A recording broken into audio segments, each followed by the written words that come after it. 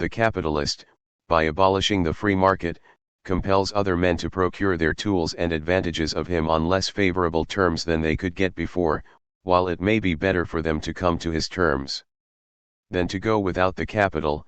Does he not deduct from their earnings? Tucker, Liberty, number 109, p. 4.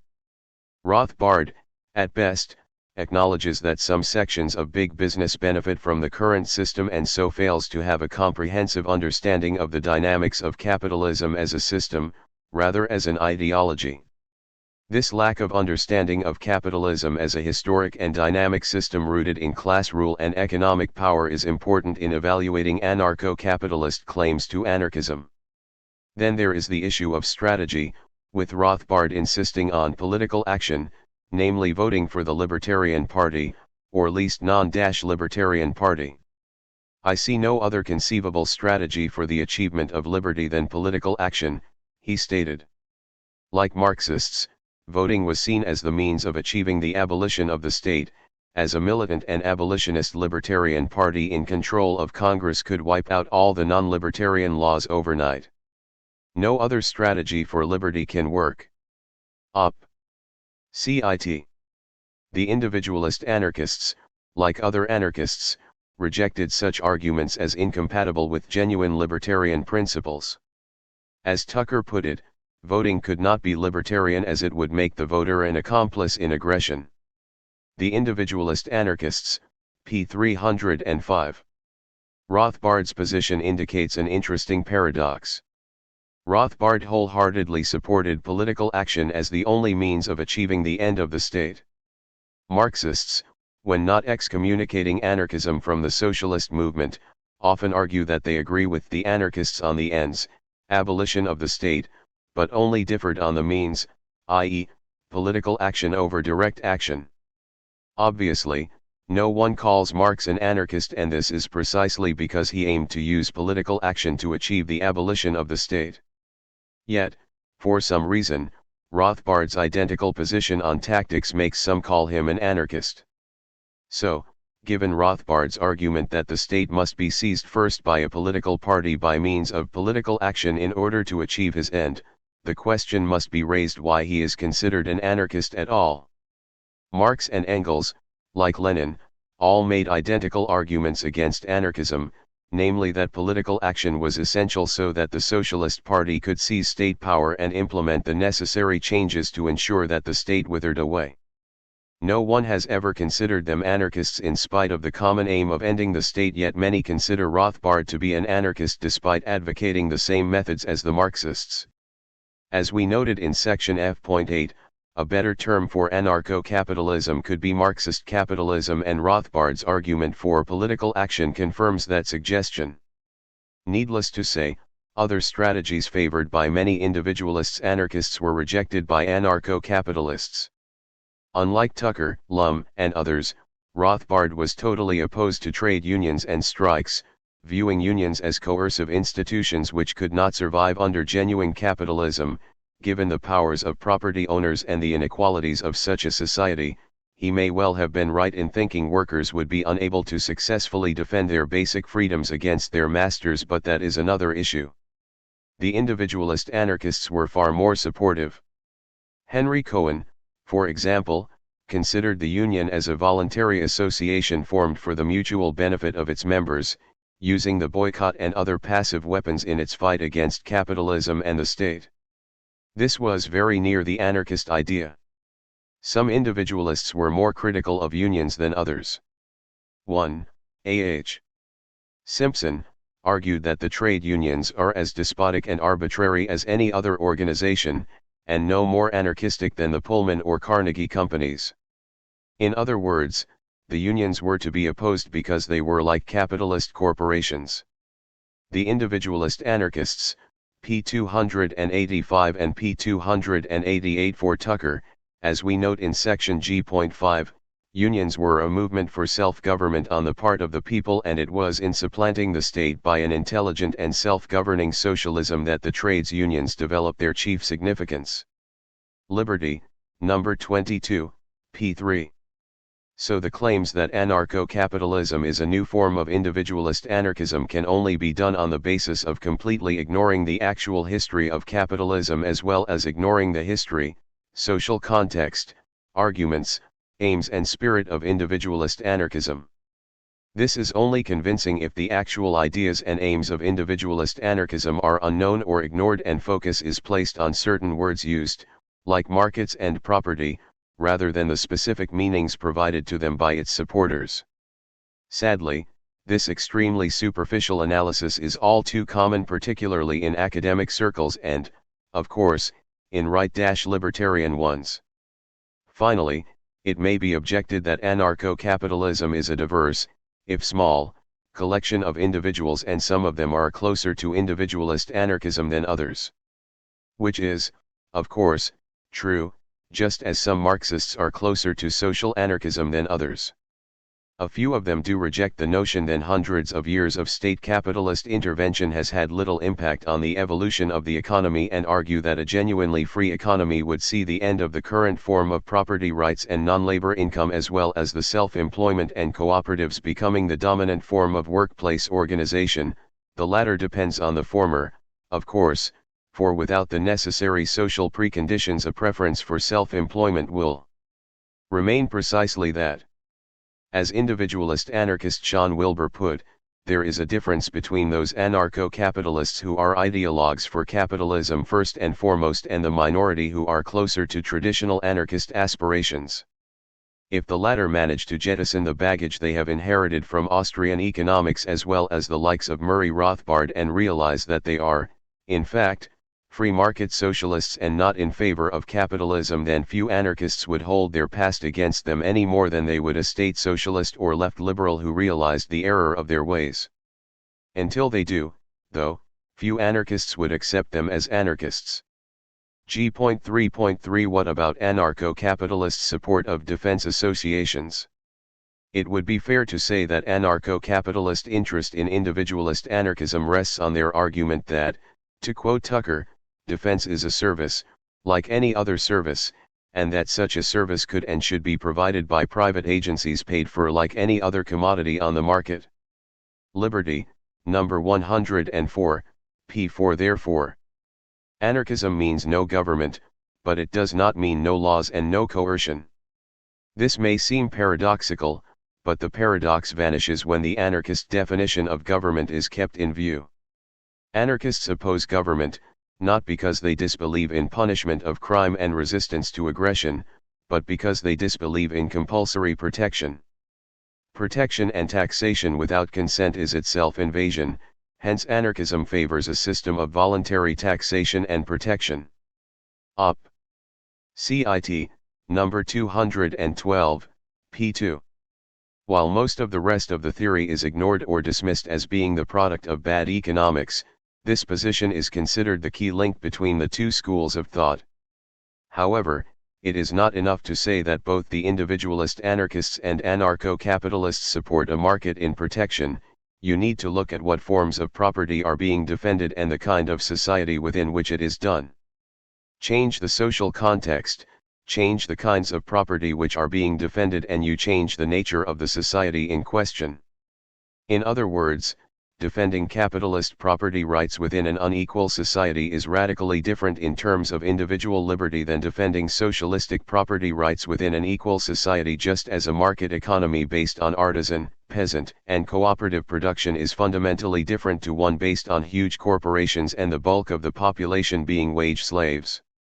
Only the most superficial analysis would suggest that they are the same and label both as being capitalist in nature. It should, therefore, not be forgotten that the individualist anarchists advocated a system rooted in individual possession of land and tools plus the free exchange of the products of labor between self-employed people or wage workers who receive the full equivalent of their product. This means that they supported the idea of a market in defense associations to ensure that the fruits of an individual's labor would not be stolen by others. Again, the social context of individualist anarchism, namely, an egalitarian economy without exploitation of labor, see section G.3.4, is crucial for understanding these proposals.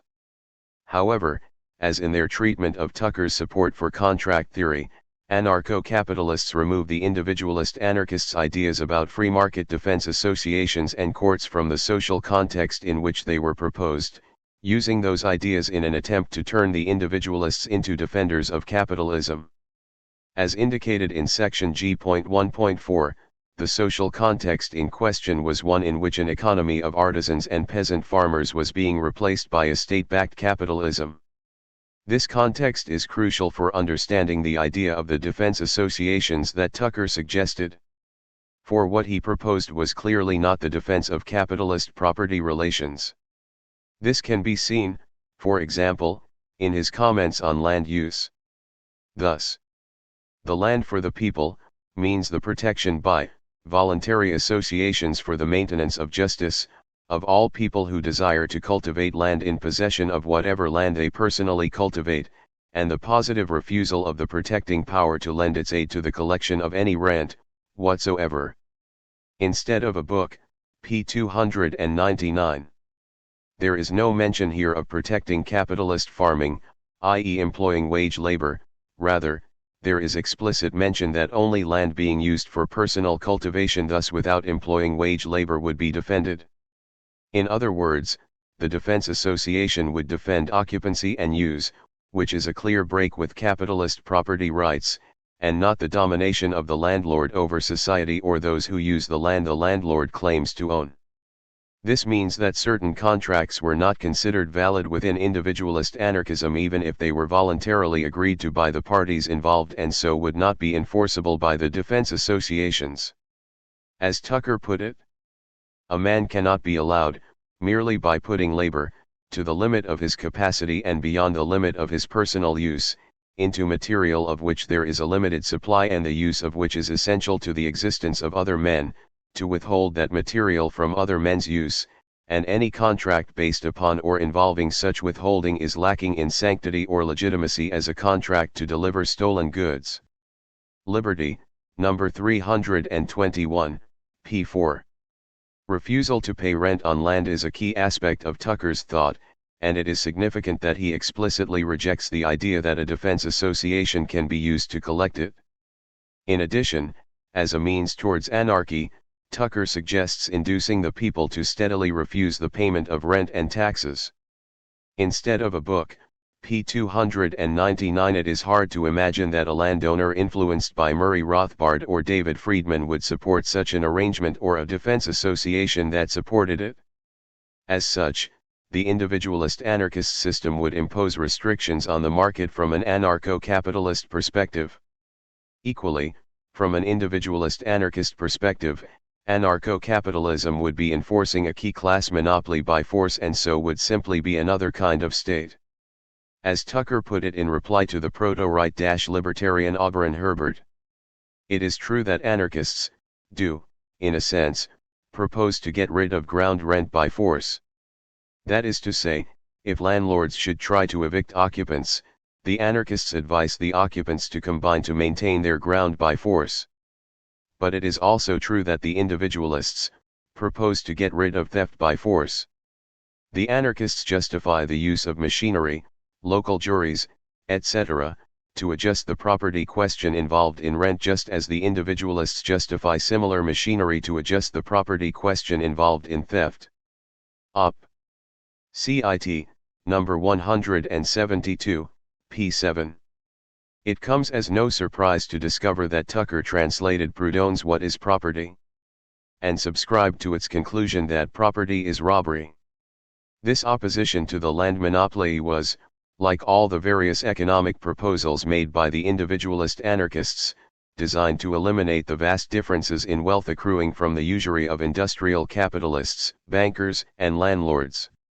For example, Josiah Warren proposed, like Robert Owen, an exchange of notes based on labor time. He wanted to establish an equitable commerce in which all goods are exchanged for their cost of production. In this way, profit and interest would be eradicated and a highly egalitarian order would emerge. Peter Marshall, demanding the impossible, p. 385. Given that the Warrenites considered that both workers and managers would receive equal payment for equal hours worked, the manager may, in fact earn less if it were concluded that their work was less unpleasant than that done on the shop floor. The end of a parasitic class of wealthy capitalists was inevitable.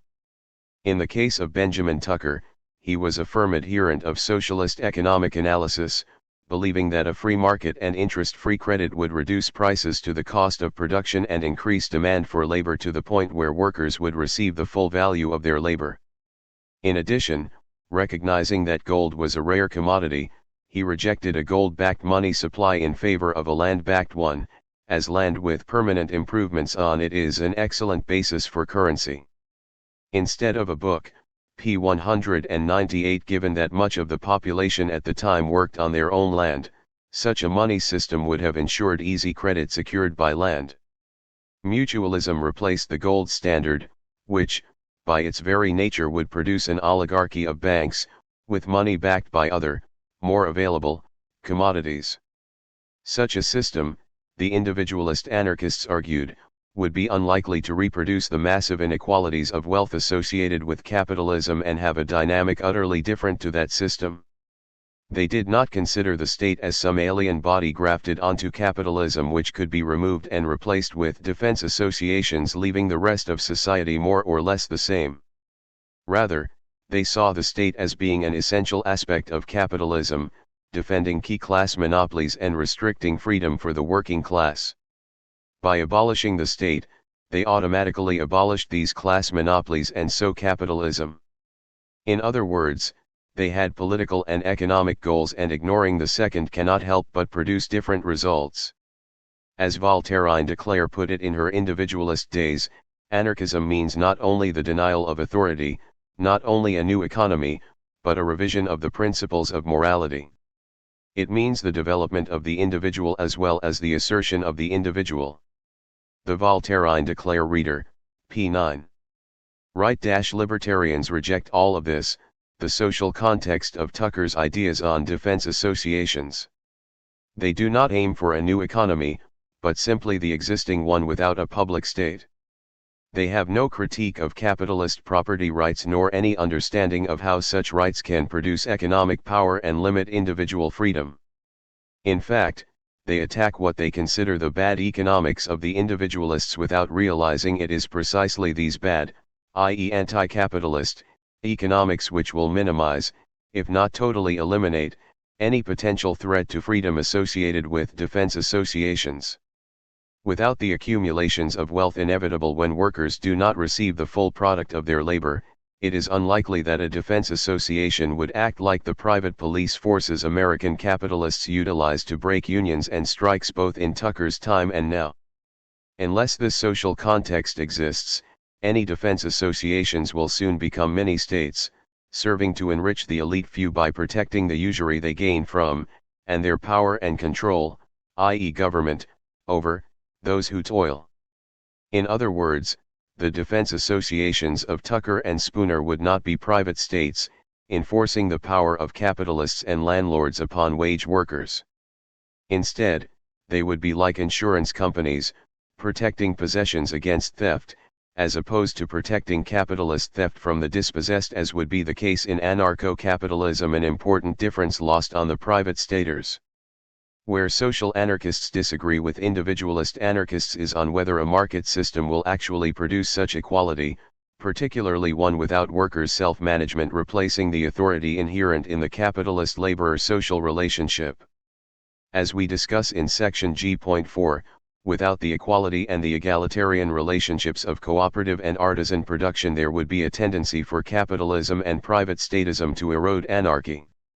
In addition, the emphasis given by Tucker and Lysander Spooner to the place of juries in a free society is equally important for understanding how their ideas about defense associations fit into a non-capitalist scheme. For by emphasizing the importance of trial by jury, they knock an important leg from under the private statism associated with anarcho-capitalism. Unlike a wealthy judge, a jury made up mainly of fellow workers would be more inclined to give verdicts in favor of workers struggling against bosses or of peasants being forced off their land by immoral, but legal, means. As Lysander Spooner argued in 1852, if a jury have not the right to judge between the government and those who disobey its laws, and resist its oppressions, the government is absolute, and the people, legally speaking, are slaves. Like many other slaves, they may have sufficient courage and strength to keep their masters somewhat in check, but they are nevertheless known to the law only as slaves. Trial by jury. It is hardly surprising that Rothbard rejects this in favor of a legal system determined and interpreted by lawyers, judges, and jurists. Indeed, as we noted in section F.6.1, Rothbard explicitly rejected the idea that juries should be able to judge the law as well as the facts of a case under his system. Spooner would have had no problem recognizing that replacing government-imposed laws with those made by judges, jurists, and lawyers would hardly change the situation much. Nor would he have been too surprised at the results of a free market in laws in a society with substantial inequalities in income and wealth. Individualist anarchist Lawrence Labadie, the son of Tucker associate Joseph Labadie, argued in response to Rothbard as follows. Mere common sense would suggest that any court would be influenced by experience, and any free market court or judge would in the very nature of things have some precedents guiding them in their instructions to a jury. But since no case is exactly the same, a jury would have considerable say about the heinousness of the offense in each case, realizing that circumstances alter cases, and prescribing penalty accordingly. This appeared to Spooner and Tucker to be a more flexible and equitable administration of justice possible or feasible, human beings being what they are.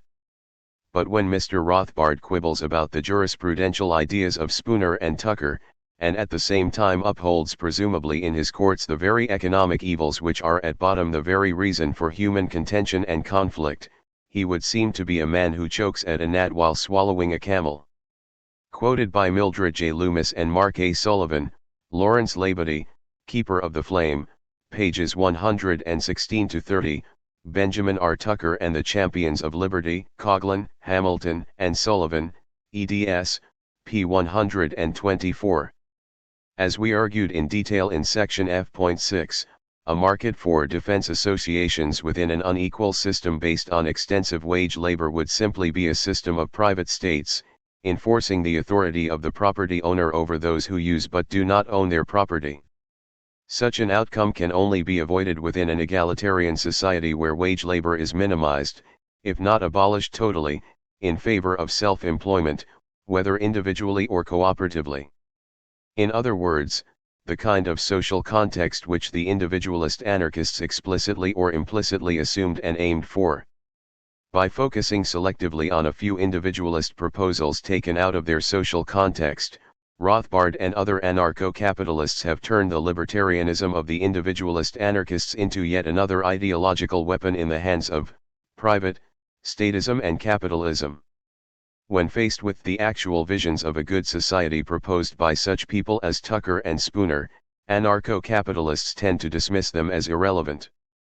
They argue that it does not matter what Tucker or Spooner thought would emerge from the application of their system, it is the fact they advocated the free market, private property and defense associations that counts. In response, anarchists note three things. Firstly, individualist anarchists generally held radically different concepts of what a free market and private property would be in their system, and so the tasks of any defense association would be radically different. As such, anarchists argue that anarcho-capitalists simply look at the words people use rather than what they meant by them and the social context in which they are used. Secondly, it seems a strange form of support to rubbish the desired goals of people you claim to follow. If someone claimed to be a Marxist while, at the same time, arguing that Marx was wrong about socialism, people would be justified in questioning their use of that label. Thirdly, and most importantly, no one advocates a means which would not result in their desired ends. If Tucker and Spooner did not think their system would result in their goals, they would have either changed their goals or changed their method. As noted in section G.1.1, Tucker explicitly argued that concentrations of wealth under capitalism had reached such levels that his system of free competition would not end it. Clearly, then, outcomes were important to individualist anarchists. The lack of commonality can also be seen from the right-libertarian response to Kevin Carson's excellent studies in mutualist political economy, an impressive modern restatement of the ideas of Tucker and other individualist anarchists. Leading anarcho-capitalist Walter Block dismissed Marxists like Carson and labeled him a supposed anarchist who on many issues is out there, way out there in some sort of Marxist never land. Kevin Carson as Dr. Jerrill and Mr. Hyde, pages 35 to 46, Journal of Libertarian Studies, Volume 20, Number 1, p. 40, p. 43 and p. 45. Another right-libertarian, George Reisman, concurred stated that for the most part Carson is a Marxist, while arguing that the individualist anarchist shows himself to be quite the collectivist, attributing to the average person qualities of independent thought and judgment that are found only in exceptional individuals. Carson's views on the nature of ownership give full support to the conception of anarchy, as being nothing but chaos. Overall, Carson is essentially a Marxist and his book filled with ignorant Marxist diatribes against capitalism. Freedom is slavery, laissez-faire capitalism is government intervention, Op. Cit.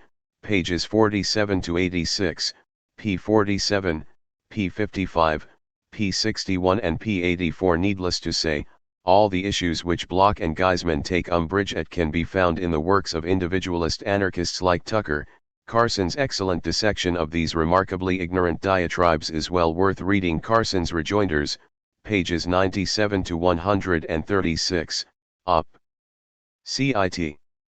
So the notion that a joint support for a market in defense services can allow the social and theoretical differences between anarcho-capitalism and individualist anarchism to be ignored is just nonsense. This can best be seen from the fate of any individualist anarchist defense association within anarcho-capitalism. As it would not subscribe to Rothbard's preferred system of property rights, it would be in violation of the general libertarian law code drawn up and implemented by right-libertarian jurists, judges, and lawyers. This would, by definition, make such an association outlaw when it defended tenants against attempts to extract rents from them or to evict them from the land or buildings they used but did not own. As it is a judge-run system, no jury would be able to judge the law as well as the crime, so isolating the capitalist and landlord class from popular opposition. Thus the ironic situation arises that the Benjamin Tucker Defense Association would be declared an outlaw organization under anarcho-capitalism and driven out of business, i.e., destroyed, as it broke the land monopoly which the law monopoly enforces. Even more ironically, such an organization would survive in an communist anarchist society, assuming it could find enough demand to make it worthwhile. If the world had had the misfortune of having anarcho-capitalism imposed on it in the 19th century, individualist anarchists like Warren, Tucker, Labadie, Ingalls, and Lum would have joined Proudhon, Bakunin, Kropotkin, Parsons and Goldman in prison for practicing occupancy and use in direct violation of the general libertarian law code. That it was private police, private courts and private prisons which were enforcing such a regime would not have been considered that much of an improvement. Unsurprisingly, Victor Yeros explicitly distanced himself from those who want liberty to still further crush and oppress the people, liberty to enjoy their plunder without fear of the states interfering with them. Liberty to summarily deal with impudent tenants who refuse to pay tribute for the privilege of living and working on the soil.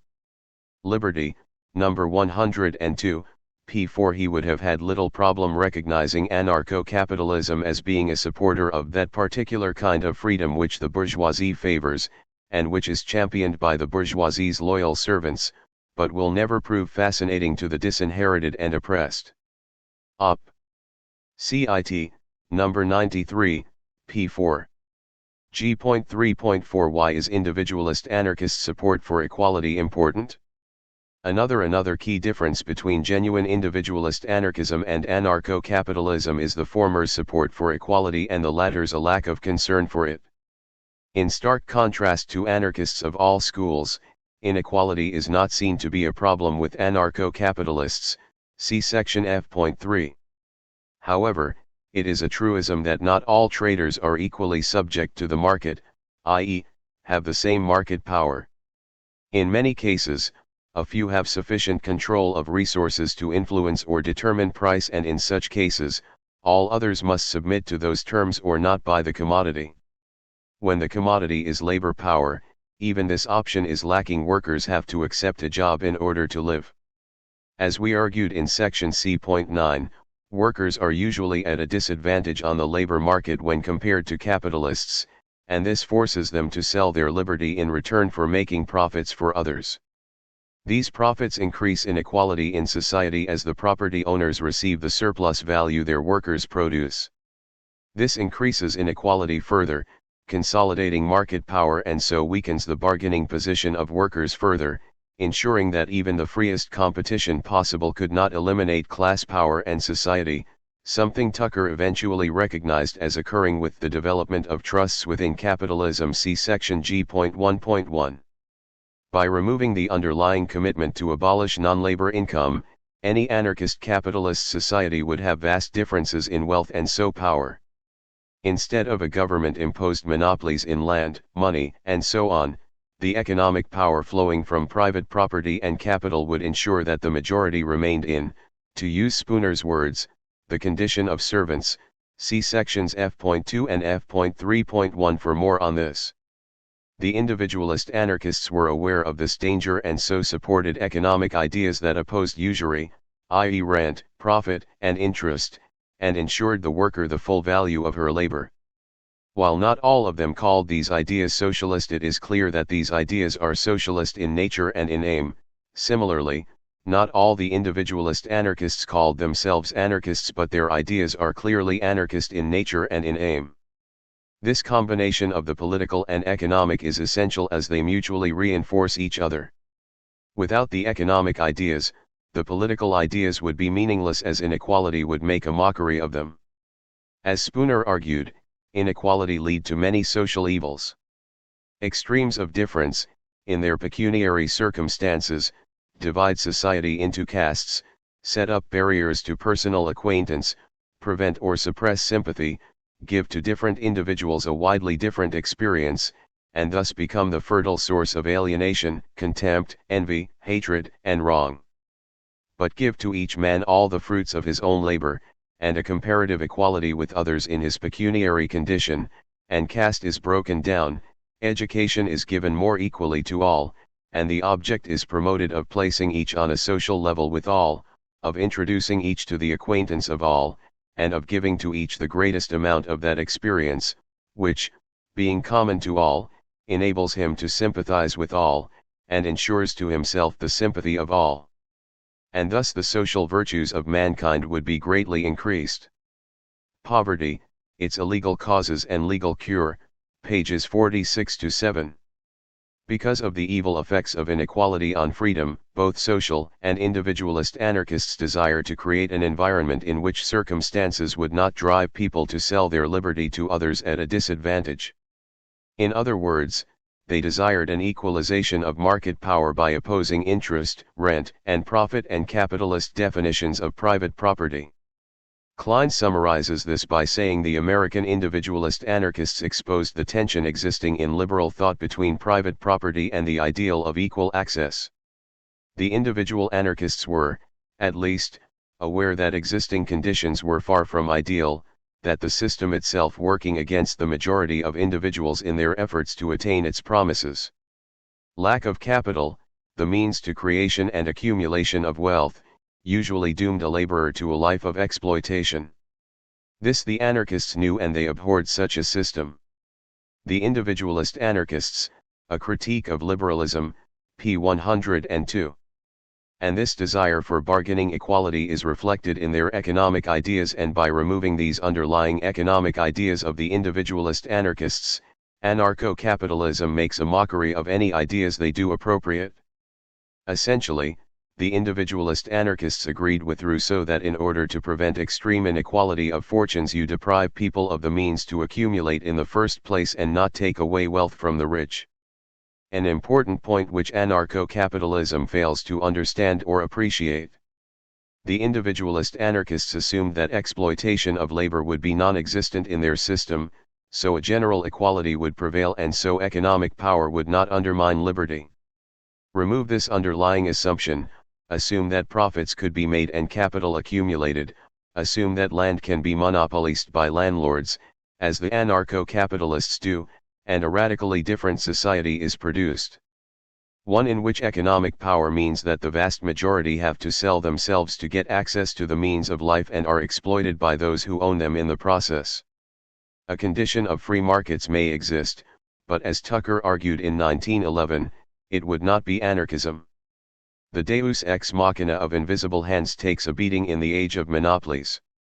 So we must stress that the social situation is important, as it shows how apparently superficially similar arguments can have radically different aims and results depending on who suggests them and in what circumstances. Hence the importance of individualist anarchist support for equality. Without it, genuine freedom would not exist for the many, and anarchy would simply be private statism enforcing rule by the rich. G.3.5 Would individualist anarchists have accepted Austrian economics? One of the great myths perpetrated by anarcho-capitalists is the notion that anarcho-capitalism is simply individualist anarchism plus Austrian economics. Nothing could be further from the truth, as is clear once the individualist anarchist positions on capitalist property rights, exploitation, and equality are understood. Combine this with their vision of a free society as well as the social and political environment they were part of, and the ridiculous nature of such claims become obvious. At its most basic, individualist anarchism was rooted in socialist economic analysis, as would be expected of a self-proclaimed socialist theory and movement. The anarcho-capitalists, in a roundabout way, recognize this, with Rothbard dismissing the economic fallacies of individualist anarchism in favor of Austrian economics. There is, he stated, in the body of thought known as Austrian economics, a scientific explanation of the workings of the free market, which individualist anarchists could easily incorporate into their political and social Weltanschauung. But to do this, they must throw out the worthless excess baggage of money crankism and reconsider the nature and justification of the economic categories of interest, rent, and profit. Yet Rothbard's assertion is nonsense, given that the individualist anarchists were well aware of various justifications for exploitation expounded by the defenders of capitalism and rejected every one. He himself noted that the individualist anarchists were exposed to critiques of their economic fallacies, but, unfortunately, the lesson, despite the weakness of Tucker's replies, did not take. The Spooner-Tucker doctrine, an economist's view, op. Cit. p. 14. As such, it seems like extremely wishful thinking that the likes of Tucker would have rushed to embrace an economic ideology whose basic aim has always been to refute the claims of socialism and defend capitalism from attacks on it. Nor can it be suggested that the individualist anarchists were ignorant of the developments within bourgeois economics which the Austrian school was part of. Both Tucker and Jaros, for example, attacked marginal productivity theory as advocated by John B. Clark. Liberty, number 305. Tucker critiqued another anarchist for once being an anarchistic socialist, standing squarely upon the principles of liberty and equity, but then abandoning equity by repudiating the socialistic theory of value and adopting one which differs but little, if any, from that held by the ordinary economist. Op. Cit. number 80. p. 4. So the likes of Tucker were well aware of the so-called marginalist revolution and rejected it. Somewhat ironically, a key founders of Austrian economics was quoted favorably in Liberty, but only with regards to his devastating critique of existing theories of interest and profit. Hugo Bilgram asked a defender of interest whether he had ever read Volume 1 of Baumbacherk's Capital and Interest, for in this volume the fructification theory is completely refuted. Bilgram, needless to say, did not support Baumbacherk's defense of usury, instead arguing that restrictions in the amount of money forced people to pay for its use and his, and nothing else, causes the interest accruing to capital, regarding which the modern economists are doing their utmost to find a theory that will not expose the system of industrial piracy of today. He did not exclude Baumbacherk's theory from his conclusion that since every one of these pet theories is based on some fallacy, economists cannot agree upon any one. The abolition of the money monopoly will abolish the power of capital to appropriate a net profit. Op. Cit. number 282. p. 11. Tucker himself noted that Baumgartner has refuted all these ancient apologies for interest, productivity of capital, abstinence, etc. Op. Cit. Number 287, p. 5. Liberty also published a synopsis of Francis Tandy's Voluntary Socialism, whose chapter 6 was devoted to an analysis of value according to the marginal utility value of Baumgartner. It also deals with the Marxian theory of surplus value, showing that all our economic ills are due to the existence of that surplus value. Op. Cit. Number 334, p. 5. Clearly, then, the individualist anarchists were aware of the Austrian tradition and only embraced its critique of previous defenses of non-labor incomes. We have already critiqued the time preference justification for interest in section C.2.7, so will not go into it in much detail here. Rothbard argued that it should be remembered by radicals that, if they wanted to, all workers could refuse to work for wages and instead form their own producers' cooperatives and wait for years for their pay until the producers are sold to the consumers. The fact that they do not do so, shows the enormous advantage of the capital investment, wage-paying system as a means of allowing workers to earn money far in advance of the sale of their products. And how, Professor Rothbard, are these workers to live during the years they wait until their products are sold? The reason why workers do not work for themselves has nothing to do with time preference but their lack of resources, their class position. Showing how capitalist ideology clouds the mind, Rothbard asserted that interest, in the shape of long-run profit, would still exist in a world in which everyone invested his own money and nobody loaned or borrowed. Op.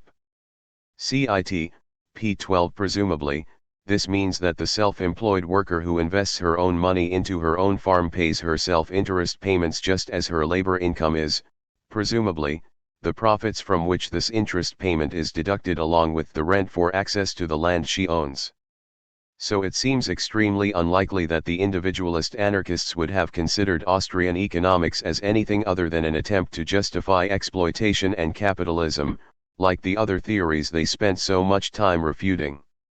They would quickly have noted that time preference, like the waiting/abstinence justifications for interest, is based on taking the current class system for granted and ignoring the economic pressures which shape individual decisions. In Tucker's words, when he critiqued Henry George's argument that interest is related to time, increase which is purely the work of time bears a price only because of monopoly.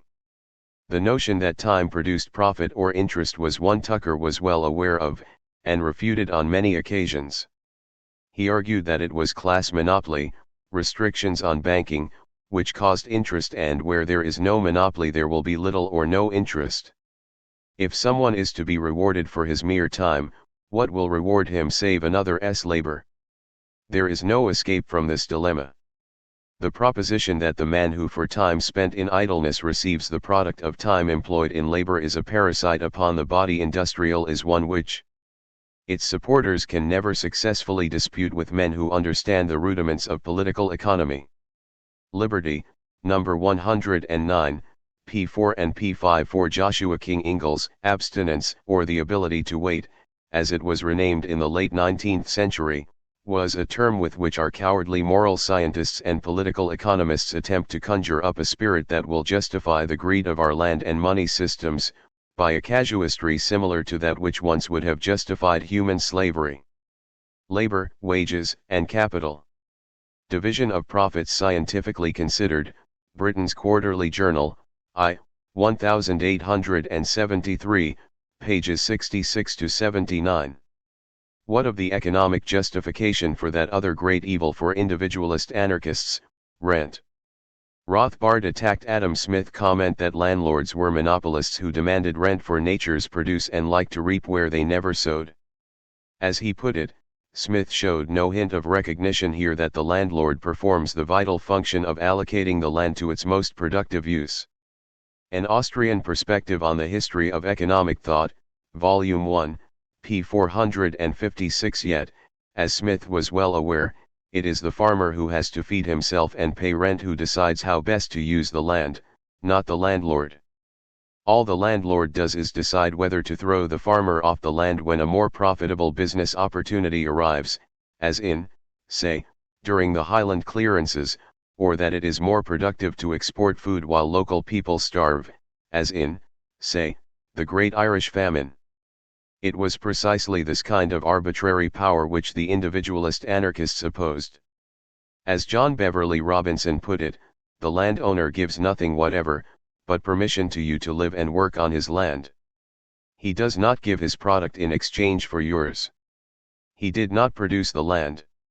He obtained a title at law to it, that is, a privilege to keep everybody off his land until they paid him his price. He is well called the lord of the land, the landlord. Patterns of Anarchy, p. 271. Significantly, while Rothbard attacked Henry George's scheme for land nationalization as being a tax on property owners and stopping rent playing the role Austrian economic theory assigns it, the individualist anarchists opposed it because, at best, it would not end landlordism or, at worst, turn the state into the only landlord. In an unequal society, leasing land from the state would greatly enhance the power of capitalism to engross the control of the land, since it would relieve it of the necessity of applying large amounts in purchasing land which it could secure the same control of by lease. It would greatly augment and promote the reign of the capitalism and displace the independent worker who now cultivates his own acres, but who would be then unable to compete with organized capital, and would be compelled to give up his holding and sink into the ranks of the proletariat. Joshua King Ingalls, Bowman N. Hall, Joshua K. Ingalls, American individualist, land reformer, opponent of Henry George and advocate of land leasing, now an established mode, pages 383-96, American Journal of Economics and Sociology, Volume 39, Number 4, p. 394. Given Tucker's opposition to rent, interest and profit, it should go without saying that he rejected the neoclassical and Austrian notion that a worker's wages equaled the marginal product, i.e. its contribution to the production process. See section C.2 for a critique of this position. Basing himself on the socialist critique of classical economics developed by Proudhon and Marx, he argued that non-labor income was usury and would be driven to zero in a genuinely free market. As such, any notion that Tucker thought that workers in a free market are paid according to their marginal product is simply wrong, and any claim otherwise shows a utter ignorance of the subject matter. Individualist anarchists like Tucker strongly believed that a truly free, i.e. non-capitalist, market would ensure that the worker would receive the full product of his or her labor. Nevertheless, in order to claim Tucker as a proto-anarcho-capitalist, anarcho-capitalists may argue that capitalism pays the market price of labor power, and that this price does reflect the full product, or value, of the worker's labor. As Tucker was a socialist, we doubt that he would have agreed with the anarcho-capitalist argument that market price of labor reflected the value it produced. He, like the other individualist anarchists, was well aware that labor produces the surplus value which was appropriated in the name of interest, rent, and profit. In other words, he very forcibly rejected the idea that the market price of labor reflects the value of that labor, considering the natural wage of labor is its product and that this wage, or product, is the only just source of income. Instead of a book, p. 6. Liberty also favorably quoted a supporter of the silver coinage, General Francis A. Walker, and his arguments in favor of ending the gold standard. It praised his argument as far more sound and rational than that of the supercilios, narrow, bigoted monumentalists. Walker attacked those economists of the a priori school, who treat all things industrial as if they were in a state of flux, ready to be poured indifferently into any kind of mold or pattern. These economists are always on hand with the answer that industrial society will readjust itself to the new conditions, and it would not matter if wages were at any time unduly depressed by combinations of employers, inasmuch as the excess of profits resulting would infallibly become capital, and as such, constitute an additional demand for labor. It has been the teaching of the economists of this sort which has so deeply discredited political economy with the laboring men on the one hand, and with practical business men on the other. the greatest part of the evil of a diminishing money supply is wrought through the discouragement of enterprise. Liberty, number 287, p. 11. Given that the Austrian school takes the a priori methodology to ridiculous extremes and is always on hand to defend excess of profits, combinations of employers and the gold standard, we can surmise Tucker's reaction to Rothbard's pet economic ideology. Somewhat ironically, give Rothbard's attempts to inflict bourgeois economics along with lots of other capitalist ideology onto individualist anarchism. Kropotkin noted that supporters of individualist anarchism soon realize that the individualization they so highly praise is not attainable by individual efforts, and some abandon the ranks of the anarchists, and are driven into the liberal individualism of the classical economists. Anarchism, p. 297. Anarcho-capitalists confuse the ending place of ex-anarchists with their starting point. As can be seen from their attempt to co-opt the likes of Spooner and Tucker, this confusion only appears persuasive by ignoring the bulk of their ideas as well as rewriting the history of anarchism. So it can, we think, be safe to assume that Tucker and other individualist anarchists would have little problem in refuting Rothbard's economic fallacies as well as his gold-bug notions, which seem to be a form of the money monopoly in another form, and support for the land monopoly.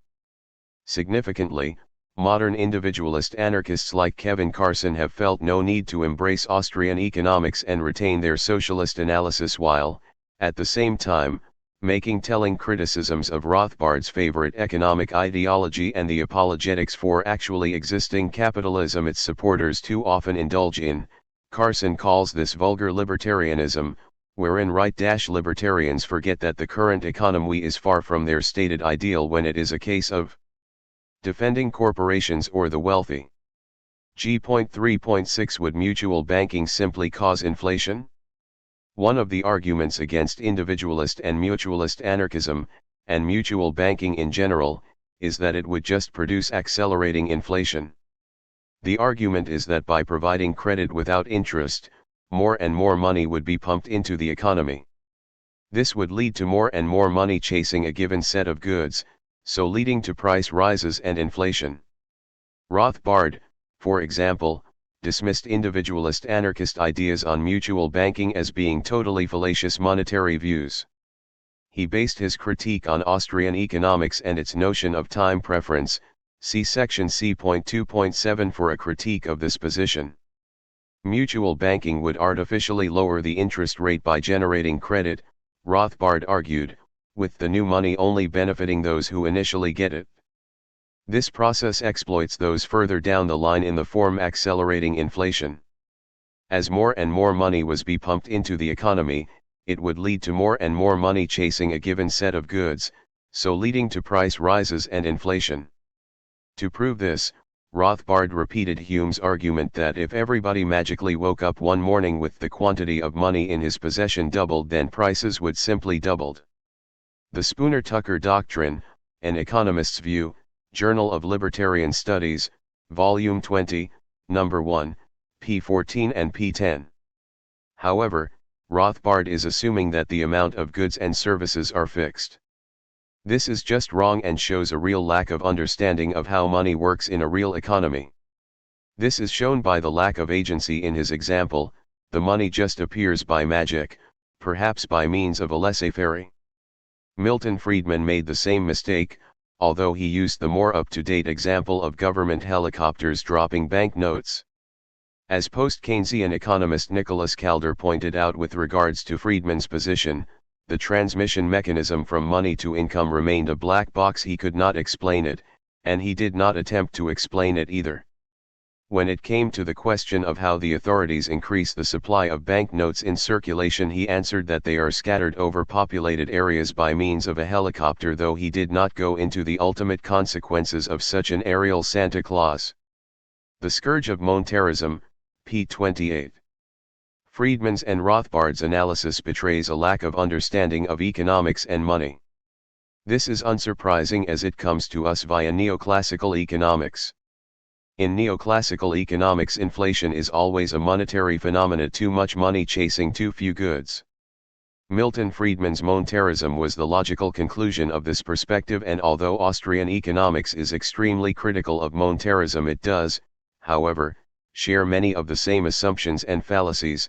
As Hayek's one-time follower Nicholas Calder noted, key parts of Friedman's doctrine are closely reminiscent of the Austrian school of the 20s and the early 30s, although it misses some of the subtleties of the Hayekian transmission mechanism and of the money-induced distortions in the structure of production. The Essential Calder, pages 476-7. We can reject this argument on numerous points. Firstly, the claim that inflation is always and everywhere a monetary phenomena has been empirically refuted, often using Friedman's own data and attempts to apply his dogma in real life.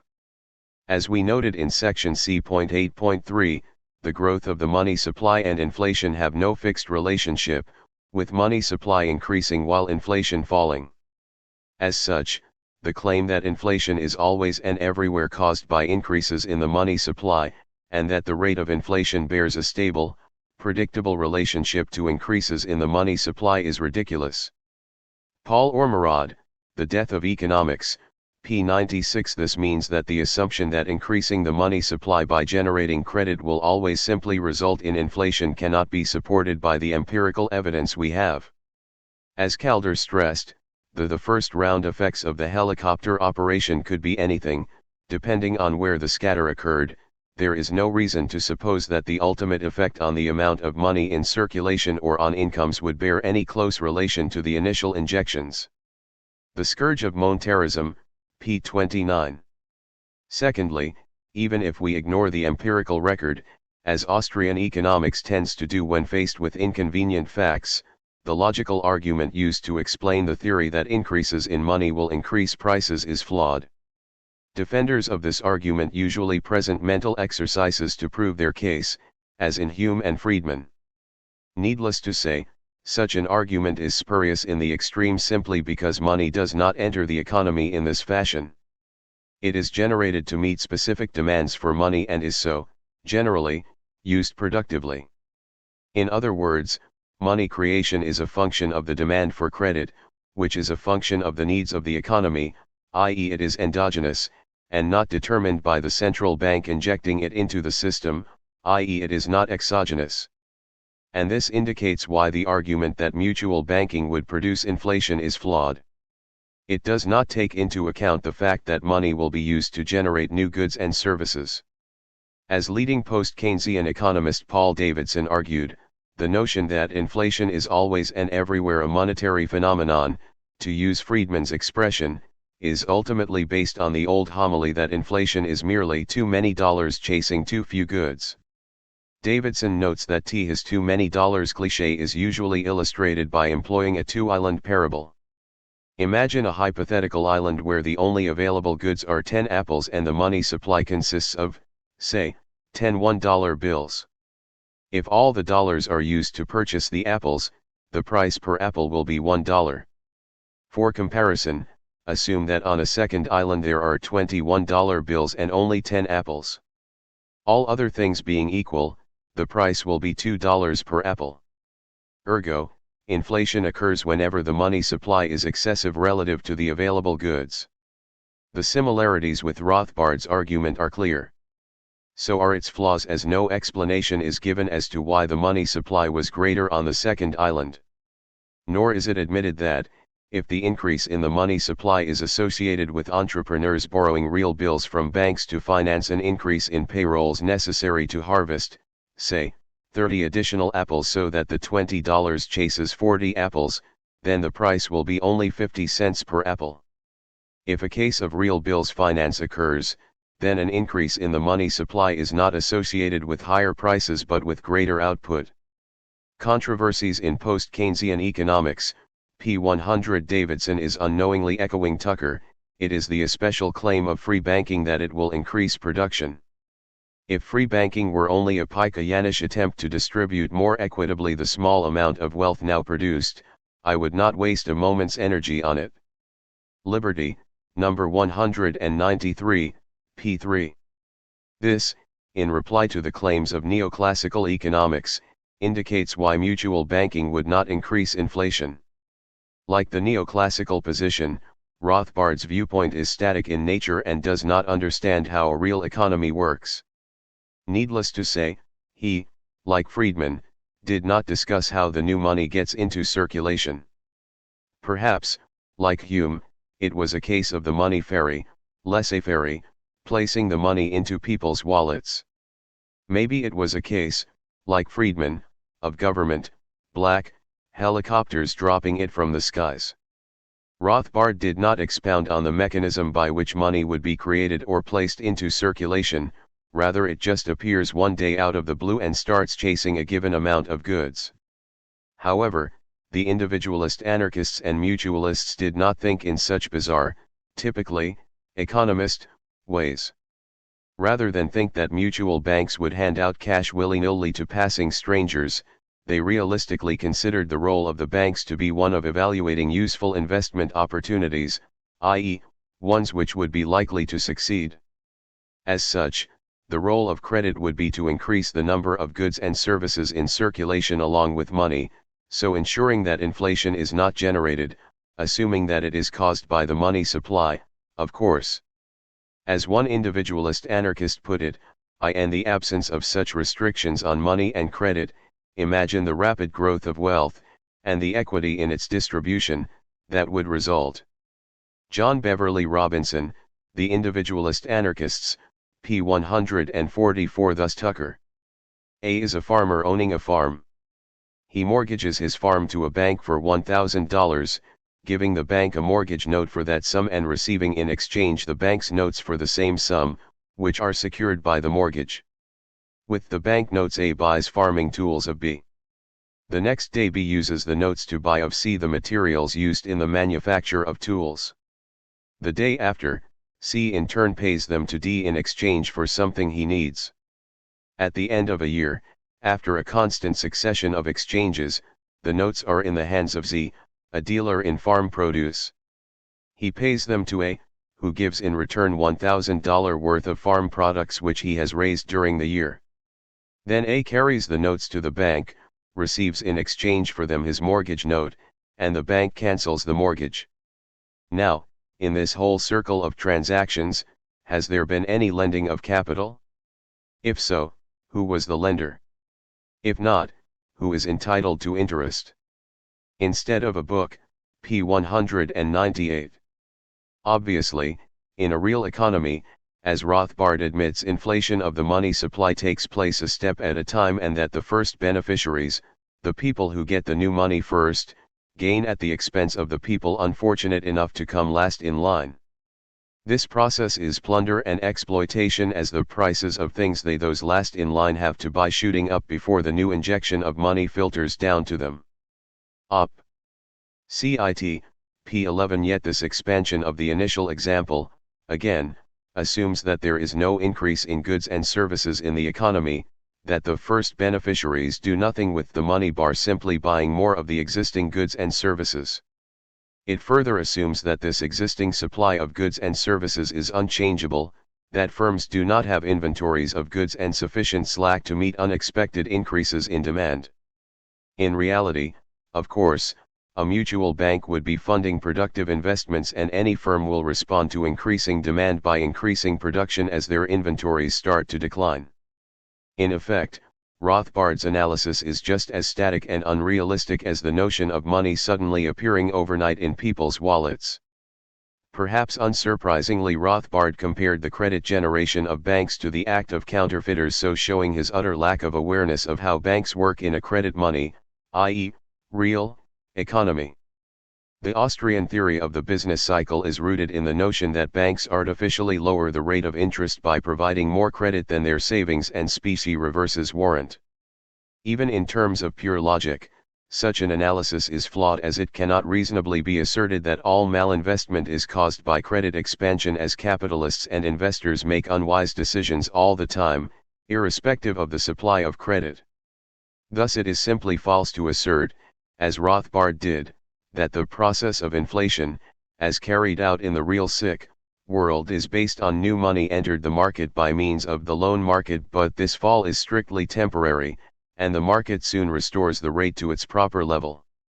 A crash, according to Rothbard, is the process of restoring the rate of interest to its proper level, yet a crash can occur even if the interest rate is at that rate, assuming that the banks can discover this equilibrium rate and have an incentive to do so.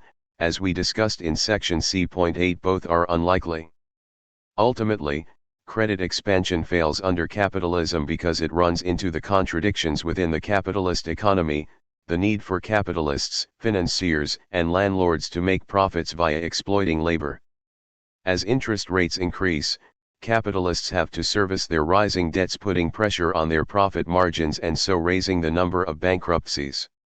In an economy without non-labor income, the individualist anarchists argued, this process is undercut if not eliminated. So expanding this from the world of fictional government helicopters and money ferries, we can see why Rothbard is wrong. Mutual banks operate on the basis of providing loans to people to set up or expand business, either as individuals or as cooperatives. When they provide a loan, in other words, they increase the amount of goods and services in the economy. Similarly, they do not simply increase the money supply to reduce interest rates. Rather, they reduce interest rates to increase the demand for money in order to increase the productive activity in an economy. By producing new goods and services, inflation is kept at bay. Would increased demand for goods by the new firms create inflation? Only if every firm was operating at maximum output, which would be a highly unlikely occurrence in reality, unlike in economic textbooks. So what, then, does cause inflation? Inflation, rather than being the result of monetary factors, is, in fact, a result of profit levels and the dynamic of the class struggle. In this, most anarchists agree with post-Keynesian economics, which views inflation as a symptom of an ongoing struggle over income distribution by the exertion of market power. Paul Davidson, Op. Cit. p. 102. As workers' market power increases via fuller employment, their organization, militancy, and solidarity increases, so eroding profits as workers keep more of the value they produce. Capitalists try and maintain their profits by rising prices, thus generating inflation, i.e., general price rises.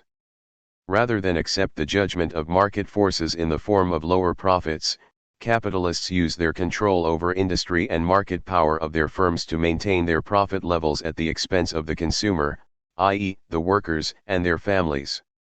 In this sense, mutual banks could contribute to inflation by reducing unemployment by providing the credit needed for workers to start their own businesses and cooperatives. Workers' power would increase and so reduce the power of managers to extract more work for a given wage and give workers a better economic environment to ask for better wages and conditions. This was, it should be stressed, a key reason why the individualist anarchists supported mutual banking.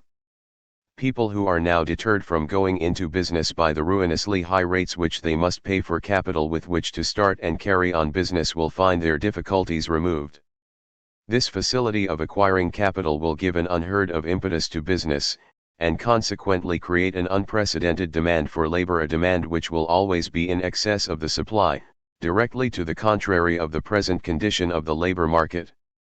Labor will then be in a position to dictate its wages. Tucker, The Individualist Anarchists, pages 84-5. And, it must also be stressed, this was a key reason why the capitalist class turned against Keynesian full employment policies in the 1970s, see section C.8.3. Lower interest rates and demand management by the state lead precisely to the outcome predicted by the likes of Tucker, namely an increase in working class power in the labor market as a result of a lowering of unemployment to unprecedented levels. This, however, lead to rising prices as capitalists try to maintain their profits by passing on wage increases rather than take the cut in profits indicated by economic forces. This could also occur if mutual banking took off and, in this sense, mutual banking could produce inflation. However, such an argument against the scheme requires the neoclassical and Austrian economist to acknowledge that capitalism cannot produce full employment and that the labor market must always be skewed in favor of the capitalist to keep it working, to maintain the inequality of bargaining power between worker and capitalist. In other words, that capitalism needs unemployment to exist and so cannot produce an efficient and humane allocation of resources.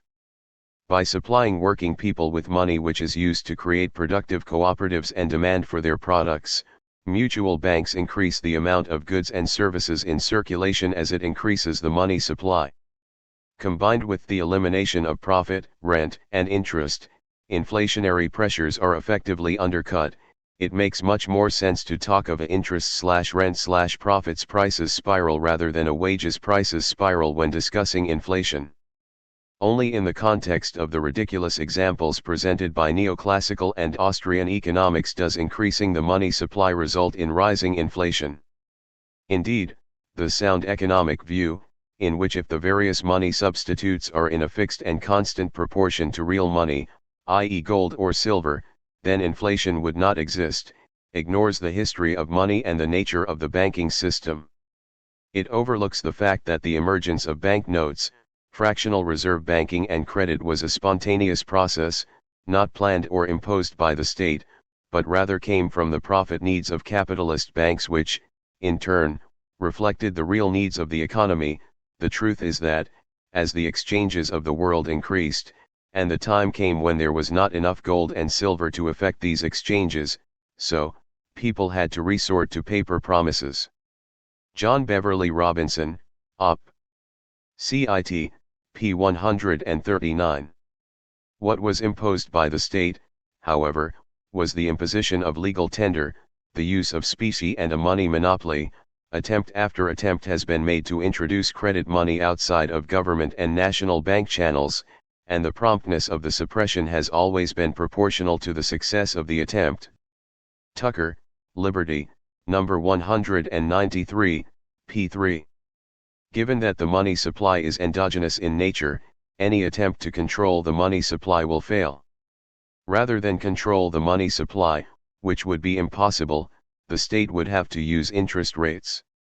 To reduce the demand for money, interest rates would be raised higher and higher, causing a deep recession as business cannot maintain their debt payments and go bankrupt.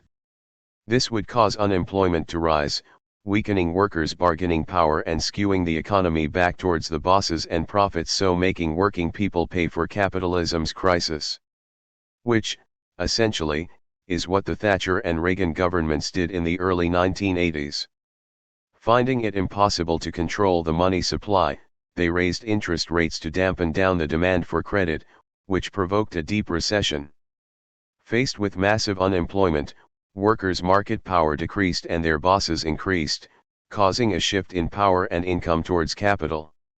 So, obviously, in a capitalist economy the increasing of credit is a source of instability. While not causing the business cycle, it does increase its magnitude. As the boom gathers strength, banks want to make money and increase credit by lowering interest rates below what they should be to match savings.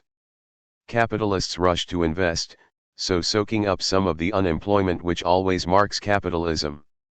The lack of unemployment as a disciplinary tool is why the boom turns to bust, not the increased investment.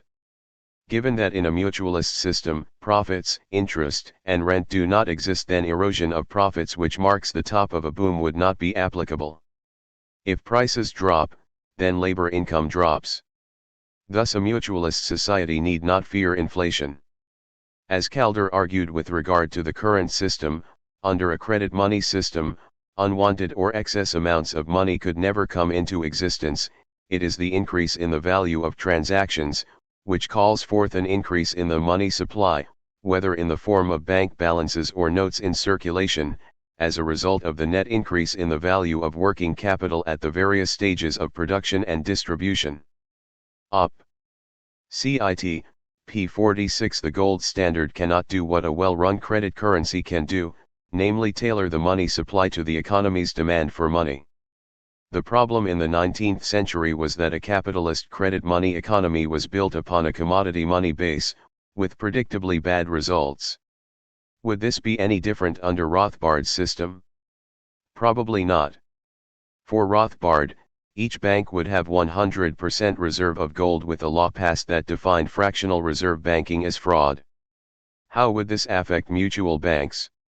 Rothbard argued that attempts to create mutual banks or other non-gold-based banking systems would be allowed under his system. Yet, how does this fit into his repeated call for a 100% gold standard for banks? Why would a mutual bank be excluded from a law on banking? Is there a difference between a mutual bank issuing credit on the basis of a secured loan rather than gold and a normal bank doing so? Needless to say, Rothbard never did address the fact that the customers of the banks know that they practiced fractional reserve banking and still did business with them.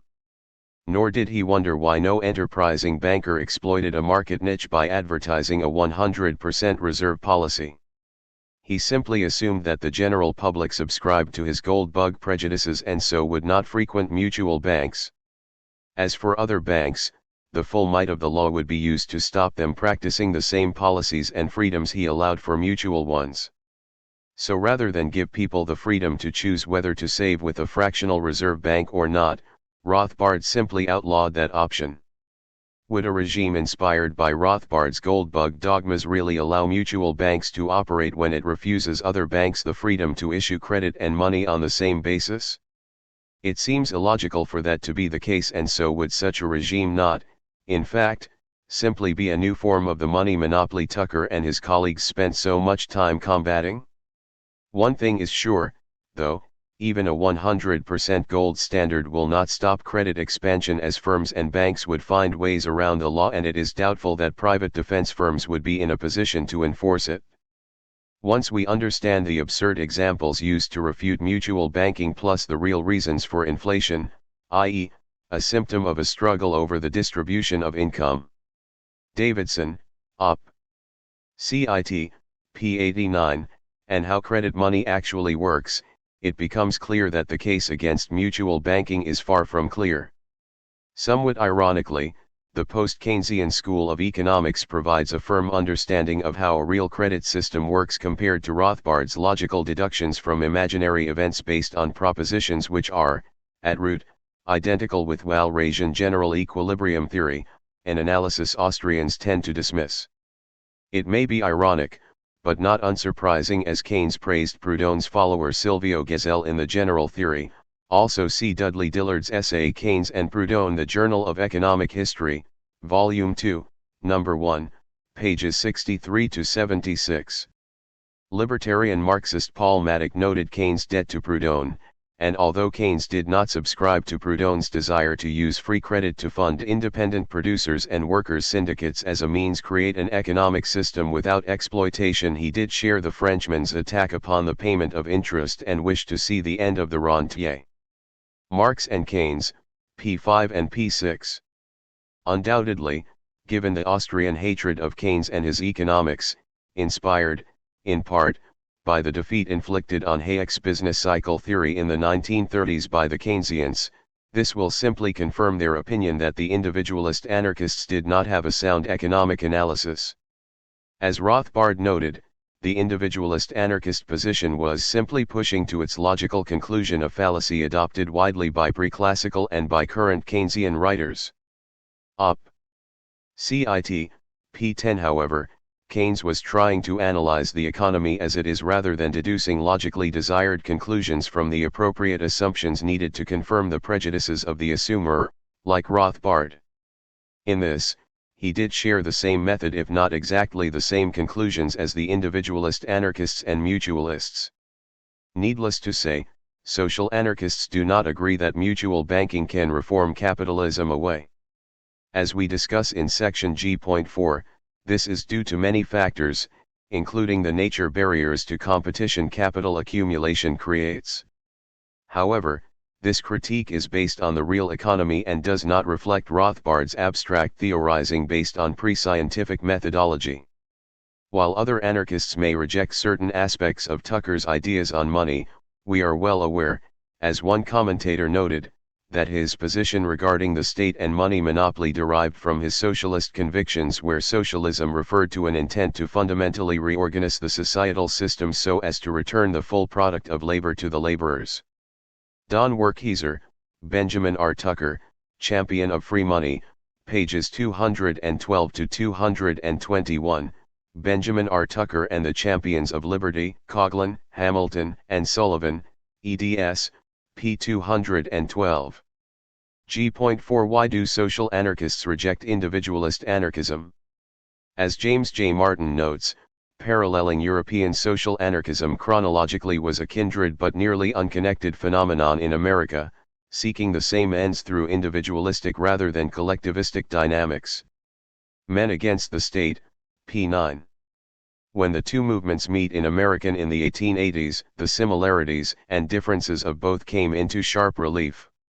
While both social and individualist anarchists reject capitalism as well as the state and seek an end to the exploitation of labor by capital, i.e. to usury in all its forms, both schools of anarchism rejected each other's solutions to the social problem. The vision of the social anarchists was more communally based, urging social ownership of the means of life.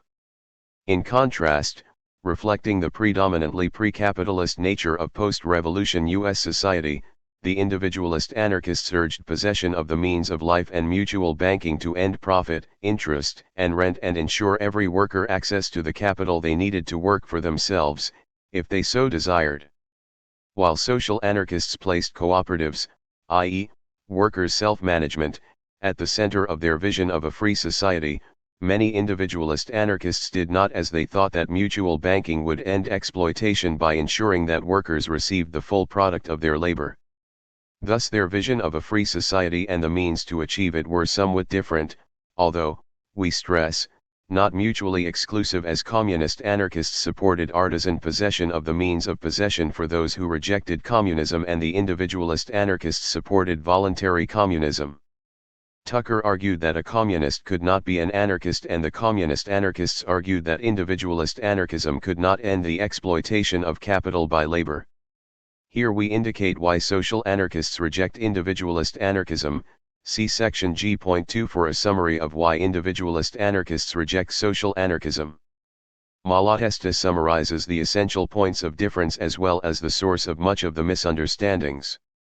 The individualists assume, or speak as if they assumed, that the anarchist communists wish to impose communism, which of course would put them right outside the ranks of anarchism. The communists assume, or speak as if they assumed, that the anarchist individualists reject every idea of association, want the struggle between men, the domination of the strongest, and this would put them not only outside the anarchist movement but outside humanity. In reality, those who are communists are such because they see in communism freely accepted the realization of brotherhood, and the best guarantee for individual freedom. And individualists, those who are really anarchists, are anti-communist because they fear that communism would subject individuals nominally to the tyranny of the collectivity and in fact to that of the party or caste which, with the excuse of administering things, would succeed in taking possession of the power to dispose of material things and thus of the people who need them. Therefore they want each individual, or each group, to be in a position to enjoy freely the product of their labor in conditions of equality with other individuals and groups, with whom they would maintain relations of justice and equity. In which case it is clear that there is no basic difference between us. But, according to the communists, justice and equity are, under natural conditions, impossible of attainment in an individualistic society, and thus freedom too would not be attained. If climatic conditions throughout the world were the same, if the land were everywhere equally fertile, if raw materials were evenly distributed and within reach of all who needed them, if social development were the same everywhere in the world, then one could conceive of everyone finding the land, tools, and raw materials needed to work and produce independently, without exploiting or being exploited. But natural and historical conditions being what they are, how is it possible to establish equality and justice between he who by chance finds himself with a piece of arid land which demands much labor for small returns with him who has a piece of fertile and well-sited land?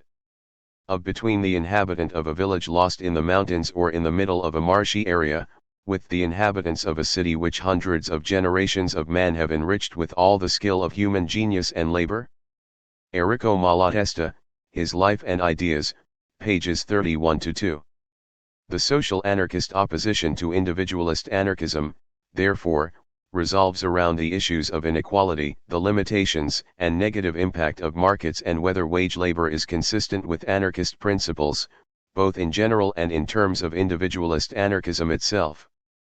We discuss the issue of wage labor and anarchist principles in the next section and argue in section G.4.2 that Tucker's support for wage labor, like any authoritarian social relationship, ensures that this is an inconsistent form of anarchism. Here we concentration on issues of inequality and markets. First, we must stress that individualist anarchism plays an important role in reminding all socialists that capitalism does not equal the market. Markets have existed before capitalism and may, if we believe market socialists like David Schweikart and free market socialists like Benjamin Tucker and Kevin Carson, even survive it. While some socialists, particularly Leninists echoing, ironically, supporters of capitalism, equate capitalism with the market, this is not the case. Capitalism is a specific form of market economy based on certain kinds of property rights which result in generalist wage labor and non-labor incomes, exploitation. This means that the libertarian communist critique of capitalism is to a large degree independent of its critique of markets and their negative impact. Equally, the libertarian communist critique of markets, while applicable to capitalism, applies to other kinds of economy. It is fair to say, though, that capitalism tends to intensify and worsen the negative effects of markets. Second, we must also note that social anarchists are a diverse grouping and include the mutualism of Proudhon, Bakunin's collectivism, and Kropotkin's communism. All share a common hostility to wage labor and recognize, to varying degrees, that markets tend to have negative aspects which can undermine the libertarian nature of a society. While Proudhon was the social anarchist most in favor of competition, he was well aware of the need for self-managed workplaces to feed rate together to protect themselves from its negative aspects he discussed at length. His agro-industrial federation was seen as a means of socializing the market, of ensuring that competition would not reach such levels as to undermine the freedom and equality of those within it. Individualist anarchists, in contrast, tended not to discuss the negative effects of markets in any great depth, if at all, presumably because they thought that most of the negative effects would disappear along with capitalism and the state. Other anarchists are not so optimistic. So, two key issues between social and individualist anarchism are the related subjects of property and competition. As Voltairine de Cleyre put it when she was an individualist anarchist. She and I hold many differing views on both economy and morals. Miss Goldman is a communist, I am an individualist. She wishes to destroy the right of property, I wish to assert it. I make my war upon privilege and authority, whereby the right of property, the true right in that which is proper to the individual, is annihilated. She believes that cooperation would entirely supplant competition. I hold that competition in one form or another will always exist, and that it is highly desirable it should. The Voltairine de Cleyre reader, p. 9. The question of property is subject to much confusion and distortion. It should be stressed that both social and individualist anarchists argue that the only true property is that produced by labor, mental and physical, and capitalism results in some of that being diverted to property owners in the form of interest, rent, and profits. Where they disagree is whether it is possible and desirable to calculate an individual's contribution to social production, particularly within a situation of joint labor. For Tucker, it was a case of creating the economic law by which every man may get the equivalent of his product. Quoted by George Woodcock and Ivan Avakomovic, The Anarchist Prince, p. 279. Social anarchists, particularly communist ones, question whether it is possible in reality to discover such a thing in any society based on joint labor, which it would be difficult to imagine could exist in any society where there is the least complexity of production. George Woodcock and Ivan Avakomovic, Op. Cit. p. 280. This was the crux of Kropotkin's critique of the various schemes of labor money and labor vouchers raised by other schools of socialism, like mutualism, collectivism, and various state socialist systems. They may abolish wage labor, or, at worst, create state capitalism, but they did not abolish the wages system, i.e., payment according to work done. This meant that a system of individualist distribution was forced upon a fundamentally cooperative system of production and so was illogical and unjust. See Kropotkin's The Collectivist Wage System in The Conquest of Bread. Thus Daniel Guerin. This method of remuneration, derived from modified individualism, is in contradiction to collective ownership of the means of production, and cannot bring about a profound revolutionary change in man. It is incompatible with anarchism. A new form of ownership requires a new form of remuneration. Service to the community cannot be measured in units of money. Needs will have to be given precedence over services, and all the products of the labor of all must belong to all, each to take his share of them freely. To each according to his need should be the motto of libertarian communism. Anarchism, p. 50.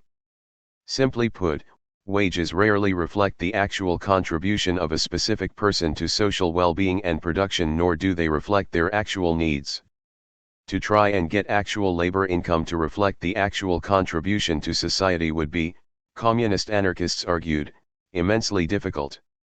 How much of a product's price was the result of better land or more machinery, luck, the willingness to externalize costs, and so on. Voltaire de Cleyre summarized this problem and the obvious solution. I concluded that as to the question of exchange and money, it was so exceedingly bewildering, so impossible of settlement among the professors themselves, as to the nature of value, and the representation of value, and the unit of value, and the numberless multiplications and divisions of the subject, that the best thing ordinary workingmen or women could do was to organize their industry so as to get rid of money altogether. I figured it this way: I'm not any more a fool than the rest of ordinary humanity. I've figured and figured away on this thing for years, and directly I thought myself middling straight, there came another money reformer and showed me the hole in that scheme, till, at last, it appears that between bills of credit, and labor notes and time checks, and mutual bank issues, and the invariable unit of value, none of them have any sense. How many thousands of years is it going to get this sort of thing into people's heads by mere preaching of theories? Let it be this way, let there be an end of the special monopoly on securities for money issues. Let every community go ahead and try some member's money scheme if it wants, let every individual try it if he pleases. But better for the working people, let them all go. Let them produce together, cooperatively rather than as employer and employed. Let them fraternize group by group, let each use what he needs of his own product, and deposit the rest in the storage houses, and let those others who need goods have them as occasion arises. Exquisite Rebel, p. 62. And, obviously, it must be stressed that property in the sense of personal possessions would still exist in communist anarchism. As the co-founder of Freedom put it, does anarchism, then, it may be asked, acknowledge no meum or tuum, no personal property? In a society in which every man is free to take what he requires, it is hardly conceivable that personal necessaries and conveniences will not be appropriated, and difficult to imagine why they should not. When property is protected by no legal enactments, backed by armed force, and is unable to buy personal service, its resuscitation on such a scale as to be dangerous to society is little to be dreaded. The amount appropriated by each individual, and the manner of his appropriation, must be left to his own conscience, and the pressure exercised upon him by the moral sense and distinct interests of his neighbors. Charlotte Wilson, Anarchist Essays, p. 24. To use an appropriate example, public libraries are open to all local residents and they are free to borrow books from the stock available. When the book is borrowed, others cannot come along and take the books from a person's home. Similarly, an individual in a communist society can take what they like from the common stocks and use it as they see fit. They do not need permission from others to do so, just as people freely go to public parks without requiring a vote by the local community on whether to allow access or not. Communism, in other words, does not imply community control of personal consumption nor the denial of individuals to appropriate and use the common stock of available goods. Socialized consumption does not mean society telling people what to consume but rather ensuring that all individuals have free access to the goods produced by all. As such, the issue is not about property in the sense of personal property but rather property in the sense of access to the means of life by those who use them. Will owner-occupiers be able to exclude others from, say, their land and workplaces unless they agree to be their servants? Which brings us to a key issue between certain forms of individualist anarchism and social anarchism, namely the issue of wage labor. As capitalism has progressed, the size of workplaces and firms have increased. This has led to a situation where ownership and use has divorced, with property being used by a group of individuals distinct from the few who are legally proclaimed to be its owners.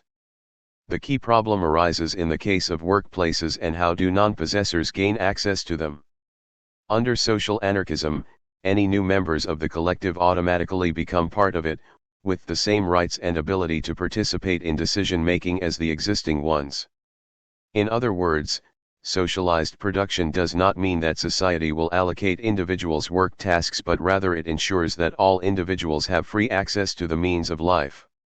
Under individualist anarchism, however, the situation is not as clear with some, like Tucker, supporting wage labor.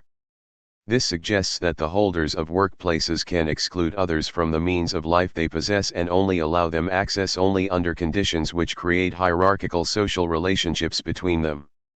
Thus we could have a situation in which the owners who actually manage their own workplaces are, in effect, working capitalists who hire others to do specific tasks in return for a wage. The problem is highlighted in Tucker's description of what would replace the current system of statism, and note he calls it scientific socialism, thus squarely placing his ideas in the anti-capitalist camp. We have something very tangible to offer. We offer non-compulsive organization. We offer associative combination. We offer every possible method of voluntary social union by which men and women may act together for the furtherance of well-being. In short, we offer voluntary scientific socialism in place of the present compulsory, unscientific organization which characterizes the state and all of its ramifications. Quoted by Martin, Op. Cit. p. 218. Yet it is more than possible for voluntary social unions to be authoritarian and exploitative. We see this every day under capitalism. In other words, not every form of non-compulsive organization is consistent with libertarian principles. Given Tucker's egoism, it is not hard to conclude that those in stronger positions on the market will seek to maximize their advantages and exploit those who are subject to their will. As he put it, so far as inherent right is concerned, might is the only measure. Any man, and any set of men, have the right, if they have the power, to kill or coerce other men and to make the entire world subservient to their ends. Society's right to enslave the individual and the individual's right to enslave society are only unequal because their powers are unequal. In the market, all contracts are based ownership of resources which exist before any specific contracts is made. If one side of the contract has more economic power than the other, say, because of their ownership of capital, then it staggers belief that egoists will not seek to maximize said advantage and so the market will tend to increase inequalities over time rather than reduce them. If, as Tucker argued, anarchic associations would recognize the right of individual occupants to combine their holdings and work them under any system they might agree upon, the arrangement being always terminable at will, with reversion to original rights, then we have the unfortunate situation where inequalities will undermine anarchism and defense associations arising which will defend them against attempts by those subject to them to use direct action to rectify the situation. The individualist anarchists, p. 25 and p. 162.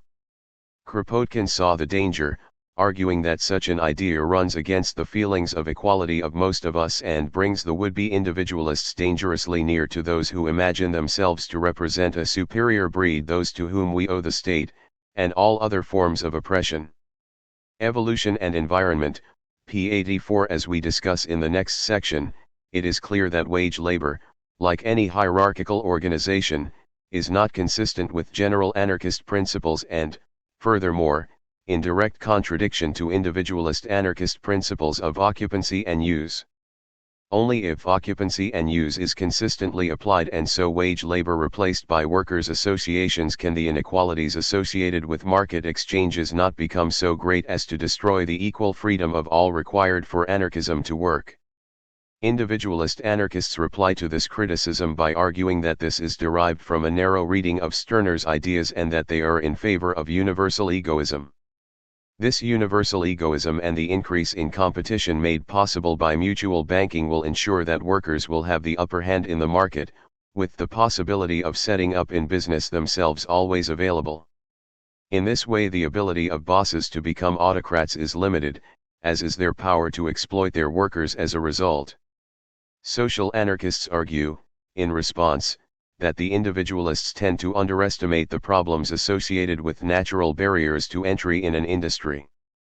This could help generate generalist wage labor, and so a new class of exploiters, as workers face the unpleasant choice of working for a successful firm, being unemployed or working for low wages in an industry with lower barriers to entry. This process can be seen under capitalism when cooperatives hire wage workers and not include them as members of the association, i.e. they exercise their ownership rights to exclude others. As Proudhon argued, I have shown the contractor, at the birth of industry, negotiating on equal terms with his comrades, who have since become his workmen. It is plain, in fact, that this original equality was bound to disappear through the advantageous position of the master and the dependent position of the wage workers. In vain does the law assure the right of each to enterprise. When an establishment has had leisure to develop itself, enlarge its foundations, ballast itself with capital, and assure itself a body of patrons, what can a workman do against a power so superior? System of Economical Contradictions, p. 202. Voltairine de Cleyre also came to this conclusion. Discussing the limitations of the single tax land reform, she noted that the stubborn fact always came up that no man would employ another to work for him unless he could get more for his product than he had to pay for it, and that being the case, the inevitable course of exchange and re-exchange would be that the man having received less than the full amount, could buy back less than the full amount, so that eventually the unsold products must again accumulate in the capitalist's hands, and again the period of non-employment arrives. This obviously applied to individualist anarchism. In response to objections like this, individualists tend to argue that competition for labor would force wages to equal output. Yet this ignores natural barriers to competition. It is well enough to talk of his buying hand tools, or small machinery which can be moved about, but what about the gigantic machinery necessary to the operation of a mine, or a mill? It requires many to work it. If one owns it, will he not make the others pay tribute for using it? Op. Cit. p. 60 and p. 61. As such, a free market based on wage labor would be extremely unlikely to produce a non-exploitative society and, consequently, it would not be socialist and so not anarchist. Moreover, the successful business person would seek to secure his or her property and power and so employ police to do so. I confess that I am not in love with all these little states, proclaimed de Cleyre, and it is, the thought of the anarchist policeman that has driven me out of the individualists' camp, wherein I for some time resided. Quoted by Eugenia C. Delamotte, Gates of Freedom, p. 25. This outcome can only be avoided by consistently applying occupancy and use in such as way as to eliminate wage labor totally. Only this can achieve a society based on freedom of association as well as freedom within association. As we noted in section G.2, one of the worries of individualist anarchists is that social anarchism would subject individuals to group pressures and concerns, violating individual autonomy in the name of collective interests. Thus, it is argued, the individual will become a slave of the group in practice if not in theory under social anarchism. However, an inherent part of our humanity is that we associate with others, that we form groups and communities. To suggest that there are no group issues within anarchism seems at odds with reality. Taken literally, of course, This implies that such a version of anarchy there would be no forms of association at all. No groups, no families, no clubs, nothing bar the isolated individual. It implies no economic activity beyond the level of peasant farming and one-person artisan workplaces. Why? Simply because any form of organization implies group issues. Two people deciding to live together or 100 people working together becomes a group, 20 people forming a football club becomes a group. And these people have joint interests and so group issues. In other words, to deny group issues is implying a social situation that has never existed nor ever will. Thus Kropotkin. To reason in this way is to pay too large a tribute to metaphysical dialectics, and to ignore the facts of life. It is impossible to conceive a society in which the affairs of any one of its members would not concern many other members, if not all, still less a society in which a continual contact between its members would not have established an interest of every one towards all others, which would render it impossible to act without thinking of the effects which our actions may have on others. Evolution and Environment, p. 85. Once the reality of group issues is acknowledged, as most individualist anarchists do, then the issue of collective decision-making automatically arises. There are two ways of having a group. You can be an association of equals, governing yourselves collectively as regards collective issues. Or you can have capitalists and wage slaves, bosses and servants, government and governed. Only the first, for obvious reasons, is compatible with anarchist principles. Freedom, in other words, is a product of how we interact with each other, not of isolation. Simply put, anarchism is based on self-management of group issues, not in their denial. Free association is, in this perspective, a necessary but not sufficient to guarantee freedom.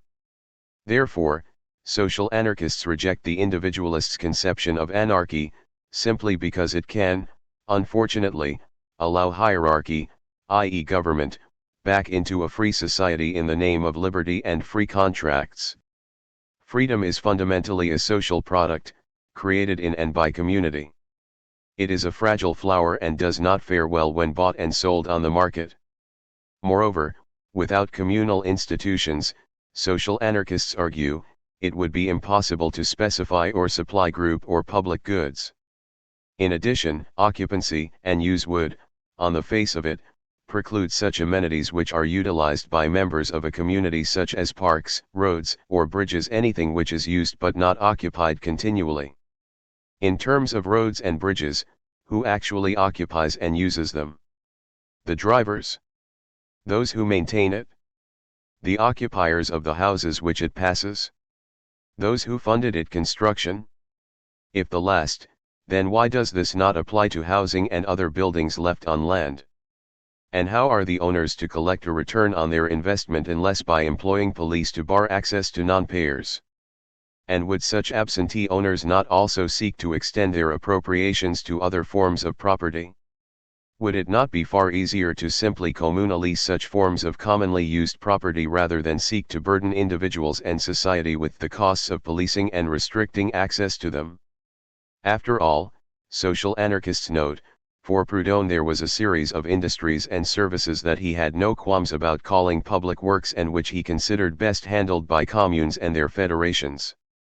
Thus the control undertaking such works will belong to the municipalities, and to districts within their jurisdiction, while the control of carrying them out will rest with the workmen's associations. This was due to both their nature and libertarian values, and so the direct, sovereign initiative of localities, in arranging for public works that belong to them, is a consequence of the democratic principle and the free contract. Their subordination to the state is a return to feudalism.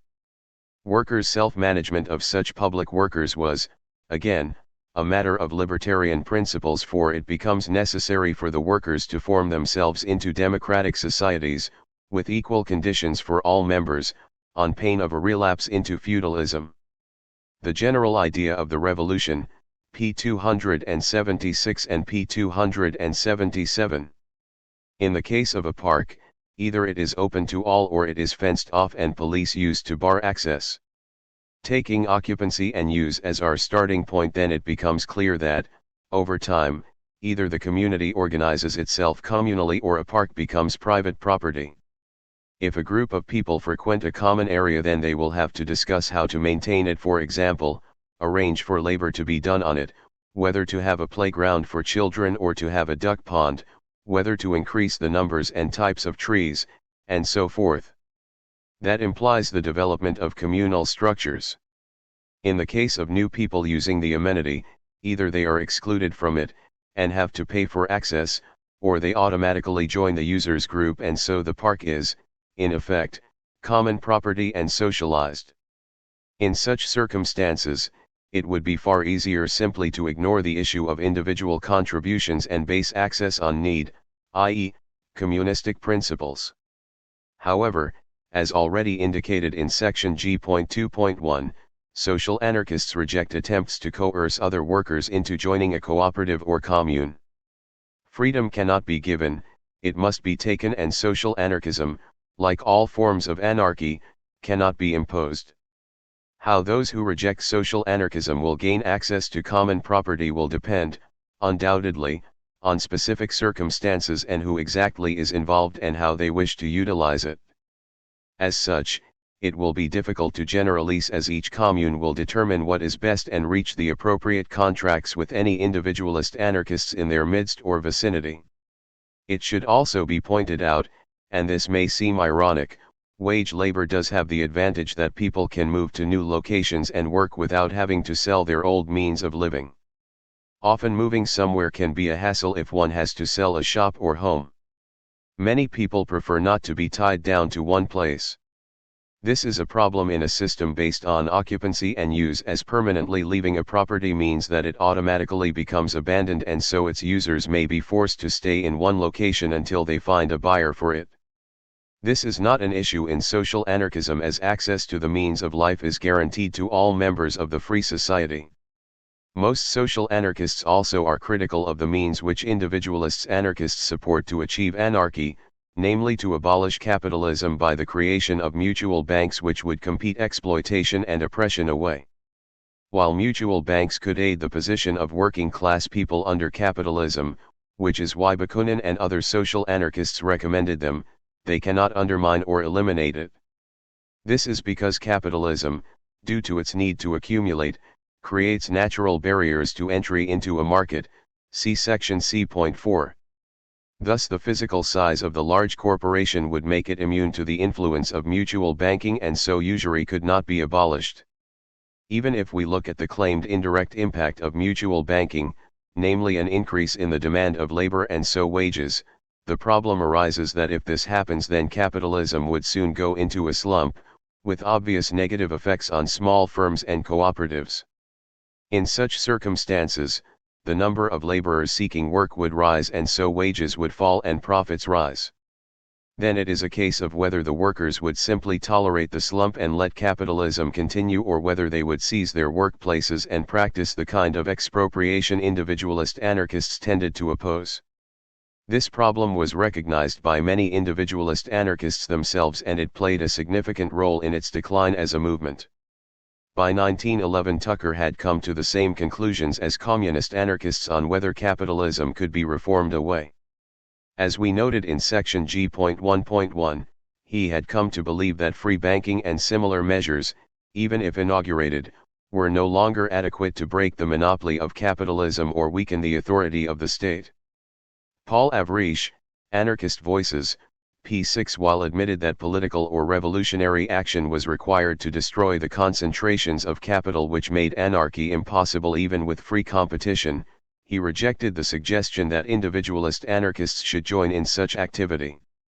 Voltairine de Cleyre came to similar conclusions earlier and started working with Emma Goldman before becoming a communist anarchist sometime in 1908.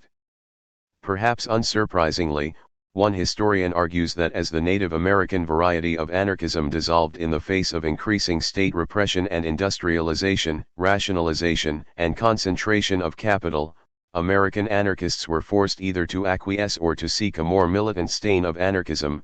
This latter presented itself in the form of communist anarchism. Faith in peaceful evolution toward an anarchist society seemed archaic and gradually faded. Klein, The Individualist Anarchists, p. 83.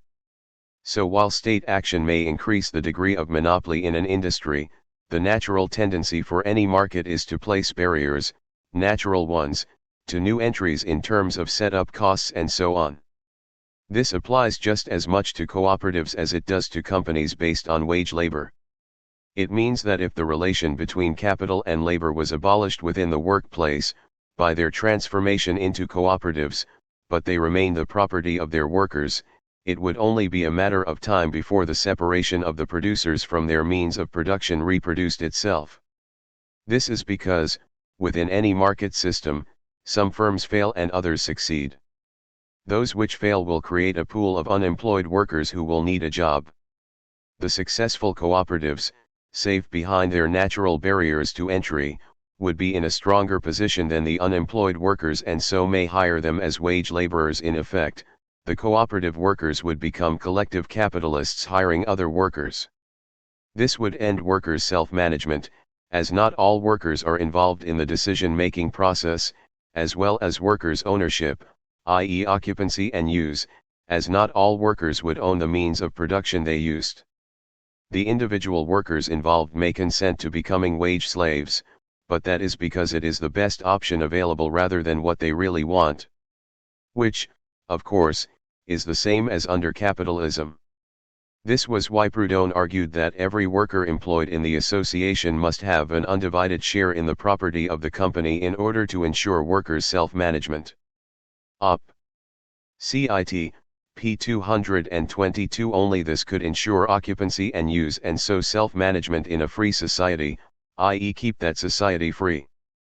Thus in anarchism, as de Cleyre summarized, it is a settled thing that to be free one must have liberty of access to the sources and means of production. Without socialization of the means of life, liberty of access could be denied.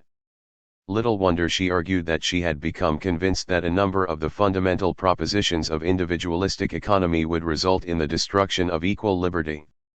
The only logical anarchist position is that some settlement of the whole labor question was needed which would not split up the people again into land possessors and employed wage earners. Hence her movement from individualism towards, first, mutualism and then communism. It was the only logical position to take in a rapidly industrializing America which had made certain concepts of individualism obsolete. It was her love of freedom which made her sensitive to the possibility of any degeneration back into capitalism. The instinct of liberty naturally revolted not only at economic servitude, but at the outcome of it, class lines. Op. Cit. p. 58, p. 105, p. 61 and p. 55. As we argue in section G.4.2, such a possibility can be avoided only by a consistent application of occupancy and use which, in practice, would be nearly identical to the communalization or socialization of the means of life. This issue is related to the question of inequality within a market economy and whether free exchanges tend to reduce or increase any initial inequalities. While individualist anarchists argue for the cost principle, i.e. cost being the limit of price, the cost of creating the same commodity in different areas or by different people is not equal. Thus the market price of a good cannot really equal the multitude of costs within it, and so price can only equal a worker's labor in those few cases where that labor was applied in average circumstances. This issue was recognized by Tucker, who argued that economic rent is one of nature's inequalities. It will probably remain with us always. Complete liberty will every much lessen it, of that I have no doubt. Why I am an anarchist, pages 132-6, Mann, M. Graham, ed., pages 135-6. However, argue social anarchists, the logic of market exchange produces a situation where the stronger party to a contract seeks to maximize their advantage. Given this, free exchange will tend to increase differences in wealth and income over time, not eliminate them. As Daniel Guerin summarized, competition and the so-called market economy inevitably produce inequality and exploitation, and would do so even if one started from complete equality. They could not be combined with workers' self-management unless it were on a temporary basis, as a necessary evil, until, 1.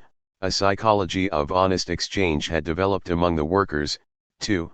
Most important, society as a whole had passed from conditions of shortage to the stage of abundance, when competition would lose its purpose. The libertarian communist would condemn Proudhon's version of a collective economy as being based on a principle of conflict. Competitors would be in a position of equality at the start, only to be hurled into a struggle which would inevitably produce victors and vanquished, and where goods would end up by being exchanged according to the principles of supply and demand. Op. Cit. Pages 53-4.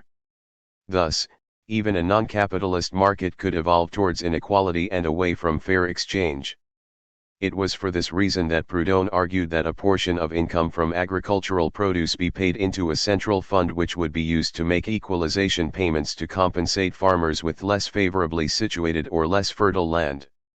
As he put it, economic rent in agriculture has no other cause than the inequality in the quality of land, if anyone has a claim on account of this inequality. It is the other land workers who hold inferior land. That is why in our scheme for liquidation of capitalism we stipulated that every variety of cultivation should pay a proportional contribution, destined to accomplish a balancing of returns among farm workers and an assurance of products. Op. Cit. p. 209. His advocacy of federations of workers' associations was, likewise, seen as a means of abolishing inequalities. Unlike Proudhon, however, individualist anarchists did not propose any scheme to equalize income. Perhaps Tucker was correct and the differences would be slight, but in a market situation exchanges tend to magnify differences, not reduce them, as the actions of self-interested individuals in unequal positions will tend to exacerbate differences. Over time these slight differences would become larger and larger, subjecting the weaker party to relatively increasingly worse contracts. Without equality, individualist anarchism would quickly become hierarchical and non-anarchist. As the communist anarchist paper Freedom argued in the 1880s, are not the scandalous inequalities in the distribution of wealth today merely the culminate effect of the principle that every man is justified in securing to himself everything that his chances and capacities enable him to lay hands on? If the social revolution which we are living means anything, it means the destruction of this detestable economic principle, which delivers over the more social members of the community to the domination of the most unsocial and self-interested. Freedom, Volume 2, Number 19. Freedom, it should be noted, is slightly misrepresenting the position of individualist anarchists. They did not argue that every person could appropriate all the property he or she could. Most obviously, in terms of land they were consistently opposed to a person owning more of it than they actually used. They also tended to apply this to what was on the land as well, arguing that any buildings on it were abandoned when the owner no longer used them. Given this, individualist anarchists have stressed that such a system would be unlikely to produce the inequalities associated with capitalism. As Kropotkin noted, equality was essential and was implicitly acknowledged by individualists themselves, who argued that their system would offer no danger, because the rights of each individual would have been limited by the equal rights of all others. Evolution and Environment, p. 85. Thus contemporary individualist anarchist Joe Picot. Although individualists envision a society based on private property, we oppose the economic relationships of capitalism, whose supporters misuse words like private enterprise and free markets to justify a system of monopoly ownership in land and the means of production which allows some to skim off part or even most of the wealth produced by the labor of others. Such a system exists only because it is protected by the armed power of government, which secures title to unjustly acquired and held land, monopolizes the supply of credit and money, and criminalizes attempts by workers to take full ownership of the means of production they use to create wealth. This state intervention in economic transactions makes it impossible for most workers to become truly independent of the predation of capitalists, banks, and landlords. Individualists argue that without the state to enforce the rules of the capitalist economy, workers would not allow themselves to be exploited by these thieves and capitalism would not be able to exist. One of the criticisms of individualist economic proposals raised by other anarchists is that a system based on private ownership would result in some level of difference among people in regard to the quality or quantity of possessions they have. In a society where people are able to realize the full value of their labor, one who works harder or better than another will possess or have the ability to acquire more things than someone who works less or is less skilled at a particular occupation. The differences in wealth that arise in an individualist community would likely be relatively small. Without the ability to profit from the labor of others, generate interest from providing credit, or extort rent from letting out land or property, individuals would not be capable of generating the huge quantities of assets that people can in a capitalist system. Furthermore, the anarchist with more things does not have them at the expense of another, since they are the result of the owner's own effort. If someone with less wealth wishes to have more, they can work more, harder, or better. There is no injustice in one person working 12 hours a day and 6 days a week in order to buy a boat, while another chooses to work 3 8-hour days a week and is content with a less extravagant lifestyle. If one can generate income only by hard work, there is an upper limit to the number and kind of things one can buy and own. Individualism and inequality. However, argue social anarchists, market forces may make such an ideal impossible to achieve or maintain. Most would agree with Peter Marshall's point that undoubtedly real difficulties exist with the economic position of the individualists. If occupiers became owners overnight as Benjamin Tucker recommended, it would mean in practice that those with good land or houses would merely become better off than those with bad. Tucker's advocacy of competition everywhere and always among occupying owners, subject to the only moral law of minding your own business will encourage individual greed rather than fair play for all. Demanding the impossible, p. 653. Few social anarchists are convinced that all the problems associated with markets and competition are purely the result of state intervention. They argue that it is impossible to have most of the underlying preconditions of a competitive economy without the logical consequences of them. It is fair to say that individualist anarchists tend to ignore or downplay the negative effects of markets while stressing their positive ones. While we discuss the limitations of markets in section I.1.3, suffice to say here that competition results in economic forces developing which those within the market have to adjust to. In other words, the market may be free but those within it are not. To survive on the market, firms would seek to reduce costs and so implement a host of dehumanizing working practices in order to compete successfully on the market, things which they would resist if bosses did it. Work hours could get longer and longer, for example, in order to secure and maintain market position. This, in turn, affects our quality of life and our relationship with our partners, children, parents, friends, neighbors, and so on. That the profits do not go to the executives and owners of businesses may be a benefit. It matters little if people are working longer and harder in order to invest in machinery to ensure market survival. Hence survival, not living, would be the norm within such a society, just as it is, unfortunately, in capitalism. Ultimately, individualist anarchists lose sight of the fact that success and competition are not the same thing.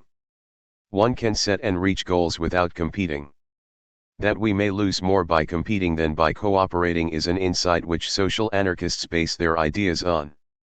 In the end, a person can become a success in terms of business but lose sight of their humanity and individuality in the process.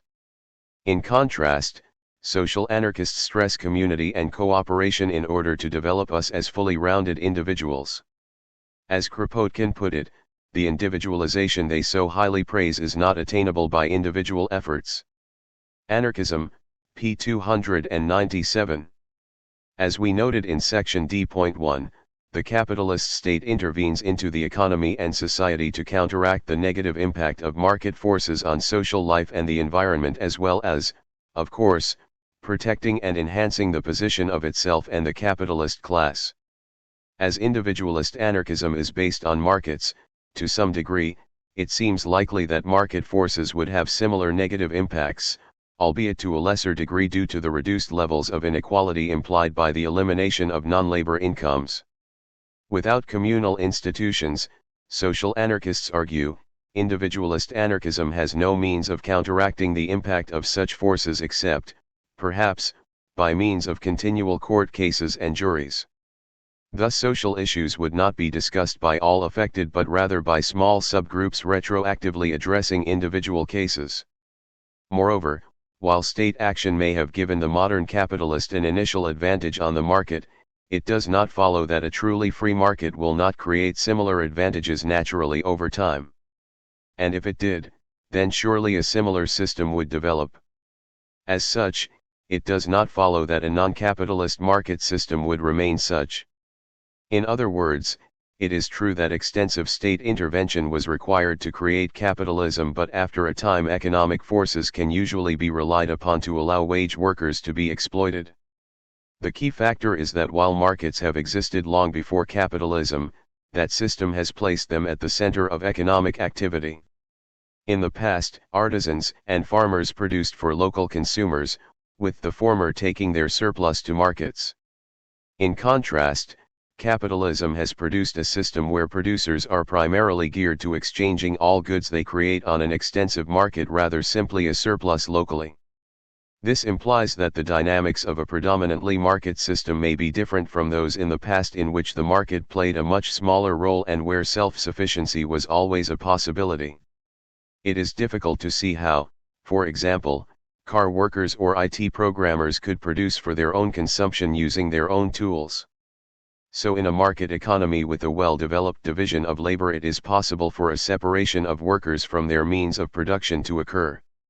This is particularly the case when the predominant economic activity is not farming. Thus the net effect of market transactions could be to reintroduce class society simply by their negative long-term consequences.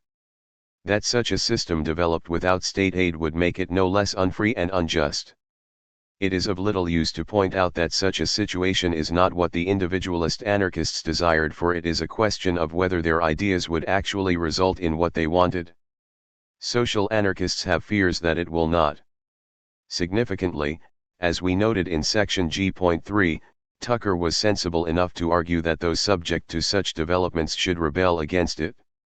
In response, individualist anarchists could argue that the alternative to markets would be authoritarian, i.e., some form of central planning, or inefficient, as without markets to reward effort most people would not bother to work well and provide for the consumer. So while markets do have problems with them, the alternatives are worse.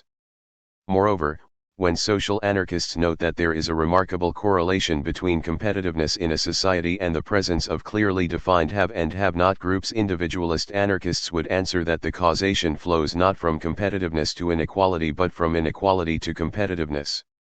In a more equal society, people would be less inclined to compete as ruthlessly as under capitalism, and so the market would not generate as many problems as it does today.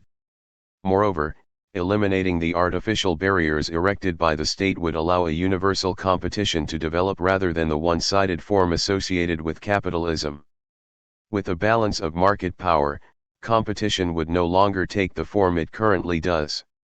Yet, as noted above, this position ignores natural barriers to competition. The accumulation needs of a competitive market economy do not disappear just because capitalism has been replaced by cooperatives and mutual credit banks.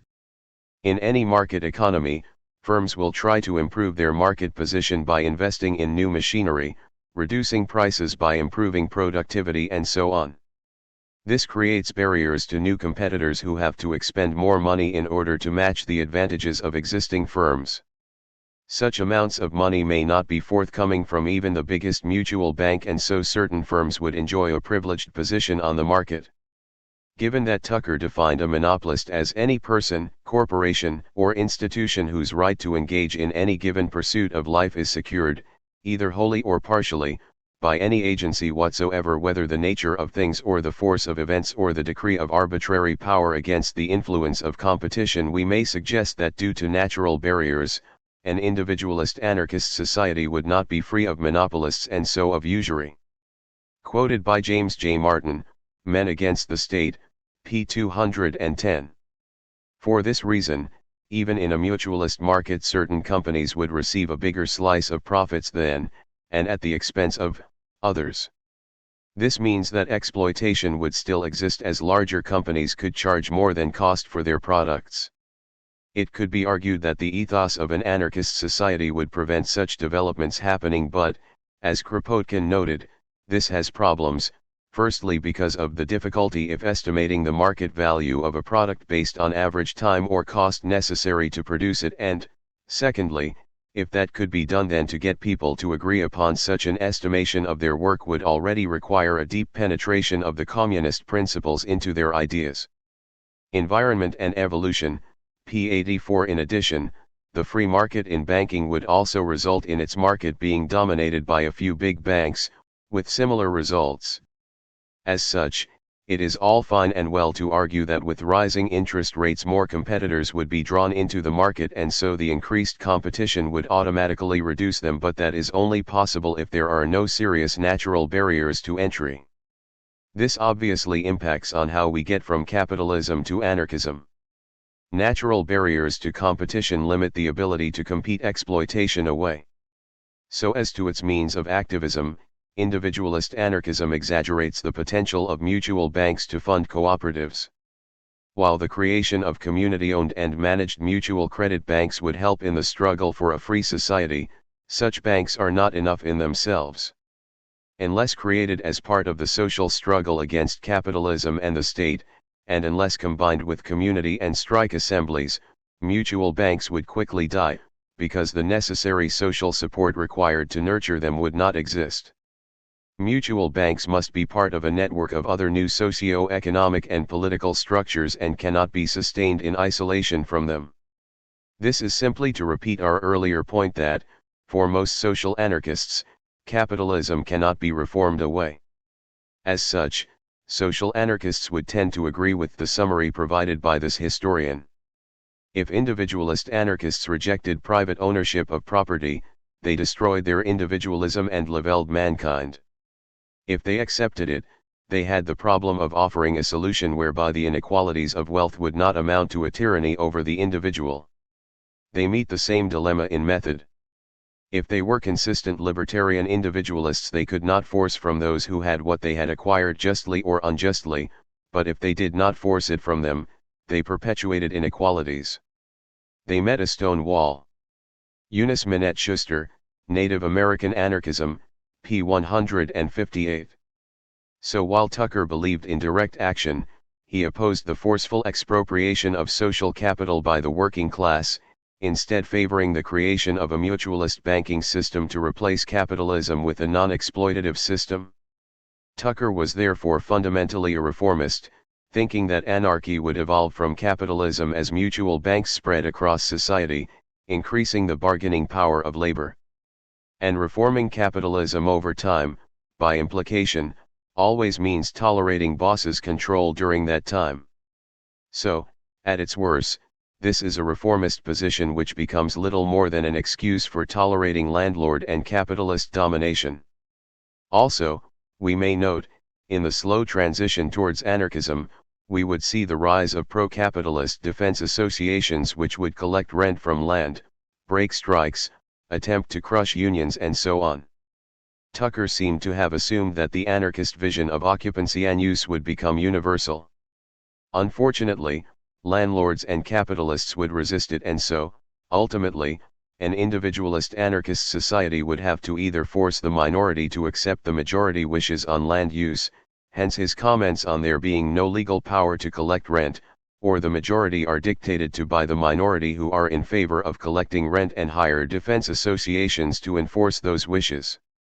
With the head start big business and the wealthy have in terms of resources, conflicts between pro- and anti-capitalist defense associations would usually work against the anti-capitalist ones, as trade unions often find out.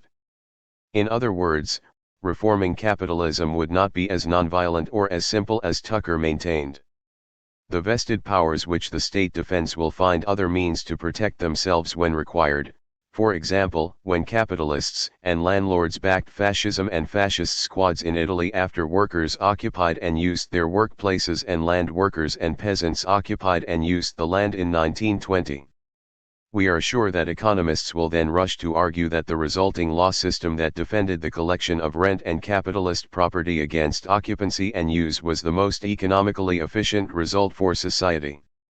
In addition, even if individualist mutualism did result in an increase in wages by developing artisan and cooperative ventures that decreased the supply of labor in relation to its demand, this would not eliminate the subjective and objective pressures on profits that produce the business cycle within capitalism, see section C.7. In fact, it was increase the subjective pressures considerably, as was the case under the social Keynesian of the post-war period. Unsurprisingly, business interests sought the necessary reforms and ruthlessly fought the subsequent strikes and protests to achieve a labor market more to their liking, see section C.8.2 for more on this. This means that an increase in the bargaining power of labor would soon see capital moving to non-anarchist areas and so deepening any recession caused by a lowering of profits and other non-labor income. This could mean that during an economic slump, when workers' savings and bargaining position were weak, the gains associated with mutualism could be lost as cooperative firms go bust and mutual banks find it hard to survive in a hostile environment. Mutual banks would not, therefore, undermine modern capitalism, as recognized by social anarchists from Bakunin onward. They placed their hopes in a social revolution organized by workplace and community organizations, arguing that the ruling class would be as unlikely to tolerate being competed away as they would be voted away.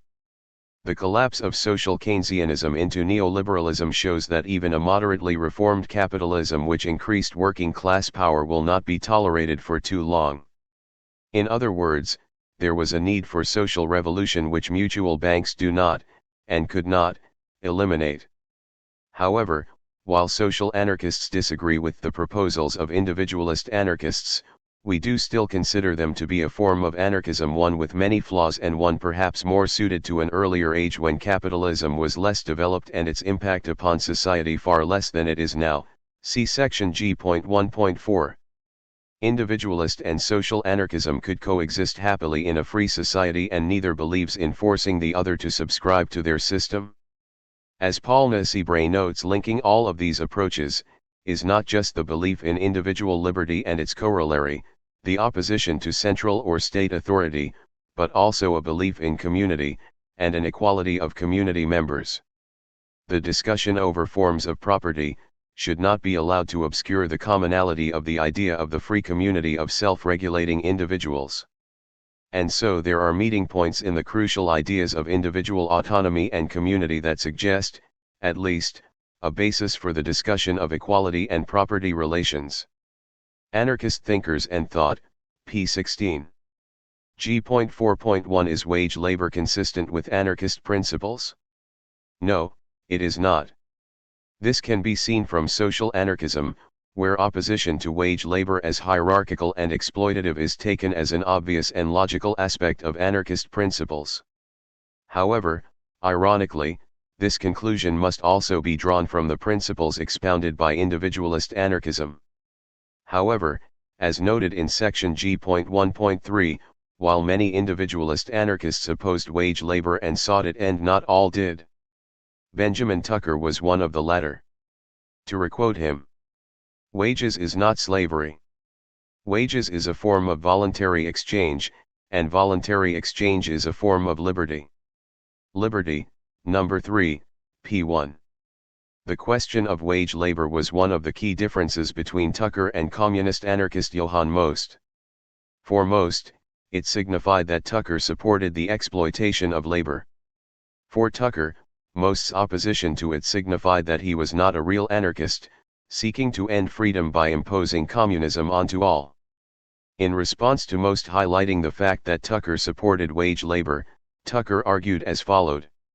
If the men who oppose wages, that is, the purchase and sale of labor, were capable of analyzing their thought and feelings, they would see that what really excites their anger is not the fact that labor is bought and sold, but the fact that one class of men are dependent for their living upon the sale of their labor, while another class of men are relieved of the necessity of labor by being legally privileged to sell something that is not labor, and that, but for the privilege, would be enjoyed by all gratuitously.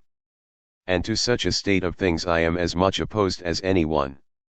But the minute you remove privilege, the class that now enjoy it will be forced to sell their labor, and then, when there will be nothing but labor with which to buy labor, the distinction between wage payers and wage receivers will be wiped out, and every man will be a laborer exchanging with fellow laborers. Not to abolish wages, but to make every man dependent upon wages and secure to every man his whole wages is the aim of anarchistic socialism.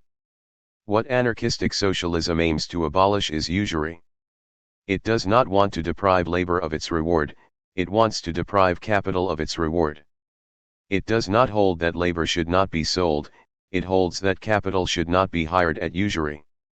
Liberty, number 123, p. 4. Social anarchists, in reply, would argue that Tucker is missing the point.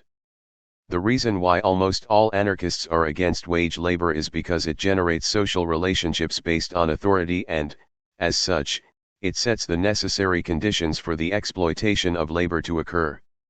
If we take the creation of employer-employee relationships within an anarchy, we see the danger of private statism arising, as in anarcho-capitalism, and so the end of anarchy. Such a development can be seen when Tucker argued that if, in an anarchy, any laborers shall interfere with the rights of their employers, or shall use force upon inoffensive scabs, or shall attack their employers' watchmen. I pledge myself that, as an anarchist and in consequence of my anarchistic faith, I will be among the first to volunteer as a member of a force to repress these disturbers of order, and, if necessary, sweep them from the earth. Up. Cit. p. 455. Tucker's comments were provoked by the Homestead Strike of 1892, where the striking steel workers fought with, and defeated, their employers Pinkerton thugs sent to break the strike. Tucker, it should be stressed, supported the strikers but not their methods, and considered the capitalist class as responsible for the strike by denying workers a free market. In such a situation, these defense associations would be indeed private states, and here Tucker's ideas unfortunately do parallel those of the anarcho-capitalists, although, as Tucker thought that the employees would not be exploited by the employer, this does not suggest that Tucker can be considered a forefather of anarcho-capitalism. As Kropotkin warned, for their self-defense, both the citizen and group have a right to any violence within individualist anarchy. Violence is also justified for enforcing the duty of keeping an agreement. Tucker opens the way for reconstructing under the heading of the defense all the functions of the state. Anarchism, p. 297. Such an outcome is easy to avoid, however, by simply consistently applying individualist anarchist principles and analysis to wage labor. To see why, it is necessary simply to compare private property with Tucker's definition of the state. How did Tucker define the state? All states have two common elements, aggression and the assumption of sole authority over a given area and all within it, exercised generally for the double purpose of more complete oppression of its subjects and extension of its boundaries. This monopoly of authority is important, as I am not aware that any state has ever tolerated a rival state within its borders. So the state, Tucker stated, is the embodiment of the principle of invasion in an individual, or a band of individuals, assuming to act as representatives or masters of the entire people within a given area. The essence of government is control, or the attempt to control. He who attempts to control another is a governor, an aggressor, an invader. He who resists another's attempt to control is not an aggressor, an invader, a governor, but simply a defender, a protector. In short, the anarchistic definition of government, the subjection of the non-invasive individual to an external will. The individualist anarchists, p. 24. The similarities with capitalist property, i.e., one based on wage labor, is obvious. The employer assumes and exercises sole authority over a given area and all within it. They are the boss after all, and so capitalists are the masters of the entire people within a given area. That authority is used to control the employees in order to maximize the difference between what they produce and what they get paid, i.e., to ensure exploitation. As August spies, one of the Haymarket martyrs, noted. I was amazed and was shocked when I became acquainted with the condition of the wage workers in the New World. The factory, the ignominious regulations, the surveillance, the spy system, the servility and lack of manhood among the workers and the arrogant arbitrary behavior of the boss and his associates, all this made an impression upon me that I have never been able to divest myself of. At first I could not understand why the workers, among them many old men with bent backs, silently and without a sign of protest bore every insult the caprice of the foreman or boss would heap upon them. I was not then aware of the fact that the opportunity to work was a privilege, a favor, and that it was in the power of those who were in the possession of the factories and instruments of labor to deny or grant this privilege. I did not then understand how difficult it was to find a purchaser for one's labor. I did not know then that there were thousands and thousands of idle human bodies in the market, ready to hire out upon most any conditions, actually begging for employment. I became conscious of this, very soon, however, and I knew then why these people were so servile, why suffered the humiliating dictates and capricious whims of their employers. The Autobiographies of the Haymarket Martyrs, pages 66-7. That this is a kind of state-like authority becomes clear when we consider company towns. As Ward Churchill notes, the extent of company power over workers included outright ownership of the towns in which they lived, a matter enabling employers to garner additional profits by imposing exorbitant rates of rent, prices for subsistence commodities, tools, and such health care as was available. Conditions in these company towns were such that, by 1915, the Commission on Industrial Relations was led to observe that they displayed every aspect of feudalism except the recognition of special duties on the part of the employer. The job of the Pinkertons, first for the railroads, then more generally, was to prevent workers from organizing in a manner that might enable them to improve their own circumstances, thus reducing corporate profits. From the Pinkertons to the Patriot Act, the trajectory of political policing in the United States, 1870 to the present, pages 1-72, cr. The New Centennial Review, Volume 4, Number 1, pages 11-2. In the words of one historian of the Pinkerton Agency, by the mid-1850s a few businessmen saw the need for greater control over their employees. Their solution was to sponsor a private detective system. In February 1855, Allen Pinkerton, after consulting with 6 Midwestern railroads, created such an agency in Chicago. Frank Morn, quoted by Churchill, Op. Cit. P4. As we have noted in section F.7.1, such regimes remained into the 1930s, with corporations having their own well-armed private police to enforce the proprietarian hierarchy, see also section F.6.2. So, in terms of monopoly of authority over a given area, the capitalist company and the state share a common feature. The reason why wage labor violates individualist anarchist principles is clear. If the workers who use a workplace do not own it, then someone else will, i.e. the owner, the boss. This in turn means that the owner can tell those who use the resource what to do, how to do it and when. That is, they are the sole authority over the workplace and those who use it.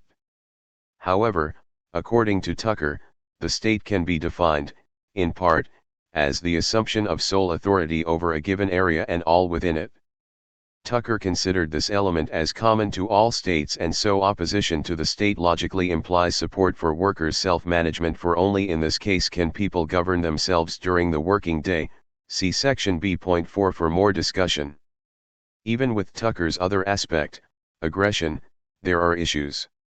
Competition is inherently aggressive, with companies seeking to expand their market share, go into new markets, drive their competitors out of business, and so forth.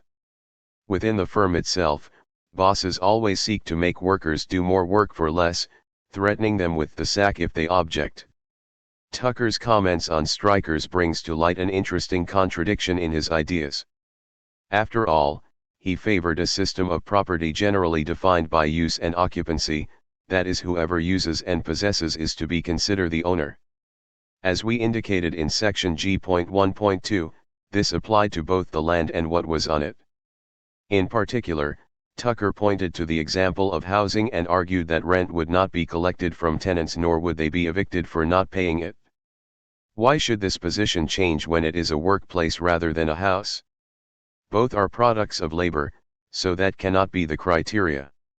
Nor can it be because one is used for work, as Tucker explicitly includes the possibility that a house could be used as a workplace. Thus we have a massive contradiction between Tucker's occupancy and use perspective on land use and his support for wage labor. One Letter to Liberty, by Egoist, pointed out this contradiction. As the letter put it, if production is carried on in groups, as it now is, who is the legal occupier of the land?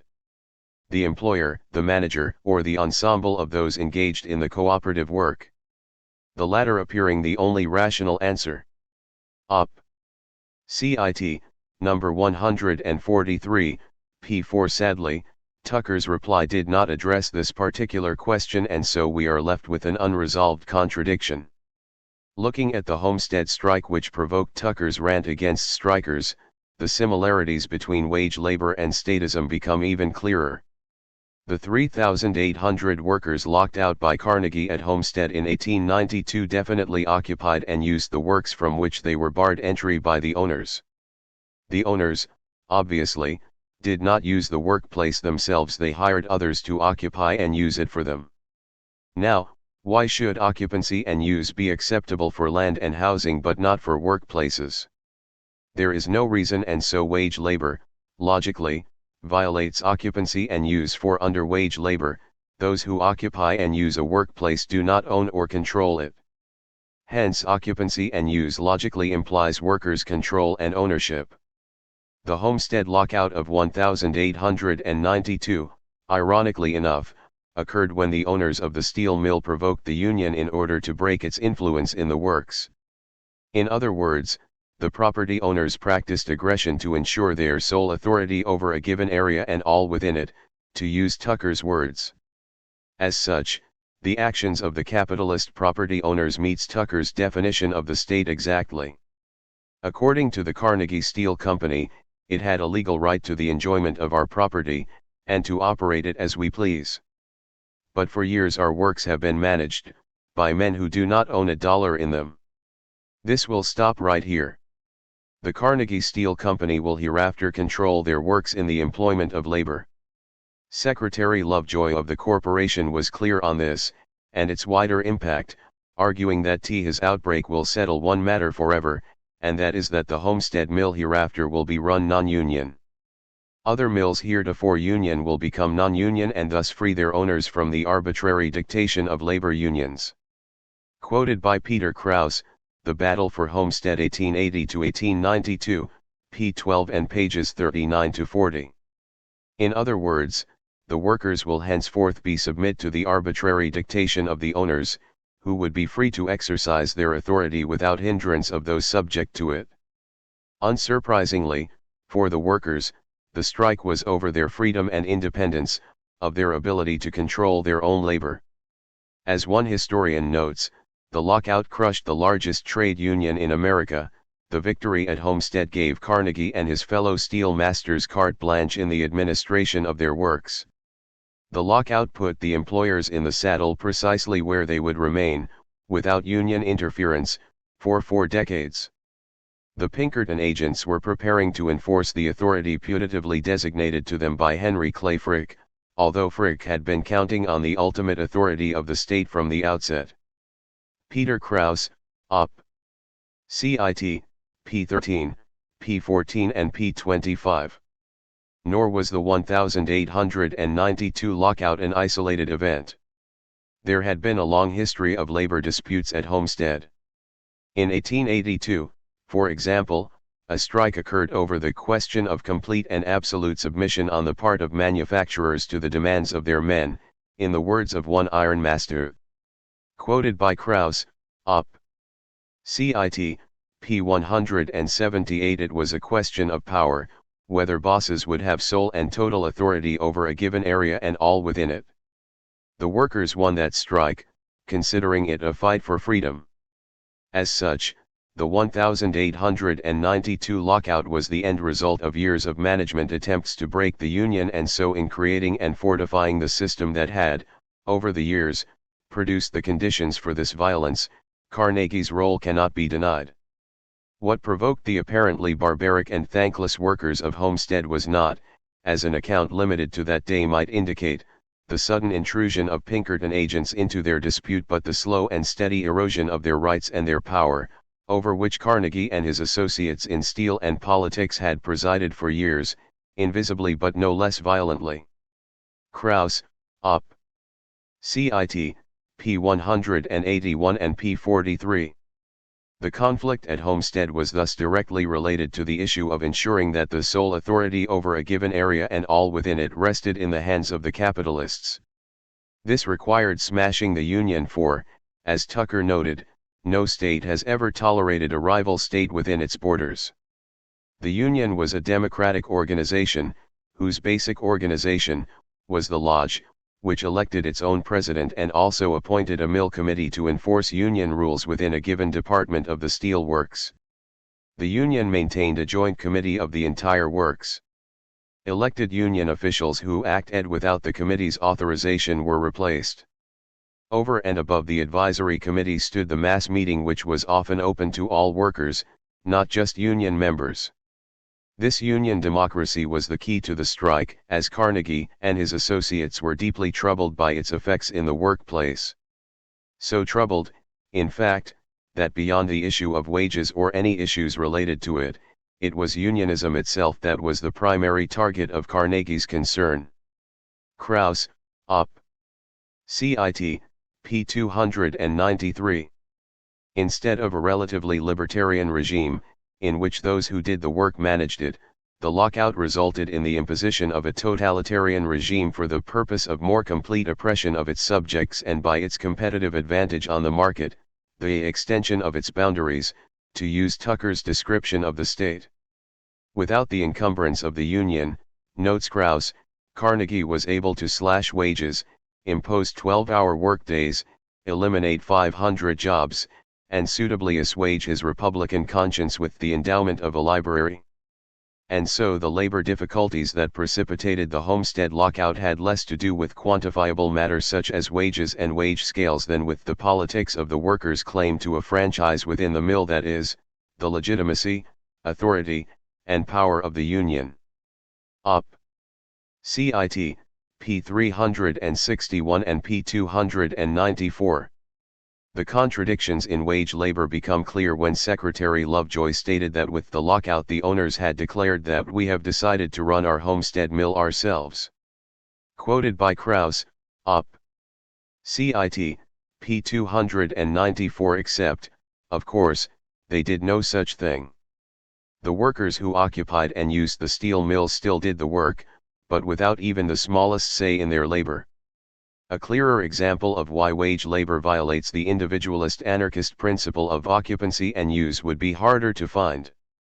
As labor historian David Montgomery put it, the Homestead lockout was a crisp and firm declaration that workers' control was illegal, that the group discipline in the workplace and community by which workers enforced their code of mutualism in opposition to the authority and power of the mill owners was tantamount to insurrection against the Republic, clearly illuminated the ideological and political dimensions of workplace struggles.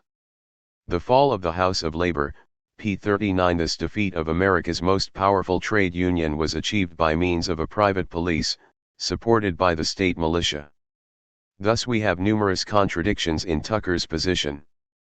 On the one hand, occupancy and use precludes landlords renting land and housing but includes capitalists hiring workers to occupancy and use their land and workplaces. The state is attacked for being a monopoly of power over a given area while the boss can have the same authority. Opposing voluntary wage labor shows that you are an authoritarian, but opposing voluntary landlordism is libertarian. Yet, there is no logical reason for workplaces to be excluded from occupancy and use. As Tucker put it, occupancy and use is the only title to land in which we will protect you. If you attempt to use land which another is occupying and using, we will protect him against you. If another attempts to use land to which you lay claim, but which you are not occupying and using, we will not interfere with him, but of such land as you occupy and use you are the sole master, and we will not ourselves take from you, or allow anyone else to take from you, whatever you may get out of such land. Liberty, number 252, p. 3.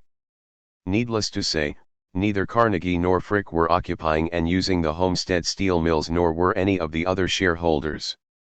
It was precisely the autocratic authority of the owners which their private army and the state militias sought to impose on those who used, but did not own, the steel mills. As the commander of the state troops noted, others can hardly believe the actual communism of these people. They believe the works are theirs quite as much as Carnegie's. Quoted by Jeremy Brecker, Strike, p. 60. As we discuss in the next section, this is precisely why most anarchists have opposed wage labor as being incompatible with general anarchist principles. In other words, a consistent anarchism precludes all forms of authoritarian social relationships. There is another reason why wage labor is at odds with anarchist principles. This is to do with our opposition to exploitation and usury. Simply put, there are the problems in determining what are the whole wages of the employer and the employee.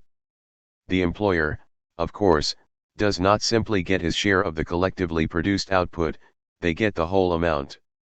This would mean that the employer's wages are simply the difference between the cost of inputs and the price the goods were sold on the market. This would imply that the market wage of the labor has to be considered as equaling the worker's whole wage and any profits equaling the boss's whole wage.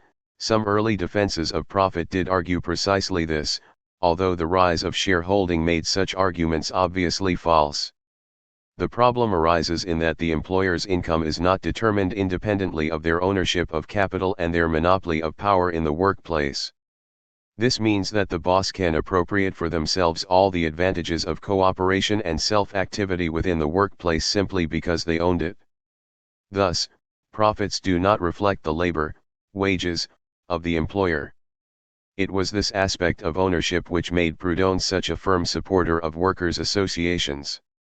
As he put it, 100 men, uniting or combining their forces, produce, in certain cases, not 100 times, but 200, 300, 1,000 times as much.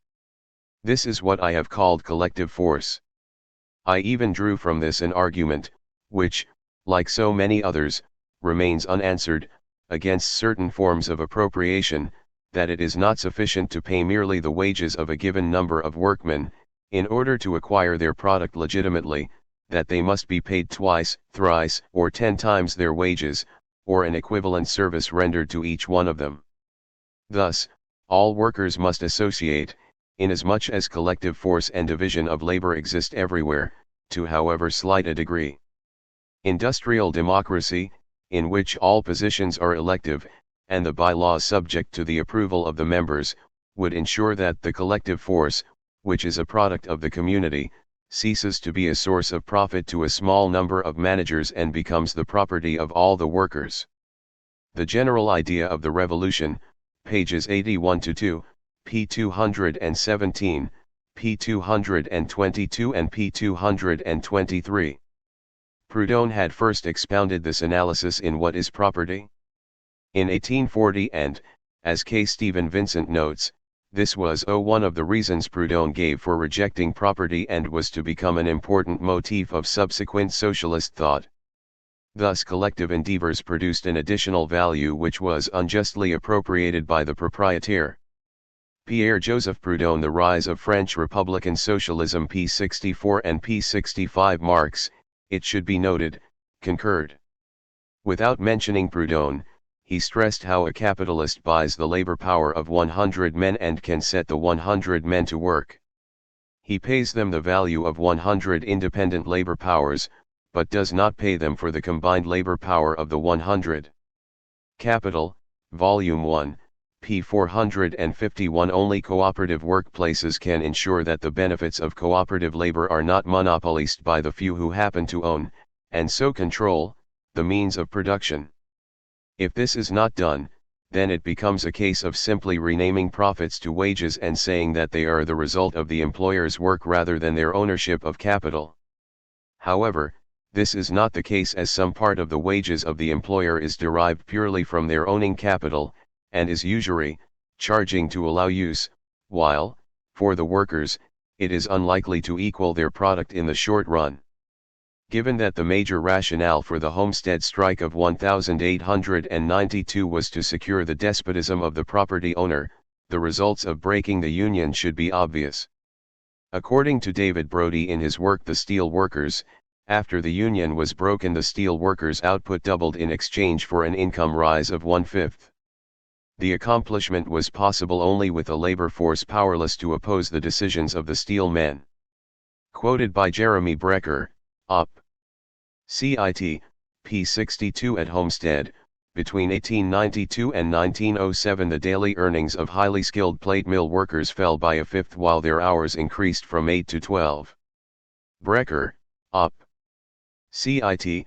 p. 63 Who would dare claim that the profits this increased exploitation created somehow reflected the labor of the managers rather than their total monopoly of authority within the workplace? The logic is simple: which boss would employ a worker unless they expected to get more out of their labor than they pay in wages? And why does the capitalist get this reward? They own capital and, consequently, their labor partly involves excluding others from using it and ordering about those whom they do allow in exchange for keeping the product of their labor. As Marx put it, the worker works under the control of the capitalist to whom his labor belongs, and the product is the property of the capitalist and not that of the worker, its immediate producer. And so from the instant he steps into the workshop, the use value of his labor power and therefore its use, which is labor, belongs to the capitalist. Op. Cit. p. 291 and p. 292 This suggests that exploitation takes place within production, and so a contract for wages made beforehand simply cannot be expected to anticipate the use value extracted by the boss from the workers subjected to his authority. Thus wage labor and exploitation would go hand in hand, and so most horror at Tucker's support for it. As best, it could be argued that such wages would be minimal, as workers would be able to swap jobs to get higher wages and, possibly, set up cooperatives in competition. However, this amounts to saying that, in the long run, labor gets its full product, and to say that is to admit in the short term that labor is exploited. Yet nowhere did Tucker argue that labor would get its full product eventually in a free society, rather he stressed that liberty would result in the end of exploitation. Nor should we be blind to the fact that a market economy is a dynamic one, making the long run unlikely to ever appear. In the long run we are all dead, as Keynes memorably put it. Combine this with the natural barriers to competition we indicated in section G.4 and we are left with problems of usury/exploitation in an individualist anarchist system. The obvious solution to these problems is to be found in Proudhon, namely the use of cooperatives for any workplace which cannot be operated by an individual.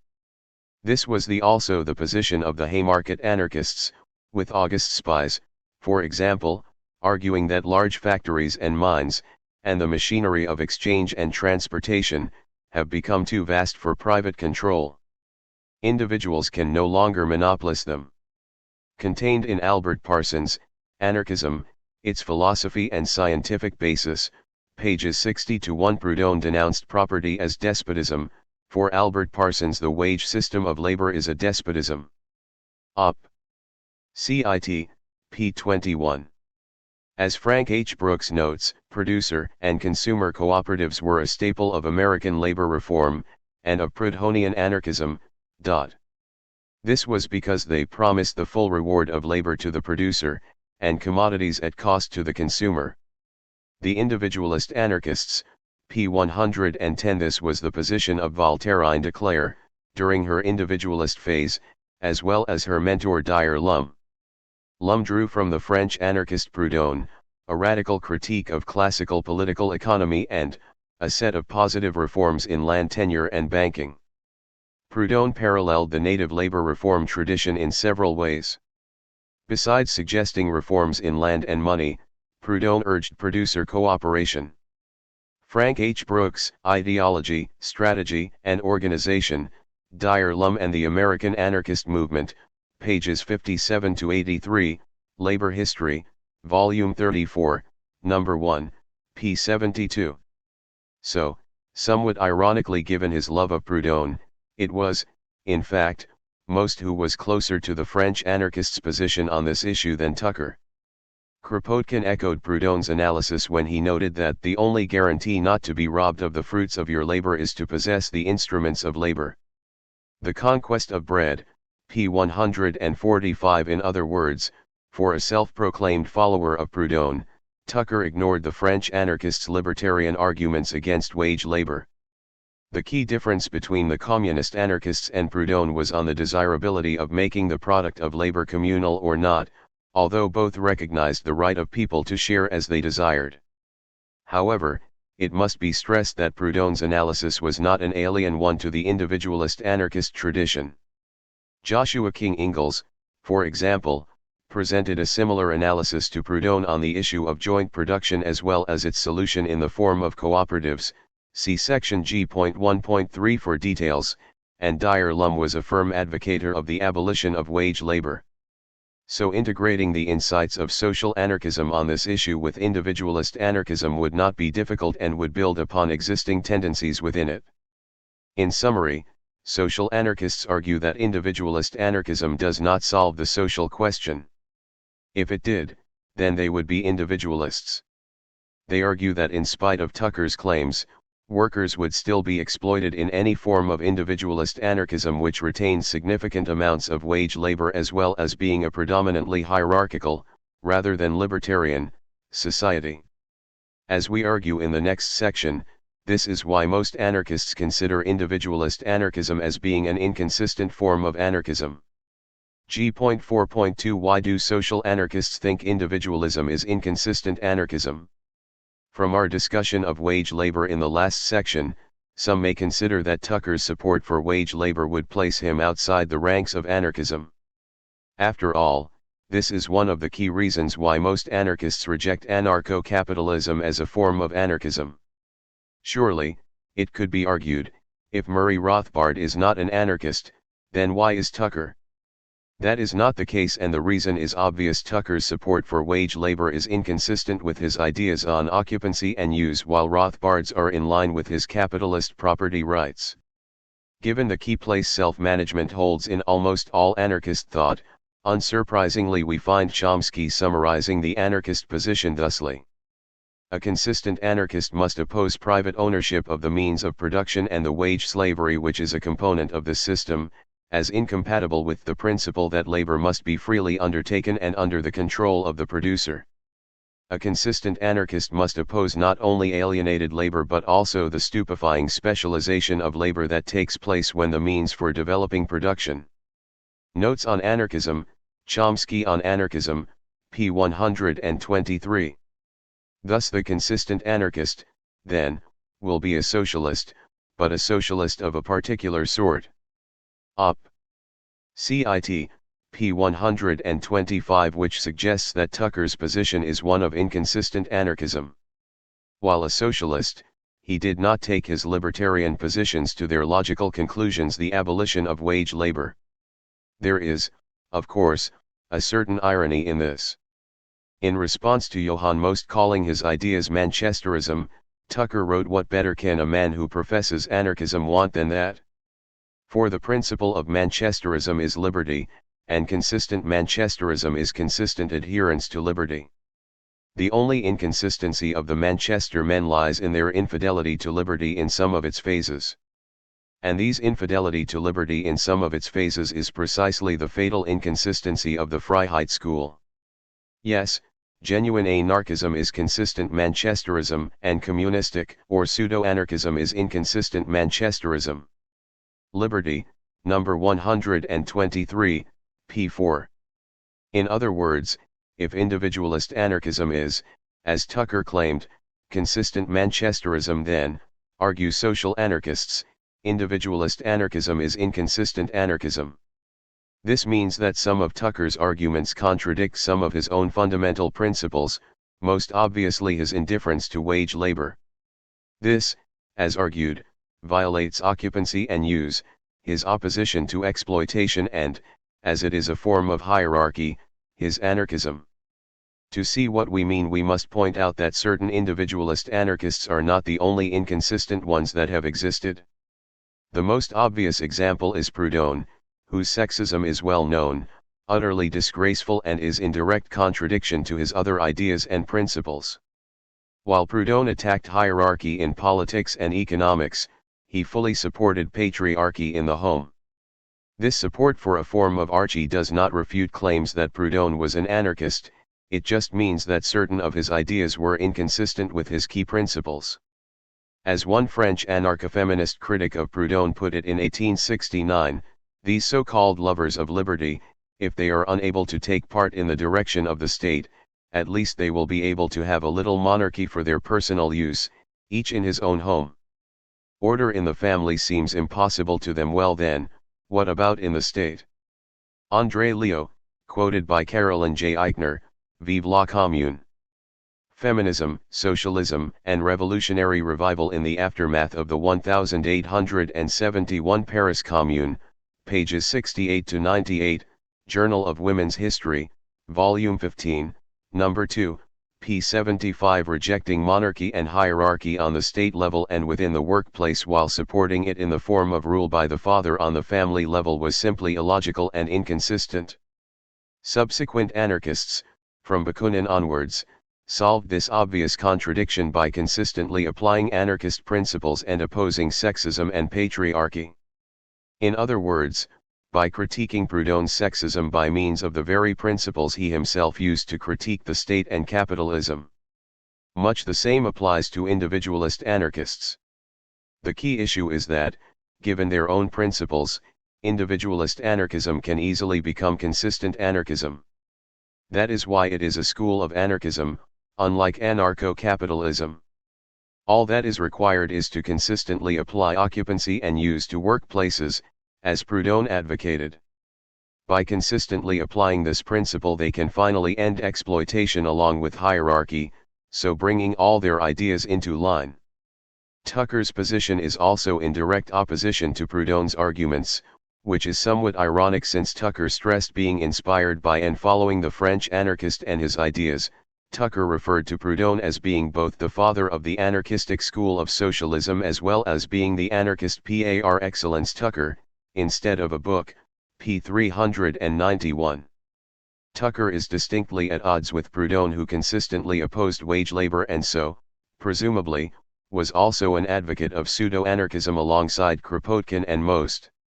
For Proudhon, the worker has sold and surrendered his liberty to the proprietor, with the proprietor being a man, who, having absolute control of an instrument of production, claims the right to enjoy the product of the instrument without using it himself.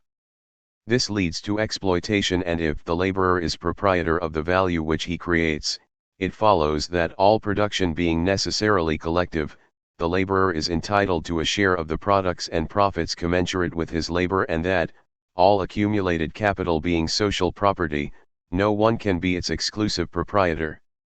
What is property?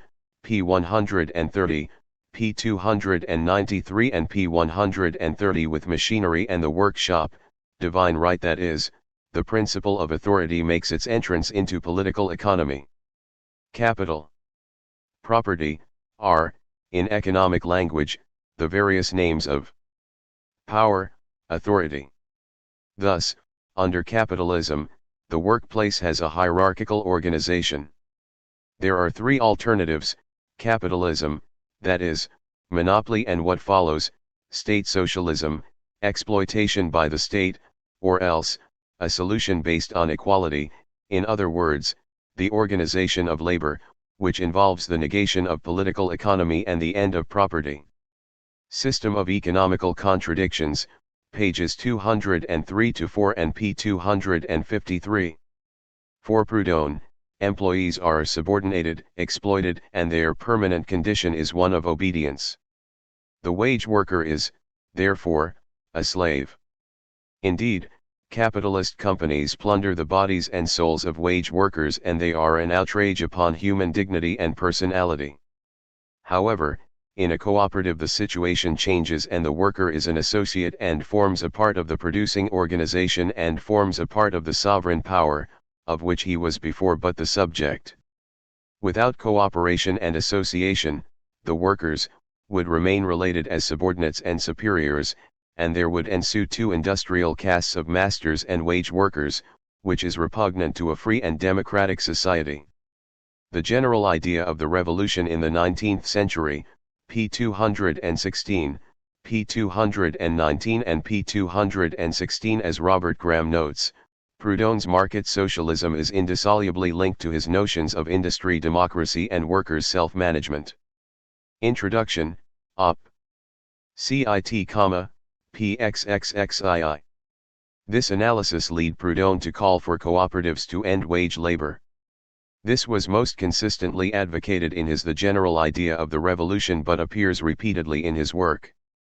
Thus we find him arguing in 1851 that socialism is the elimination of misery, the abolition of capitalism and of wage labor, the transformation of property, the effective and direct sovereignty of the workers, the substitution of the contractual regime for the legal regime.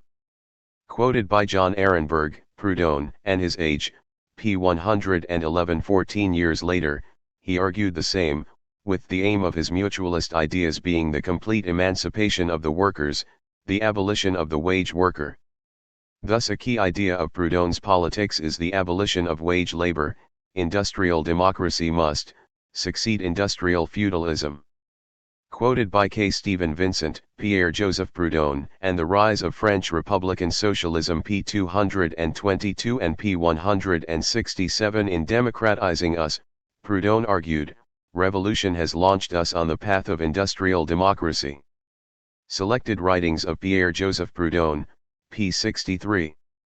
As an aside, it is deeply significant how different Proudhon's analysis of hierarchy and wage labor is to Murray Rothbard's.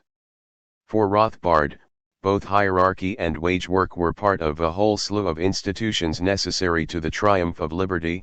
Others included granting of funds by libertarian millionaires, and a libertarian political party. He strenuously objected to those indicting such institutions as non-libertarian or non-market. Konkin on libertarian strategy. For Proudhon as well as Bakunin, Kropotkin, and others, both wage labor and hierarchy were anti-libertarian by their very nature. How could hierarchy be necessary for the triumph of anarchy? Logically, it makes no sense. Anarchy, by definition, means no archy rather than wholehearted support for a specific form of archy, namely hierarchy. At best, Rothbard was a voluntary anarchist, not an anarchist.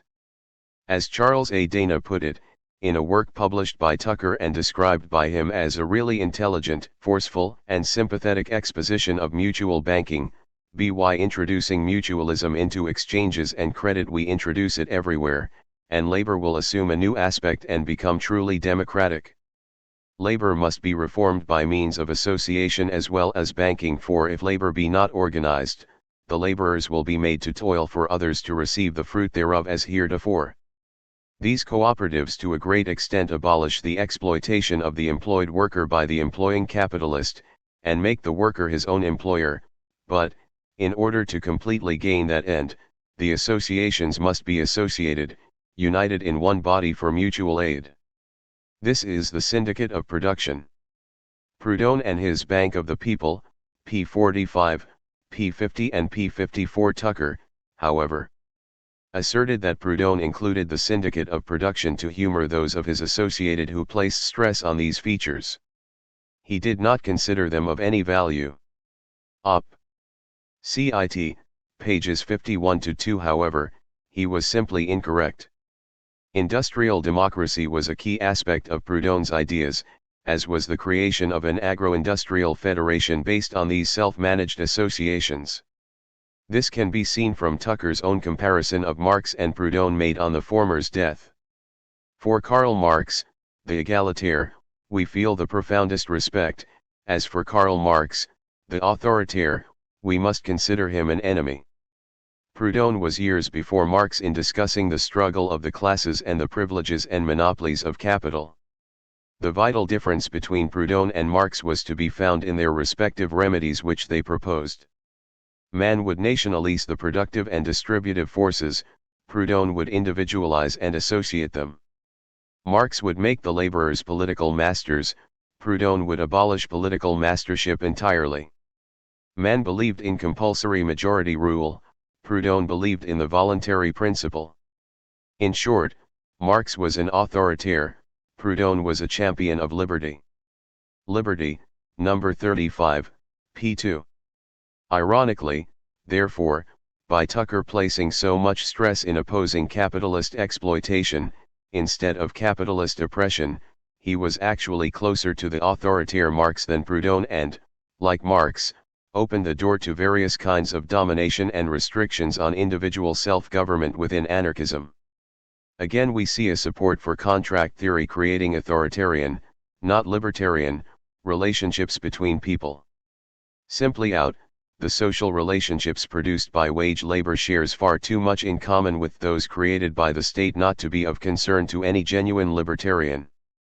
Arguing that it is based on consent is as unconvincing as those who defend the state in similar terms.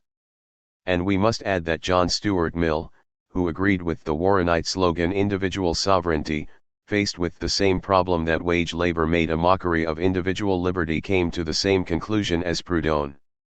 He thought that if mankind is to continue to improve, and it can only improve within liberty, we must add, then in the end one form of association will predominate, not that which can exist between a capitalist as chief, and work people without a voice in management, but the association of the laborers themselves on terms of equality, collectively owning the capital with which they carry on their operations, and working under managers elected and removable by themselves. Quoted by Carol Pateman, Participation and Democratic Theory, p. 34. Tucker himself pointed out that the essence of government is control. He who attempts to control another is a governor, an aggressor, an invader. Instead of a book, p. 23. So when Tucker suggests that, non-exploitative, and so non-capitalist, wage labor could exist in individualist anarchy, there is a distinct contradiction. Unlike wage labor under capitalism, workers would employ other workers and all would, in theory, receive the full product of their labor. Be that as it may, such relationships are not libertarian and so contradict Tucker's own theories on individual liberty, as Proudhon and Mill recognized with their own, similar, positions. Wage labor is based on the control of the worker by the employer, hence Tucker's contract theory can lead to a form of voluntary and private government within the workplace. This means that, while outside of a contract an individual is free, within it he or she is governed. This violates Tucker's concept of equality of liberty, since the boss has obviously more liberty than the worker during working hours. Therefore, logically, individualist anarchism must follow Proudhon and support cooperatives and self-employment in order to ensure the maximum individual self-government and labor's natural wage. So Tucker's comments about strikers and wage labor show a basic inconsistency in his basic ideas. This conclusion is not surprising. As Malatesta argued, the individualists give the greatest importance to an abstract concept of freedom and fail to take into account, or dwell on the fact, that real, concrete freedom is the outcome of solidarity and voluntary cooperation. They certainly believe that to work in isolation is fruitless and that an individual, to ensure a living as a human being and to materially and morally enjoy all the benefits of civilization, must either exploit directly or indirectly the labor of others, or associate with his or her fellows and share their pains and the joys of life. And since, being anarchists, they cannot allow the exploitation of one by another, they must necessarily agree that to be free and live as human beings they have to accept some degree and form of voluntary communism. The Anarchist Revolution, p. 16. Occupancy and use, therefore, implies the collective ownership of resources used by groups which, in turn, implies associative labor and self-management. In other words, some degree and form of voluntary communism. Ultimately, as John P. Clark summarized, opposition to authority which is limited to just the state hardly makes much sense from a libertarian perspective. Neither, is there any reason to consider such a position a very consistent or convincing form of anarchism. A view of anarchism which seeks to eliminate coercion and the state, but which overlooks other ways in which people dominate other people, is very incomplete and quite contradictory type of anarchism. The most thoroughgoing and perceptive anarchist theories have shown that all types of domination are interrelated, all are destructive, and all must be eliminated. Anarchism may begin as a revolt against political authority, but if followed to its logical conclusion it becomes an all-encompassing critique of the will to dominate and all its manifestations. Max Stirner's Egoism, pages 92-3. Certain individualist anarchists were keenly aware of the fact that even free association need not be based on freedom for both parties. Take, for example, marriage. Marriage, correctly argued John Beverly Robinson, is based on the promise to obey, and this results in a very real subordination. As part of the general progress toward freedom in all things, marriage will become the union of those who are both equal and both free. Liberty, number 287, p2. Why should property-associated subordination be any better than patriarchal subordination? Does the fact that one only lasts 8 or 12 hours rather than 24 hours a day really make one consistent with libertarian principles and the other not? Thus Tucker's comments on wage labor indicates a distinct contradiction in his ideas. It violates his support for occupancy and use as well as his opposition to the state and usury. It could, of course, be argued that the contradiction is resolved because the worker consents to the authority of the boss by taking the job. However, it can be replied that, by this logic, the citizen consents to the authority of the state as a democratic state allows people to leave its borders and join another one that the citizen does not leave indicates they consent to the state. This flows from Locke.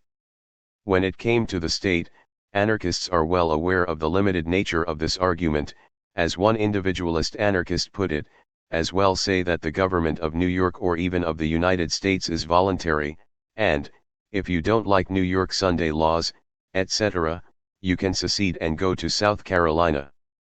A. H. Simpson, The Individualist Anarchists, p. 287. In other words, consent of and by itself does not justify hierarchy, for if it did, the current state system would be anarchistic. This indicates the weakness of contract theory as a means of guaranteeing liberty and its potential to generate, and justify, authoritarian social relationships rather than libertarian and liberty-enhancing ones. This explains anarchist opposition to wage labor. It undermines liberty and, as a result, allows exploitation to happen. Albert Parsons put it well. Under capitalism, labor is a commodity and wages is the price paid for it. The owner of this commodity of labor sells it, that is himself, to the owner of capital in order to live. The reward of the wage laborer's activity is not the product of his labor, far from it. This implies exploitation and so class struggle, as there is a irreconcilable conflict between wage laborers and capitalists, between those who buy labor or sell its products, and the wage worker who sells labor, himself, in order to live. This is because the boss will seek to use their authority over the worker to make them produce more for the agreed wage. Given this, during a social revolution the workers' first act will, of necessity, be the application of communistic principles. They will expropriate all wealth, they will take possession of all foundries, workshops, factories, mines, etc., for in no other way could they be able to continue to produce what they require on a basis of equality, and be, at the same time, independent of any authority.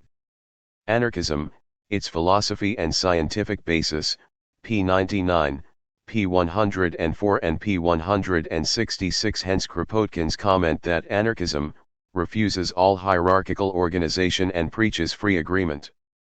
Anarchism, p. 137. To do otherwise is to contradict the basic ideas of anarchism. Peter Kropotkin recognized the statist implications of some aspects of anarchist individualism, which Tucker's strike example highlights. Tucker's anarchism, due to its uncritical support for contract theory, could result in a few people dominating economic life, because no force would result in the perpetuation of authority structures, with freedom simply becoming the right to full development of privileged minorities. But, Kropotkin argued, as such monopolies cannot be maintained otherwise than under the protection of a monopolist legislation and an organized coercion by the state. The claims of these individualists necessarily end up in a return to the state idea and to that same coercion which they so fiercely attack themselves. Their position is thus the same as that of Spencer and of the so-called Manchester School of Economists, who also begin by a severe criticism of the state and end up in its full recognition in order to maintain the property monopolies, of which the state is the necessary stronghold. Op. Cit. p. 162. Such would be the possible, perhaps probable, result of the individualist's contract theory of freedom without a social background of communal self-management and ownership. As can be seen from capitalism, a society based on the abstract individualism associated with contract theory would, in practice, produce social relationships based on power and authority, and so force which would be needed to back up that authority, not liberty. As we argued in section A.2.14, voluntarism is not enough in itself to preserve freedom. This result, as noted in section A.3, could only be avoided by workers' control, which is in fact the logical implication of Tucker's and other individualists' proposals. This is hardly a surprising implication, since as we've seen, artisan production was commonplace in 19th century America and its benefits were extolled by many individualists. Without workers' control, individualist anarchism would soon become a form of capitalism and so statism a highly unlikely intention of individualists like Tucker, who hated both. Therefore, given the assumptions of individualist anarchism in both their economic and political aspects, it is forced along the path of cooperative, not wage, labor. In other words, individualist anarchism is a form of socialism as workers receive the full product of their labor, i.e. there is no non-labor income, and this, in turn, logically implies a society in which self-managed firms compete against each other on the free market, with workers selling the product of their labor and not the labor itself. As this unites workers with the means of production they use, it is not capitalism and instead a form of socialism based upon worker ownership and control of the places they work. For individualist anarchists not to support cooperatives results in a contradiction, namely that the individualist anarchism which aims to secure the worker's natural wage cannot in fact do so, while dividing society into a class of order givers and order takers which violates individual self-government.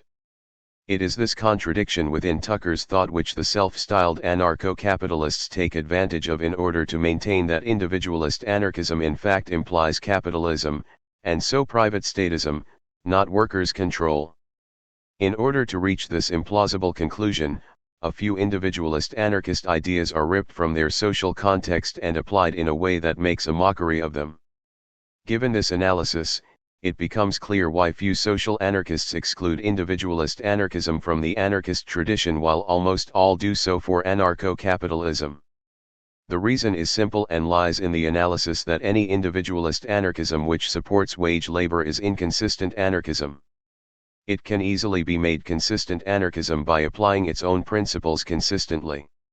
In contrast, anarcho-capitalism rejects so many of the basic, underlying, principles of anarchism and has consistently followed the logical conclusions of such a rejection into private statism and support for hierarchical authority associated with private property that it cannot be made consistent with the ideals of anarchism. In contrast, given its own principles, individualist anarchism can easily become consistent anarchism. That is why it is a school of anarchism, unlike anarcho-capitalism. All that is required is to consistently apply occupancy and use to workplaces, as Proudhon advocated as did many individualist anarchists. By consistently applying this principle it finally ends exploitation along with hierarchy, so bringing all its ideals into line. As Malatesta argued, anarchy, as understood by the anarchists and as only they can interpret it, is based on socialism. Indeed, were it not for those schools of socialism which artificially divide the natural unity of the social question, and consider some aspects out of context, we could say straight out that anarchy is synonymous with socialism, for both stand for the abolition of the domination and exploitation of man by man, whether exercised at bayonet point or by a monopoly of the means of life. Without socialism, liberty is purely liberty, for the strong and the property owners to oppress and exploit the weak, those who have nothing. So leading to exploitation and domination, in other words, to authority, for freedom is not possible without equality, and real anarchy cannot exist without solidarity, without socialism. Anarchy, p. 48 and p. 47. G.5 Benjamin Tucker, Capitalist or Anarchist. Benjamin Tucker, like all genuine anarchists, was against both the state and capitalism, against both oppression and exploitation. While not against the market and property, he was firmly against capitalism as it was, in his eyes, a state-supported monopoly of social capital, tools, machinery, etc., which allows owners to exploit their employees, i.e., to avoid paying workers the full value of their labor. He thought that the laboring classes are deprived of their earnings by usury in its three forms: interest, rent and profit. Quoted by James J. Martin, Men Against the State, p. 210f. Therefore liberty will abolish interest, it will abolish profit, it will abolish monopolistic rent, it will abolish taxation, it will abolish the exploitation of labor, it will abolish all means whereby any laborer can be deprived of any of his product. The Individualist Anarchists, p. 157. This stance puts him squarely in the libertarian socialist tradition and, unsurprisingly, Tucker referred to himself many times as a socialist and considered his philosophy to be anarchistic socialism. For Tucker, capitalist society was exploitative and stopped the full development of all and so had to be replaced. This society is fundamentally antisocial. The whole so-called social fabric rests on privilege and power, and is disordered and strained in every direction by the inequalities that necessarily result therefrom. The welfare of each, instead of contributing to that of all, as it naturally should and would, almost invariably detracts from that of all. Wealth is made by legal privilege a hook with which to filch from labor's pockets. Every man who gets rich thereby makes his neighbors poorer. The better off one is, the worse the rest are. Labor's deficit is precisely equal to the capitalist's deficit. Now, socialism wants to change all this. Socialism says, that no man shall be able to add to his riches except by labor, that is adding to his riches by his labor alone no man makes another man poorer, that on the contrary every man thus adding to his riches makes every other man richer, that every increase in capital in the hands of the laborer tends, in the absence of legal monopoly, to put more products, better products, cheaper products, and a greater variety of products within the reach of every man who works, and that this fact means the physical, mental, and moral perfecting of mankind, and the realization of human fraternity. Instead of a book, pages 361-2. It is true that he also sometimes railed against socialism, but in those cases it is clear that he was referring to state socialism. Like many anarchists, including Proudhon, Bakunin, and Kropotkin, he argued that there are two kinds of socialism based upon two different principles.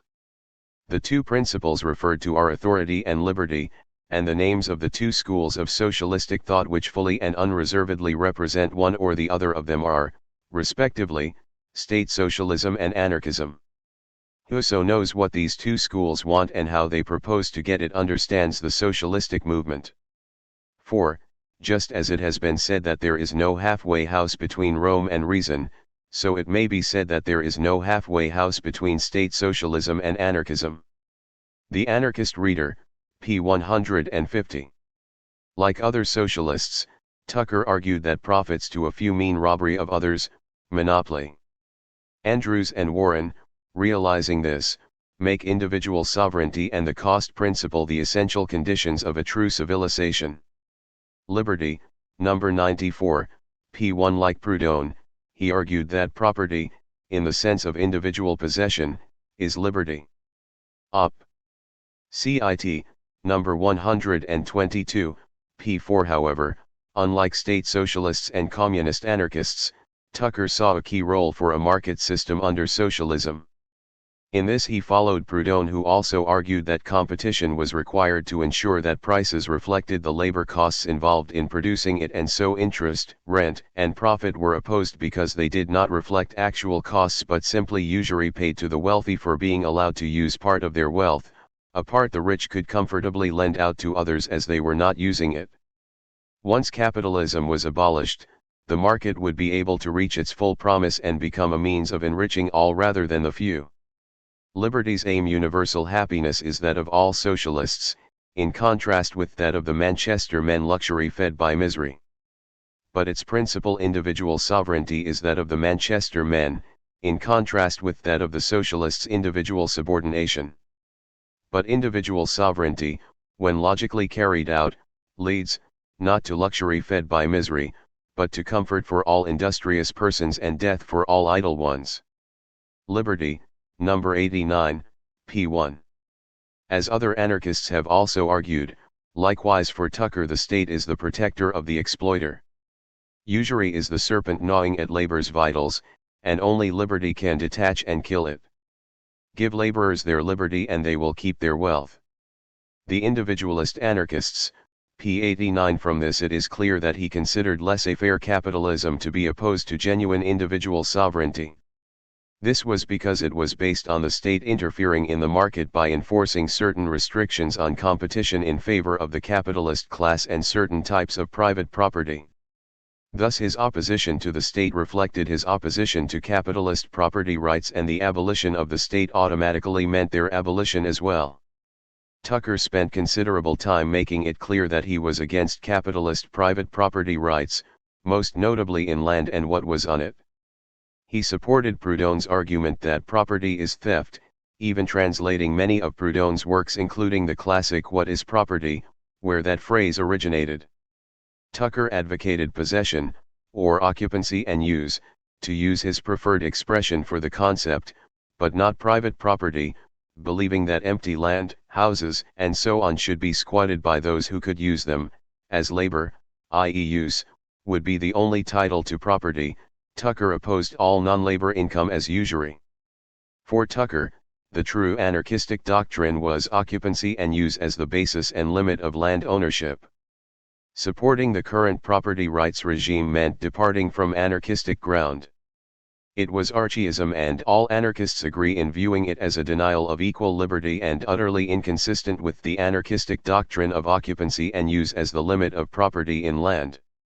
Liberty, number 180, p. 4 and p. 6. He looked forward to the day when the anarchistic view that occupancy and use should condition and limit land holding becomes the prevailing view. Op. Cit. number 162, p. 5. This was because Tucker did not believe in a natural right to property, nor did he approve of unlimited holdings of scarce goods, and in the case of land, or of any other material the supply of which is so limited that all cannot hold it in unlimited quantities, anarchism undertakes to protect no titles except such as are based on actual occupancy and use. Instead of a book, p. 61, he clearly recognized that allowing absolute rights to private property in land would result in the liberty of non-owners being diminished, and so I put the right of occupancy and use above the right of contract, principally by my interest in the right of contract. Without such a preference the theory of occupancy and use is utterly untenable. Without it, it would be possible for an individual to acquire, and hold simultaneously, virtual titles to innumerable parcels of land, by the merest show of labor performed thereon. This would lead to the virtual ownership of the entire world by a small fraction of its inhabitants, which would result in the right of contract, if not destroyed absolutely, would surely be impaired in an intolerable degree. Liberty, number 350, p. 4. Thus it is true, that anarchism does not recognize the principle of human rights. But it recognizes human equality as a necessity of stable society. Instead of a book, p. 64. So Tucker considered private property in land use, which he called the land monopoly, as one of the four great evils of capitalism. According to Tucker, the land monopoly consists in the enforcement by government of land titles which do not rest upon personal occupancy and cultivation, the individual should no longer be protected by their fellows in anything but personal occupation and cultivation of land. Rent, he argued, is due to the denial of liberty which takes the shape of the land monopoly, vesting titles to land in individuals and associations which do not use it, and thereby compelling the non-owning users to pay tribute to the non-using owners as a condition of admission to the competitive market. The land should be free to all, and no one would control more than he or she used. The individualist anarchists, p. 85, p. 130 and p. 114, ending this monopoly would, he thought, reduce the evils of capitalism and increase liberty, particularly in predominantly agricultural societies such as the America of his era. For those who own no property have no room for the solace of their feet unless they have the permission of those who do own property, hardly a situation that would increase, never mind protect, freedom for all. Significantly, Tucker extended this principle to what was on the land, and so Tucker would accord the actual occupant and user of land the right to that which is upon the land, who left it there when abandoning the land. Liberty, number 350, p. for the freedom to squat empty land and buildings would, in the absence of a state to protect titles, further contribute to the elimination of rent. Ground rent exists only because the state stands by to collect it and to protect land titles rooted in force or fraud.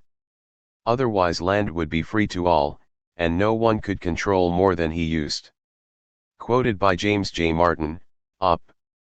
Cit. p. 210. This would lead to the abolition of landlordism and the annihilation of rent.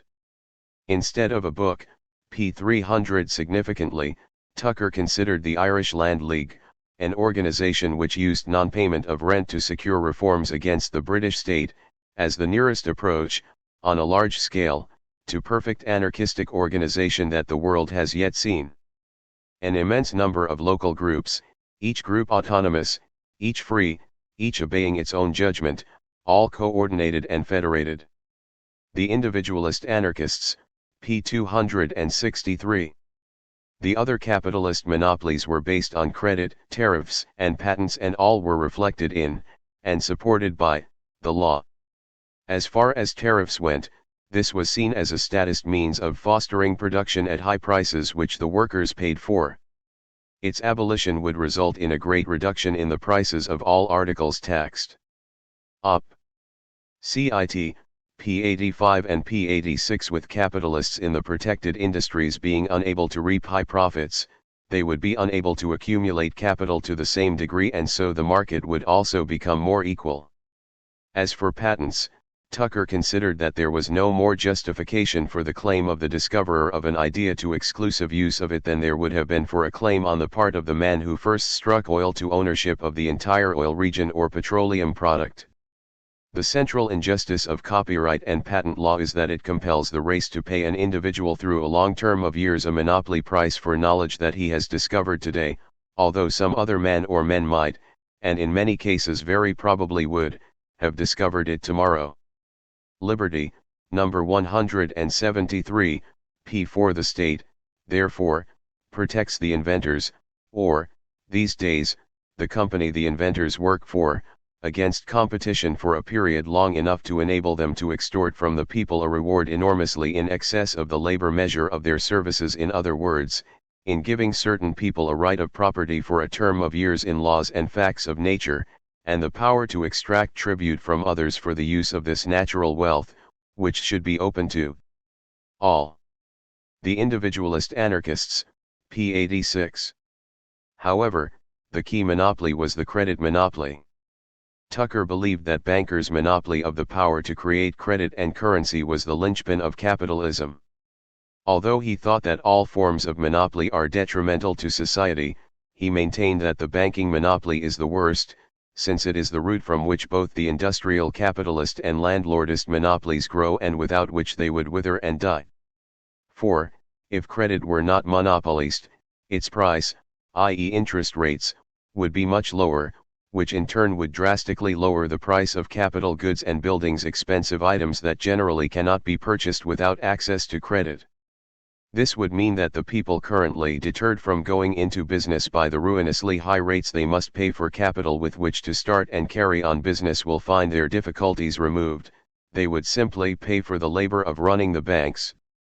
This facility of acquiring capital will give an unheard of impetus to business, and consequently create an unprecedented demand for labor, a demand which will always be in excess of the supply, directly to the contrary of the present condition of the labor market. Labor will then be in a position to dictate its wages. Op. Cit. p84 and p85.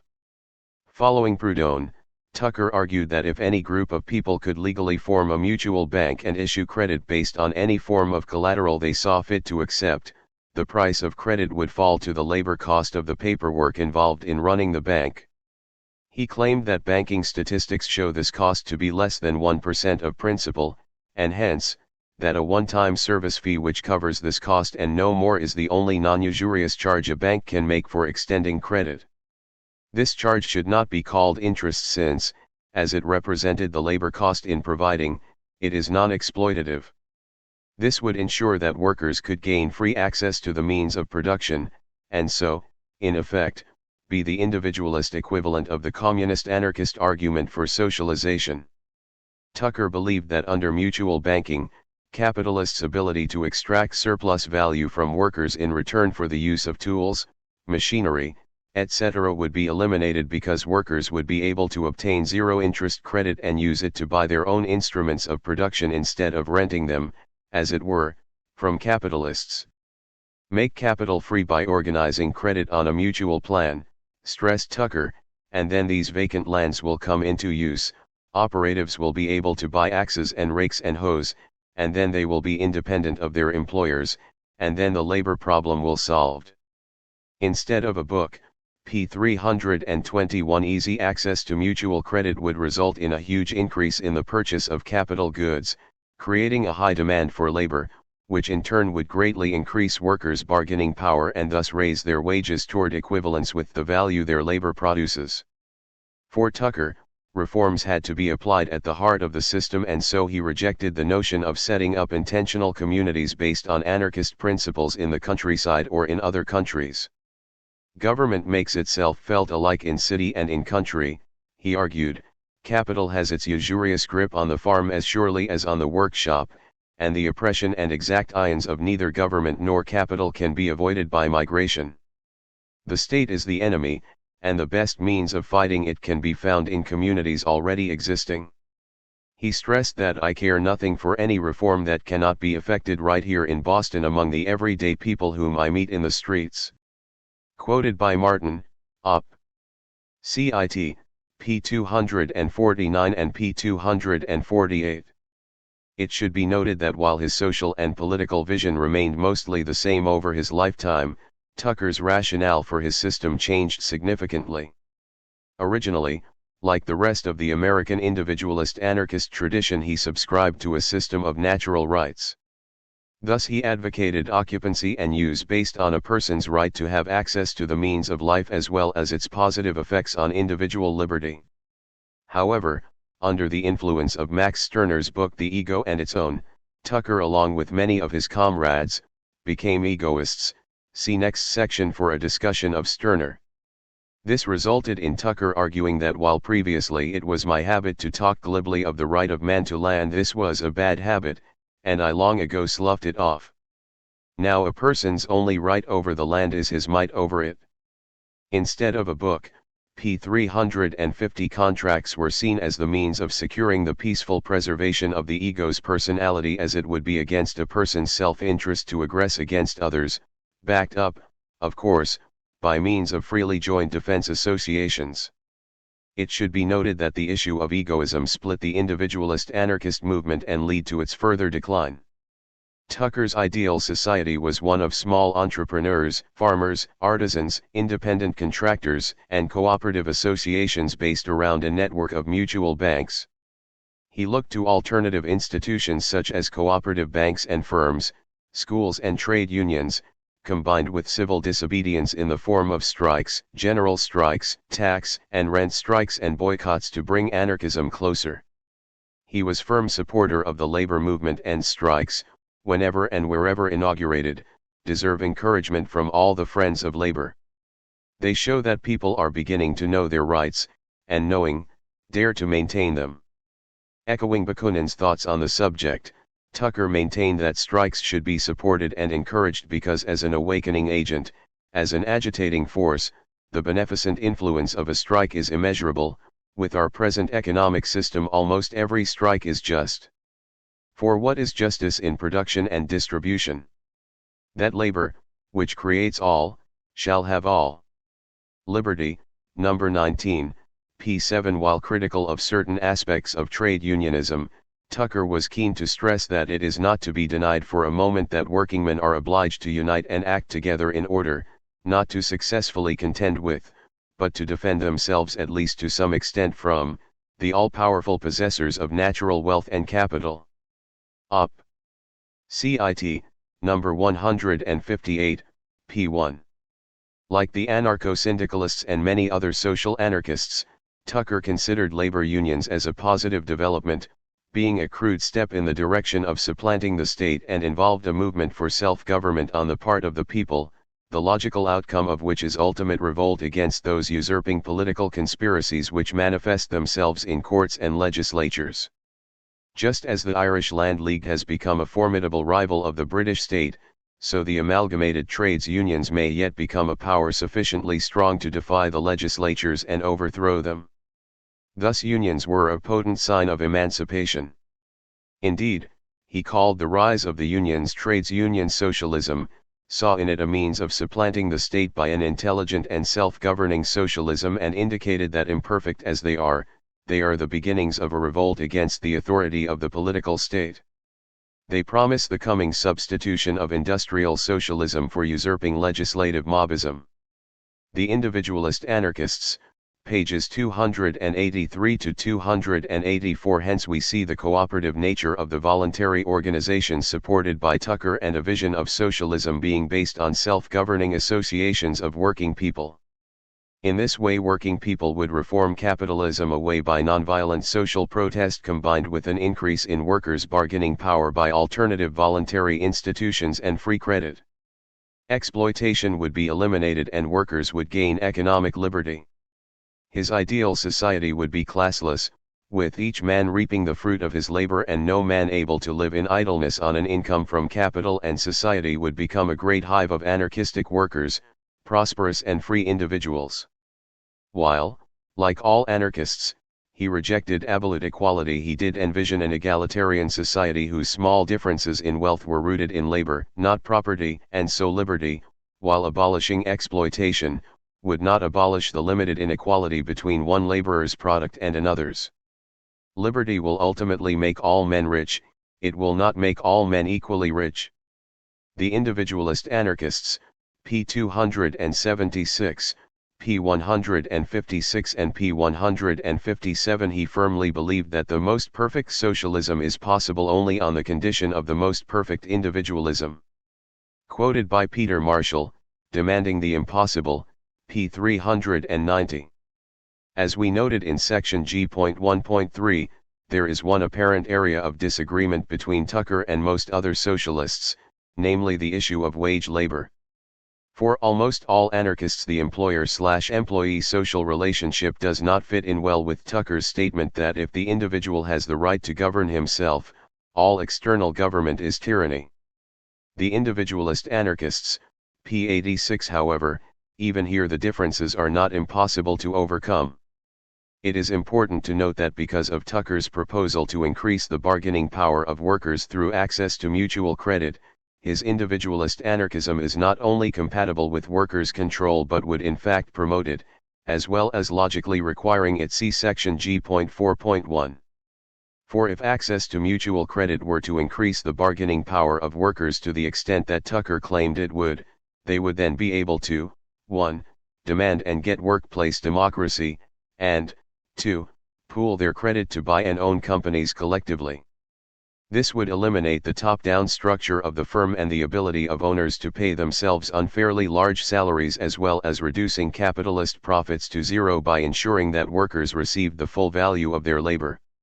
Tucker himself pointed this out when he argued that Proudhon, like himself, would individualize and associate workplaces by mutualism, which would place the means of production within the reach of all. Quoted by Martin, Op. Cit.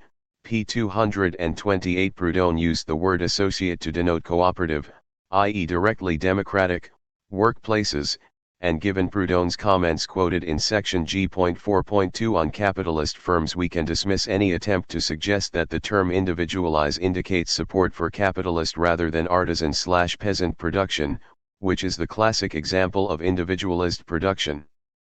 For as Proudhon recognized, only a system without wage slavery, and so exploitation, would ensure the goal of all anarchists, the greatest amount of liberty compatible with equality of liberty. Tucker, instead of a book, p. 131. Thus the logical consequence of Tucker's proposals would be a system equivalent in most important respects to the kind of system advocated by other left libertarians. In terms of aspirations, Tucker's ideas reflected those of social anarchists, a form of socialism rooted in individual liberty. His fire was directed against the same targets, exploitation and oppression, and so state and capital. He aimed for a society without inequalities of wealth, where it would be impossible to exploit another's labor, and where free access to the means of life were secured by mutual banking and occupancy and use applied to land and what was on it. He considered laissez-faire capitalism to be a system of state-supported privilege rather than as an ideal to be aimed for. He argued extensively that getting rid of the state would mean getting rid of capitalist property rights, and so, like other anarchists, he did not artificially divide economic and political issues. In other words, like social anarchists, he was against the state because it protected specific kinds of private property, kinds which allowed its owners to extract tribute from labor. In summary, then, Tucker remained a left rather than a right-wing libertarian. Marshall, Op. Cit. p. 391. When he called himself a socialist, he knew well what it meant and systematically fought those, usually, as today, Marxists and capitalists, who sought to equate it with state ownership. John Quayle, in his History of British Anarchism, puts his finger on the contextual implications and limitations of Tucker's ideas when he wrote, Tucker was a Proudhonist and thus fundamentally committed to a society based on small proprietorship. In the American context, however, where the small landowner was often locked in battle with large capitalist interests, this did not represent the reactionary position it often did later, where it could easily degenerate into an anarchism for small businessmen. Tucker had a keen sense of the right of the oppressed to struggle against oppression. The slow-burning fuse, p. 19. As we stressed in section G.1.4, many of Tucker's arguments can only be fully understood in the context of the society in which he developed them, namely the transformation of America from a pre-capitalist into a capitalist one by means of state intervention, the process of primitive accumulation, to use Marx's phrase, see section F.8.5. At that time, it was possible to argue that access to credit would allow workers to set up business and undermine big business.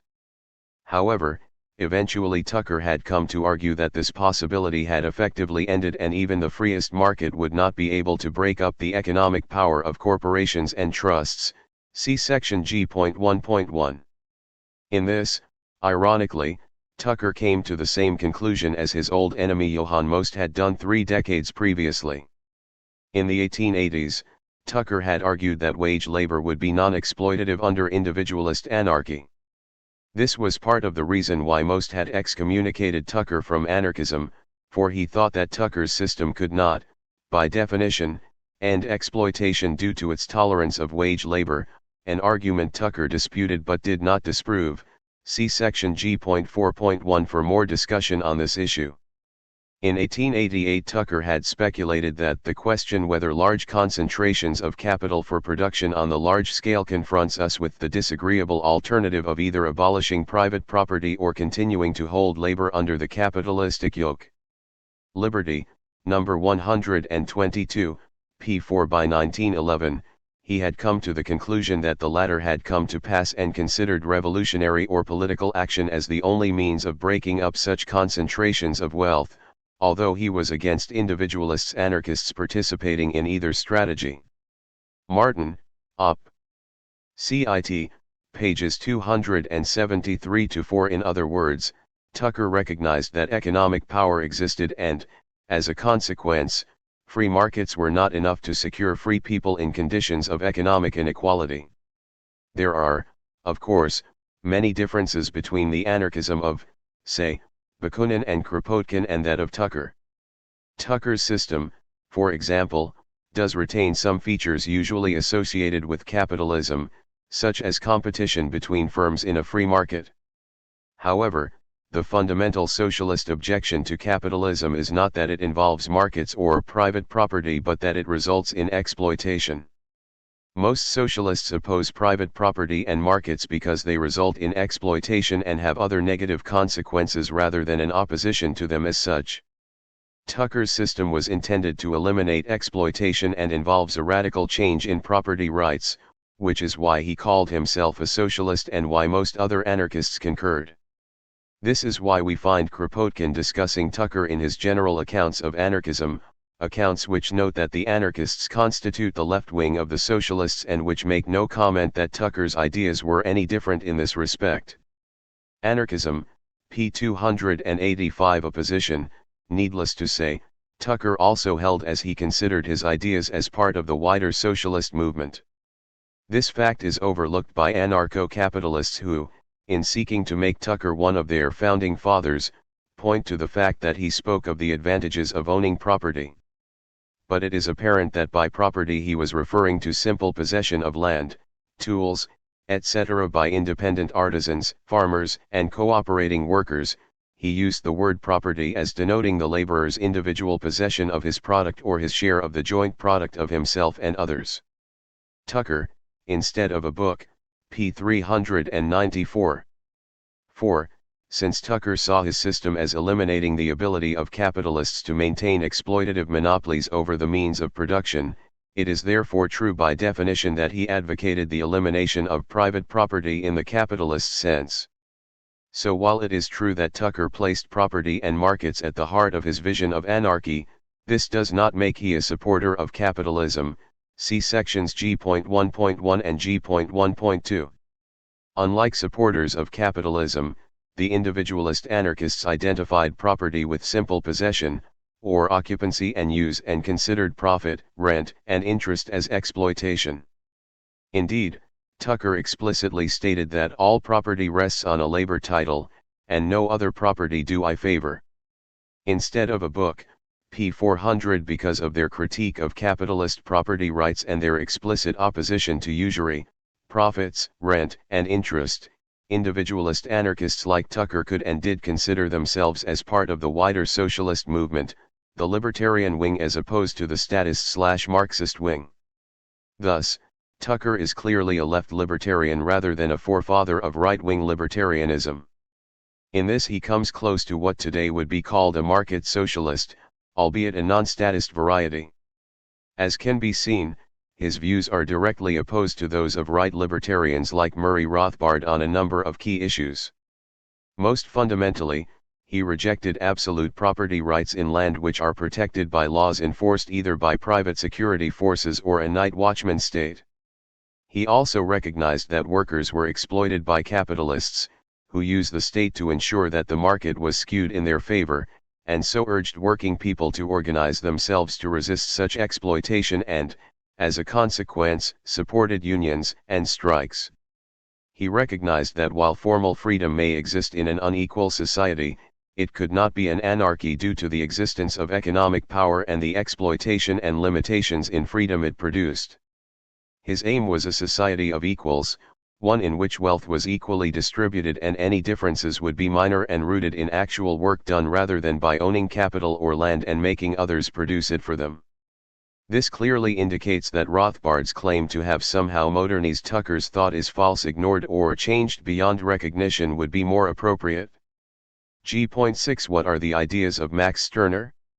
To some extent, Stirner's work The Ego and Its Own is like a Rorschach test. Depending on the reader's psychology, he or she can interpret it in drastically different ways. Hence, a few have tried to use Stirner's ideas to defend capitalism while others have used them to argue for anarcho-syndicalism. For example, many in the anarchist movement in Glasgow, Scotland, took Stirner's Union of Egoists literally as the basis for their anarcho-syndicalist organizing in the 1940s and beyond. Similarly, we discover the noted anarchist historian Max Nettelo stating that on reading Stirner, I maintain that he cannot be interpreted except in a socialist sense. A Short History of Anarchism, p. 55. In this section of the FAQ, we will indicate why, in our view, the latter, syndicalistic, interpretation of egoism is far more appropriate than the capitalistic one. It should be noted, before continuing, that Stirner's work has had a bigger impact on individualist anarchism than social anarchism. Benjamin Tucker and many of his comrades embraced egoism when they became aware of the ego and its own, a development which provoked a split in individualist circles which, undoubtedly, contributed to its decline. However, his influence was not limited to individualist anarchism. As John P. Clark notes, Stirner has also been seen as a significant figure by figures who are more in the mainstream of the anarchist tradition.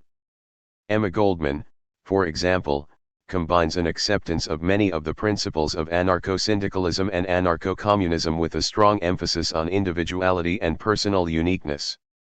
The inspiration for this latter part of her outlook comes from thinkers like Stirner. Herbert Read has commented on the value of Stirner's defense of individuality. Max Stirner's Egoism, p. 90. Daniel Guerin's classic Introduction to Anarchism gives significant space to the German egoist, arguing he rehabilitated the individual at a time when the philosophical field was dominated by Hegelian anti-individualism and most reformers in the social field had been led by the misdeeds of bourgeois egotism to stress its opposite and pointed to the boldness and scope of his thought. Anarchism, p. 27. From meeting anarchists in Glasgow during the Second World War, longtime anarchist activist and artist Donald Röhm likewise combined Stirner and anarcho-communism. In America, the short-lived situationist-influenced group For Ourselves produced the inspired The Right to be Greedy, theses on the practical necessity of demanding everything, a fusion of Marx and Stirner which proclaimed a communist egoism based on the awareness that greed in its fullest sense is the only possible basis of communist society. It is not hard to see why so many people are influenced by Stirner's work. It is a classic, full of ideas and a sense of fun which is lacking in many political writers. For many, it is only known through the criticism Marx and Engels subjected it to in their book The German Ideology. As with their later attacks on Proudhon and Bakunin, the two Germans did not accurately reflect the ideas they were attacking and, in the case of Stirner, they made it their task to make them appear ridiculous and preposterous. That they took so much time and energy to do so suggests that Stirner's work is far more important and difficult to refute than their notoriously misleading diatribe suggests. That in itself should prompt interest in his work. As will become clear from our discussion, social anarchists have much to gain from understanding Stirner's ideas and applying what is useful in them. While some may object to our attempt to place egoism and communism together, pointing out that Stirner rejected communism. Quite. Stirner did not subscribe to libertarian communism, because it did not exist when he was writing, and so he was directing his critique against the various forms of state communism which did. Moreover, this does not mean that anarcho-communists and others may not find his work of use to them. And Stirner would have approved, for nothing could be more foreign to his ideas than to limit what an individual considers to be in their best interest. Unlike the narrow and self-defeating egoism of, say, Ayn Rand, Stirner did not prescribe what was and was not in a person's self-interest. He did not say you should act in certain ways because he preferred it, he did not redefine selfishness to allow most of bourgeois morality to remain intact. Rather he urged the individual to think for themselves and seek their own path. Not for Stirner the grim egoism of selfishly living a life determined by some guru and which only that authority figure would approve of. True egoism is not parroting what Stirner wrote and agreeing with everything he expounded. Nothing could be more foreign to Stirner's work than to invent Stirnerism. As Donald Röhm put it, I am happy to be called a Stirnerite anarchist, provided Stirnerite means one who agrees with Stirner's general drift, not one who agrees with Stirner's every word. Please judge my arguments on their merits, not on the merits of Stirner's arguments, and not by the test of whether I conform to Stirner. Anarchism and Selfishness, pages 251-9, The Raven, number 3, p. 259 fn. With that in mind, we will summarize Stirner's main arguments and indicate why social anarchists have been, and should be, interested in his ideas. Saying that, John P. Clark presents a sympathetic and useful social anarchist critique of his work in Max Stirner's Egoism. Unless otherwise indicated, all quotes are from Stirner's The Ego and Its Own. So what is Stirner all about? Simply put, he is an egoist, which means that he considers self-interest to be the root cause of an individual's every action, even when he or she is apparently doing altruistic actions. Thus, I am everything to myself and I do everything on my account. Even love is an example of selfishness, because love makes me happy. I love because loving is natural to me, because it pleases me. He urges others to follow him and take courage now to really make yourselves the central point and the main thing altogether. As for other people, he sees them purely as a means for self-enjoyment, a self-enjoyment which is mutual. For me you are nothing but my food, even as I am fed upon and turned to use by you. We have only one relation to each other, that of usableness, of utility, of use. p. 162, p. 291 and pages 296-7. For Stirner, all individuals are unique. My flesh is not their flesh, my mind is not their mind, and should reject any attempts to restrict or deny their uniqueness, to be looked upon as a mere part of society. The individual cannot bear because he is more, his uniqueness puts from it this limited conception. Individuals, in order to maximize their uniqueness, must become aware of the real reasons for their actions. In other words, they must become conscious, not unconscious, egoists. An unconscious, or involuntary, egoist is one who is always looking after his own and yet does not count himself as the highest being, who serves only himself and at the same time always thinks he is serving a higher being, who knows nothing higher than himself and yet is infatuated about something higher. p. 138, p. 265 and p. 36. In contrast, egoists are aware that they act purely out of self-interest, and if they support a higher being, it is not because it is a noble thought but because it will benefit them. Stirner himself, however, has no truck with higher beings. Indeed, with the aim of concerning himself purely with his own interests, he attacks all higher beings, regarding them as a variety of what he calls spooks, or ideas to which individuals sacrifice themselves and by which they are dominated. First amongst these is the abstraction man, into which all unique individuals are submerged and lost. As he put it, liberalism is a religion because it separates my essence from me and sets it above me, because it exalts man to the same extent as any other religion does to God, it sets me beneath man. Indeed, he who is infatuated with man leaves persons out of account so far as that infatuation extends, and floats in an ideal, sacred interest. Man, you see, is not a person, but an ideal, a spook. p. 176 and p. 79. Among the many spooks Stirner attacks are such notable aspects of capitalist life as private property, the division of labor, the state, religion, and, at times, society itself. We will discuss Stirner's critique of capitalism before moving on to his vision of an egoist society and how it relates to social anarchism. For the egoist, private property is a spook which lives by the grace of law and it becomes mine only by effect of the law. In other words, private property exists purely through the protection of the state, through the state's grace. Recognizing its need for state protection, Stirner is also aware that it need not make any difference to the good citizens who protects them and their principles, whether an absolute king or a constitutional one, a republic, if only they are protected. And what is their principle, whose protector they always love? Not that of labor, rather it is interesting bearing possession, laboring capital, therefore, labor certainly, yet little or none at all of one's own, but labor of capital and of the subject laborers.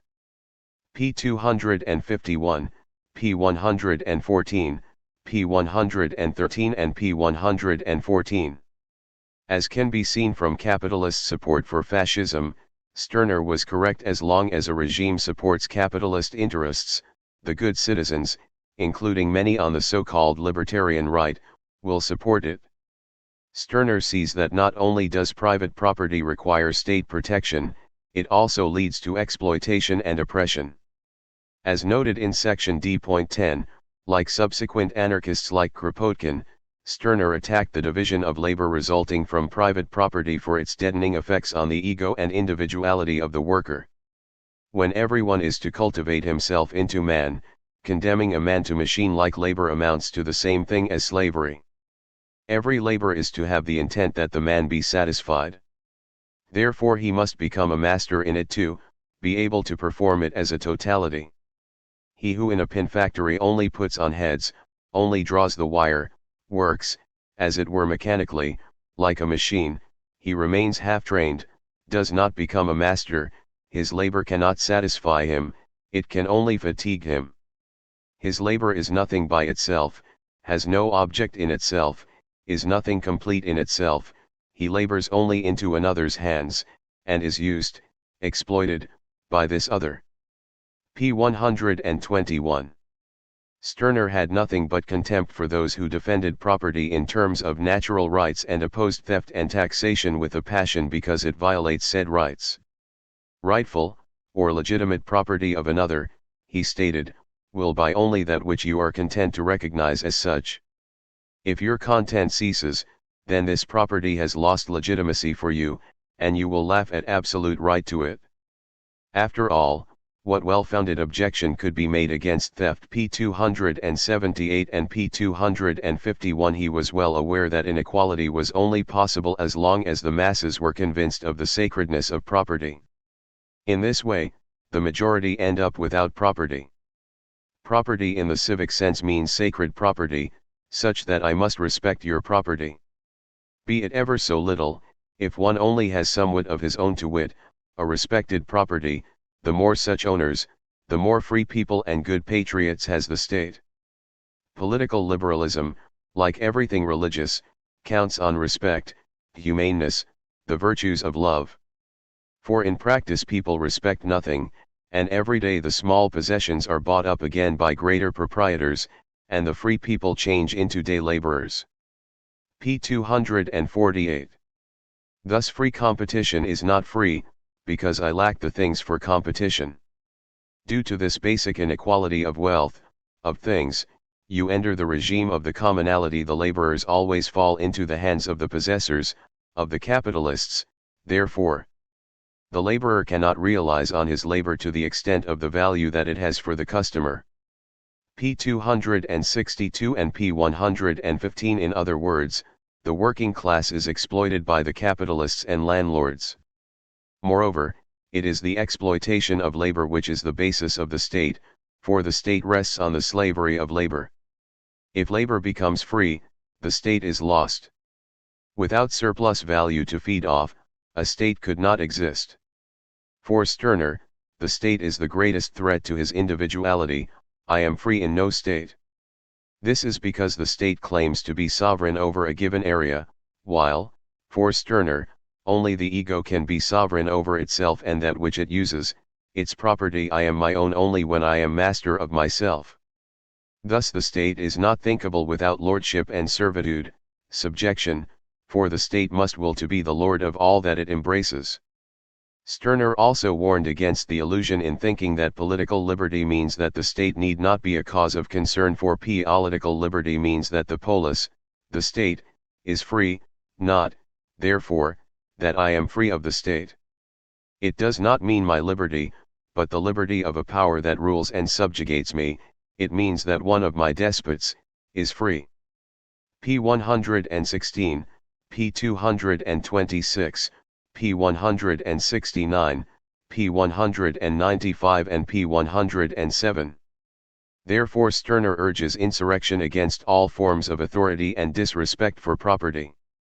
For if man reaches the point of losing respect for property, everyone will have property, as all slaves become free men as soon as they no longer respect the master as master. And in order for labor to become free, all must have property.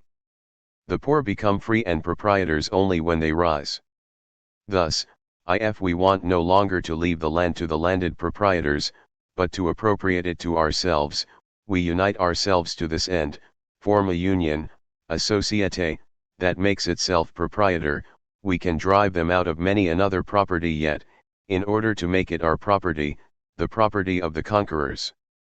Thus property deserves the attacks of the communists and Proudhon. It is untenable, because the civic proprietor is in truth nothing but a propertyless man, one who is everywhere shut out. Instead of owning the world, as he might, he does not own even the paltry point on which he turns around. p. 258, p. 260, p. 249 and pages 248-9. Stirner recognizes the importance of self-liberation and the way that authority often exists purely through its acceptance by the governed. As he argues, no thing is sacred of itself, but my declaring it sacred, by my declaration, my judgment, my bending the knee, in short, by my conscience. It is from this worship of what society deems sacred that individuals must liberate themselves in order to discover their true selves. And, significantly, part of this process of liberation involves the destruction of hierarchy. For Stirner, hierarchy is domination of thoughts, domination of mind, and this means that we are kept down by those who are supported by thoughts.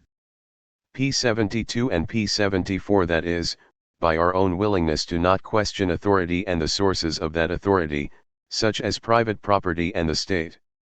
Proudhon calls property robbery, vol, but alien property, and he is talking of this alone, is not less existent by renunciation, cession, and humility. It is a present. Who so sentimentally call for compassion as a poor victim of robbery, when one is just a foolish, cowardly giver of presents?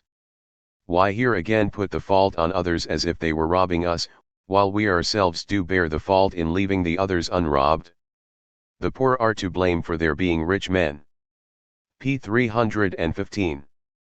For those, like modern-day libertarian capitalists, who regard profit as the key to selfishness, Stirner has nothing but contempt.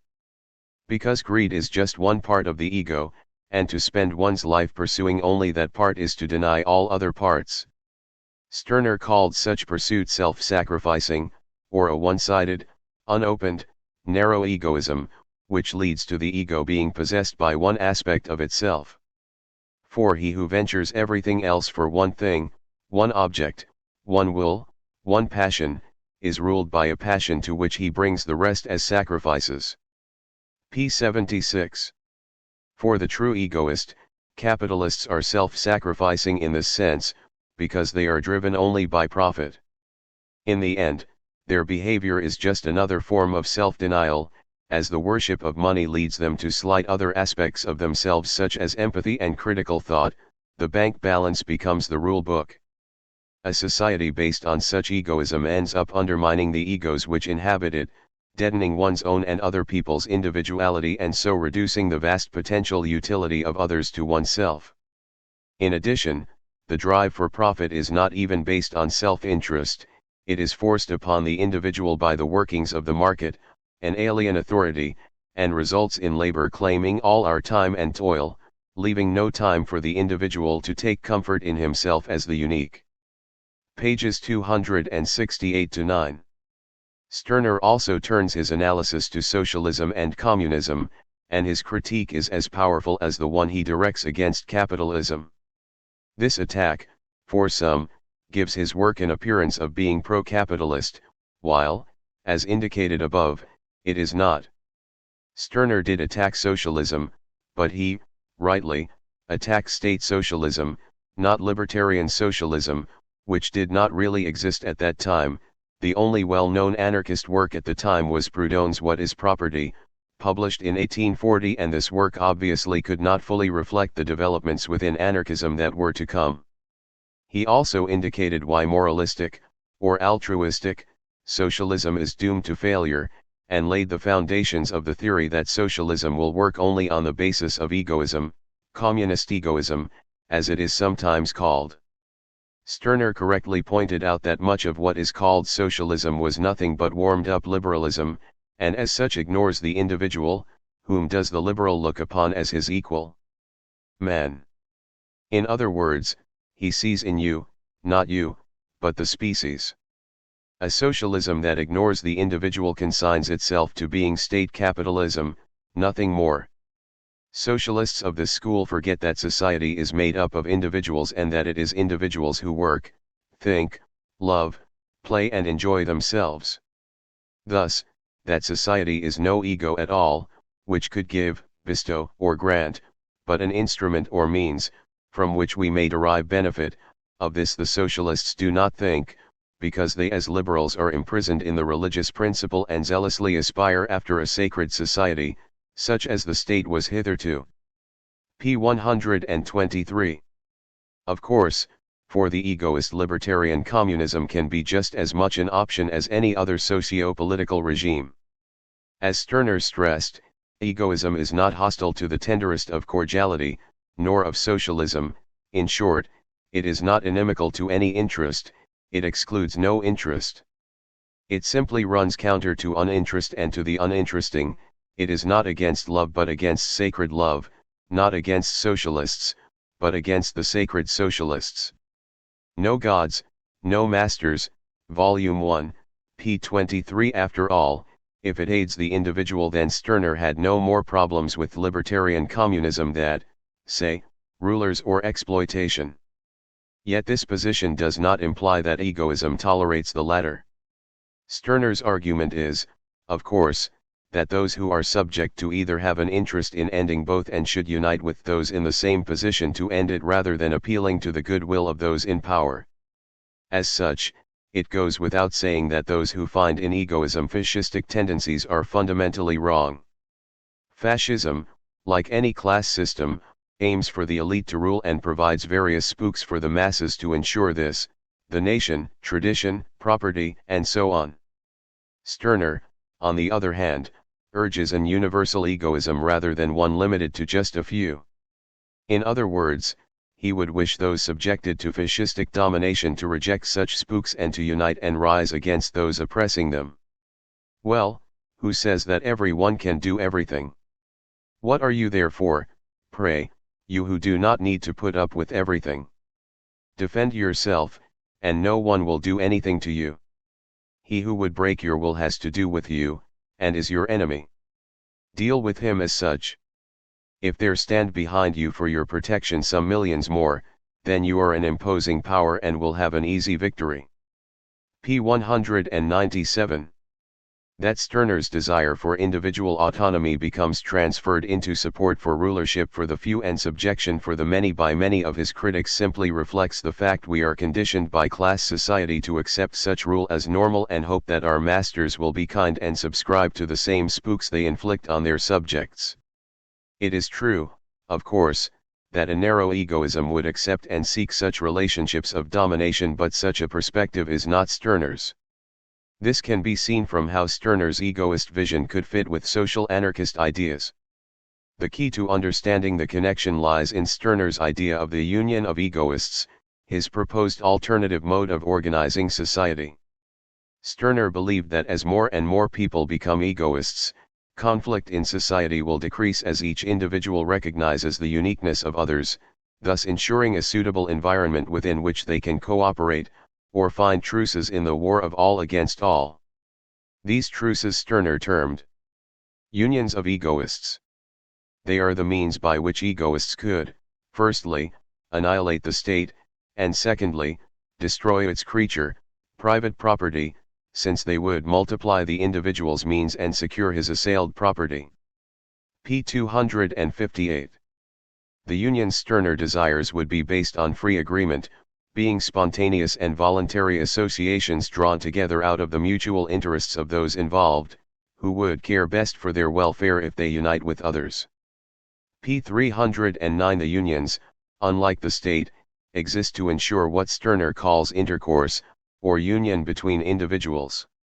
To better understand the nature of these associations, which will replace the state, Stirner lists the relationships between friends, lovers, and children at play as examples. No Gods, No Masters, Volume 1, p. 25. These illustrate the kinds of relationships that maximize an individual's self-enjoyment, pleasure, freedom, and individuality, as well as ensuring that those involved sacrifice nothing while belonging to them. Such associations are based on mutuality and a free and spontaneous cooperation between equals. As Stirner puts it, intercourse is mutuality, it is the action, the commercium, of individuals. p. 218. Its aim is pleasure and self-enjoyment. Thus Stirner sought a broad egoism, one which appreciated others and their uniqueness, and so criticized the narrow egoism of people who forgot the wealth others are. But that would be a man who does not know and cannot appreciate any of the delights emanating from an interest taken in others, from the consideration shown to others. That would be a man bereft of innumerable pleasures, a wretched character. Would he not be a wretched egoist, rather than a genuine egoist? The person who loves a human being is, by virtue of that love, a wealthier man than someone else who loves no one. No Gods, No Masters, Volume 1, p. 23.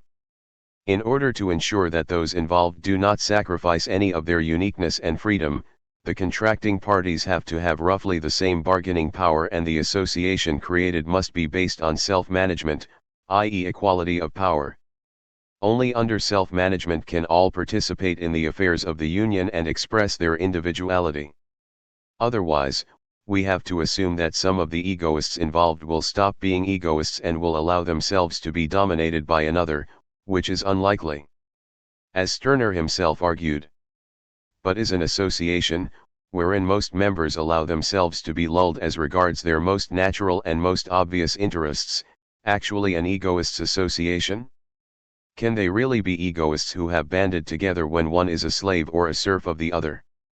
Societies wherein the needs of some are satisfied at the expense of the rest, where, say, some may satisfy their need for rest thanks to the fact that the rest must work to the point of exhaustion, and can lead a life of ease because others live in misery and perish of hunger, or indeed who live a life of dissipation because others are foolish enough to live in indigence, etc., such societies are more of a religious society, a communion held as sacrosanct by right, by law, and by all the pomp and circumstance of the courts. Op. Cit. p. 24. Therefore, egoism's revolt against all hierarchies that restrict the ego logically leads to the end of authoritarian social relationships, particularly those associated with private property and the state.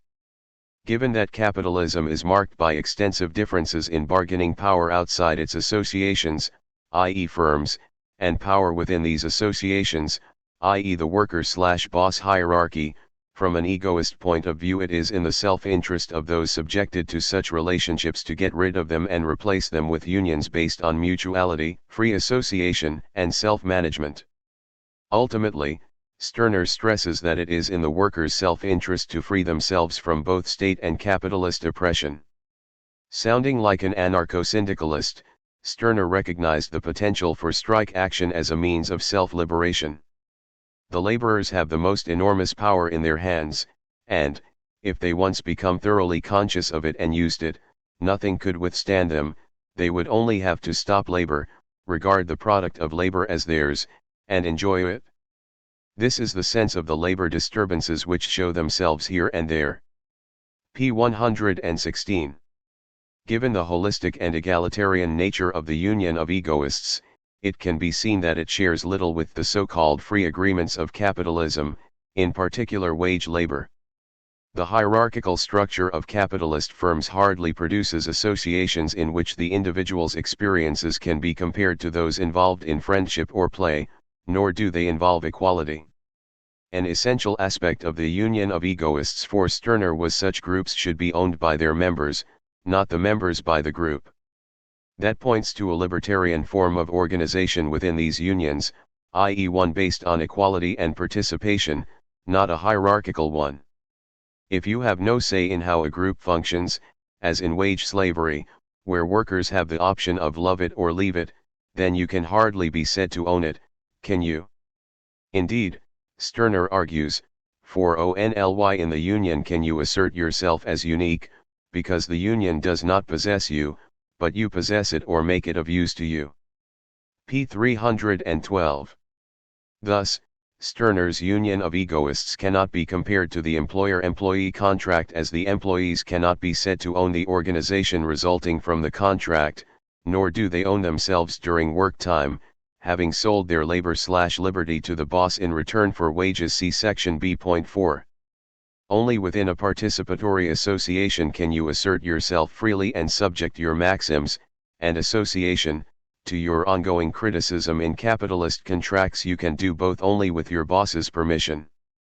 And by the same token, capitalist contracts do not involve leaving each other alone, a la anarcho-capitalism. No boss will leave alone the workers in his factory, nor will a landowner leave alone a squatter on land he owns but does not use. Stirner rejects the narrow concept of property as private property and recognizes the social nature of property, whose use often affects far more people than those who claim to own it.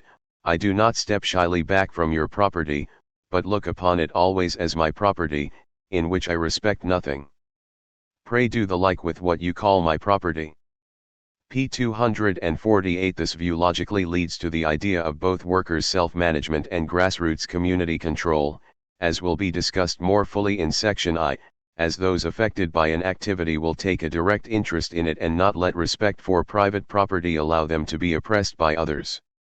Moreover, egoism, self-interest, must lead to self-management and mutual aid, solidarity, for by coming to agreements based on mutual respect and social equality, we ensure non-hierarchical relationships. If I dominate someone, then in all likelihood I will be dominated in turn. By removing hierarchy and domination, the ego is free to experience and utilize the full potential of others. As Kropotkin argued in Mutual Aid, individual freedom and social cooperation are not only compatible but, when united, create the most productive conditions for all individuals within society. Stirner reminds the social anarchist that communism and collectivism are not sought for their own sake but to ensure individual freedom and enjoyment. As he argued, but should competition someday disappear, because concerted effort will have been acknowledged as more beneficial than isolation, then will not every single individual inside the associations be equally egoistic and out for his own interests? Op. Cit. p. 22. This is because competition has its drawbacks, for our restless acquisition does not let us take breath, take a calm enjoyment. We do not get the comfort of our possessions. Hence it is at any rate helpful that we come to an agreement about human labors that they may not, as under competition, claim all our time and toil. p. 268. In other words, in the market only the market is free, not those subject to its pressures and necessities, an important truism which defenders of capitalism always ignore. Forgetting about the individual was, for Stirner, the key problem with the forms of communism he was familiar with, and so this organization of labor touches only such labors as others can do for us, the rest remain egoistic, because no one can in your stead elaborate your musical compositions, carry out your projects of painting, etc., nobody can replace Raphael's labors. The latter are labors of a unique person, which only he is competent to achieve. He went on to ask, for whom is time to be gained by association? For what does man require more time than is necessary to refresh his wearied powers of labor? Here communism is silent. Unlike egoism, which answers, to take comfort in himself as unique, after he has done his part as man. In other words, competition has a continued existence because all do not attend to their affair and come to an understanding with each other about it. p. 269 and p. 275. As can be seen from Chapter 8 of Kropotkin's Conquest of Bread, the need for luxury, communist anarchism builds upon this insight, arguing that communism is required to ensure that all individuals have the time and energy to pursue their own unique interests and dreams. See section I.4. Stirner notes that socializing property need not result in genuine freedom if it is not rooted in individual use and control. He states the Lord is proprietor. Choose then whether you want to be Lord, or whether society shall be. He notes that many communists of his time attacked alienated property but did not stress that the aim was to ensure access for all individuals. Instead of transforming the alien into own, Stirner noted, they play impartial and ask only that all property be left to a third party, such as human society. They reivindicate the alien not in their own name, but in a third party's. Ultimately, of course, under libertarian communism it is not society which uses the means of life but individuals and associations of individuals. As Stirner stressed, neither God nor man, human society, is proprietor, but the individual. P 313, P 315 and P 251. This is why social anarchists have always stressed self-management only that can bring collectivist property into the hands of those who utilize it. Stirner places the focus on decision-making back where it belongs in the individuals who make up a given community rather than abstractions like society. Therefore Stirner's union of egoists has strong connections with social anarchism's desire for a society based on freely federated individuals, cooperating as equals. His central idea of property, that which is used by the ego, is an important concept for social anarchism because it stresses that hierarchy develops when we let ideas and organizations own us rather than vice versa. A participatory anarchist community will be made up of individuals who must ensure that it remains their property and be under their control, hence the importance of decentralist, confederal organizations which ensure that control. A free society must be organized in such a way to ensure the free and full development of individuality and maximize the pleasure to be gained from individual interaction and activity. Lastly, Stirner indicates that mutual aid and equality are based not upon an abstract morality but upon self-interest, both for defense against hierarchy and for the pleasure of cooperative intercourse between unique individuals. Stirner demonstrates brilliantly how abstractions and fixed ideas, spooks, influence the very way we think, see ourselves, and act. He shows how hierarchy has its roots within our own minds, in how we view the world. He offers a powerful defense of individuality in an authoritarian and alienated world, and places subjectivity at the center of any revolutionary project, where it belongs. Finally, he reminds us that a free society must exist in the interests of all, and must be based upon the self-fulfillment, liberation, and enjoyment of the individual. G.7 Lysander Spooner, right-libertarian or libertarian socialist. Murray Rothbard and others on the libertarian right have argued that Lysander Spooner is another individualist anarchist whose ideas support anarcho-capitalism's claim to be part of the anarchist tradition. It is fair to say that Spooner's critique of the state, rooted in natural rights doctrine, was quoted favorably by Rothbard on many occasions, making Spooner the 19th-century anarchist most likely to be referenced by him. This is understandable as Spooner was undoubtedly the closest to liberalism of the individualist anarchists, making him more amenable to appropriation than the others, particularly those, like Tucker, who called themselves socialists. As will be shown below, however, any claim that Spooner provides retroactive support for anarcho-capitalist claims of being a form of anarchism is untrue. This is because, regardless of his closeness to liberalism, Spooner's vision of a free society was fundamentally anti-capitalist. It is clear that Spooner was a left libertarian who was firmly opposed to capitalism. The ignoring, at best, or outright dismissal, at worst, of Spooner's economic ideas and vision of a free society by right-libertarians should be more than enough to show that Spooner cannot be easily appropriated by the right regardless of his, from an anarchist position, unique, even idiosyncratic, perspective on property rights. That Spooner was against capitalism can be seen in his opposition to wage labor, which he wished to eliminate by turning capital over to those who work it. Like other anarchists, he wanted to create a society of associated producers, self-employed farmers, artisans, and cooperating workers rather than wage slaves and capitalists. For example, Spooner writes, "Every man, woman, and child could go into business for himself, or herself either singly, or in partnerships, and be under no necessity to act as a servant, or sell his or her labor to others.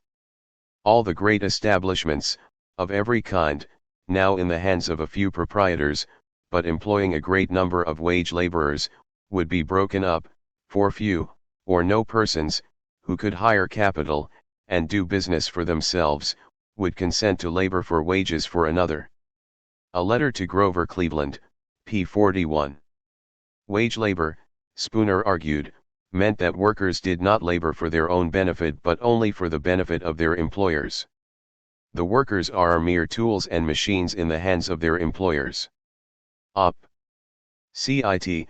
p. 50. Thus he considered that it was necessary that every man be his own employer or work for himself in a direct way, since working for another resulted in a portion being diverted to the employer. To be one's own employer, it was necessary for one to have access to one's own capital. James J. Martin, Men Against the State, p. 172. This was because wage labor resulted in exploitation. When a man knows that he is to have all the fruits of his labor, he labors with more zeal, skill, and physical energy, than when he knows, as in the case of one laboring for wages, that a portion of the fruits of his labor are going to another.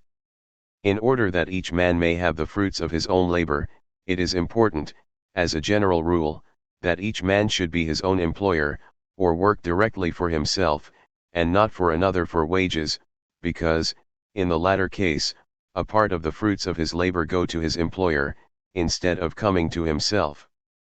That each man may be his own employer, it is necessary that he have materials, or capital, upon which to bestow his labor.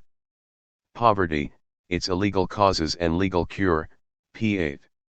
This preference for a system based on simple commodity production in which capitalists and wage slaves are replaced by self-employed and cooperating workers puts Spooner squarely in the anti-capitalist camp with other anarchists. And, we may add, the egalitarianism he expected to result from his system indicates the left libertarian nature of his ideas, turning the present wheel of fortune into an extended surface, varied somewhat by inequalities, but still exhibiting a general level, affording a safe position for all, and creating no necessity, for either force or fraud, on the part of anyone, to enable him to secure his standing. Quoted by Peter Marshall, Demanding the Impossible, pages 388-9 thus: "That the principle of allowing each man to have, so far as it is consistent with the principles of natural law that he can have, all the fruits of his own labor, would conduce to a more just and equal distribution of wealth than now exists, is a proposition too self-evident almost to need illustration. It is an obvious principle of natural justice, that each man should have the fruits of his own labor. It is also an obvious fact, that the property produced by society, is now distributed in very unequal proportions among those whose labor produced it, and with very little regard to the actual value of each one's labor in producing it." Poverty, its illegal causes and legal cure, p. 7. For Spooner, as with other left libertarians, equality was seen as the necessary basis for liberty. As he put it, the practice of each man's laboring for himself, instead of laboring for another for wages, would be greatly promoted by a greater equality of wealth. Not only that, it would also contribute to the increase of labor-saving inventions, because when a man is laboring for himself, and is to have all the proceeds of his labor, he applies his mind, with his hands, much more than when he is laboring for another. Op. Cit. p. 42. As he stressed, equality will have many positive outcomes beyond the abolition of wage labor and increased productiveness. Extremes of difference, in their pecuniary circumstances, divide society into castes, set up barriers to personal acquaintance, prevent or suppress sympathy, give to different individuals a widely different experience, and thus become the fertile source of alienation, contempt, envy, hatred, and wrong.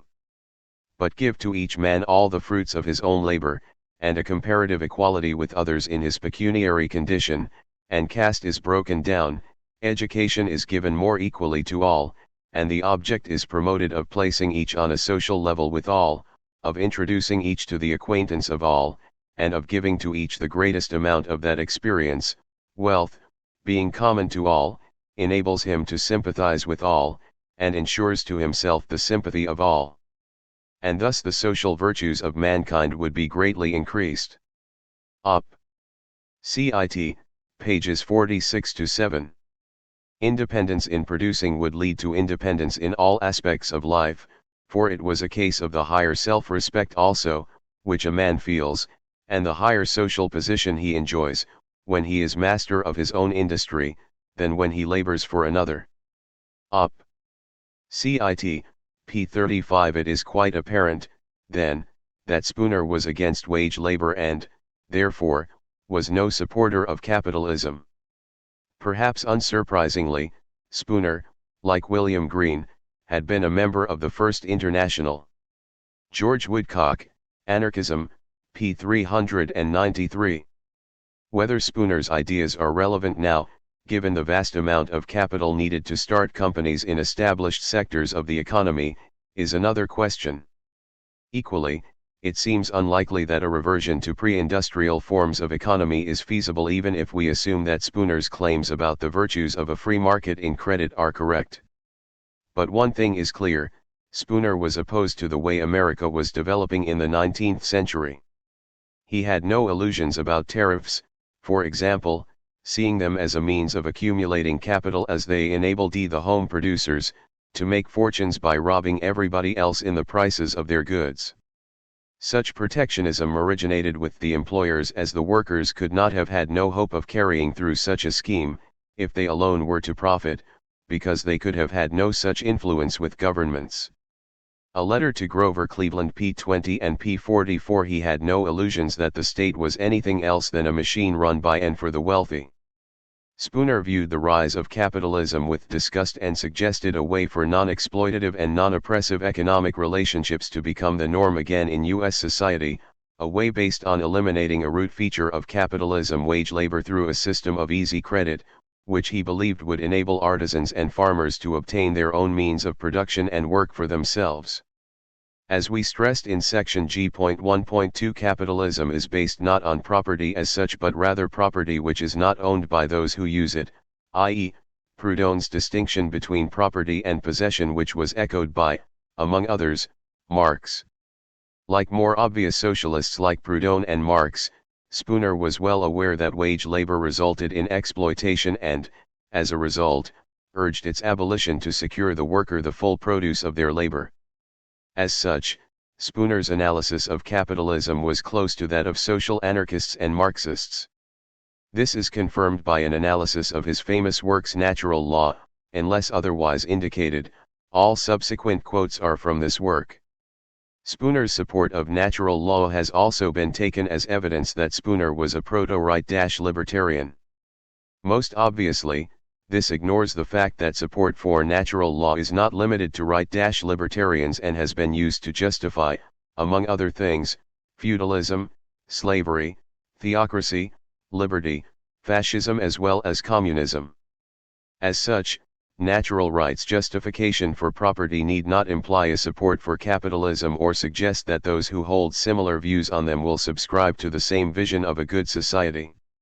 Of course, most anarchists do not find theories of natural law, be they those of right-libertarians, fascists, or whatever, to be particularly compelling. Certainly the ideas of natural law and natural rights, as existing independently of human beings in the sense of the ideal Platonic forms, are difficult for most anarchists to accept per se, because such ideas are inherently authoritarian, as they suggest a duty to perform certain actions for no other reason than obedience to some higher authority regardless of their impact on individuals and personal goals. Most anarchists would agree with Tucker when he called such concepts religious. Robert Anton Wilson's Natural Law, or Don't Put a Rubber on Your Willy, is an excellent discussion of the flaws of such concepts.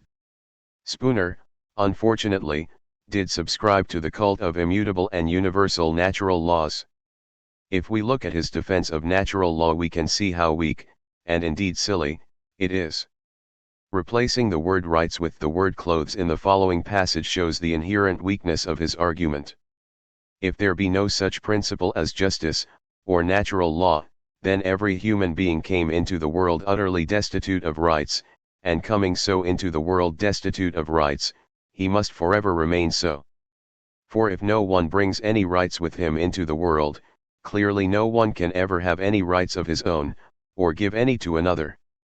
And the consequence would be that mankind could never have any rights, and for them to talk of any such things as their rights, would be to talk of things that had, never will, and never can have any existence. And, we add, unlike the natural laws of gravitation, of light, the principles of mathematics to which Spooner compares them, he is perfectly aware that his natural law can be trampled upon by other humans. However, unlike gravity, which does not need enforcing, it is obvious that Spooner's natural law has to be enforced by human beings, as it is within human nature to steal. In other words, it is a moral code, not a natural law like gravity. Appeals to make this specific moral code to be considered the universal one required by nature are unconvincing, particularly as such absolutist schemes generally end up treating the rights in question, usually property-related ones, as more important than actual people. Hence we find, for example, supporters of natural rights to property, like Murray Rothbard, willing to deny economic power, the restrictions of liberty it creates and its similarity to the state in the social relations it creates simply because property is sacred, see section F.1. Interestingly, Spooner did come close to a rational, non-metaphysical source for rights when he pointed out that men living in contact with each other, and having intercourse together, cannot avoid learning natural law. This indicates the social nature of rights, of our sense of right and wrong, and so rights and ethics can exist without believing in religious concepts as natural law. In addition, we can say that his support for juries indicates an unconscious recognition of the social nature, and so evolution, of any concepts of human rights.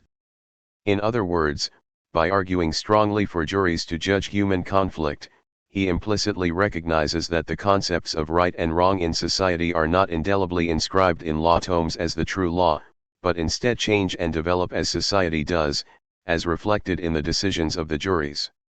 In addition, he states that honesty, justice, natural law, is usually a very plain and simple matter, which is made up of a few simple elementary principles, of the truth and justice of which every ordinary mind has an almost intuitive perception, thus indicating that what is right and wrong exists in ordinary people and not in prosperous judges or any other small group claiming to speak on behalf of truth.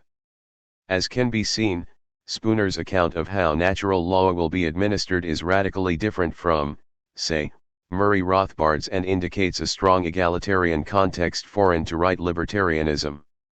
As we noted in section G.3, Rothbard explicitly rejected Spooner's ideas on the importance of jury-driven law. For Spooner, the jurors were to judge the law, and the justice of the law. Trial by jury, p. 134.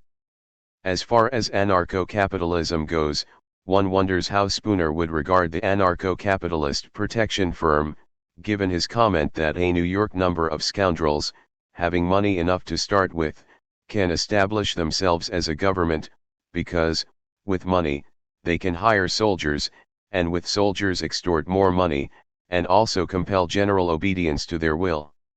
No treason, p. 22. This is the use of private police to break strikes and unions in a nutshell. Compare this to Spooner's description of his voluntary justice associations. It is evidently desirable that men should associate, so far as they freely and voluntarily can do so, for the maintenance of justice among themselves, and for mutual protection against other wrongdoers. It is also in the highest degree desirable that they should agree upon some plan or system of judicial proceedings.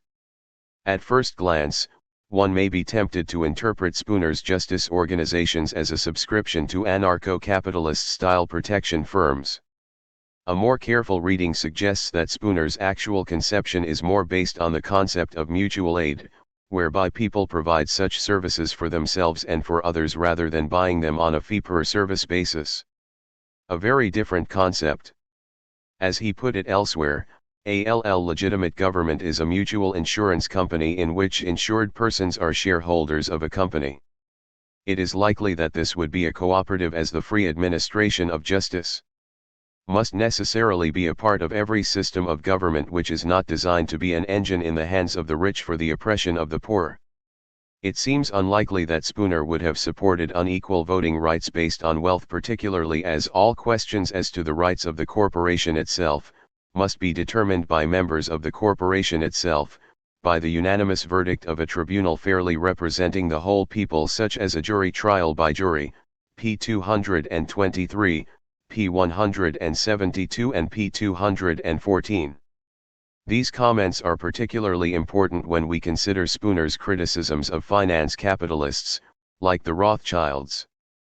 Here he departs even more strikingly from right-libertarian positions. For he believes that sheer wealth has intrinsic power, even to the extent of allowing the wealthy to coerce the government into behaving at their behest. For Spooner, governments are the merest hangers-on, the servile, obsequious, fawning dependents and tools of these blood money loanmongers, on whom they rely for the means to carry on their crimes.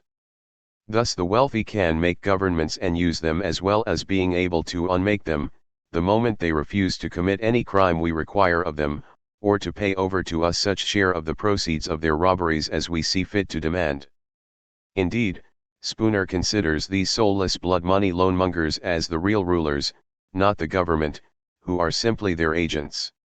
Thus governments are little or nothing else than mere tools, employed by the wealthy to rob, enslave, and, if need be, murder those who have less wealth, or none at all. No treason, p. 50, p. 51, p. 52 and p. 47. This is an extremely class-conscious analysis of the state, one which mirrors the standard socialist one closely. If one grants that highly concentrated wealth has intrinsic power and may be used in such a Machiavellian manner as Spooner claims, then simple opposition to the state is not sufficient. Logically, any political theory claiming to promote liberty should also seek to limit or abolish the institutions that facilitate large concentrations of wealth. As shown above, Spooner regarded wage labor under capitalism as one of these institutions, because without it large fortunes could rarely be made at all by one individual. Hence for Spooner, as for social anarchists, to be anti-statist also necessitates being anti-capitalist. This can be clearly seen for his analysis of history, when he asks, why is it that natural law has not, ages ago, been established throughout the world as the one only law that any man, or all men, could rightfully be compelled to obey? Spooner's answer is given in his interpretation of how the state evolved, where he postulates that it was formed through the initial ascendancy of a land-holding, slave-holding class by military conquest and oppressive enslavement of the peasantry. These tyrants, living solely on plunder, and on the labor of their slaves, and applying all their energies to the seizure of still more plunder, and the enslavement of still other defenseless persons, increasing, too, their numbers, perfecting their organizations, and multiplying their weapons of war, they extend their conquests until, in order to hold what they have already got, it becomes necessary for them to act systematically, and cooperate with each other in holding their slaves in subjection. But all this they can do only by establishing what they call a government, and making what they call laws. Thus substantially all the legislation of the world has had its origin in the desires of one class of persons to plunder and enslave others, and hold them as property. Nothing too provocative here, simply Spooner's view of government as a tool of the wealth-holding, slave-owning class. What is more interesting is Spooner's view of the subsequent development of, post-slavery, socio-economic systems. In process of time, the robber, or slave-holding, class who had seized all the lands, and held all the means of creating wealth began to discover that the easiest mode of managing their slaves, and making them profitable, was not for each slaveholder to hold his specified number of slaves, as he had done before, and as he would hold so many cattle, but to give them so much liberty as would throw upon themselves, the slaves, the responsibility of their own subsistence, and yet compel them to sell their labor to the land-holding class, their former owners, for just what the latter might choose to give them. Here Spooner echoes the standard anarchist critique of capitalism.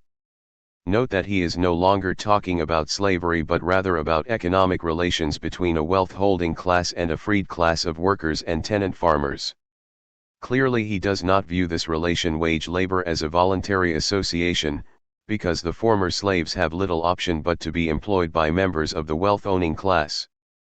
As he put it elsewhere, their wealth ensures that they have control of those great armies of servants, the wage laborers, from whom all their wealth is derived, and whom they can now coerce by the alternative of starvation, to labor for them. A letter to Grover Cleveland, p. 48. Thus we have the standard socialist analysis that economic power, wealth itself, is a source of coercion. Spooner points out that by monopolizing the means of wealth creation while at the same time requiring the newly liberated slaves to provide for themselves, the robber class thus continues to receive the benefits of the labor of the former slaves while accepting none of the responsibility for their welfare. Of course, Spooner continued, these liberated slaves, as some have erroneously called them, having no lands, or other property, and no means of obtaining an independent subsistence, had no alternative to save themselves from starvation but to sell their labor to the landholders, in exchange only for the coarsest necessaries of life, not always for so much even as that. Thus, while technically free, the apparently liberated working class lacked the ability to provide for their own needs and hence remain dependent on the wealth-owning class.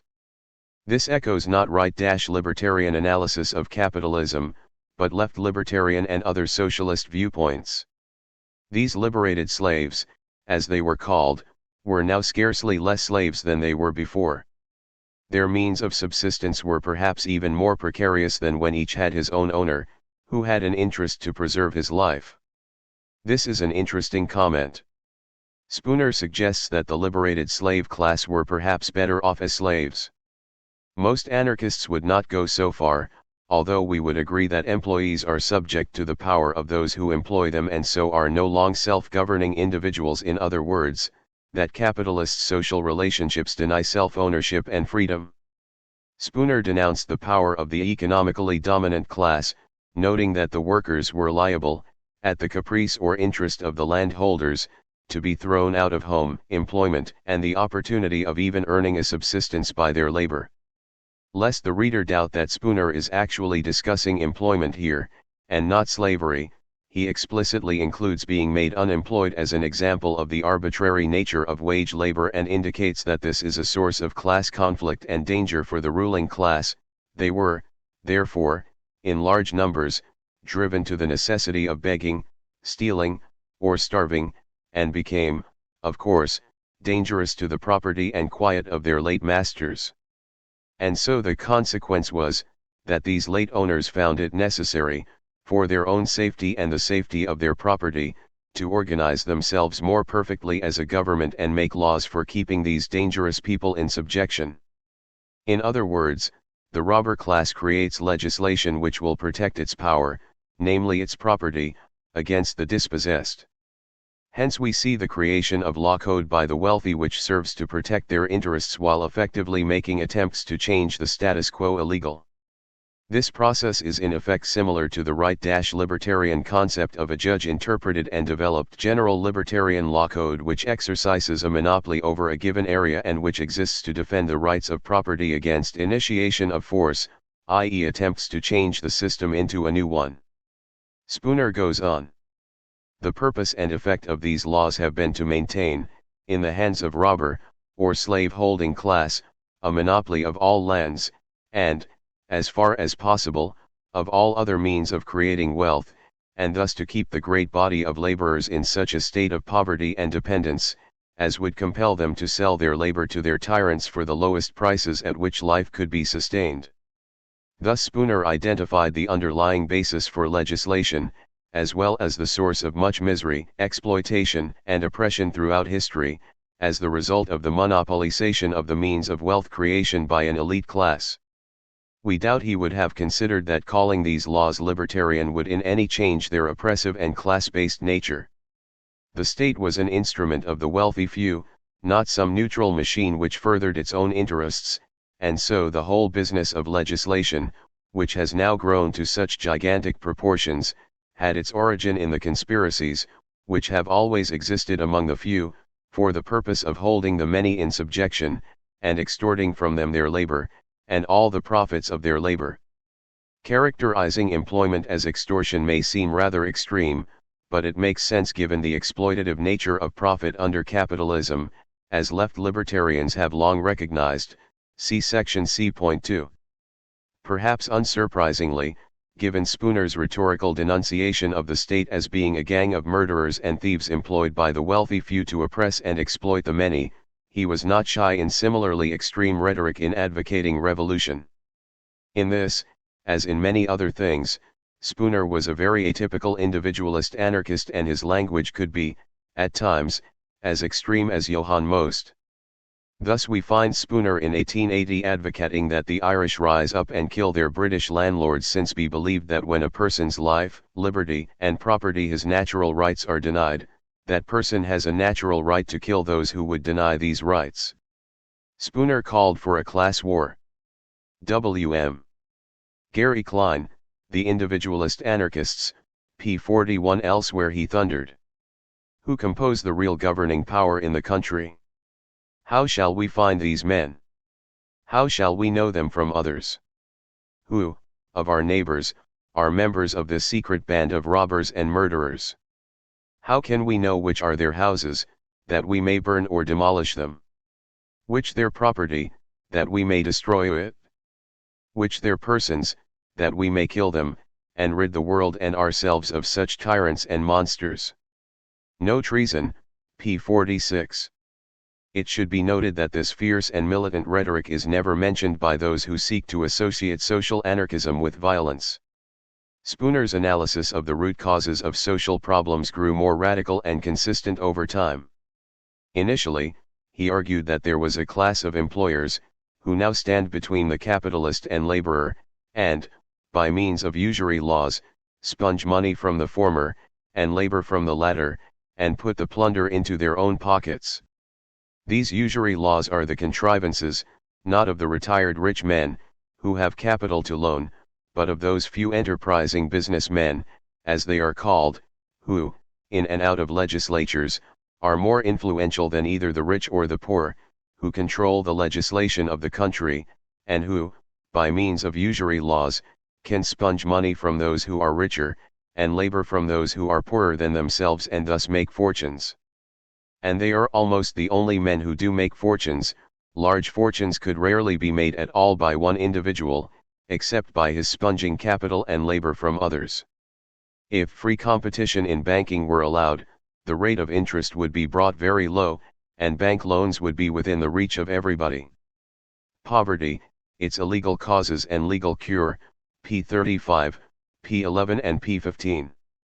This is a wonderfully self-contradictory analysis, with Spooner suggesting that industrial capitalists are both the only wealthy people around and, at the same time, sponge money off the rich who have more money than them.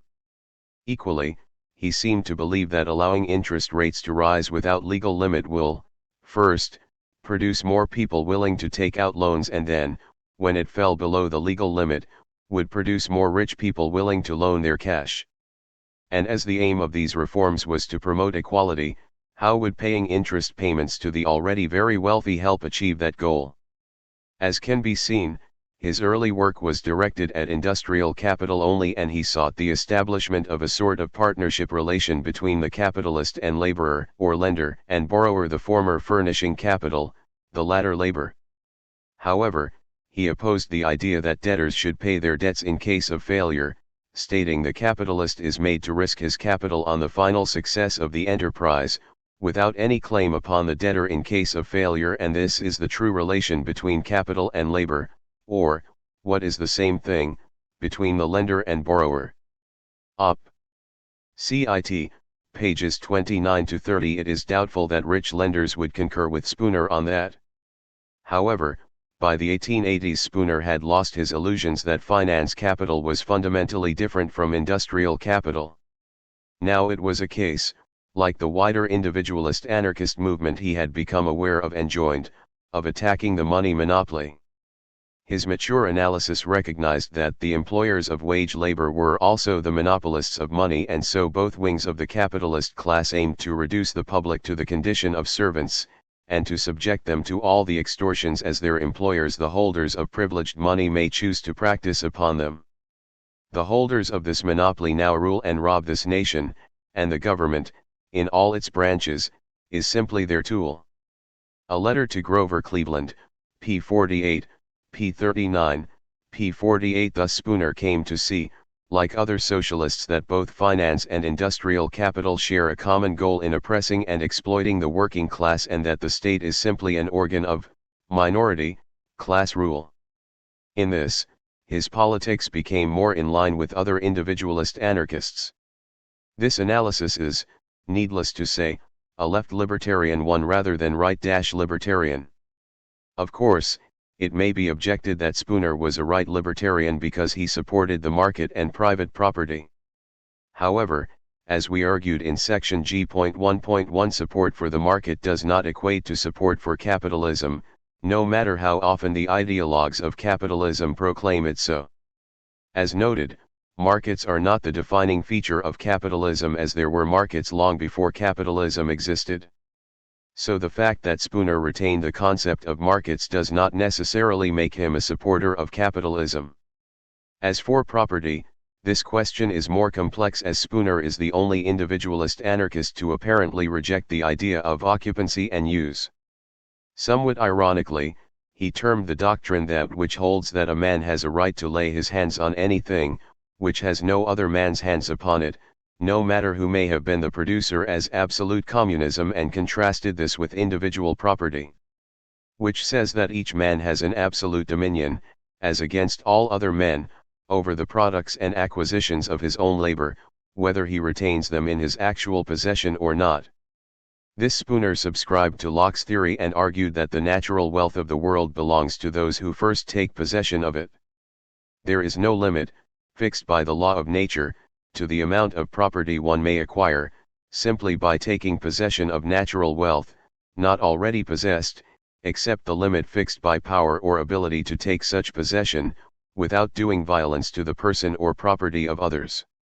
The law of intellectual property, p. 88 and pages 21-2. From this position he argued that the inventor should have intellectual property rights forever, a position in direct contradiction to the opinions of other anarchists, and even capitalist law and right-libertarians like Murray Rothbard.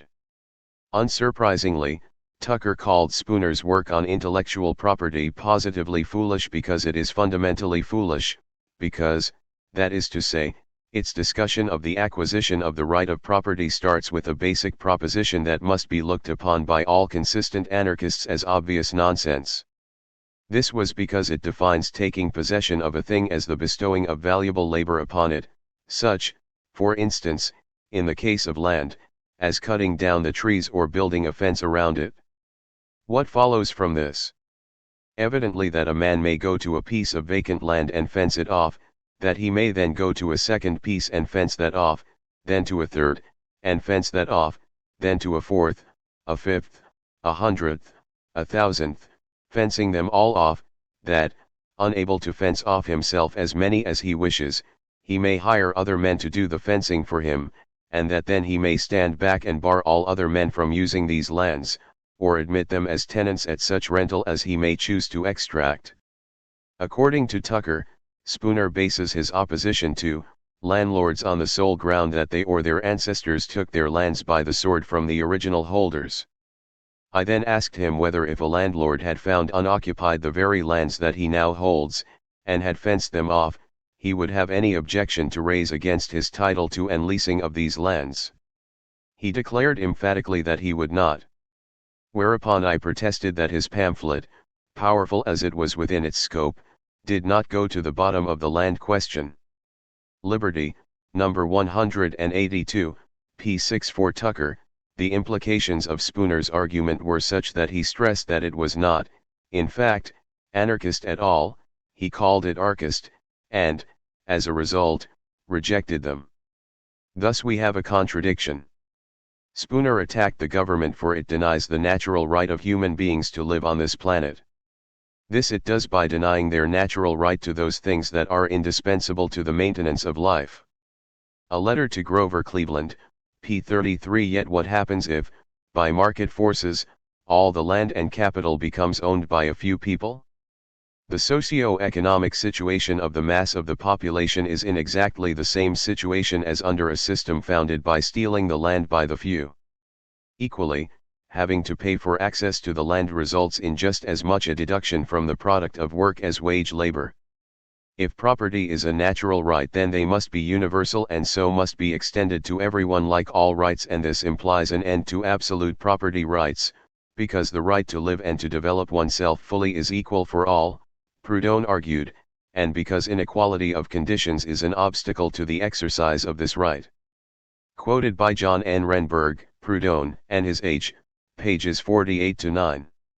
However, saying that it is fair to suggest, given his arguments in favor of universal self-employment, that Spooner did not think that his system of property rights would be abused to produce a landlord class and, as such, did not see the need to resolve the obvious contradictions in his ideology.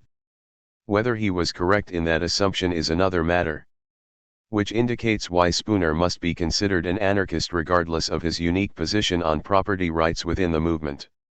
As we argued in section A.3.1, only a system where the users of land or a workplace own it can it be consistent with anarchist principles. Otherwise, if there are bosses and landlords, then that society would be inherently hierarchical and so archist.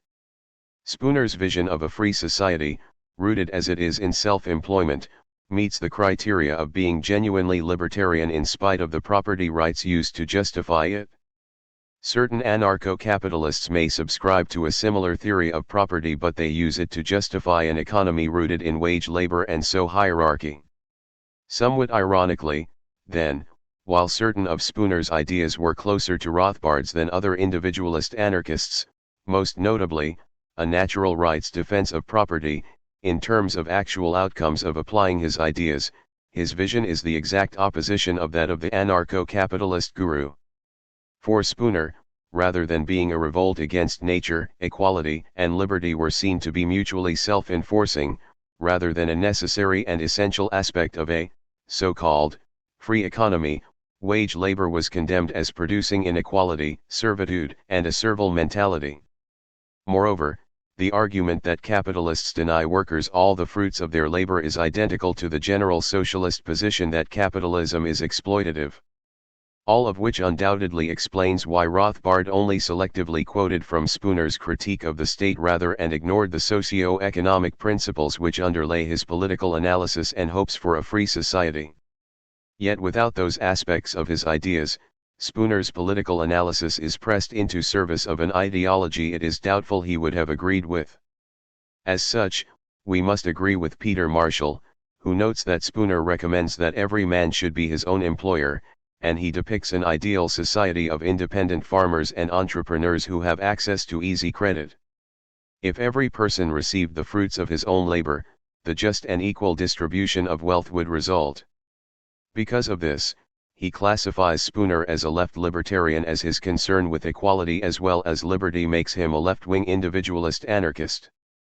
Indeed, while his starting point is the individual, Spooner goes beyond classical liberalism in his search for a form of rough equality and a community of interests. Op. Cit.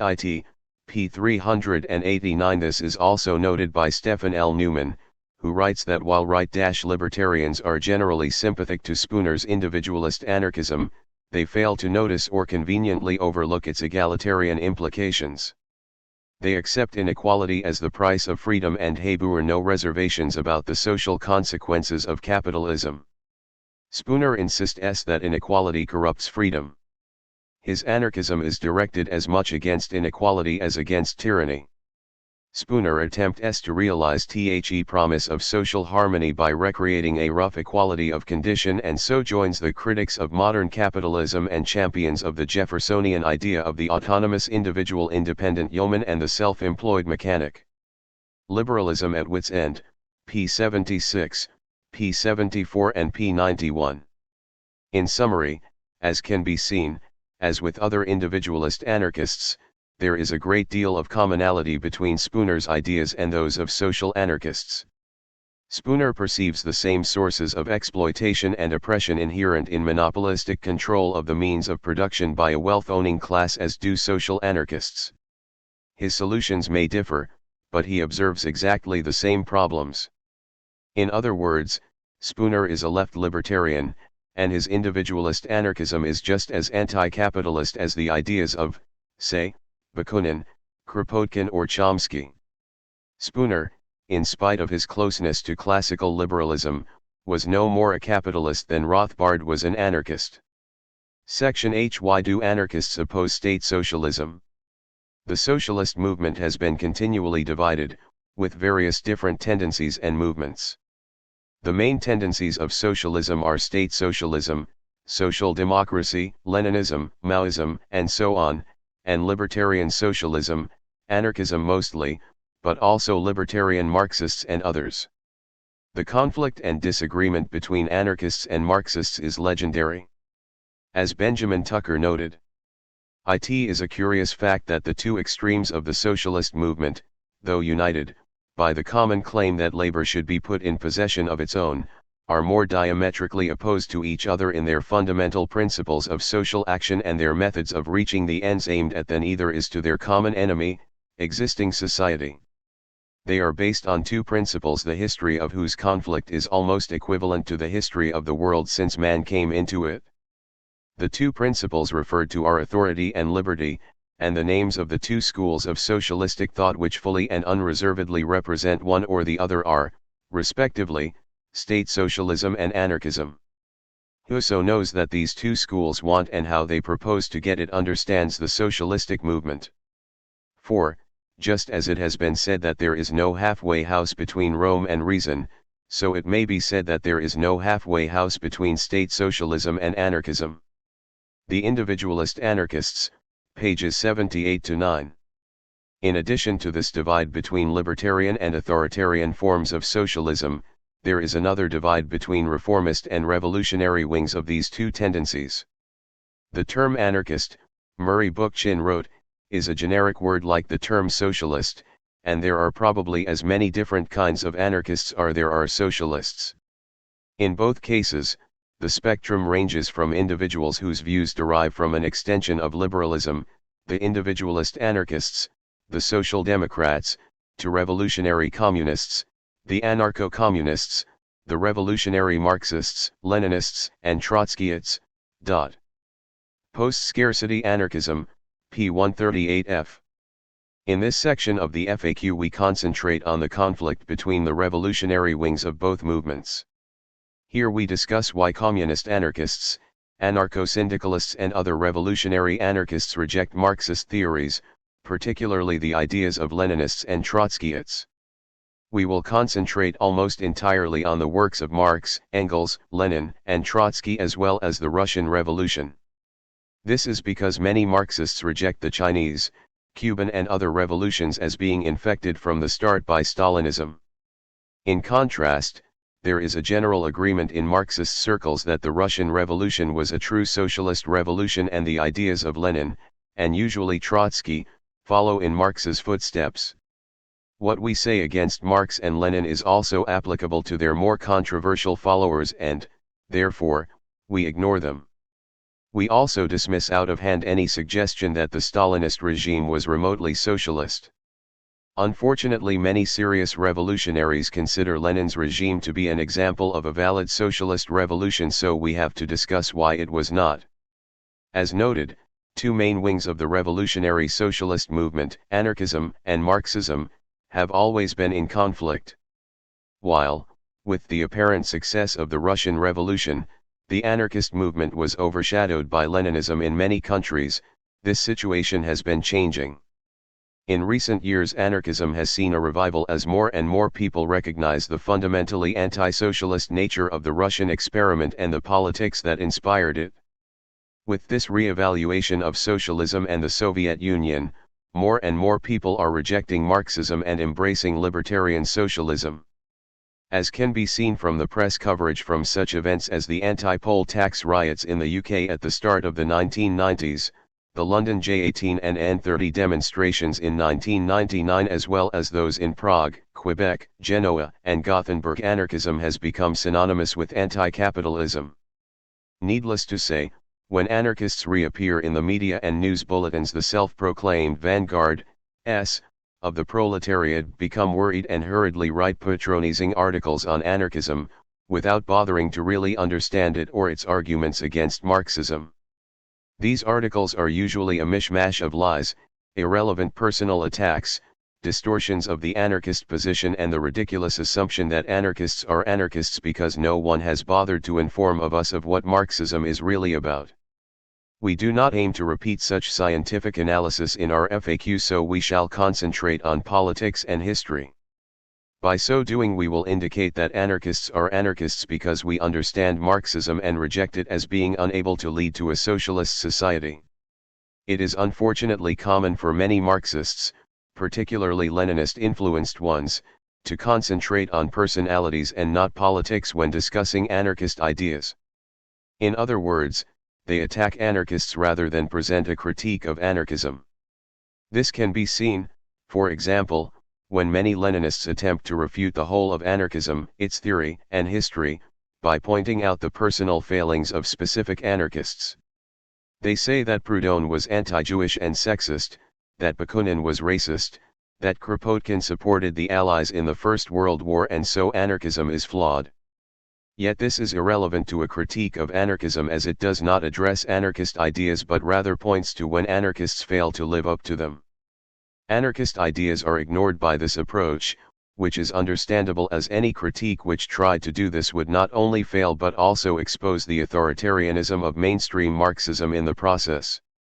Even taken at face value, you would have to be stupid to assume that Proudhon's misogyny or Bakunin's racism had equal weighting with Lenin's and the Bolsheviks' behavior, for example, the creation of a party dictatorship, the repression of strikes, free speech, independent working class organization, the creation of a secret police force, the attack on Kronstadt, the betrayal of the Makhnovists, the violent repression of the Russian anarchist movement, etc., in the league table of despicable activity.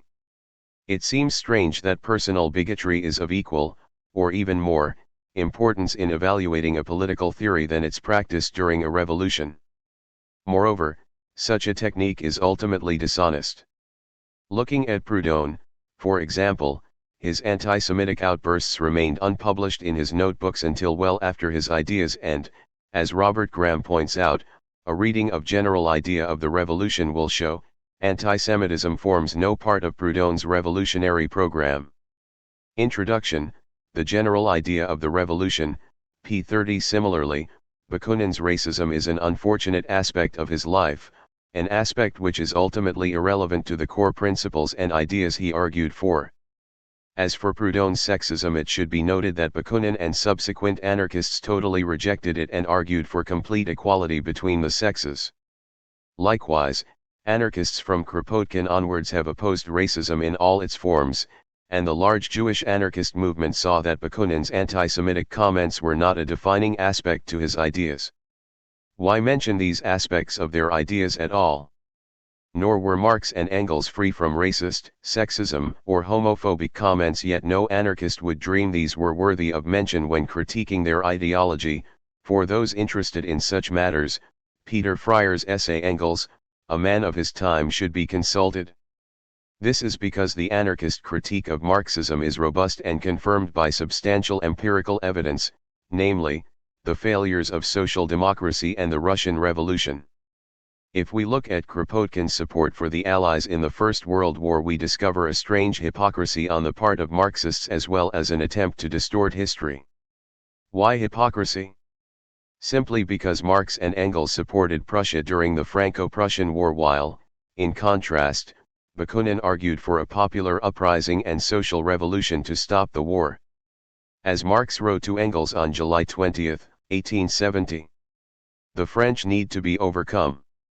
If the Prussians are victorious, the centralization of the power of the state will be useful for the centralization of the German working class. Moreover, German ascendancy will transfer the center of gravity of the European workers' movement from France to Germany. On a world scale, the ascendancy of the German proletariat, the French proletariat, will at the same time constitute the ascendancy of our theory over Proudhon's." Quoted by Arthur Lenning, Michael Bakunin, Selected Writings, p. 284. Marx, in part, supported the deaths of working class people in war in order to see his ideas become more important than Proudhon's. The hypocrisy of the Marxists is clear. If anarchism is to be condemned for Kropotkin's actions, then Marxism must be equally condemned for Marx's. This analysis also rewrites history, as the bulk of the Marxist movement supported their respective states during the conflict. A handful of the parties of the Second International opposed the war, and those were the smallest ones as well.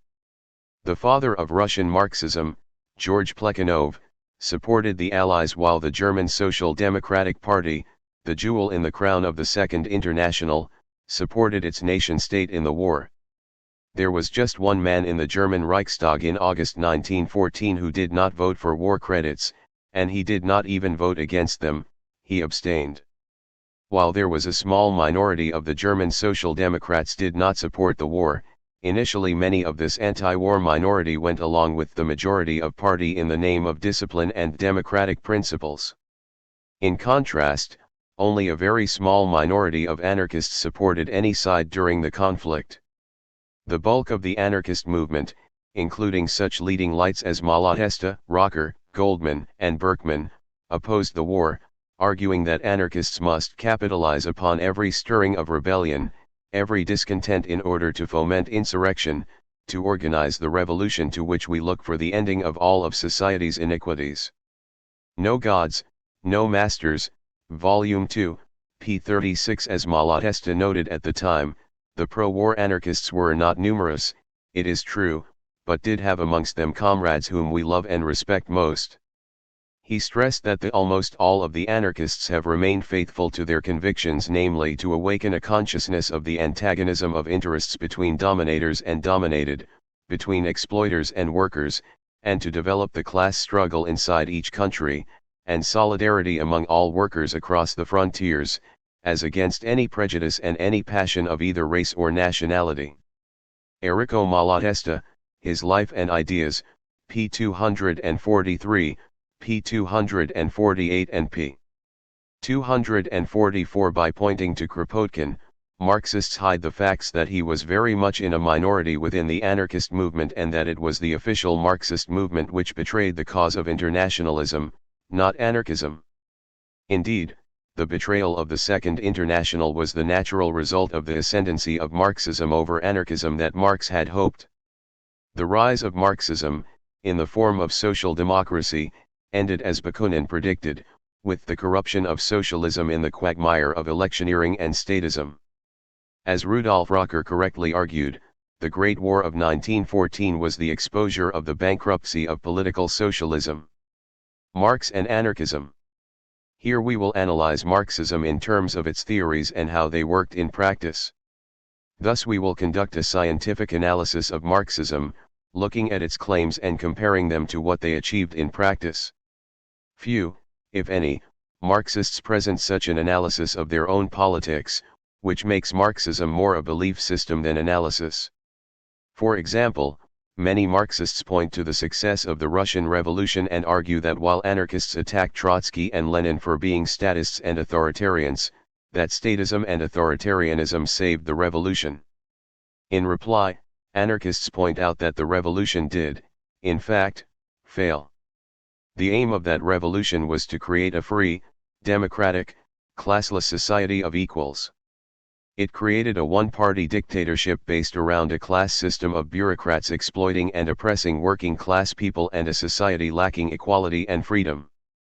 As the stated aims of the Marxist revolution failed to materialize, Anarchists would argue that it failed even though a communist party remained in power for over 70 years. And as for statism and authoritarianism saving the revolution, they saved it for Stalin, not socialism. That is nothing to be proud of. From an anarchist perspective, this makes perfect sense, as no revolution can ever succeed as factor of liberation unless the means used to further it be identical in spirit and tendency with the purpose to be achieved. Emma Goldman, My Disillusionment in Russia, p. 261. In other words, statist and authoritarian means will result in statist and authoritarian ends.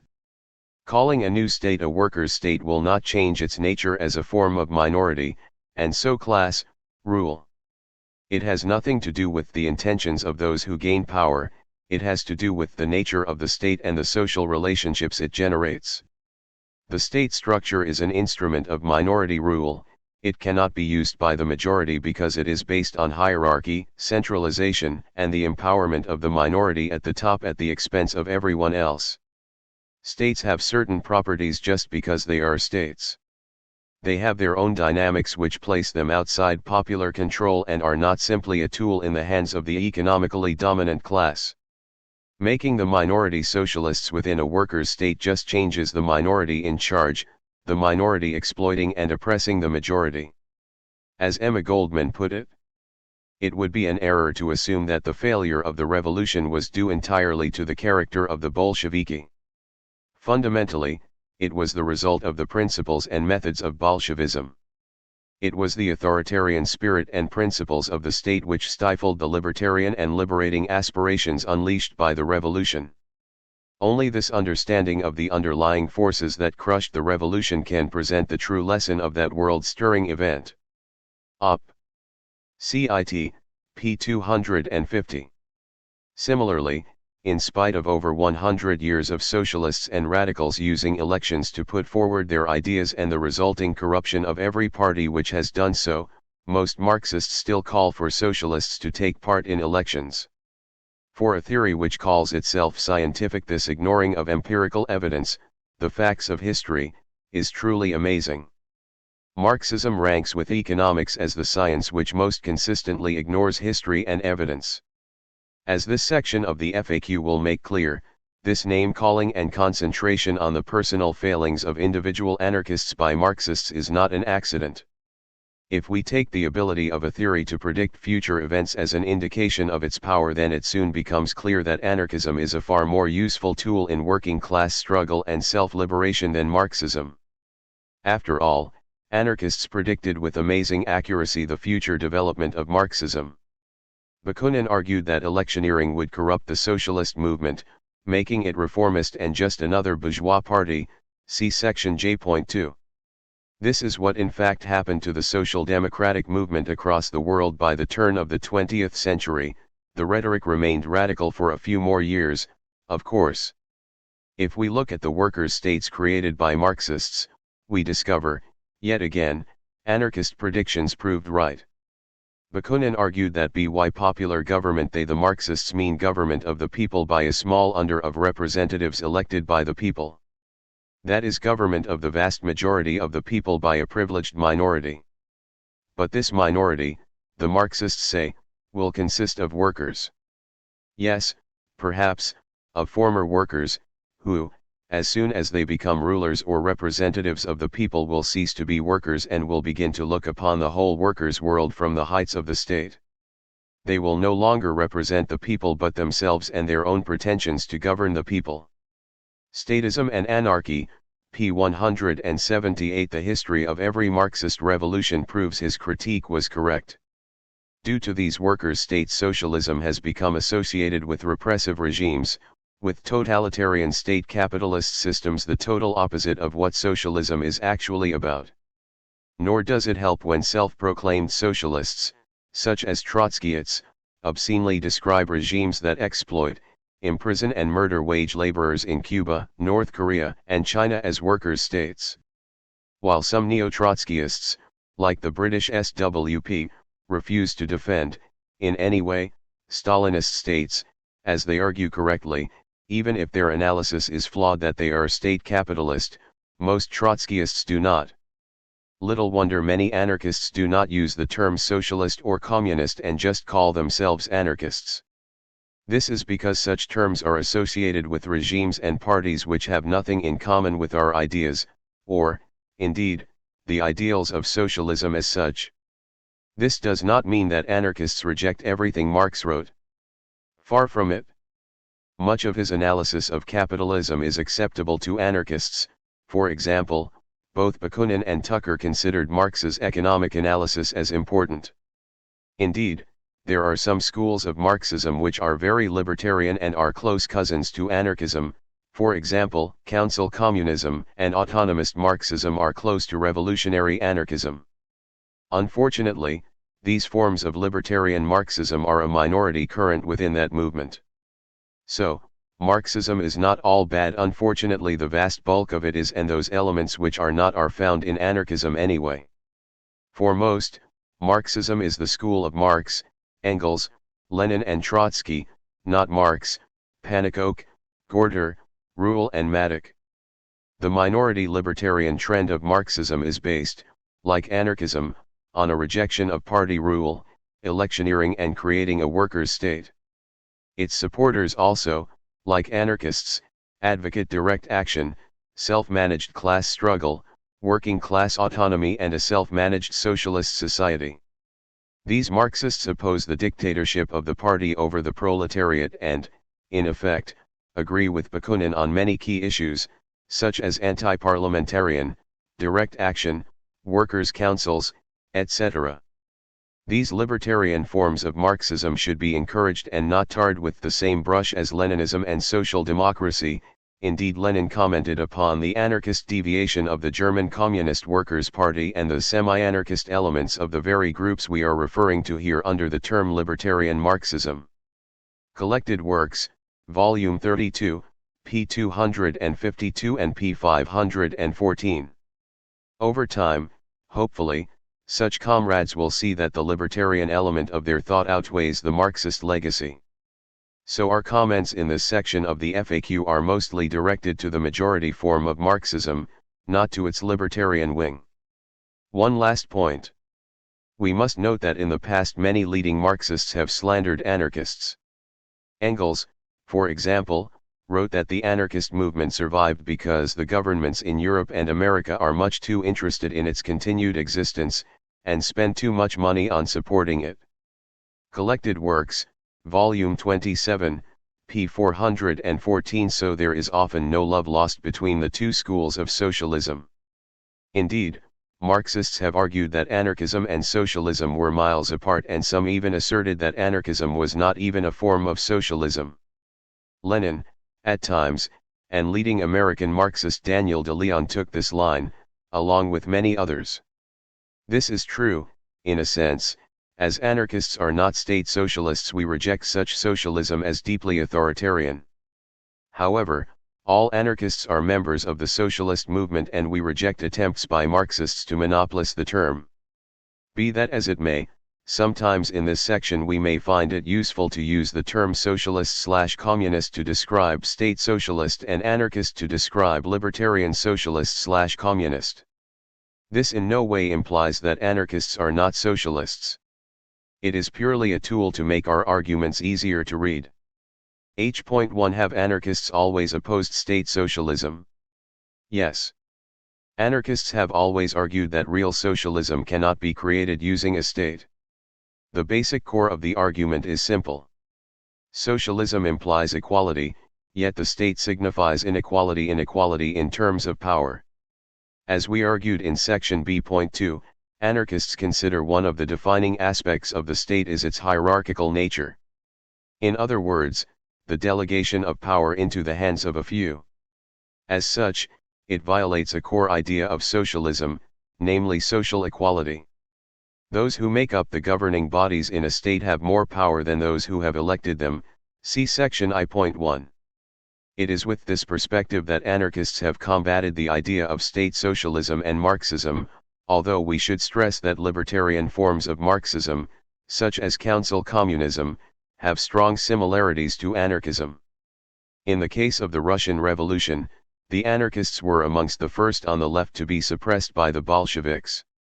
Indeed, the history of Marxism is, in part, a history of its struggles against anarchists, just as the history of anarchism is also, in part, a history of its struggle against the various forms of Marxism and its offshoots.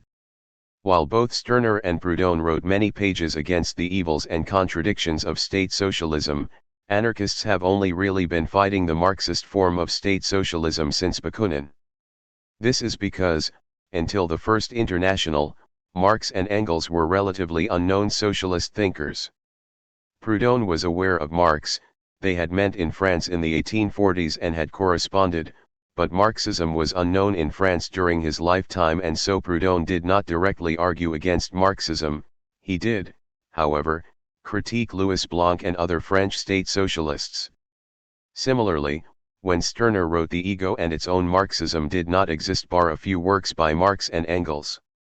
Indeed, it could be argued that Marxism finally took shape after Marx and Engels had read Stirner's classic work and produced their notoriously inaccurate diatribe, The German Ideology, against him.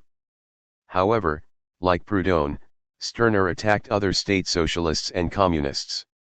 Before discussing Bakunin's opposition and critique of Marxism in the next section, we should consider the thoughts of Stirner and Proudhon on state socialism. These critiques contain many important ideas and so are worth summarizing. However, it is worth noting that when both Stirner and Proudhon were writing, communist ideas were all authoritarian in nature. Libertarian communism only developed after Bakunin's death in 1876. This means that when Proudhon and Stirner were critiquing communism, they were attacking a specific form of communism, the form which subordinated the individual to the community.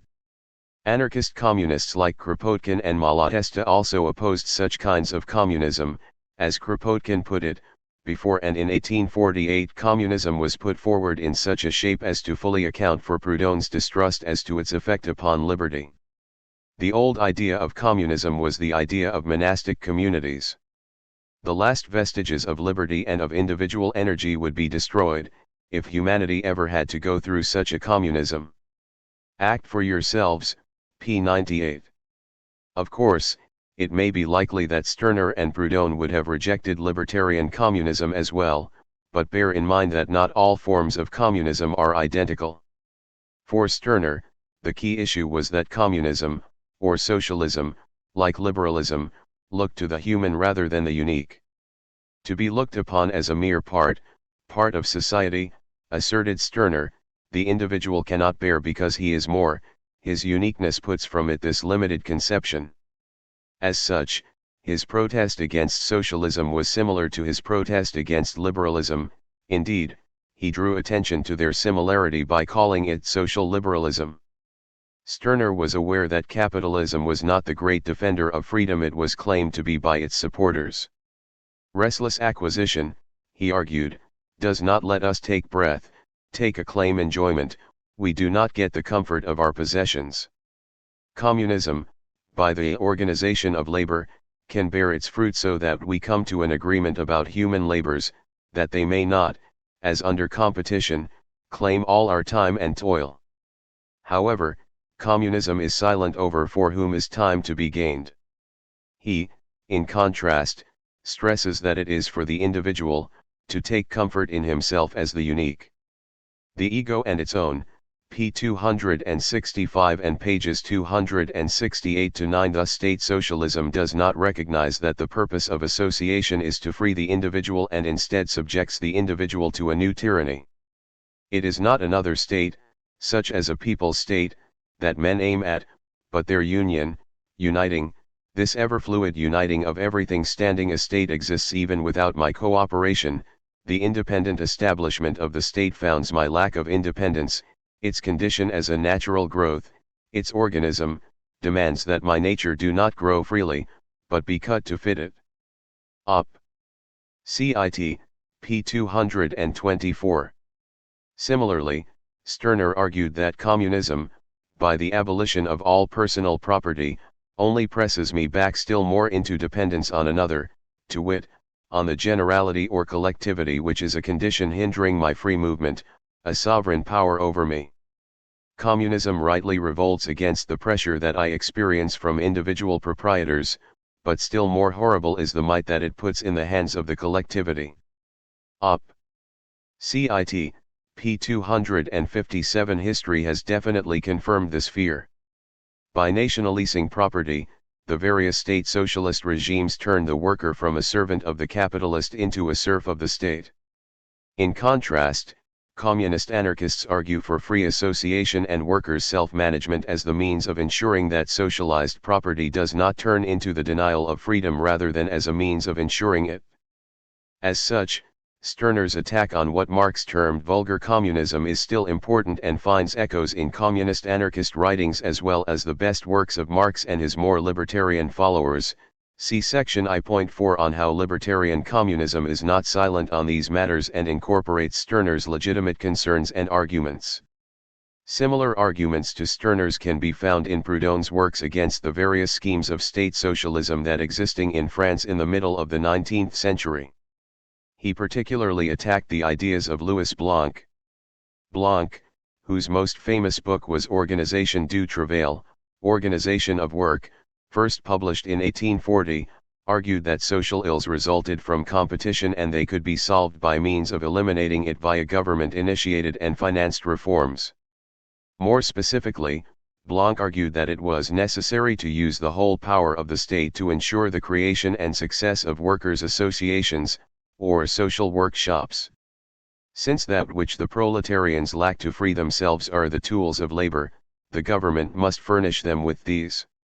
The state, in short, should place itself resolutely at the head of industry.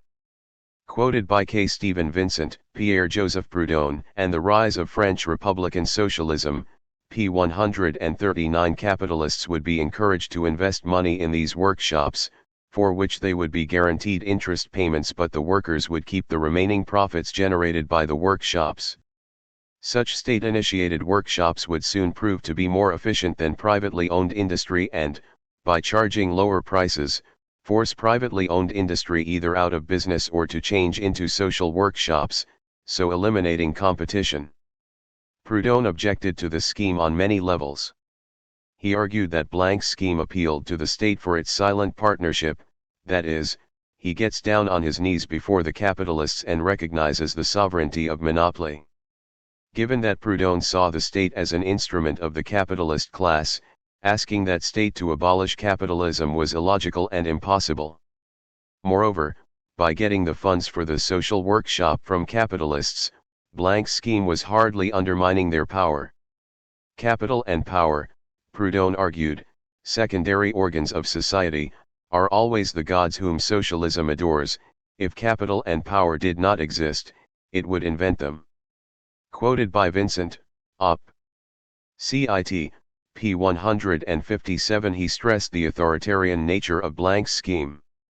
M.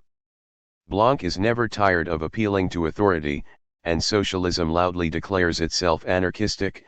M. Blanc places power above society, and socialism tends to subordinate it to society. M. Blanc makes social life descend from above, and socialism maintains that it springs up and grows from below. M. Blanc runs after politics, and socialism is in quest of science. No more hypocrisy. Let me say to M. Blanc, you desire neither Catholicism nor monarchy nor nobility, but you must have a God, a religion, a dictatorship, a censorship, a hierarchy, distinctions, and ranks. For my part, I deny your God, your authority, your sovereignty, your judicial state, and all your representative mystifications. System of Economical Contradictions, p. 263.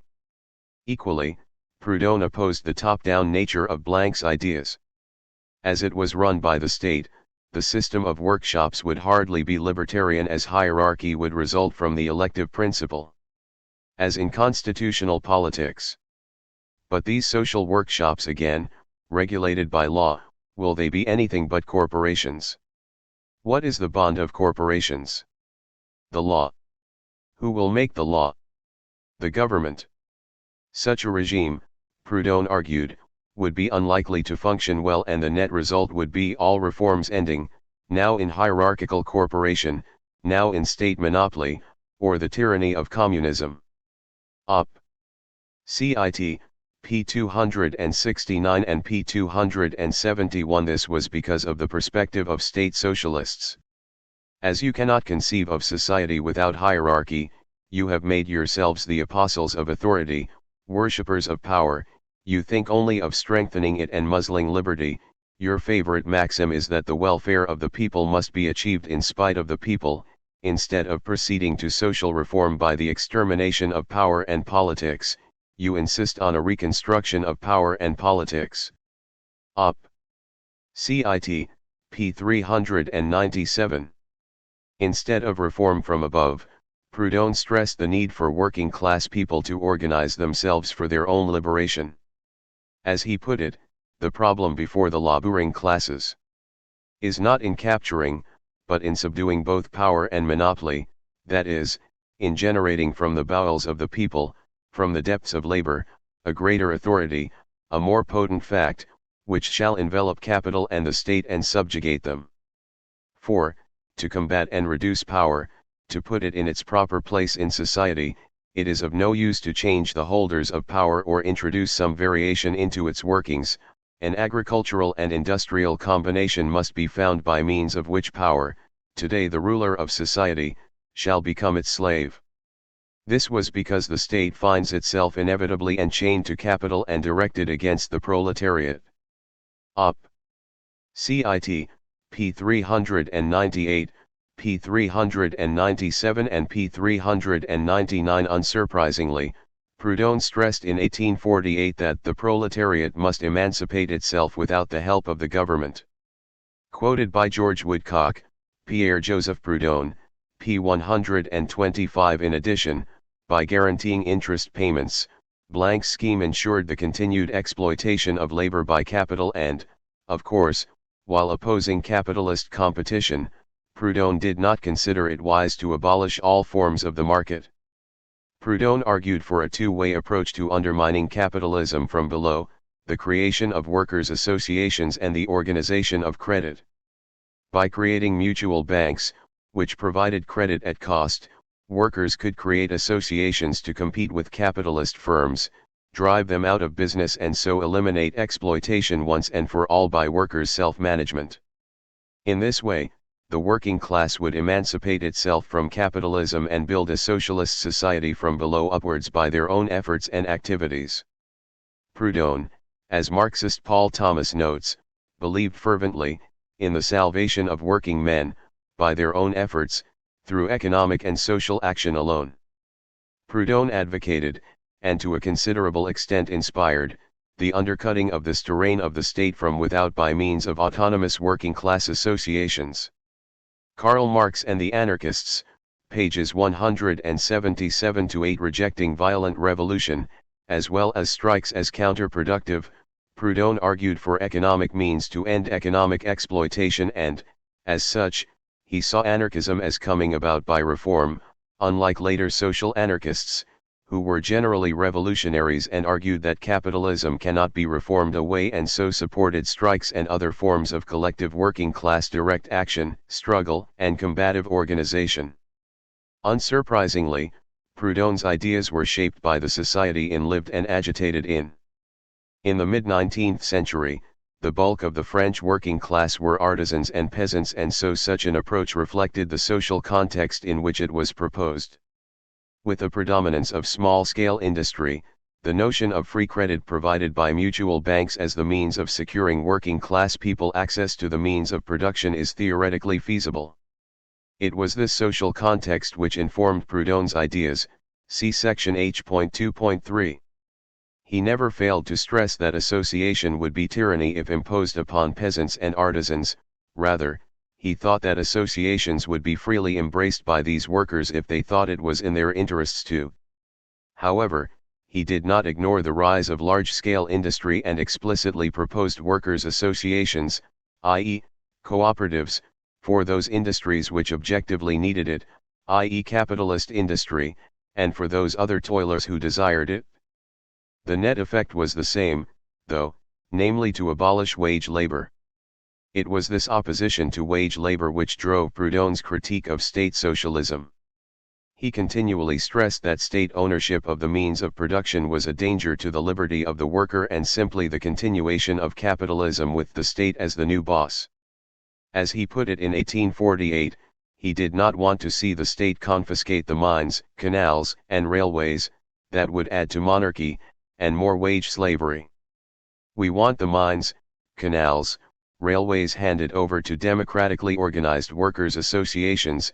These associations will be models for agriculture, industry, and trade, the pioneering core of that vast federation of companies and societies woven into the common cloth of the democratic social republic. He contrasted workers' associations run by and for their members to those subsidized, commanded, and directed by the state, which would crush all liberty and all wealth, precisely as the great limited companies are doing. No Gods, No Masters, Volume 1, p. 62 and p. 105. Marx, of course, had replied to Proudhon's work system of economic contradictions with his poverty of philosophy. However, Marx's work aroused little interest when published, although Proudhon did carefully read and annotate his copy of it, claiming it to be a libel and a tissue of abuse, calumny, falsification, and plagiarism. He even called Marx the tapeworm of socialism. Quoted by Woodcock, Op. Cit. p. 102. Sadly, Proudhon did not reply publicly to Marx's work due to an acute family crisis and then the start of the 1848 revolution in France. However, given his views of Louis Blanc and other socialists who saw socialism being introduced after the seizing of state power, he would hardly have been supportive of Marx's ideas. So while none of Proudhon's and Stirner's arguments were directly aimed at Marxism, their critiques are applicable to much of mainstream Marxism, as this inherited many of the ideas of the state socialism they attacked. Much of their analysis was incorporated in the collectivist and communist ideas of the anarchists that followed them, some directly, as from Proudhon, some by coincidence, as Stirner's work was quickly forgotten and only had an impact on the anarchist movement when he was rediscovered in the 1890s. This can be seen from the fact that Proudhon's ideas on the management of production by workers' associations, opposition to nationalization as state capitalism, and the need for action from below by working people themselves, all found their place in communist anarchism and anarcho-syndicalism and in their critique of mainstream Marxism, such as social democracy, and Leninism. Echoes of these critiques can be found Bakunin's comments of 1868. I hate communism because it is the negation of liberty and because for me humanity is unthinkable without liberty. I am not a communist, because communism concentrates and swallows up in itself for the benefit of the state all the forces of society, because it inevitably leads to the concentration of property in the hands of the state. I want to see society and collective or social property organized from below upwards, by way of free associations, not from above downwards, by means of any kind of authority whatsoever. That is the sense in which I am a collectivist and not a communist. Quoted by K.J. Kienefik, Michael Bakunin, and Karl Marx, pages 67-8. It is with Bakunin that Marxism and anarchism came into direct conflict, as it was Bakunin who led the struggle against Marx in the International Workingmen's Association between 1868 and 1872. It was in these exchanges that the two schools of socialism, the libertarian and the authoritarian, clarified themselves. With Bakunin, the anarchist critique of Marxism, and state socialism in general, starts to reach its mature form. We discuss Bakunin's critique in the next section. H.1.1 What was Bakunin's critique of Marxism? Bakunin and Marx famously clashed in the First International Workingmen's Association between 1868 and 1872.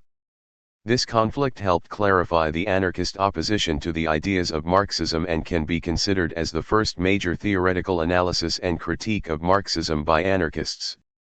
Later critiques followed, of course, particularly after the degeneration of social democracy into reformism and the failure of the Russian Revolution, both of which allowed the theoretical critiques to be enriched by empirical evidence, but the Bakunin/Marx conflict laid the ground for what came after.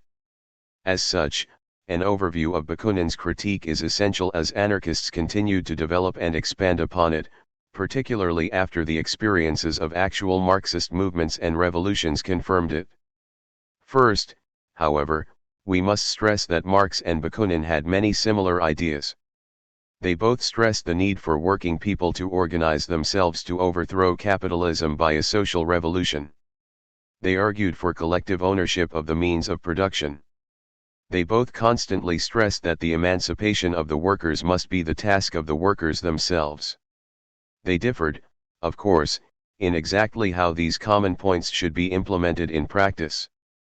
Both, moreover, had a tendency to misrepresent the opinions of the other on certain issues, particularly as their struggle reached its climax. Anarchists, unsurprisingly, argue Bakunin has been proved right by history, so confirming the key aspects of his critique of Marx. So what was Bakunin's critique of Marxism? There are 6 main areas. Firstly, there is the question of current activity, i.e. whether the workers' movement should participate in politics and the nature of revolutionary working class organization. Secondly, there is the issue of the form of the revolution, i.e. whether it should be a political then an economic one, or whether it should be both at the same time. Thirdly, there is the prediction that state socialism will be exploitative, replacing the capitalist class with the state bureaucracy. Fourthly, there is the issue of the dictatorship of the proletariat. Fifthly, there is the question of whether political power can be seized by the working class as a whole or whether it can only be exercised by a small minority. Sixthly, there was the issue of whether the revolution be centralist or decentralist in nature. We shall discuss each in turn. On the issue of current struggle, the differences between Marx and Bakunin are clear. For Marx, the proletariat had to take part in bourgeois elections as an organized political party. As the resolution of the gerrymandered Hague Congress of First International put it, in its struggle against the collective power of the propertied classes, the proletariat cannot act as a class except by constituting itself a political party, distinct from and opposed to all old parties formed by the propertied classes. The conquest of political power has therefore become the great duty of the working class. Collected Works, Volume 23, p. 243. This political party must stand for elections and win votes. As Marx argued in the preamble of the French Workers' Party, the workers must turn the franchise from a means of deception into an instrument of emancipation. This can be considered as part of the process outlined in the Communist Manifesto, where it was argued that the immediate aim of the Communists is the same as that of all the other proletarian parties, namely the conquest of political power by the proletariat, the first step in the revolution by the working class being to raise the proletariat to the position of ruling class, to win the battle of democracy. Engels later stressed, in 1895, that the Communist Manifesto had already proclaimed the winning of universal suffrage, of democracy, as one of the first and most important tasks of the militant proletariat, and that German social democracy had showed workers of all countries how to make use of universal suffrage. Marx and Engels, reader, p. 566, p. 484, p. 490 and p. 565. With this analysis in mind, Marxist-influenced political parties have consistently argued for and taken part in election campaigns, seeking office as a means of spreading socialist ideas and as a means of pursuing the socialist revolution. The social democratic parties, which were the first Marxist parties, and which developed under the watchful eyes of Marx and Engels, saw revolution in terms of winning a majority within parliamentary elections and using this political power to abolish capitalism. Once this was done, the state would wither away as classes would no longer exist. In effect, as we discuss in section H.3.10, these parties aimed to reproduce Marx's account of the forming of the Paris Commune on the level of the national parliament. Bakunin, in contrast, argued that while the communists imagine they can attain their goal by the development and organization of the political power of the working classes, aided by bourgeois radicalism, anarchists believe they can succeed only through the development and organization of the non-political or anti-political power of the working classes. The communists believe it necessary to organize the workers' forces in order to seize the political power of the state, while anarchists organize for the purpose of destroying it. Bakunin saw this in terms of creating new organs of working class power in opposition to the state, organized from the bottom up, by the free association or federation of workers, starting with the associations, then going on to the communes, the region, the nations, and, finally, culminating in a great international and universal federation. In other words, a system of workers' councils. As such, he constantly argued for workers, peasants, and artisans to organize into unions and join the International Workingmen's Association, so becoming a real force, which knows what to do and is therefore capable of guiding the revolution in the direction marked out by the aspirations of the people, a serious international organization of workers' associations of all lands capable of replacing this departing world of states. Bakunin on Anarchism, pages 262-3, p. 270 and p. 174. To Marx's argument that workers should organize politically, i.e., send their representations to parliament, Bakunin realized that when common workers are sent to legislative assemblies, the result is that the worker deputies, transplanted into a bourgeois environment, into an atmosphere of purely bourgeois ideas, will in fact cease to be workers and, becoming statesmen, they will become bourgeois. For men do not make their situations, on the contrary, men are made by them. The Basic Bakunin, p. 108. As far as history goes, the experience of social democracy confirmed Bakunin's analysis. A few years after Engels' death in 1895, German social democracy was racked by the revisionism debate. This debate did not spring from the minds of a few leaders, isolated from the movement, but rather expressed developments within the movement itself. In effect, the revisionists wanted to adjust the party rhetoric to what the party was actually doing, and so the battle against the revisionists basically represented a battle between what the party said it was doing and its actual practice. As one of the most distinguished historians of this period put it, the distinction between the contenders remained largely a subjective one, a difference of ideas in the evaluation of reality rather than a difference in the realm of action. C. Skorsk, German Social Democracy, p. 38. By the start of the First World War, the Social Democrats had become so corrupted by its activities in bourgeois institutions they supported its state and ruling class, and voted for war credits rather than denounce the war as imperialist slaughter for profits. Clearly, Bakunin was proved right. See also section J.2.6 for more discussion on the effect of electioneering on radical parties. However, we must stress that because Bakunin rejected participating in bourgeois politics, it did not mean that he rejected politics or political struggle in general. See section J.2.10. Bakunin clearly advocated what would later be termed a syndicalist strategy. See section H.2.8.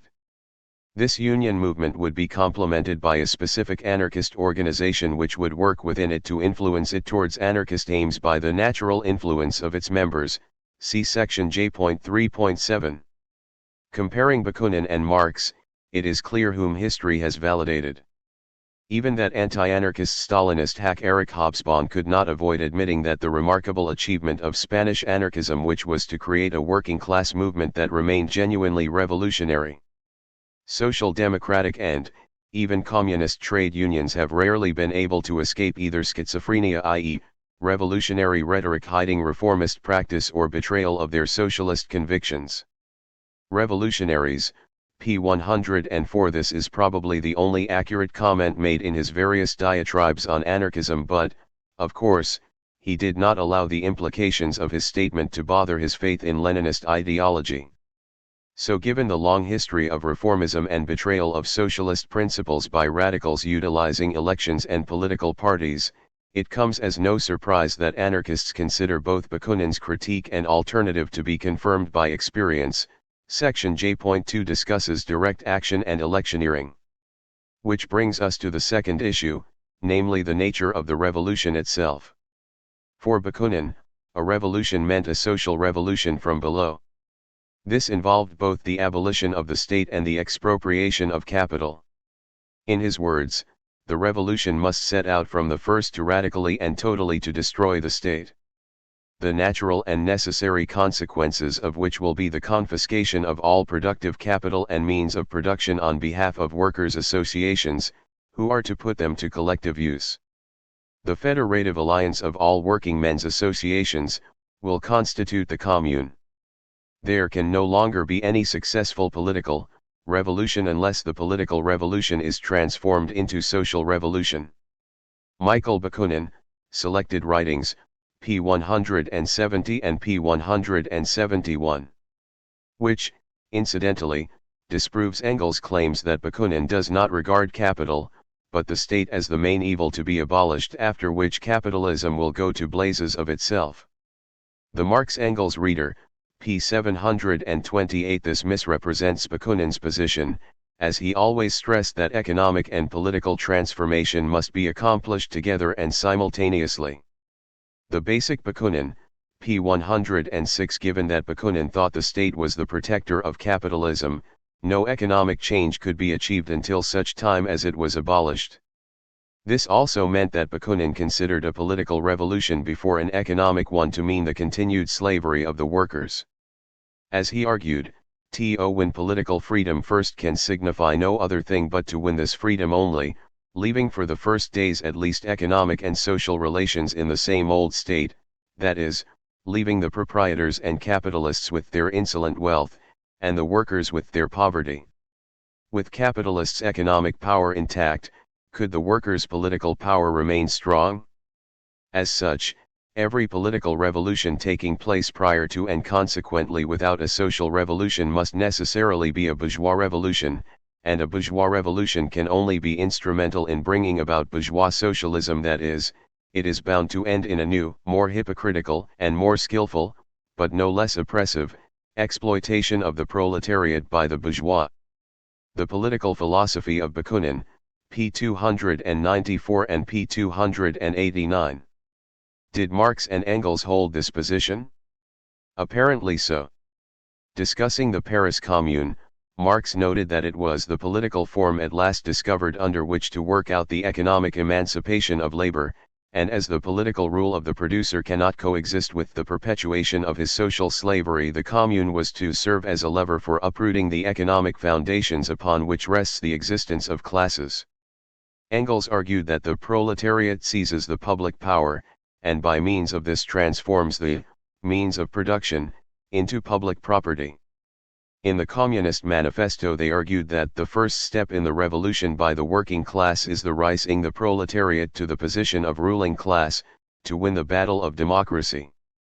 The proletariat will use its political supremacy to wrest, by degrees, all capital from the bourgeois, to centralize all instruments of production in the hands of the state, i.e. of the proletariat organized as the ruling class. Op. Cit. p. 635, p. 717 and p. 490. This is made even clearer in Engels' Principles of Communism, often considered as a draft of the manifesto.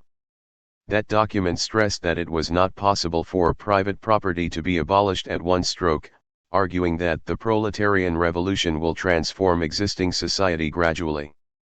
The revolution will establish a democratic constitution, and through this, the direct or indirect dominance of the proletariat.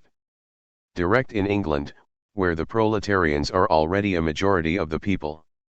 Democracy, Engels went on, would be quite useless to the proletariat if it were not immediately used as a means of carrying through further measures directly attacking private ownership. Collected Works, Volume 6, p. 350. Decades later, when Marx discussed what the dictatorship of the proletariat meant, he argued, in reply to Bakunin's question of over whom will the proletariat rule, that it simply meant that so long as other classes continue to exist, the capitalist class in particular, the proletariat fights it, for with the coming of the proletariat to power, its enemies will not yet have disappeared, it must use measures of force, hence governmental measures, if it itself still remains a class, and the economic conditions on which the class struggle and the existence of classes have not yet disappeared, they must be forcibly removed or transformed. And the process of their transformation must be forcibly accelerated. The Marx-Engels reader, pages 542-3 note, capitalists, not former capitalists, so implying that the members of the proletariat are, in fact, still proletarians after the socialist revolution, and so still subject to wage slavery under economic masters. Which makes perfect sense, as otherwise the term dictatorship of the proletariat would be meaningless. Then there is the issue of when the working class could seize political power. As Engels put it, the struggle between bourgeoisie and proletariat can only be fought out in a republic. This is the form in which the struggle must be fought out, and in countries without a republic, such as Germany at the time, workers would have to conquer it. Marx and Engels, The Socialist Revolution, p. 264. Decades previously, Engels has argued that the first, fundamental condition for the introduction of community of property is the political liberation of the proletariat through a democratic constitution. Collected Works, Volume 6, p. 102. Thus the bourgeois revolution would come first, then the proletarian one. The Communist Manifesto had raised the possibility of a bourgeois revolution in Germany being but a prelude to an immediately following proletarian revolution.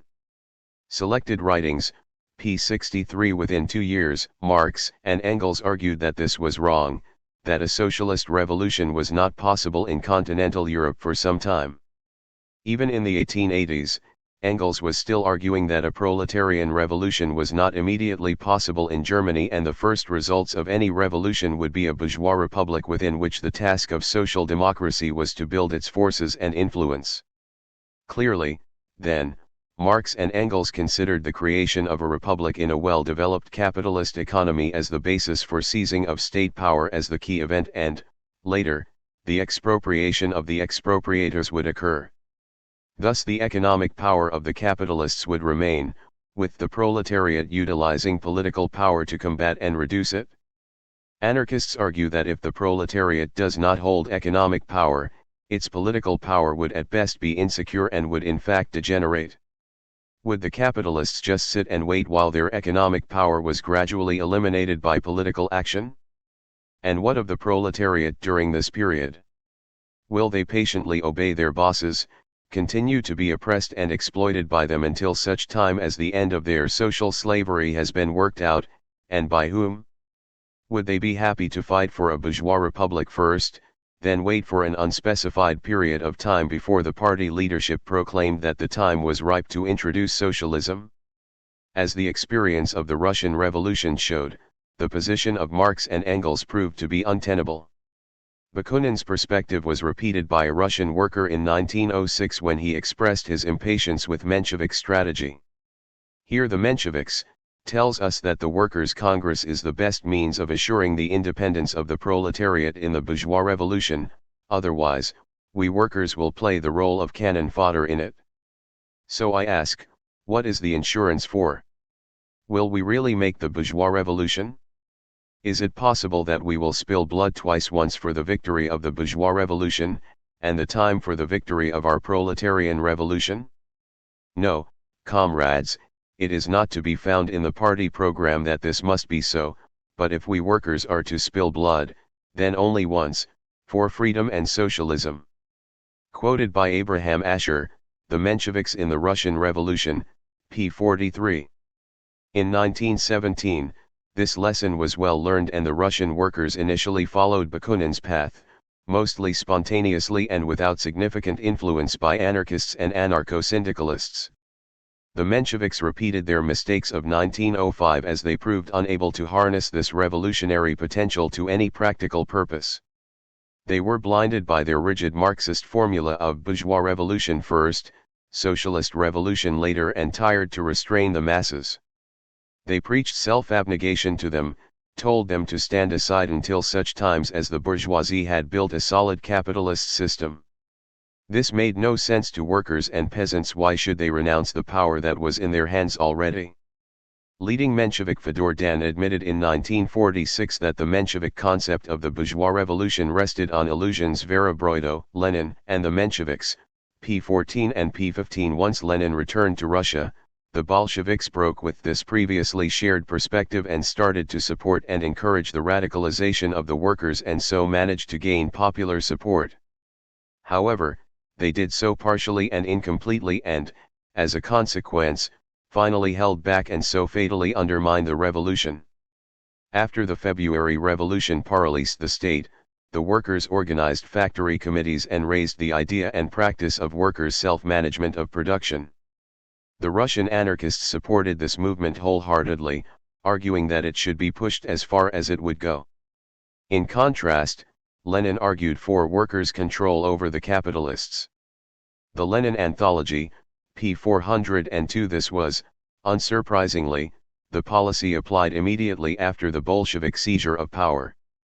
However, as one Leninist writer admits, overwhelmingly powerful forces obliged the Bolsheviks to abandon this reformist course.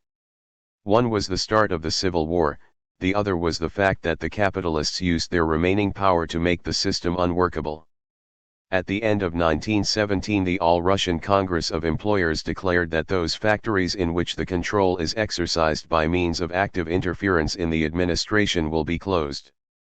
The workers' natural response to the wave of lockouts which followed was to demand that their state nationalize the factories. John Rees, in Defense of October, pages 3-82, International Socialism, number 52, p. 42. By July 1918, only 1/5 of nationalist firms had been done so by the state, the rest by local committees from below, which, incidentally, shows the unresponsiveness of centralist power. Clearly, the idea that a social revolution can come after a political was shown to be a failure. The capitalist class used its powers to disrupt the economic life of Russia. Faced with the predictable opposition by capitalists to their system of control, the Bolsheviks nationalized the means of production. Sadly, within the nationalist workplace the situation of the worker remained essentially unchanged. Lenin had been arguing for one-man management, appointed from above and armed with dictatorial powers, since late April 1918, see section H.3.14. This aimed at replacing the capitalists with state-appointed managers, not workers' self-management. In fact, as we discuss in section H.6.2, the party leaders repeatedly overruled the factory committee's suggestions to build socialism based on their management of the economy in favor of centralist state control. Bakunin's fear of what would happen if a political revolution preceded a social one came true. The working class continued to be exploited and oppressed as before, first by the bourgeoisie and then by the new bourgeoisie of state-appointed managers armed with all the powers of the old ones, plus a few more. Russia confirmed Bakunin's analysis that a revolution must immediately combine political and economic goals in order for it to be successful. The experience of Bolshevik Russia also confirms Bakunin's prediction that state socialism would simply be state capitalism.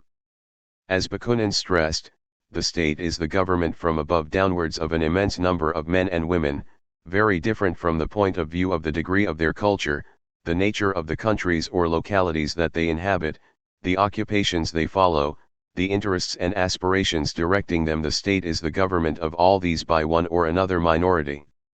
The state has always been the patrimony of some privileged class, and when all other classes have exhausted themselves it becomes the patrimony of the bureaucratic class. The Marxist state will not content itself with administering and governing the masses politically, it will also administer the masses economically, concentrating in the hands of the state the production and distribution of wealth. This will result in a new class, a new hierarchy of real and counterfeit scientists and scholars, and the world will be divided into a minority ruling in the name of knowledge, and an immense ignorant majority. And then, woe unto the mass of ignorant ones. Thus exploitation by a new bureaucratic class would be the only result when the state becomes the sole proprietor and the only banker, capitalist, organizer and director of all national labor, and the distributor of all its products. Bakunin on Anarchism, pages 317-8, p. 318 and p. 217. Subsequent anarchists have tended to call such a regime state capitalism, see section H.3.13.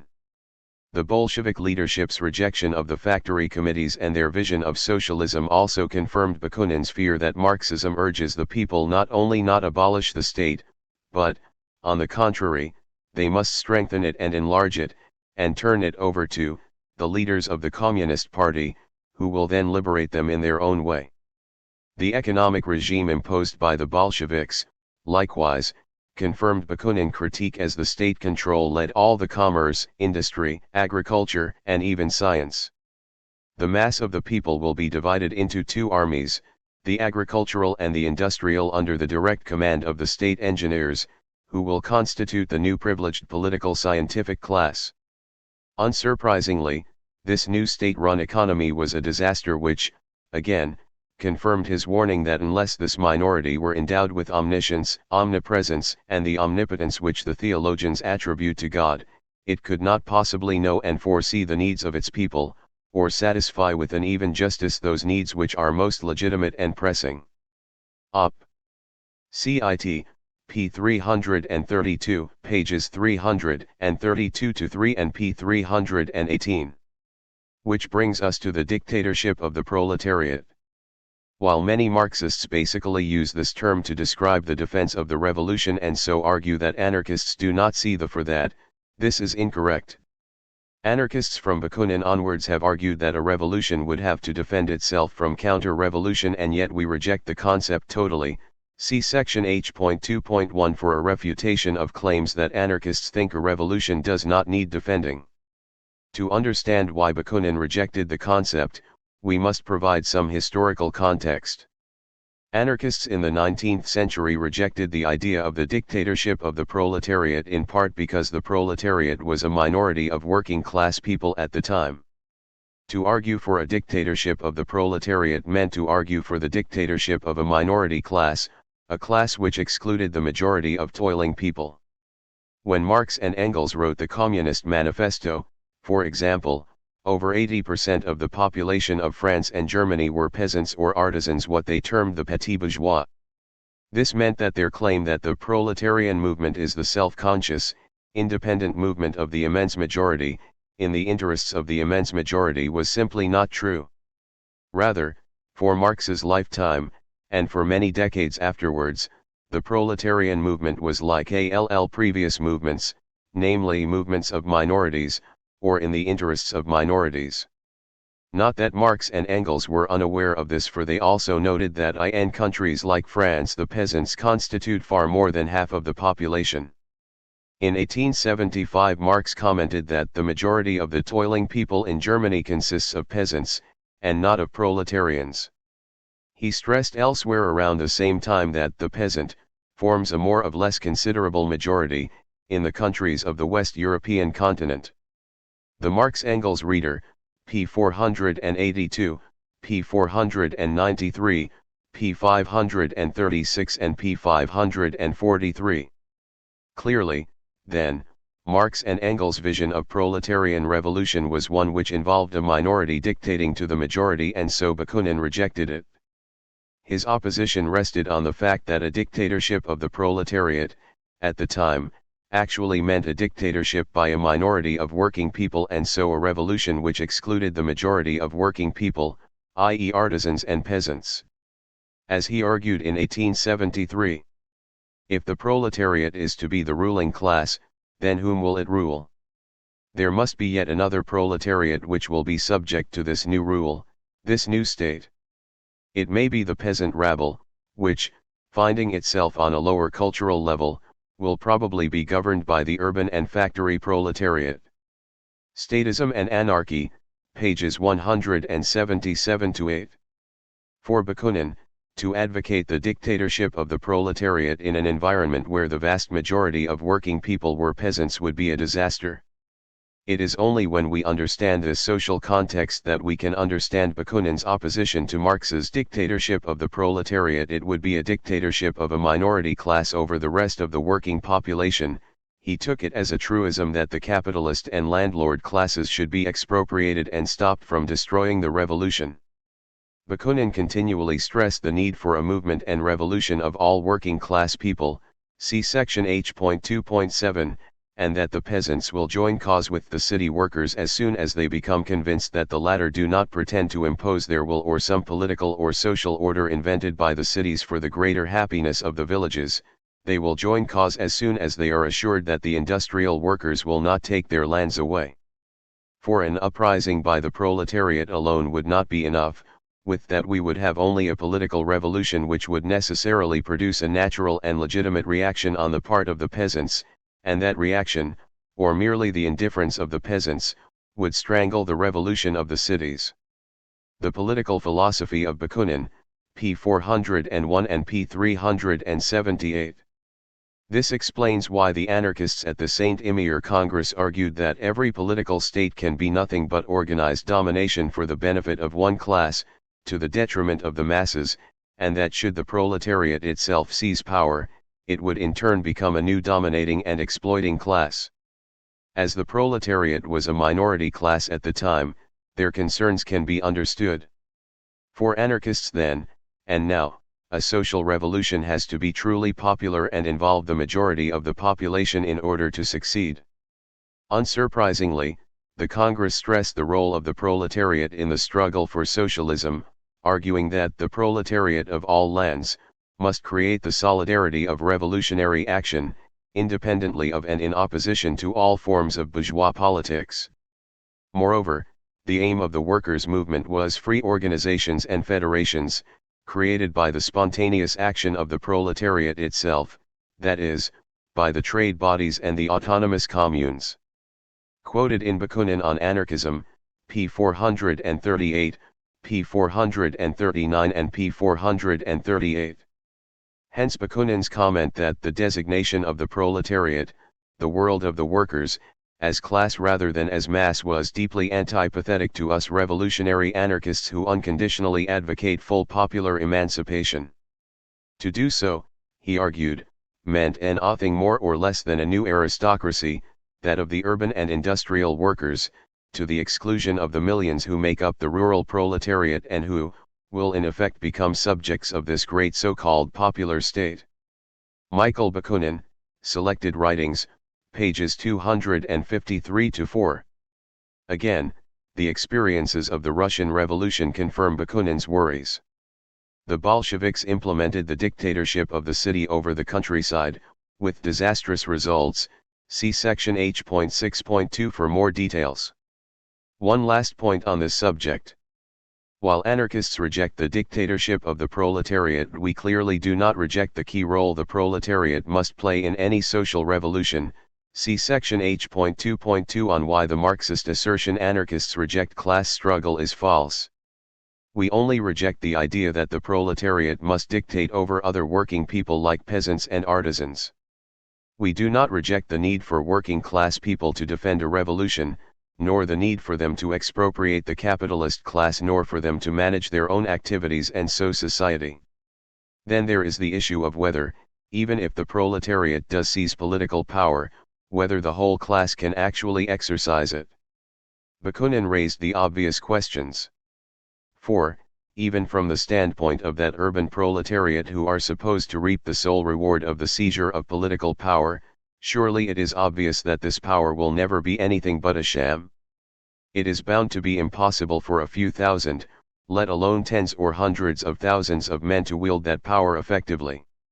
It will have to be exercised by proxy, which means entrusting it to a group of men elected to represent and govern them, which in turn will unfailingly return them to all the deceit and subservience of representative or bourgeois rule. After a brief flash of liberty or orgiastic revolution, the citizens of the new state will wake up slaves, puppets, and victims of a new group of ambitious men. Op. Cit. Pages 254-5. He repeated this argument. What does it mean, the proletariat raised to a governing class?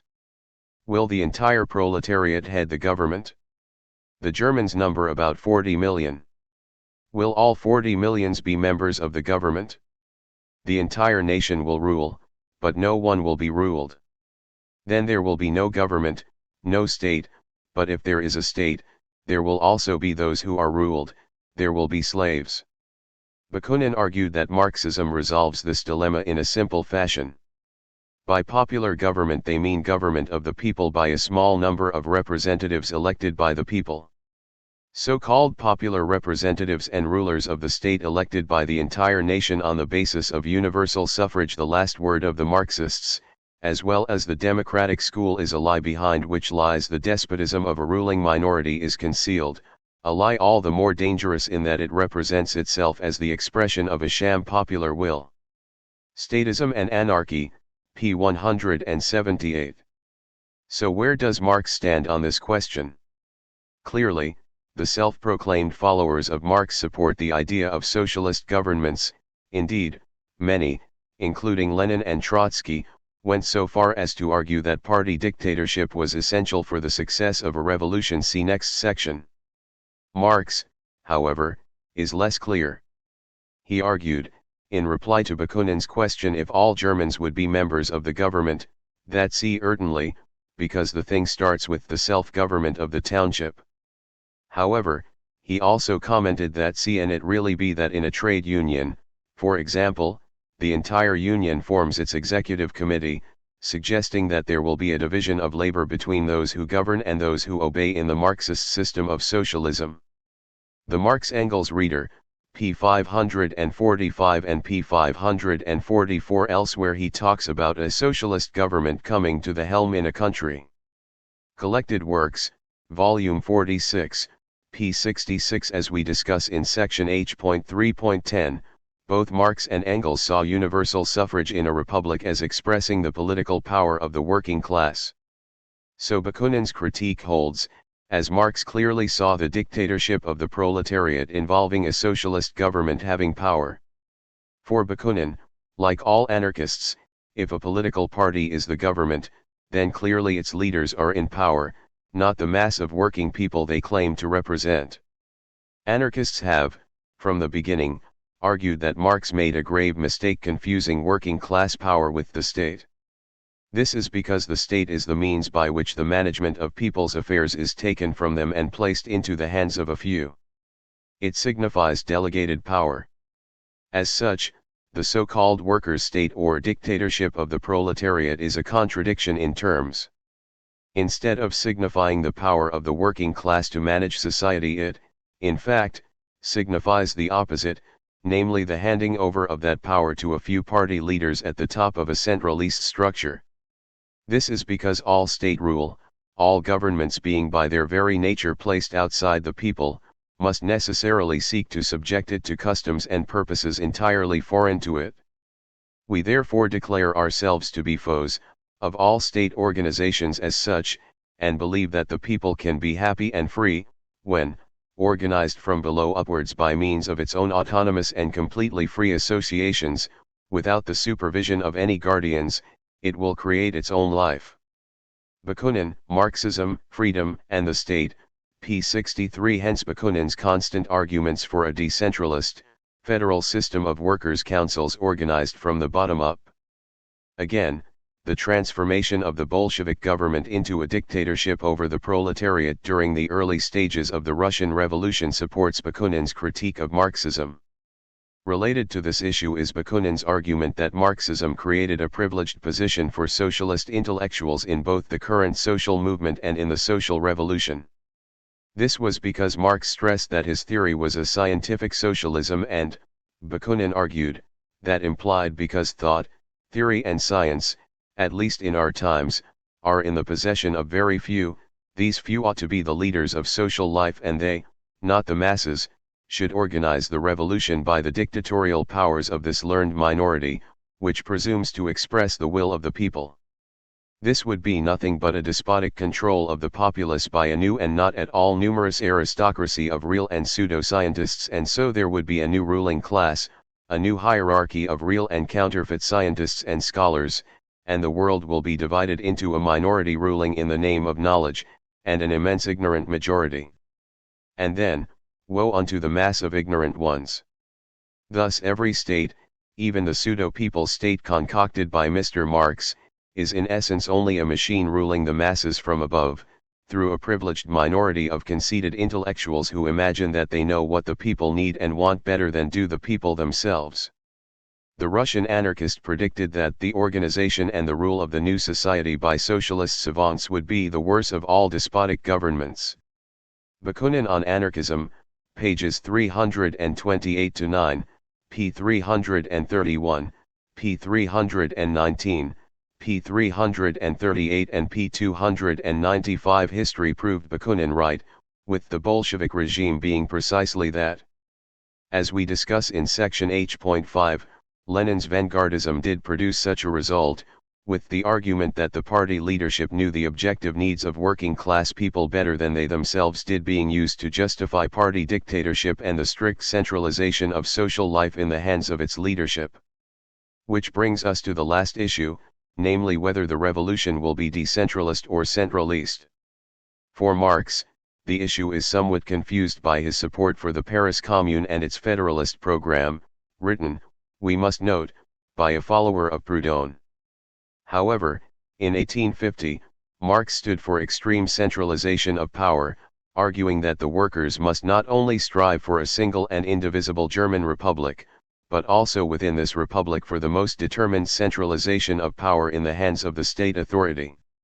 He argued that in a nation like Germany, where there is so many relics of the Middle Ages to be abolished, it must under no circumstances be permitted that every village, every town, and every province should put a new obstacle in the path of revolutionary activity, which can proceed with full force from the center. He stressed that as in France in 1793, so today in Germany it is the task of the really revolutionary party to carry through the strictest centralization. The Marx-Engels reader, pages 509-10. Lenin followed this aspect of Marx's ideas, arguing that Marx was a centralist and applying this perspective both in the party and once in power. The Essential Works of Lenin, p. 310. Obviously, this issue dovetails into the question of whether the whole class exercises power under the dictatorship of the proletariat. In a centralist system, obviously, power has to be exercised by a few, as Marx's argument in 1850 showed. Centralism, by its very nature, excludes the possibility of extensive participation in the decision-making process. Moreover, the decisions reached by such a body could not reflect the real needs of society. In the words of Bakunin, what man, what group of individuals, no matter how great their genius, would dare to think themselves able to embrace and understand the plethora of interests, attitudes, and activities so various in every country, every province, locality and profession? Michael Bakunin, Selected Writings, p. 240. He stressed that the revolution should be and should everywhere remain independent of the central point, which must be its expression and product, not its source, guide, and cause. The awakening of all local passions and the awakening of spontaneous life at all points, must be well developed in order for the revolution to remain alive, real, and powerful. Anarchists reject centralization because it destroys the mass participation a revolution requires in order to succeed. Therefore we do not accept, even in the process of revolutionary transition, either constituent assemblies, provisional governments, or so-called revolutionary dictatorships, because we are convinced that revolution is only sincere, honest, and real in the hands of the masses, and that when it is concentrated in those of a few ruling individuals it inevitably and immediately becomes reaction.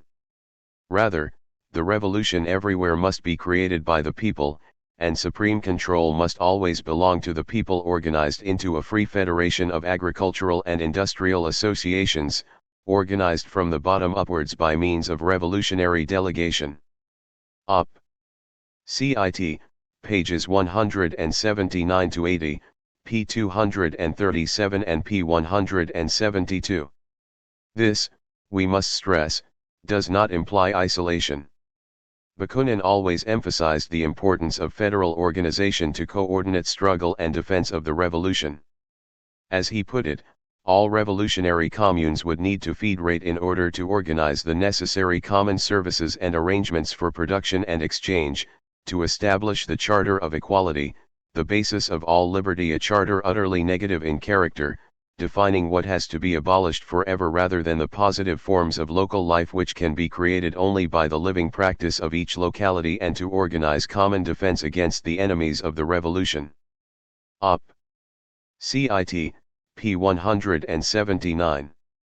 Ironically, it is a note by Engels to the 1885 edition of Marx's 1850 article which shows the fallacy of the standard Marxist position on centralization and the validity of Bakunin's position.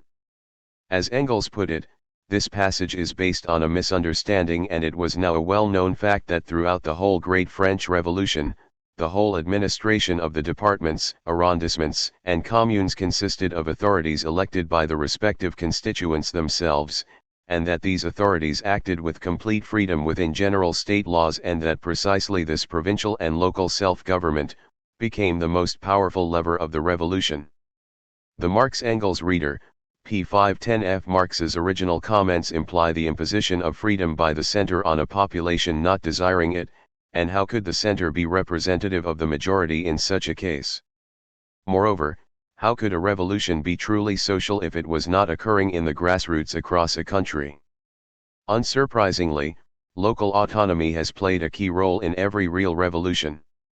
As such, Bakunin has been proved right. Centralism has always killed a revolution, and, as he always argued, real socialism can only be worked from below, by the people of every village, town, and city. The problems facing the world or a revolution cannot be solved by a few people at the top issuing decrees. They can only be solved by the active participation of the mass of working class people, the kind of participation centralism and government by their nature exclude. Given Marx's support for the federal ideas of the Paris Commune, it can be argued that Marxism is not committed to a policy of strict centralization, although Lenin, of course, argued that Marx was a firm supporter of centralization. What is true is, to quote Daniel Guérin, that Marx's comments on the Commune differ noticeably from Marx's writings of before and after 1871, while Bakunin's were in fact quite consistent with the lines he adopted in his earlier writings. No Gods, No Masters, Volume 1, p. 167. Indeed, as Bakunin himself noted, while the Marxists saw all their ideas upset by the uprising of the Commune, they found themselves compelled to take their hats off to it. They went even further, and proclaimed that its program and purpose were their own, in face of the simplest logic and their own true sentiments. This modification of ideas by Marx in the light of the Commune was not limited just to federalism, he also praised its system of mandating recallable delegates. This was a position which Bakunin had been arguing for a number of years previously, but which Marx had never advocated. In 1868, for example, Bakunin was talking about a revolutionary communal council composed of delegates, vested with plenary but accountable and removable mandates. Michael Bakunin, Selected Writings, p. 261 and pages 170-1. As such, the Paris Commune was a striking confirmation of Bakunin's ideas on many levels, not Marx's, who adjusted his ideas to bring them in line with Bakunin's. Since Bakunin, anarchists have deepened this critique of Marxism and, with the experience of both social democracy and Bolshevism, argue that he predicted key failures in Marx's ideas. Given that his followers, particularly Lenin and Trotsky, have emphasized, although, in many ways, changed them, the centralization and socialist government aspects of Marx's thoughts, anarchists argue that Bakunin's critique is as relevant as ever. Real socialism can only come from below.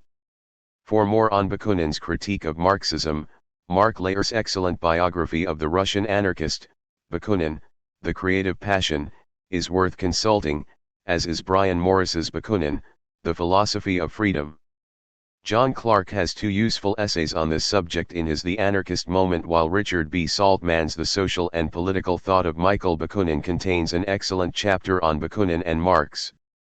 A good academic account can be found in Alvin W. Goldner's Marx's Last Battle, Bakunin and the First International, Theory and Society, Volume 11, Number 6, which is a revised and shortened version of a chapter of his Against Fragmentation, The Origins of Marxism and the Sociology of Intellectuals. Obviously, though, Bakunin's original writings should be the first starting point. H.1.2 What are the key differences between anarchists and Marxists? There are, of course, important similarities between anarchism and Marxism. Both are socialist, oppose capitalism and the current state, support and encourage working class organization and action, and see class struggle as the means of creating a social revolution which will transform society into a new one. However, the differences between these socialist theories are equally important. In the words of Enrico Malatesta, the important, fundamental dissension between anarchists and Marxists is that Marxist socialists are authoritarians, anarchists are libertarians. Socialists want power, and once in power wish to impose their program on the people. Anarchists instead maintain that government cannot be other than harmful, and by its very nature it defends either an existing privileged class or creates a new one, and instead of inspiring to take the place of the existing government, anarchists seek to destroy every organism which empowers some to impose their own ideas and interests on others, for they want to free the way for development towards better forms of human fellowship which will emerge from experience, by everyone being free and having, of course, the economic means to make freedom possible as well as a reality. Enrico Malatesta, His Life and Ideas, p. 142. The other differences derive from this fundamental one. So while there are numerous ways in which anarchists and Marxists differ, their root lies in the question of power. Socialists seek power, in the name of the working class, and usually hidden under rhetoric arguing that party and class power are the same. Anarchists seek to destroy hierarchical power in all its forms and ensure that everyone is free to manage their own affairs, both individually and collectively. From this comes the differences on the nature of a revolution, the way the working class movement should organize and the tactics it should apply, and so on. A short list of these differences would include the question of the dictatorship of the proletariat, the standing of revolutionaries in elections, centralization versus federalism, the role and organization of revolutionaries, whether socialism can only come from below or whether it is possible for it come from below and from above, and a host of others, i.e. some of the differences we indicated in the last section during our discussion of Bakunin's critique of Marxism. Indeed, there are so many it is difficult to address them all here. As such, we can only concentrate on a few in this and the following sections. One of the key issues is on the issue of confusing party power with popular power. The logic of the anarchist case is simple. In any system of hierarchical and centralist power, for example, in a state or governmental structure, then those at the top are in charge, i.e. are in positions of power. It is not the people, nor the proletariat, nor the masses, it is those who make up the government who have and exercise real power. As Malatesta argued, government means the delegation of power, that is the abdication of initiative and sovereignty of all into the hands of a few, and if, as do the authoritarians, one means government action when one talks of social action, then this is still the resultant of individual forces, but only of those individuals who form the government. Anarchy, p. 40 and p. 36. Therefore, anarchists argue, the replacement of party power for working class power is inevitable because of the nature of the state. In the words of Murray Bookchin, anarchist critics of Marx pointed out with considerable effect that any system of representation would become a statist interest in its own right, one that at best would work against the interests of the working classes, including the peasantry, and that at worst would be a dictatorial power as vicious as the worst bourgeois state machines. Indeed, with political power reinforced by economic power in the form of a nationalist economy, a workers' republic might well prove to be a despotism, to use one of Bakunin's more favorite terms, of unparalleled oppression. Republican institutions, however much they are intended to express the interests of the workers, necessarily place policy making in the hands of deputies and categorically do not constitute a proletariat organized as a ruling class. If public policy, as distinguished from administrative activities, is not made by the people mobilized into assemblies and confederally coordinated by agents on a local, regional, and national basis, then a democracy in the precise sense of the term does not exist. The powers that people enjoy under such circumstances can be usurped without difficulty. If the people are to acquire real power over their lives and society, they must establish, and in the past they have, for brief periods of time, established well-ordered institutions in which they themselves directly formulate the policies of their communities and, in the case of their regions, elect confederal functionaries, revocable and strictly controllable, who will execute them. Only in this sense can a class, especially one committed to the abolition of classes, be mobilized as a class to manage society. The Communist Manifesto, Insights and Problems, pages 14 to 17, Black Flag, number 226, pages 16 to 7. This is why anarchists stress direct democracy, self-management, in free federations of free associations. It is the only way to ensure that power remains in the hands of the people and is not turned into an alien power above them. Thus Marxist support for statist forms of organization will inevitably undermine the liberatory nature of the revolution.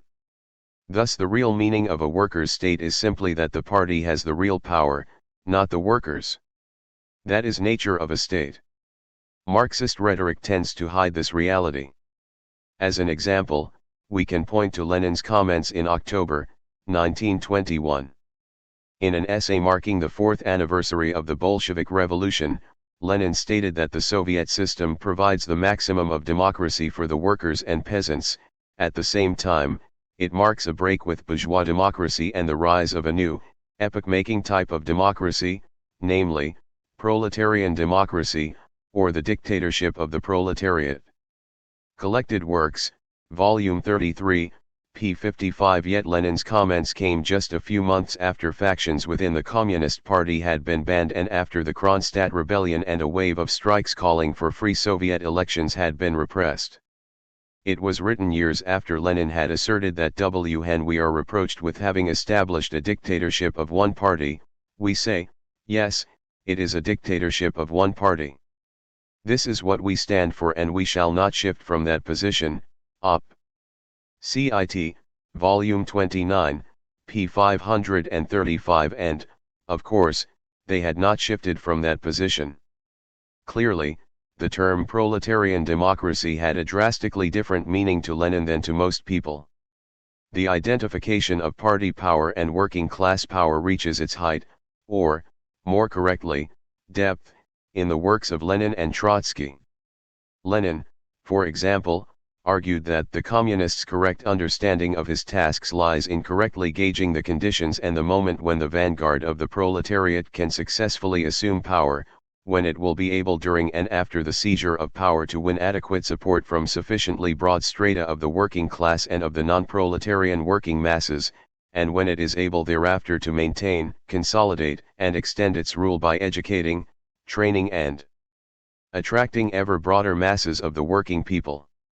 Note, the vanguard, the party, seizes power, not the masses.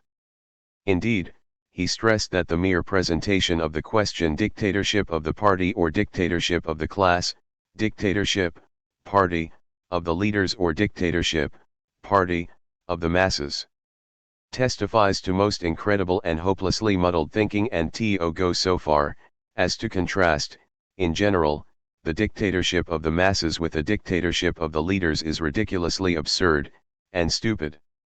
The Lenin Anthology, p. 575, p. 567 and p. 568. Lenin stressed this idea numerous times.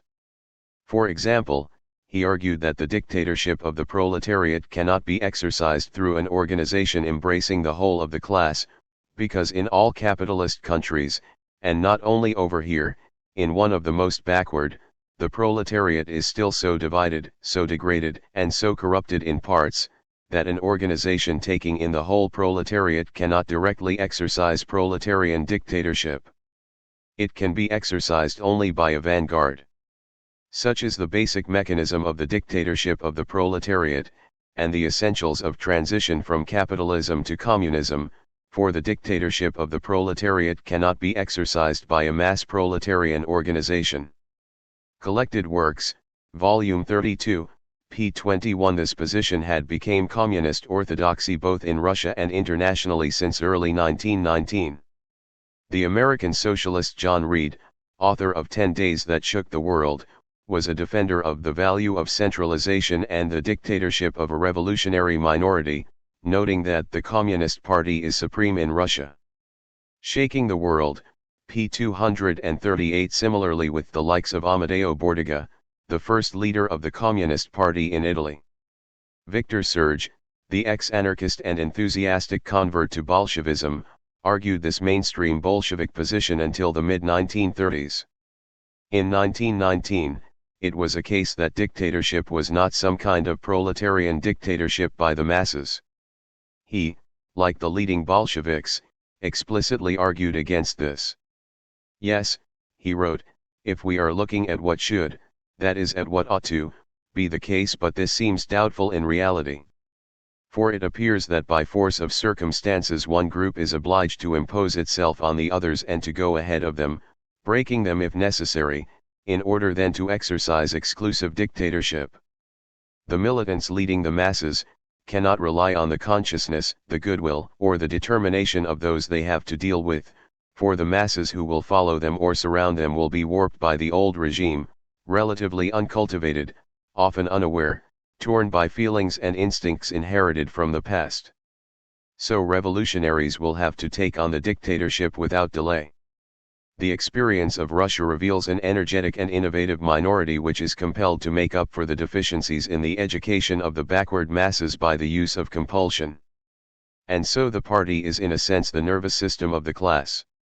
Simultaneously the consciousness and the active, physical organization of the dispersed forces of the proletariat, which are often ignorant of themselves and often remain latent or express themselves contradictorily.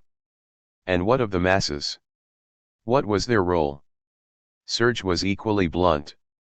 While the party is supported by the entire working population, strangely enough, it maintains its unique situation in dictatorial fashion while the workers are behind the communists, sympathizing instinctively with the party and carrying out the menial tasks required by the revolution. Revolution in Danger, p. 106, p. 92, p. 115, p. 67, p. 66 and p. 6. Such are the joys of socialist liberation. The party thinks for the worker while they carry out the menial tasks of the revolution. Like doing the work and following the orders as in any class system. Trotsky agreed with this lesson and in 1926 opined that the dictatorship of the party does not contradict the dictatorship of the class either theoretically or practically, but is the expression of it, if the regime of workers' democracy is constantly developed more and more. The Challenge of the Left Opposition, 1926-27, p. 76. The obvious contradictions and absurdities of this assertion are all too plain. Needless to say, when defending the concept of the dictatorship of the party he linked it to Lenin, and so to Leninist orthodoxy. Of course, the foundation of our regime is the dictatorship of a class. But this in turn assumes, it is class that has come to self-consciousness through its vanguard, which is to say, through the party. Without this, the dictatorship could not exist. Dictatorship is the most highly concentrated function of a class, and therefore the basic instrument of a dictatorship is a party. In the most fundamental aspects a class realizes its dictatorship through a party. That is why Lenin spoke not only of the dictatorship of the class but also the dictatorship of the party and, in a certain sense, made them identical. Op. Cit. Pages 75-6. He repeated this position on party dictatorship into the late 1930s, long after it had resulted in the horrors of Stalinism. The revolutionary dictatorship of a proletarian party is for me not a thing that one can freely accept or reject, it is an objective necessity imposed upon us by the social realities, the class struggle, the heterogeneity of the revolutionary class, the necessity for a selected vanguard in order to assure the victory. The dictatorship of a party belongs to the barbarian prehistory as does the state itself, but we cannot jump over this chapter, which can open, not at one stroke, genuine human history.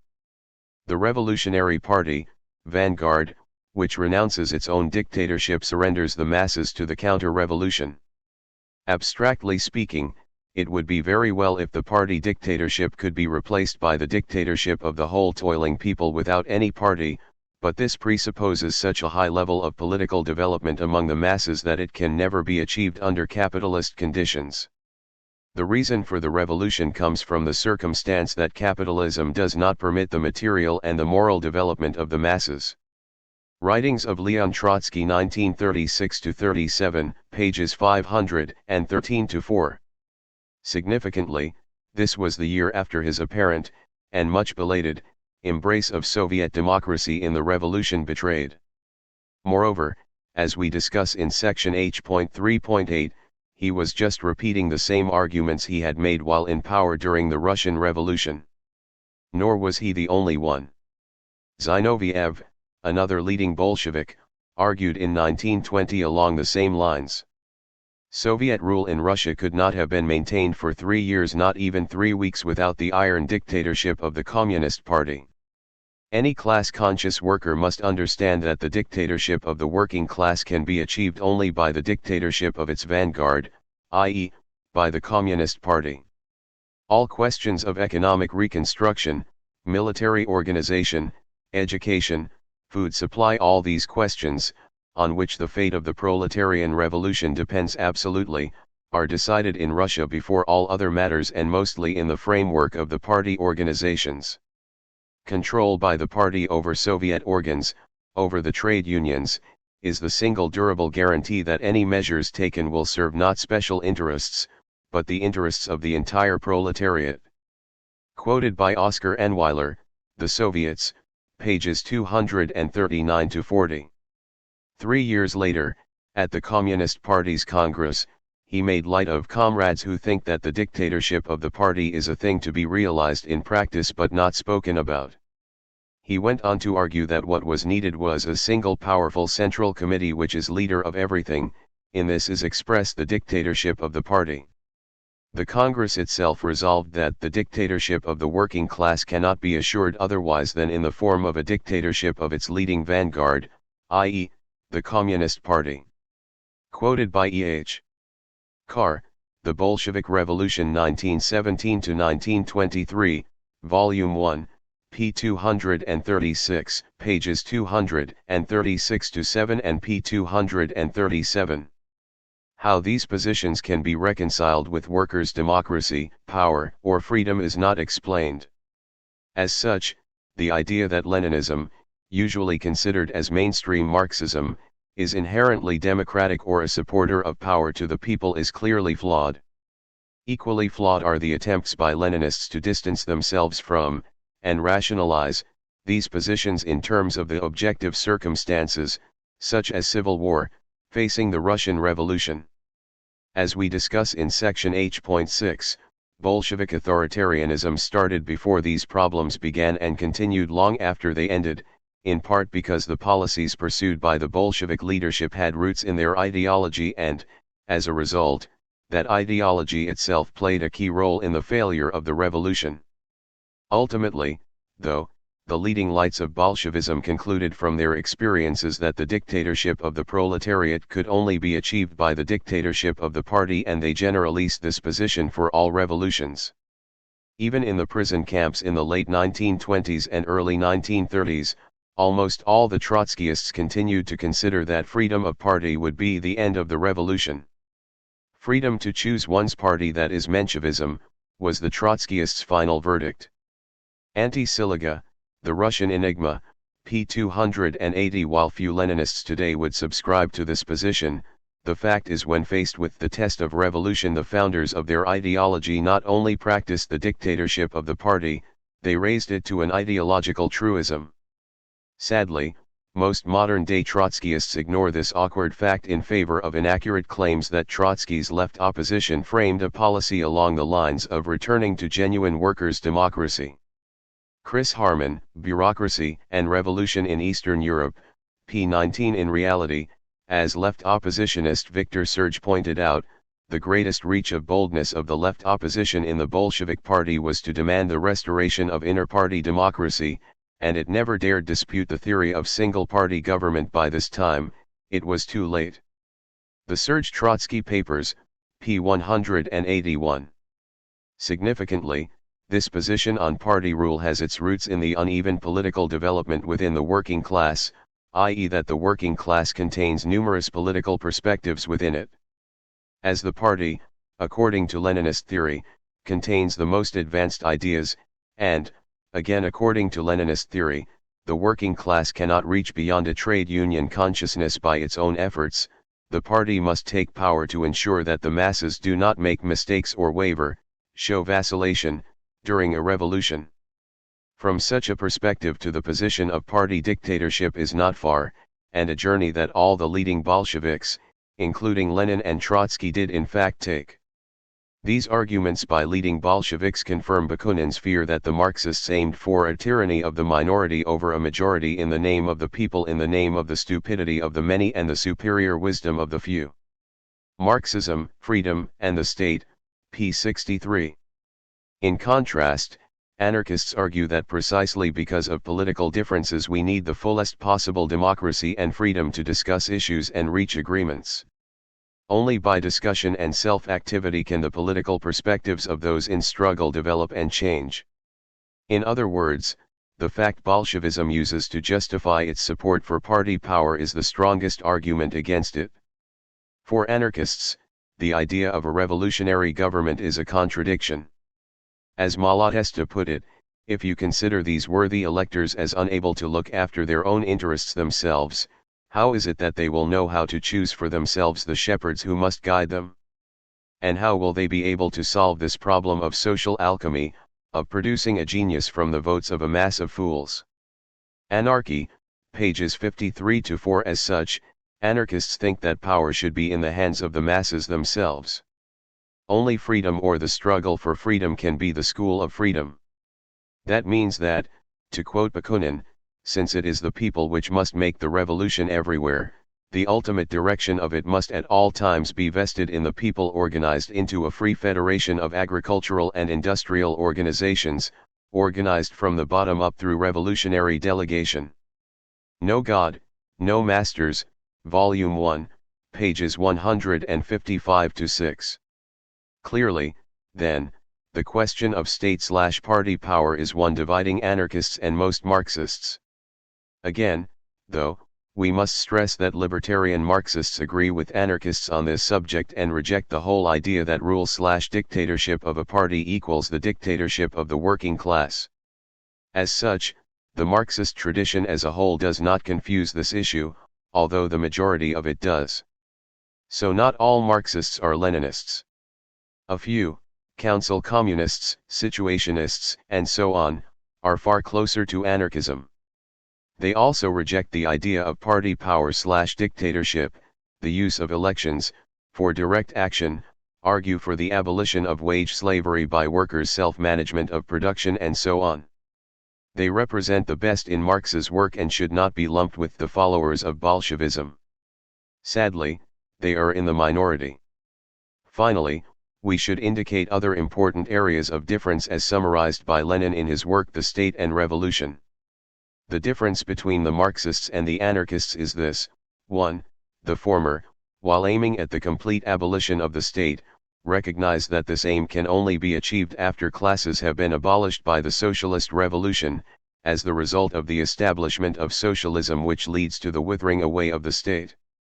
The latter want to abolish the state completely overnight, failing to understand the conditions under which the state can be abolished too. The former recognize that after the proletariat has conquered political power it must utterly destroy the old state machine and substitute for it a new one consisting of the organization of armed workers, after the type of the commune. The latter, while advocating the destruction of the state machine, have absolutely no idea of what the proletariat will put in its place and how it will use its revolutionary power. The anarchists even deny that the revolutionary proletariat should utilize its state power, its revolutionary dictatorship. 3. The former demand that the proletariat be prepared for revolution by utilizing the present state, the latter reject this. Essential Works of Lenin, p. 358. We will discuss each of these points in the next 3 sections. Point 1 will be discussed in section H.1.3, the second in section H.1.4 and the third and final one in section H.1.5. H.1.3 Why do anarchists wish to abolish the state overnight? As indicated at the end of the last section, Lenin argued that while Marxists aimed at the complete abolition of the state, they recognize that this aim can only be achieved after classes have been abolished by the socialist revolution, while anarchists want to abolish the state completely overnight. This issue is usually summarized by Marxists arguing that a new state is required to replace the destroyed bourgeois one. This new state is called by Marxists the dictatorship of the proletariat, or a workers' state.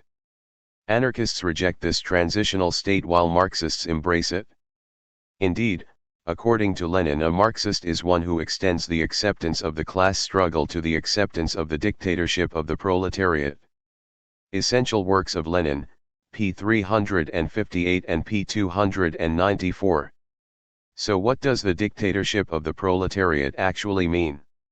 Generally, Marxists seem to imply that this term simply means the defense of the revolution, and so the anarchist rejection of the dictatorship of the proletariat means, for Marxists, the denial the need to defend a revolution.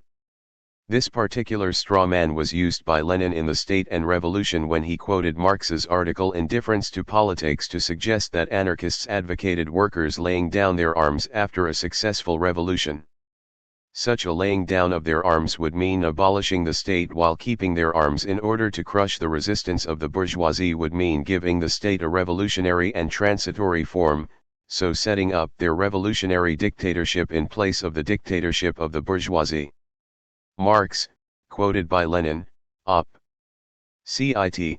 p. 315. That such an argument can be made, never mind repeated, suggests a lack of honesty. It assumes that the Marxist and anarchist definitions of the state are identical. They are not. For anarchists, the state, government, means the delegation of power, that is the abdication of initiative and sovereignty of all into the hands of a few. Malatesta, Anarchy, p. 41. For Marxists, the state is an organ of class rule, an organ for the oppression of one class by another. Lenin, Op. Cit. p. 274. That these definitions are in conflict is clear, and unless this difference is made explicit, anarchist opposition to the dictatorship of the proletariat cannot be clearly understood. Anarchists, of course, agree that the current state is the means by which the bourgeois class enforces its rule over society. In Bakunin's words, the political state has no other mission but to protect the exploitation of the people by the economically privileged classes. The political philosophy of Bakunin, p. 221. Throughout history, just as in our time, government is either the brutal, violent, arbitrary rule of the few over the many, or it is an organized instrument to ensure that domination and privilege will be in the hands of those who have cornered all the means of life. Under capitalism, as Malatesta succulently put, the state is the bourgeoisie's servant and gendarme. Op. Cit. p. 21 and p. 23. The reason why the state is marked by centralist power is due to its role as the protector of minority class rule. As such, a state cannot be anything but a defender of minority power, as its centralist and hierarchical structure is designed for that purpose. If the working class really were running society, as Marxists claim they would be in the dictatorship of the proletariat, then it would not be a state. As Bakunin put it, where all rule, there are no more ruled, and there is no state. Op. Cit. p. 223. The idea that anarchists, by rejecting the dictatorship of the proletariat, also reject defending a revolution is false. We do not equate the dictatorship of the proletariat with the need to defend a revolution or expropriating the capitalist class, ending capitalism, and building socialism. Anarchists from Bakunin onwards have taken both of these necessities for granted. As we discuss this particular Marxist straw man in section H.2.1, we will leave our comments on anarchist awareness of the need to defend a revolution at this. Anarchists, then, do not reject defending a revolution, and our opposition to the so-called revolutionary or socialist state is not based on this, regardless of what Marx and Lenin asserted. Rather, we argue that the state can and must be abolished overnight during a social revolution, because any state, including the so-called dictatorship of the proletariat, is marked by hierarchical power and can only empower the few at the expense of the many. The state will not wither away, as Marxists claim, simply because it excludes, by its very nature, the active participation of the bulk of the population and ensures a new class division in society: those in power, the party, and those subject to it, the working class. Georges Fontaines sums up anarchist concerns on this issue. The formula dictatorship of the proletariat has been used to mean many different things. If for no other reason, it should be condemned as a cause of confusion. With Marx, it can just as easily mean the centralist dictatorship of the party which claims to represent the proletariat as it can the federalist conception of the commune. Can it mean the exercise of political power by the victorious working class? No, because the exercise of political power in the recognized sense of the term can only take place through the agency of an exclusive group practicing a monopoly of power, separating itself from the class and oppressing it. And this is how the attempt to use a state apparatus can reduce the dictatorship of the proletariat to the dictatorship of the party over the masses. But if by dictatorship of the proletariat is understood collective and direct exercise of political power, this would mean the disappearance of political power, since its distinctive characteristics are supremacy, exclusivity, and monopoly. It is no longer a question of exercising or seizing political power, it is about doing away with it altogether. If by dictatorship is meant the domination of the majority by a minority, then it is not a question of giving power to the proletariat but to a party, a distinct political group. If by dictatorship is meant the domination of a minority by the majority, domination by the victorious proletariat of the remnants of a bourgeoisie that has been defeated as a class, then the setting up of dictatorship means nothing but the need for the majority to efficiently arrange for its defense its own social organization. The terms domination, dictatorship, and state are as little appropriate as the expression taking power for the revolutionary act of the seizure of the factories by the workers. We reject then as inaccurate and causes of confusion the expressions dictatorship of the proletariat, taking political power, workers' state, socialist state, and proletarian state. Manifesto of Libertarian Communism, pages 22-3. So anarchists argue that the state has to be abolished overnight simply because a state is marked by hierarchical power and the exclusion of the bulk of the population from the decision-making process. It cannot be used to implement socialism simply because it is not designed that way. To extend and defend a revolution, a state is not required. Indeed, it is a hindrance. The mistake of authoritarian communists in this connection is the belief that fighting and organizing are impossible without submission to a government, and thus they regard anarchists as the foes of all organization and all coordinated struggle. We, on the other hand, maintain that not only are revolutionary struggle and revolutionary organization possible outside and in spite of government interference, but that, indeed, that is the only effective way to struggle and organize, for it has the active participation of all members of the collective unit, instead of their passively entrusting themselves to the authority of the supreme leaders. Any governing body is an impediment to the real organization of the broad masses, the majority.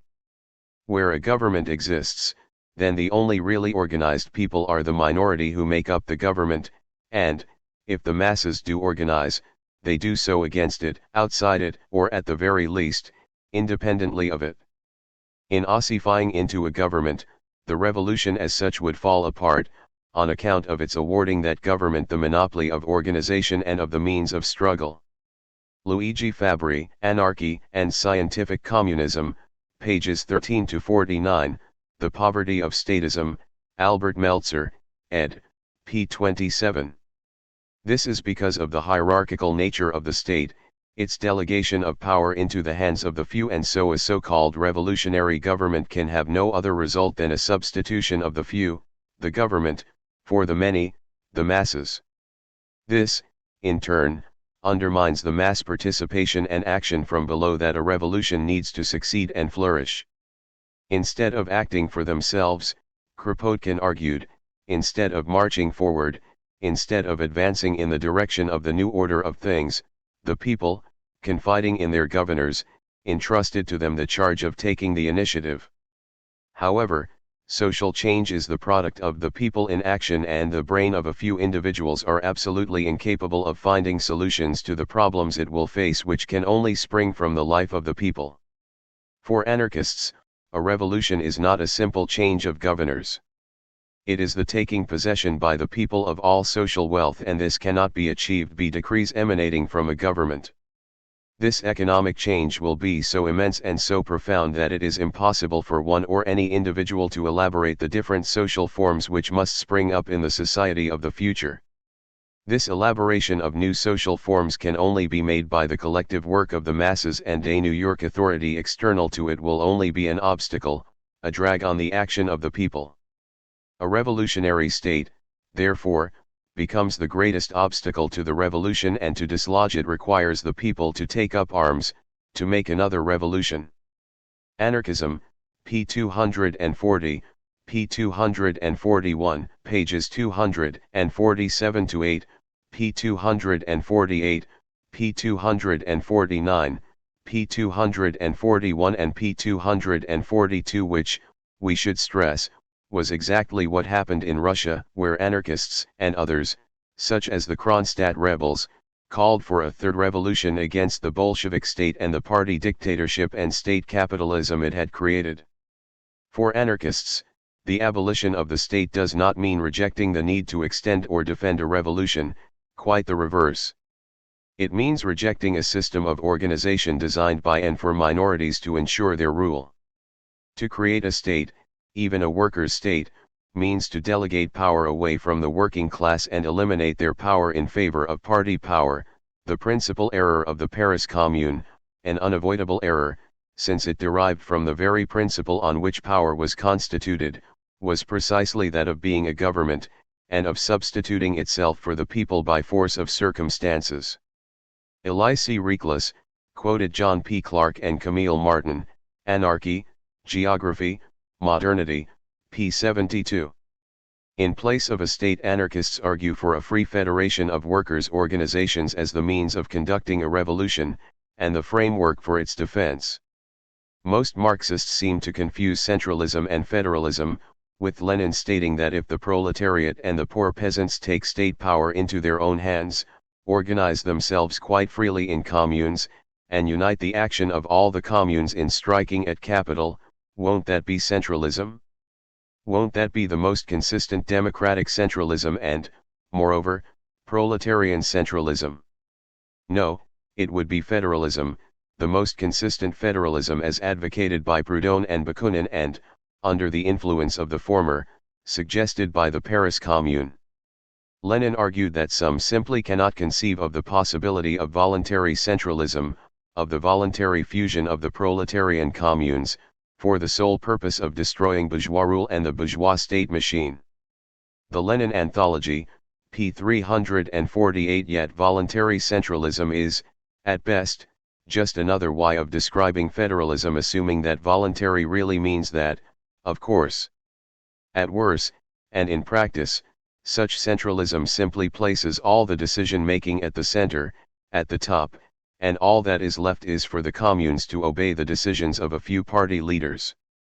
As we discuss in the next section, anarchists see this federation of workers' associations and communes, the framework of a free society, as being based on the organizations working class people create in their struggle against capitalism. These self-managed organizations, by refusing to become part of a centralist state, will ensure the success of a revolution. H.1.4 Do anarchists have absolutely no idea of what to put in place of the state? Lenin's second claim was that anarchists, while advocating the destruction of the state machine, have absolutely no idea of what the proletariat will put in its place, and compared this to the Marxists who argued for a new state machine consisting of armed workers, after the type of the Paris Commune. Essential Works of Lenin, p. 358. For anarchists, Lenin's assertion simply shows his unfamiliarity with anarchist literature and need not be taken seriously. Anyone familiar with anarchist theory would simply laugh at such comments. Sadly, most Marxists are not familiar with that theory, so we need to explain two things. Firstly, anarchists have very clear ideas on what to replace the state with, namely a federation of communes based on working class associations. Secondly, that this idea is based on the idea of armed workers, inspired by the Paris Commune, although predicted by Bakunin. Moreover, for anarchists Lenin's comment seems somewhat incredulous. As George Barrett put it, in reply to the question, if you abolish government, what will you put at its place, this seems to an anarchist very much as if a patient asked the doctor, if you take away my illness, what will you give me in its place? The anarchist's argument is that government fulfills no useful purpose. It is the headquarters of the profit makers, the rent takers, and of all those who take from but who do not give to society. When this class is abolished by the people so organizing themselves to run the factories and use the land for the benefit of their free communities, i.e. for their own benefit, then the government must also be swept away, since its purpose will be gone. The only thing then that will be put in the place of government will be the free organization of the workers. When tyranny is abolished, liberty remains, just as when disease is eradicated health remains. Objections to Anarchism, p. 356. Barrett's answer contains the standard anarchist position on what will be the organizational basis of a revolutionary society, namely that the only thing then that will be put in the place of government will be the free organization of the workers. This is a concise summary of anarchist theory and cannot be bettered. This vision, as we discuss in section I.2.3 in some detail, can be found in the work of Bakunin, Kropotkin, Malatesta, and a host of other anarchist thinkers. Since anarchists from Bakunin onwards have stressed that a federation of workers' associations would constitute the framework of a free society, to assert otherwise, as Lenin did, is little more than a joke or a slander. To quote Bakunin, "The future social organization must be made solely from the bottom up, by the free association or federation of workers, firstly in their unions, then in the communes, regions, nations, and finally in a great federation, international and universal." Michael Bakunin, Selected Writings, p. 206. Similar ideas can easily be found in the works of other anarchists. While the actual names and specific details of these federations of workers' associations may change, for example, the factory committees and Soviets in the Russian Revolution, the collectives in Spain, the section assemblies in the French Revolution are a few of them, the basic ideas are the same. Bakunin also pointed to the means of defense, a workers' militia, the people armed, as per the Paris Commune section H.2.1. A major difference between anarchism and Marxism which Lenin points to is, clearly, false. Anarchists are well aware of what should replace the bourgeois state and have always been so. The real difference is simply that anarchists say what they mean while Lenin's new state did not, in fact, mean working class power but rather party power. As for Lenin's comment that we have absolutely no ideas of how the working class will use its revolutionary powers suggests more ignorance, as we have urged working people to expropriate the expropriators, reorganize production under workers' self-management and start to construct society from the bottom upwards. A quick glance at Kropotkin's Conquest of Bread, for example, would soon convince any reader of the inaccuracy of Lenin's comment. This summary by the anarchist Jura Federation, written in 1880, gives a flavor of anarchist ideas on this subject. The bourgeoisie's power over the popular masses springs from economic privileges, political domination, and the enshrining of such privileges in the laws. So we must strike at the well springs of bourgeois power, as well as its various manifestations. The following measures strike us as essential to the welfare of the revolution, every bit as much as armed struggle against its enemies. The insurgents must confiscate social capital, landed estates, mines, housing, religious and public buildings, instruments of labor, raw materials, gems and precious stones and manufactured products. All political, administrative, and judicial authorities are to be deposed. What should the organizational measures of the revolution be? Immediate and spontaneous establishment of trade bodies, provisional assumption by those of social capital, local federation of a trades bodies and labor organization. Establishment of neighborhood groups and federations of same. Organization of the insurgent forces, the federation of all the revolutionary forces of the insurgent communes. Federation of communes and organization of the masses, with an eye to the revolutions enduring until such time as all reactionary activity has been completely eradicated. Once trade bodies have been established, the next step is to organize local life. The organ of this life is to be the federation of trades bodies, and it is this local federation which is to constitute the future commune. No Gods, No Masters, Volume 1, pages 246-7. Clearly, anarchists do have some ideas on what the working class will replace the state with and how it will use its revolutionary power. Similarly, Lenin's statement that the anarchists even deny that the revolutionary proletariat should utilize its state power, its revolutionary dictatorship, again distorts the anarchist position.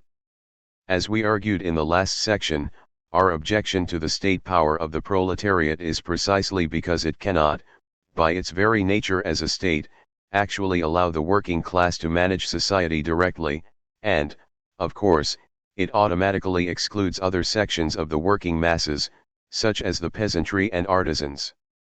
We argued that, in practice, it would simply mean the dictatorship of a few party leaders. This position, we must stress, was one Lenin himself was arguing in the year after completing State and Revolution, and so the leading Bolsheviks confirmed the anarchist argument that the dictatorship of the proletariat would, in fact, become a dictatorship over the proletariat by the party. Italian anarchist Camillo Bernieri summed up the differences well.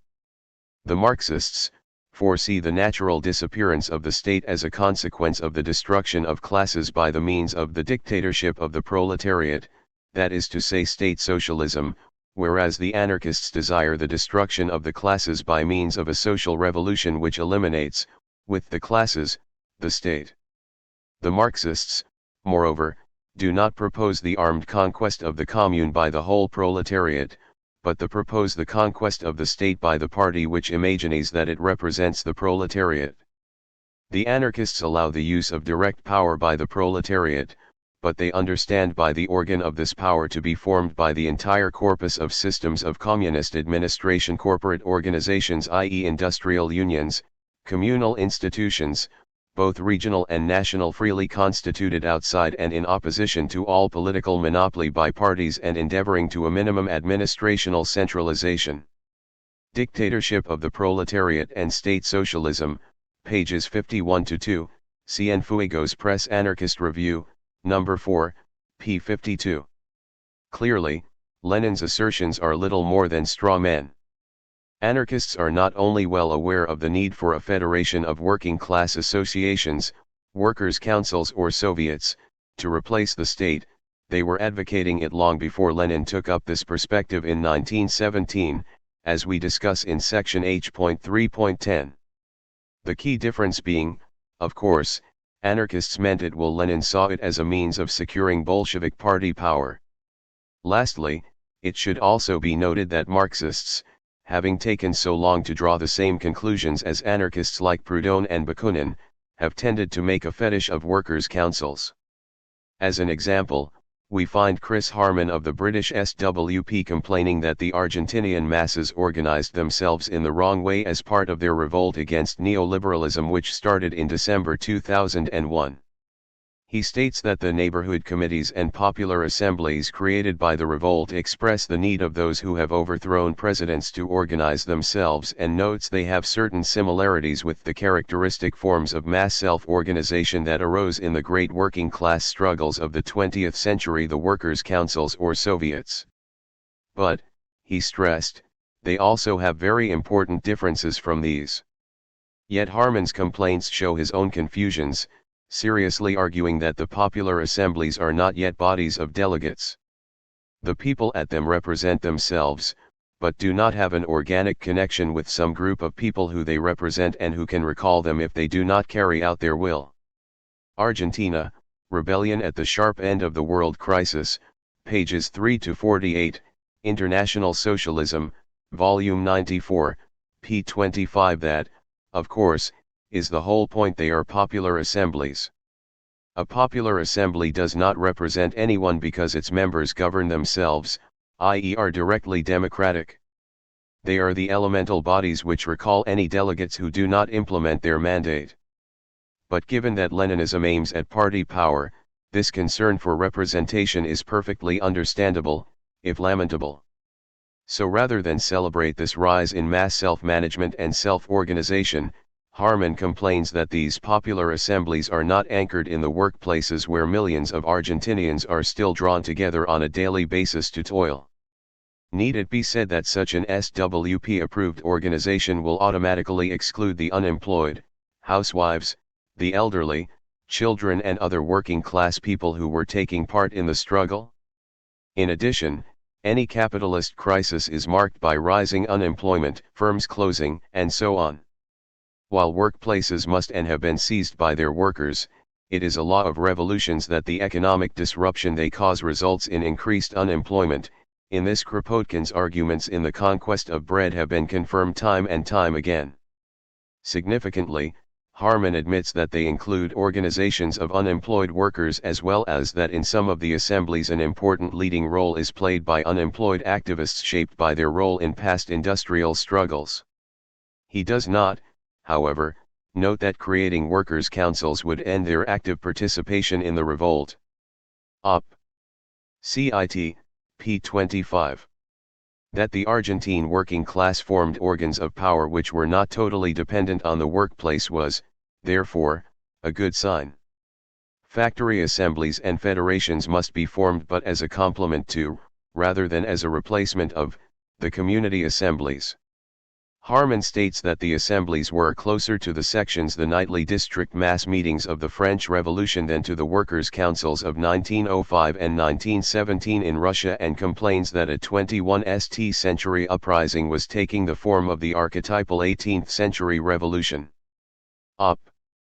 Cit. p. 25 and p. 22. Did the Argentinians not realize that a 21st century uprising should mimic the great working class struggles of the 20th century, particularly that which took place in a mostly pre-capitalist Tsarist regime which was barely out of the 18th century itself? Did they not realize that the leaders of the vanguard party know better than themselves how they should organize and conduct their struggles? That the people of the 21st century knew best how to organize their own revolts is lost of Harman, who prefers to squeeze the realities of modern struggles into the forms which Marxists took so long to recognize in the first place. Given that anarchists have been discussing the possibilities of community assemblies for some time, perhaps we can expect Leninists to recognize their importance in a few decades. After all, the Bolsheviks in Russia were slow to realize the significance of the Soviets in 1905, so Harman's position is hardly surprising. So, it is easy to see what anarchists think of Lenin's assertion that anarchism had failed to give anything even approaching a true solution of the concrete political problems, viz., must the old state machine be smashed, and what should supersede it? Op. Cit. p. 350. We simply point out that Lenin was utterly distorting the anarchist position on social revolution. Revolutionary anarchists had, since the 1860s, argued that workers' councils, Soviets, could be both a weapon of class struggle against capitalism and the state as well as the framework of the future, libertarian, socialist society. Lenin only came to superficially similar conclusions in 1917. Which means that when he talked of workers' councils, Lenin was only repeating Bakunin, the difference being we anarchists mean it. H.1.5 Why do anarchists reject utilizing the present state?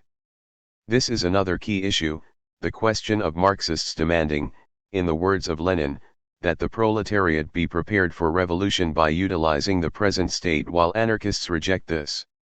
Essential works of Lenin, p. 358. By this, Lenin meant the taking part of socialists in bourgeois elections, standing candidates for office and having socialist representatives in parliament and other local and national state bodies. In other words, what Marx termed political action and the Bolsheviks revolutionary parliamentarianism. For anarchists, the use of elections does not prepare the working class for revolution, i.e. managing their own affairs and society. Rather, it prepares them to follow leaders and let others act for them. In the words of Rudolf Rocker, participation in the politics of the bourgeois states has not brought the labor movement a hair's breadth nearer to socialism, but thanks to this method, socialism has almost been completely crushed and condemned to insignificance. Participation in parliamentary politics has affected the socialist labor movement like an insidious poison. It destroyed the belief in the necessity of constructive socialist activity, and, worse of all, the impulse to self-help, by inoculating people with the ruinous delusion that salvation always comes from above. Anarcho-syndicalism, p. 54. While electoral, political, activity ensures that the masses become accustomed to following leaders and letting them act on their behalf, anarchists support direct action as the best available means for preparing the masses to manage their own personal and collective interests, and besides, anarchists feel that even now the working people are fully capable of handling their own political and administrative interests. Political action, in contrast, needs centralist authoritarian organizations and results in ceding power by all to someone, the delegate, the representative. For direct pressure put against the ruling classes by the masses, the Socialist Party has substituted representation and instead of fostering the class struggle, it has adopted class collaboration in the legislative arena, without which all reforms would remain a vain hope. Luigi Gallini, The End of Anarchism, pages 13-4, p. 14 and p. 12. Anarchists, therefore, argue that we need to reclaim the power which has been concentrated into the hands of the state. That is why we stress direct action. Direct action means action by the people themselves, that is action directly taken by those directly affected. Through direct action, we dominate our own struggles, it is we who conduct it, organize it, manage it. We do not hand over to others our own acts and task of self-liberation. That way, we become accustomed to managing our own affairs, creating alternative, libertarian, forms of social organization which can become a force to resist the state, win reforms and, ultimately, become the framework of a free society. In other words, direct action creates organs of self-activity, such as community assemblies, factory committees, workers' councils, and so on, which, to use Bakunin's words, are creating not only the ideas but also the facts of the future itself. The idea that socialists standing for elections somehow prepares working class people for revolution is simply wrong. Utilizing the state, standing in elections, only prepares people for following leaders. It does not encourage the self-activity, self-organization, direct action and mass struggle required for a social revolution. Moreover, as Bakunin predicted, use of elections has a corrupting effect on those who use it. The history of radicals using elections has been a long one of betrayal and the transformation of revolutionary parties into reformist ones. See section J.2.6 for more discussion. Using the existing state ensures that the division at the heart of existing society, namely a few who govern and the many who obey, is reproduced in the movements trying to abolish it. It boils down to handing effective leadership to special people, to leaders, just when the situation requires working people to solve their own problems and take matters into their own hands. The social question will be put, long before the socialists have conquered a few seats in parliament, and thus the solution of the question will be actually in the hands of the workmen and women themselves. Under the influence of government worship, they may try to nominate a new government, and they may entrust it with the solution of all difficulties.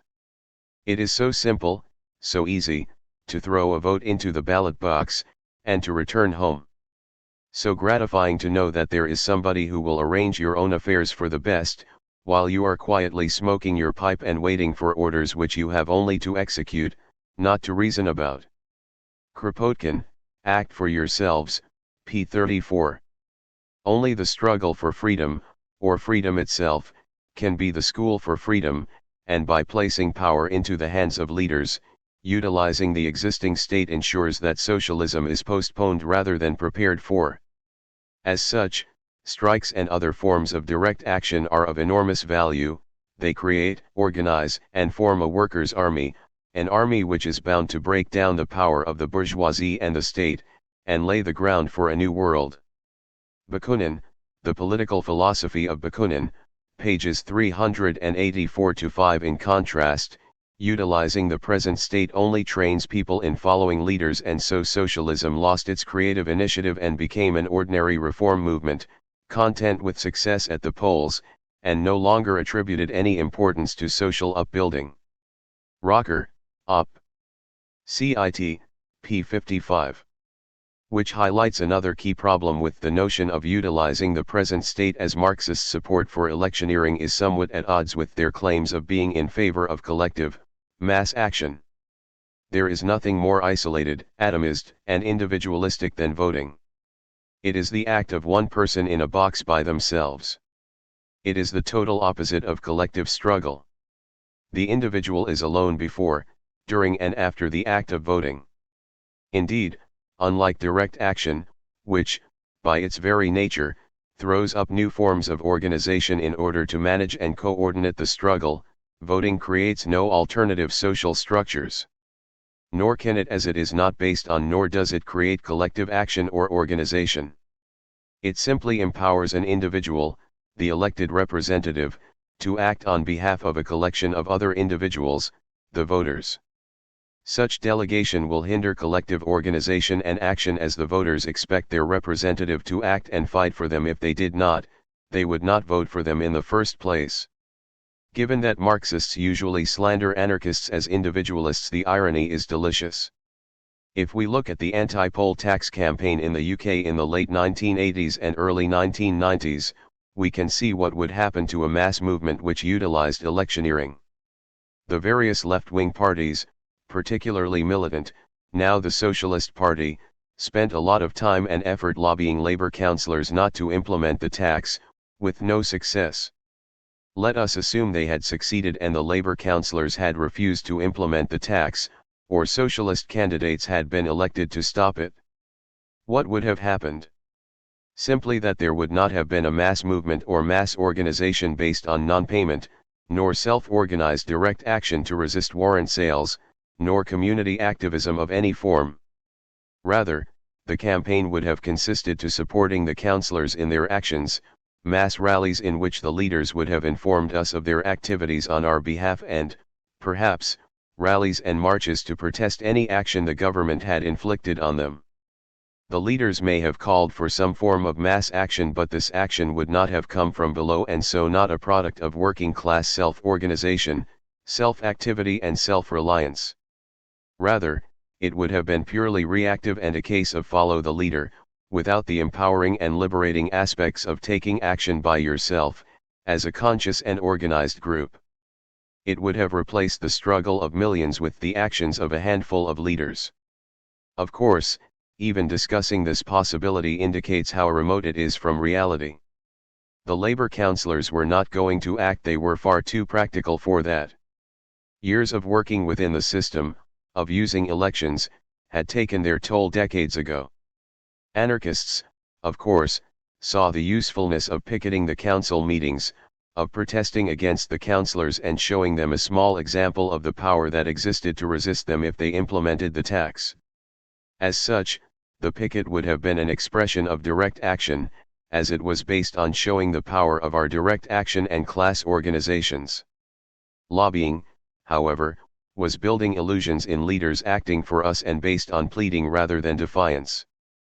But, then again, militant desired to replace the current leaders with themselves and so had an interest in promoting such tactics and focusing the struggle on leaders and whether they would act for people or not. Unfortunately, the socialists never really questioned why they had to lobby the councillors in the first place. If utilizing the existing state was a valid radical or revolutionary tactic, why has it always resulted in a deradicalizing of those who use it? This would be the inevitable results of any movement which complements direct action with electioneering. The focus of the movement will change from the base to the top, from self-organization and direct action from below to passively supporting the leaders. This may not happen instantly, but over time, just as the party degenerates by working within the system, the mass movement will be turned into an electoral machine for the party, even arguing against direct action in case it harms the election chances of the leaders. Just as the trade union leaders have done again and again in Britain and elsewhere. So anarchists point to the actual record of Marxists utilizing the present state. Murray Boochan's comments about the German Social Democrats are appropriate here. The party's preoccupation with parliamentarism was taking it ever away from anything Marx had envisioned.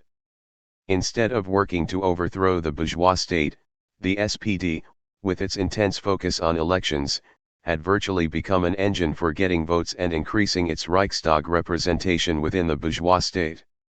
The more artful the SPD became in these realms, the more its membership and electorate increased, and, with the growth of new pragmatic and opportunistic adherents, the more it came to resemble a bureaucratic machine for acquiring power under capitalism rather than a revolutionary organization to eliminate it. The Third Revolution, Volume 2, p. 300. The reality of working within the state soon transformed the party and its leadership, as Bakunin predicted. If we look at Leninism, we discover a similar failure to consider the evidence. From the early 1920s on, the Leninist attachment to pre-WWI social democratic tactics such as electoral politics and political activity within pro-capitalist labor unions dominated the perspectives of the so-called communist. But if these tactics were correct ones, why didn't they lead to a less dismal set of results? We must be materialists, not idealists. What was the actual outcome of the Leninist strategies? Did Leninist strategies result in successful proletarian revolutions, giving rise to societies worthy of the human beings that live in them? The revolutionary movement in the interwar period was defeated. Max Anger, The Spartacist School of Falsification, pages 50-2, Anarchy, A Journal of Desire Armed, number 43, pages 51-2. As Scottish anarchist Ethel MacDonald argued in 1937, the tactics urged by Lenin were a disaster in practice. At the Second Congress of the Third International, Moscow, a comrade who is with us now in Spain, answering Zinoviev, urged faith in the syndicalist movement in Germany and the end of parliamentary communism. He was ridiculed.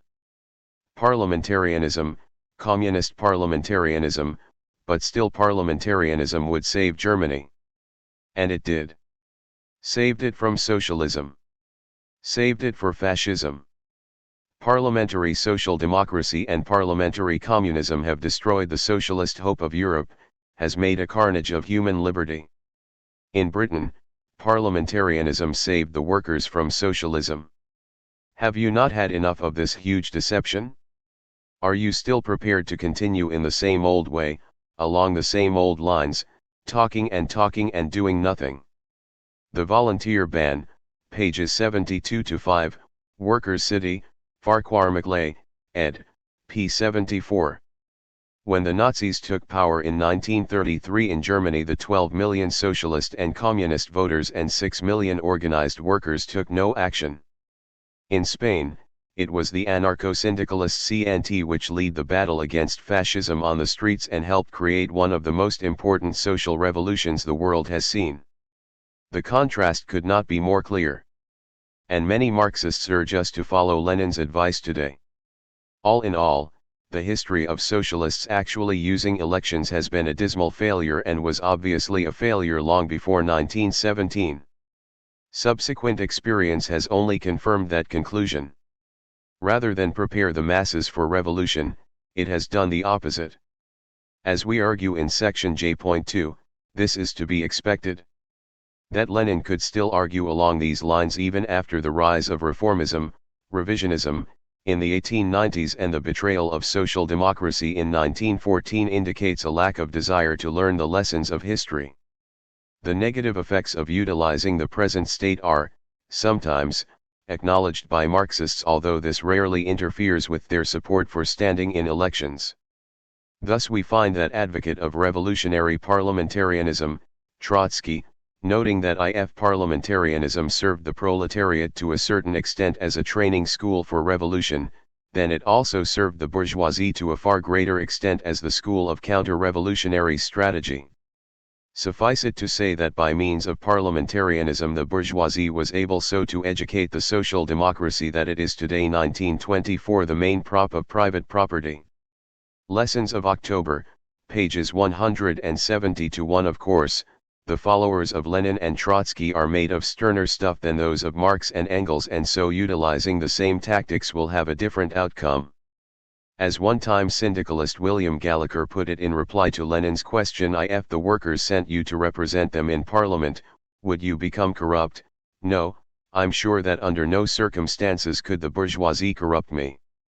Quoted by Mark Shipway, Anti-Parliamentary Communism, p. 21. Mere willpower, apparently, is sufficient to counteract the pressures and influences of parliamentarianism which Marx and Engels, unlike Bakunin, failed to predict but whose legacy still haunts the minds of those who claim to be scientific socialists and so, presumably, base their politics on facts and experience rather than wishful thinking.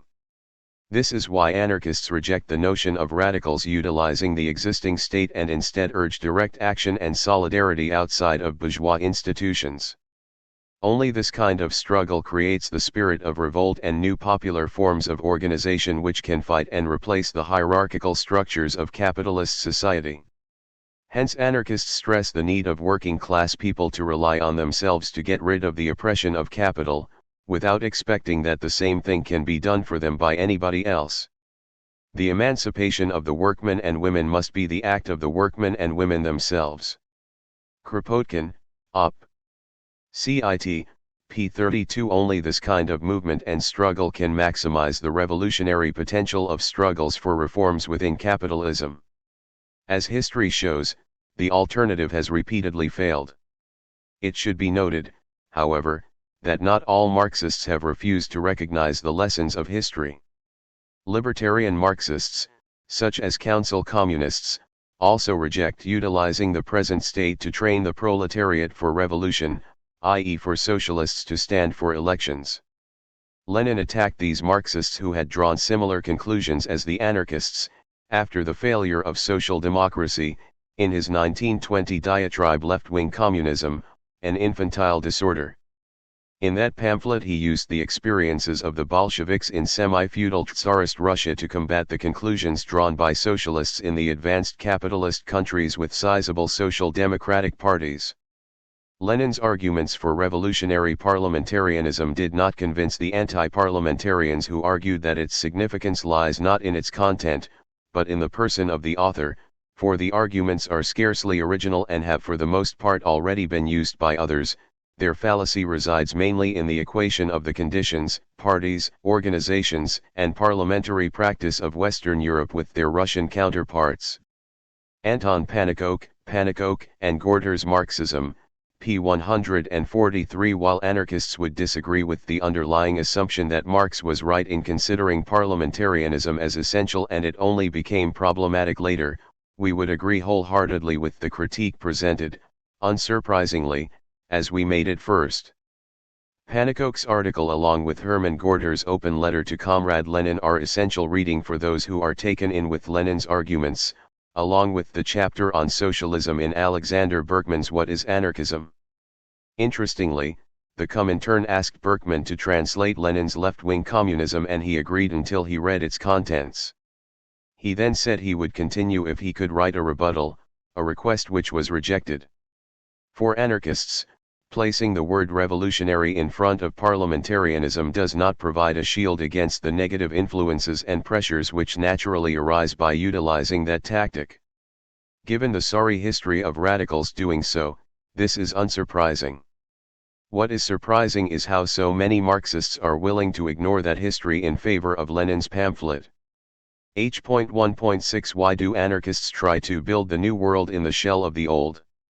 Another key difference between anarchists and Marxists is on how the movement against capitalism should organize in the here and now.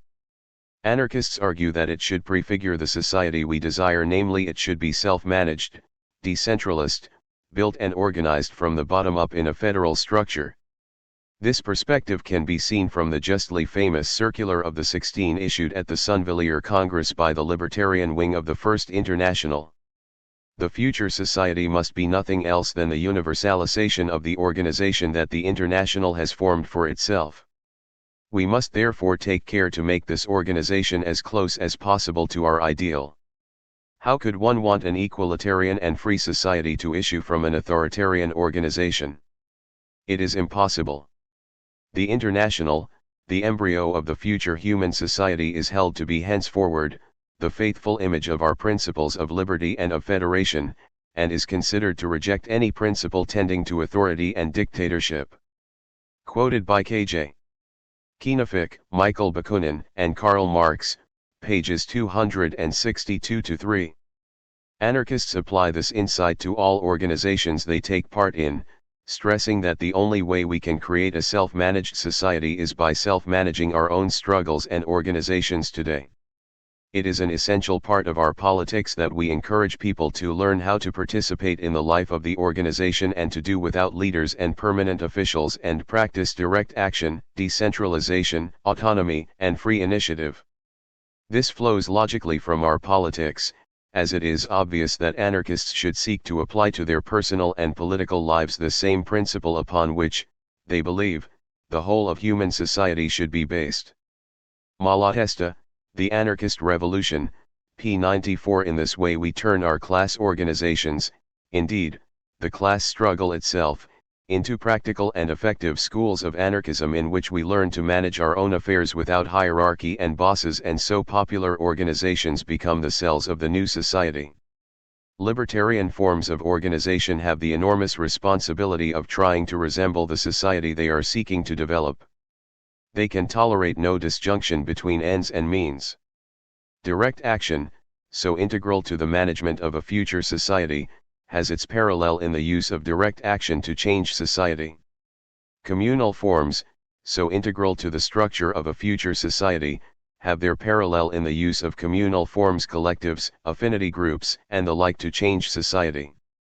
The ecological ethics, confederal relationships, and decentralist structures we would expect to find in a future society, are fostered by the values and networks we try to use in achieving an ecological society. Murray Bookchin, The Ecology of Freedom, pages 446-7. Marxists reject this argument. Instead, they stress the importance of centralization and consider the anarchist argument as utopian. For effective struggle, strict centralization is required, as the capitalist class and state is also centralist. In other words, to fight for socialism there is a need to organize in a way which the capitalists have utilized to fight fire with fire. Unfortunately, they forget to extinguish a fire you have to use water. Adding more flame will only increase the combustion, not put it out. Of course, Marx and Engels misrepresented the anarchist position. They asserted that the anarchist position implied that the Paris communards would not have failed if they had understood that the commune was the embryo of the future human society and had cast away all discipline and all arms, that is, the things which must disappear when there are no more wars. Collected Works, Volume 23, p. 115. Needless to say, this is simply a slander on the anarchist position, particularly as anarchists are well aware of the need to defend a revolution, see section H.2.1, and the need for self-discipline, see section H.4. Anarchists, as the circular makes clear, recognize that we cannot totally reflect the future, and so the current movement can only be as near as possible to our ideal. Thus we have to do things, such as fighting the bosses, rising in insurrection, smashing the state, or defending a revolution, which we would not have to do in a socialist society. However, we can do these things in a manner which is consistent with our values and our aims. For example, a strike can be run in two ways. Either it can be managed via assemblies of strikers and coordinated by councils of elected, mandated and recallable delegates, or it can be run from the top down by a few trade union leaders. The former, of course, is the anarchist way, and it reflects the future human society, and, ironically, is paid lip service to by Marxists. Such common sense, unfortunately, was lacking in Marx and Engels, who instead decided to utter nonsense for a cheap polemical point. Neither answered the basic point: how do people become able to manage society if they do not directly manage their own organizations and struggles today? How can a self-managed society come about unless people practice it in the here and now? Can people create a socialist society if they do not implement its basic ideas in their current struggles and organizations? Equally, it would be churlish to note that the commune system of federalism by mandated delegates had been advocated by Bakunin for a number of years before 1871 and, unsurprisingly, he took the revolt as a striking, if incomplete, confirmation of anarchism, see section A.5.1. The Paris Commune, it must be stressed, brought the contradictions of the Marxist attacks on anarchism to the surface. It is deeply sad to read, say, Engels attacking anarchists for holding certain position yet praising the 1871 revolution when it implement exactly the same ideas. For example, in his deeply inaccurate diatribe The Bakuninists at Work, Engels was keen to distort the federalist ideas of anarchism, dismissing the so-called principles of anarchy, free federation of independent groups. Collected Works, Volume 23, p. 297. Compare this to his praise for the Paris Commune which, he gushed, refuted the Blanquist notion of a revolution sprung by a vanguard which would create the strictest, dictatorial centralization of all power in the hands of the new revolutionary government. Instead, the Commune appealed to the provinces to form a free federation of all French communes, a national organization which for the first time was really created by the nation itself. It was precisely the oppressing power of the former centralist government, which was to fall everywhere, just as it had fallen in Paris.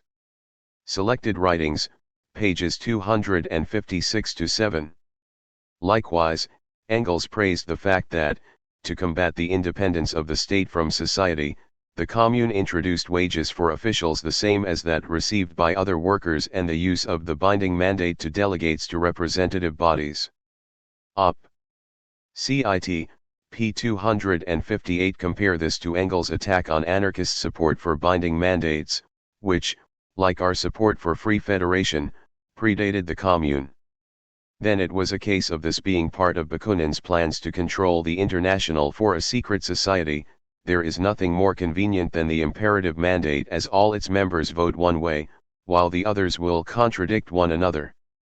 Without these binding mandates, the common sense of the independent delegates will swiftly unite them in a common party against the party of the secret society. Obviously, the notion that delegates from a group should reflect the wishes of that group was lost on Engels. He even questioned the utility of the system, for if all electors gave their delegates imperative mandates concerning all points in the agenda, meetings and debates of the delegates would be superfluous. Collected Works, Volume 22, p. 281 and p. 277. It should be noted that Trotsky shared Engels' dislike of representatives being forced to actually represent the views of their constituents within the party. In Defense of Marxism, pages 80-1. Clearly, a free federation of communes and binding mandates are bad when anarchists advocate them, but excellent when workers in revolt implement them. Why this was the case Engels failed to explain. However, it does suggest that anarchist ideas that we must reflect the future in how we organize today is no hindrance to revolutionary change and, in fact, reflects what is required to turn a revolt into a genuine social revolution. Engels asserted that the anarchist position meant that the proletariat is told to organize not in accordance with the requirements of the struggle, but according to the vague notions of a future society entertained by some dreamers. Op. Cit. Volume 23, p. 66. In this he was wrong, as he failed to understand that the anarchist position was produced by the class struggle itself. He failed to understand how that struggle reflects our aspirations for a better world, how we see what is wrong with modern society and seek to organize to end such abuses rather than perpetuate them in new forms. Thus the trade unions, which Bakunin argued would be the basis of a free society, are organized from the bottom up and based upon the direct participation of the workers. This form of organization was not forced upon the workers by some intellectuals thinking they were a good idea. Rather, they were created to fight the bosses and reflected the fact that workers were sick of being treated as servants and did not wish to see that repeated in their own organizations. As Bakunin argued, when a union delegates authority to its officials, it may be very good for the committees, but it is not at all favorable for the social, intellectual, and moral progress of the collective power of the International. The committees substituted their own will and their own ideas for that of the membership, while the membership expressed indifference to general problems and left all problems to the decisions of committees. This could only be solved by calling general membership meetings, that is, popular assemblies. Bakunin goes on to argue that the organization of the International, having as its objective not the creation of new despotism but the uprooting of all domination, will take on an essentially different character than the organization of the state. This must be the organization of the trade sections and their representation by the chambers of labor, and these bear in themselves the living seeds of the new society which is to replace the old world. They are creating not only the ideas, but also the facts of the future itself. Bakunin on Anarchism, pages 246-7 and p. 255. Oyu Shenbei, a Chinese anarchist, argued that libertarians deeply feel that the causes of popular misery are these: 1. Because of the present political system, power is concentrated in a few hands, with the result that the majority of the people do not have the opportunity for free participation. 2. Because of the capitalist system, all means of production are concentrated in the hands of the capitalists, with the results that the benefits that ought to accrue to laborers are usurped by capitalists. Quoted by Arif Derlich, Anarchism in the Chinese Revolution, p. 235. Does it make much sense to organize in ways which reflect these problems? Surely the reason why people become socialists is because they seek to change society, to give the mass of the population an opportunity for free participation and to manage their own affairs. Why destroy those hopes and dreams by organizing in a way which reflects the society we oppose rather than the one we desire? Ultimately, Engels dismissed the practical experiences of working class people, dismissed our ability to create a better world and our ability to dream. In fact, he seems to think there is some division of labor between the proletariat who do the struggling and some dreamers who provide the ideas. The notion that working class people can both struggle and dream was lost on him, as was the notion that our dreams shape our struggles and our struggles shape our dreams. People resist oppression and exploitation because we want to determine what goes on in our lives and to manage our own affairs. In that process, we create new forms of organization which allows that to happen, ones that reflect our dreams of a better world. This is not in opposition to the needs of the struggle, as Engels asserted, but are rather an expression of it. To dismiss this process, to advocate organizational methods which are the very antithesis of what working class people have shown, repeatedly, what they want, is the height of arrogance and, ultimately, little more than a dismissal of the hopes, dreams, and creative self-activity of working class people. As libertarian socialist Cornelius Castoriadis put it, the organization's inspiration can come only from the socialist structures created by the working class in the course of its own history. It must let itself be guided by the principles on which the Soviet and the Factory Council were founded. The principles of workers' management must govern the operation and structure of the organization. Apart from them, there are only capitalist principles, which, as we have seen, can only result in the establishment of capitalist relationships. Political and Social Writings, Volume 2, pages 217-8. Ironically enough, given their own and their followers' claims of Marxism's proletarian core, it was Marx and Engels who were at odds with the early labor movement, not Bakunin and the anarchists. Historian Gwyn A. Williams notes in the early British labor movement there were to be no leaders, and the organizations were consciously modeled on the civil society they wished to create. Artisans and Sans-Culottes, p. 72. Lenin, unsurprisingly, dismissed the fact that the British workers thought it was an indispensable sign of democracy for all the members to do all the work of managing the unions as primitive democracy and absurd.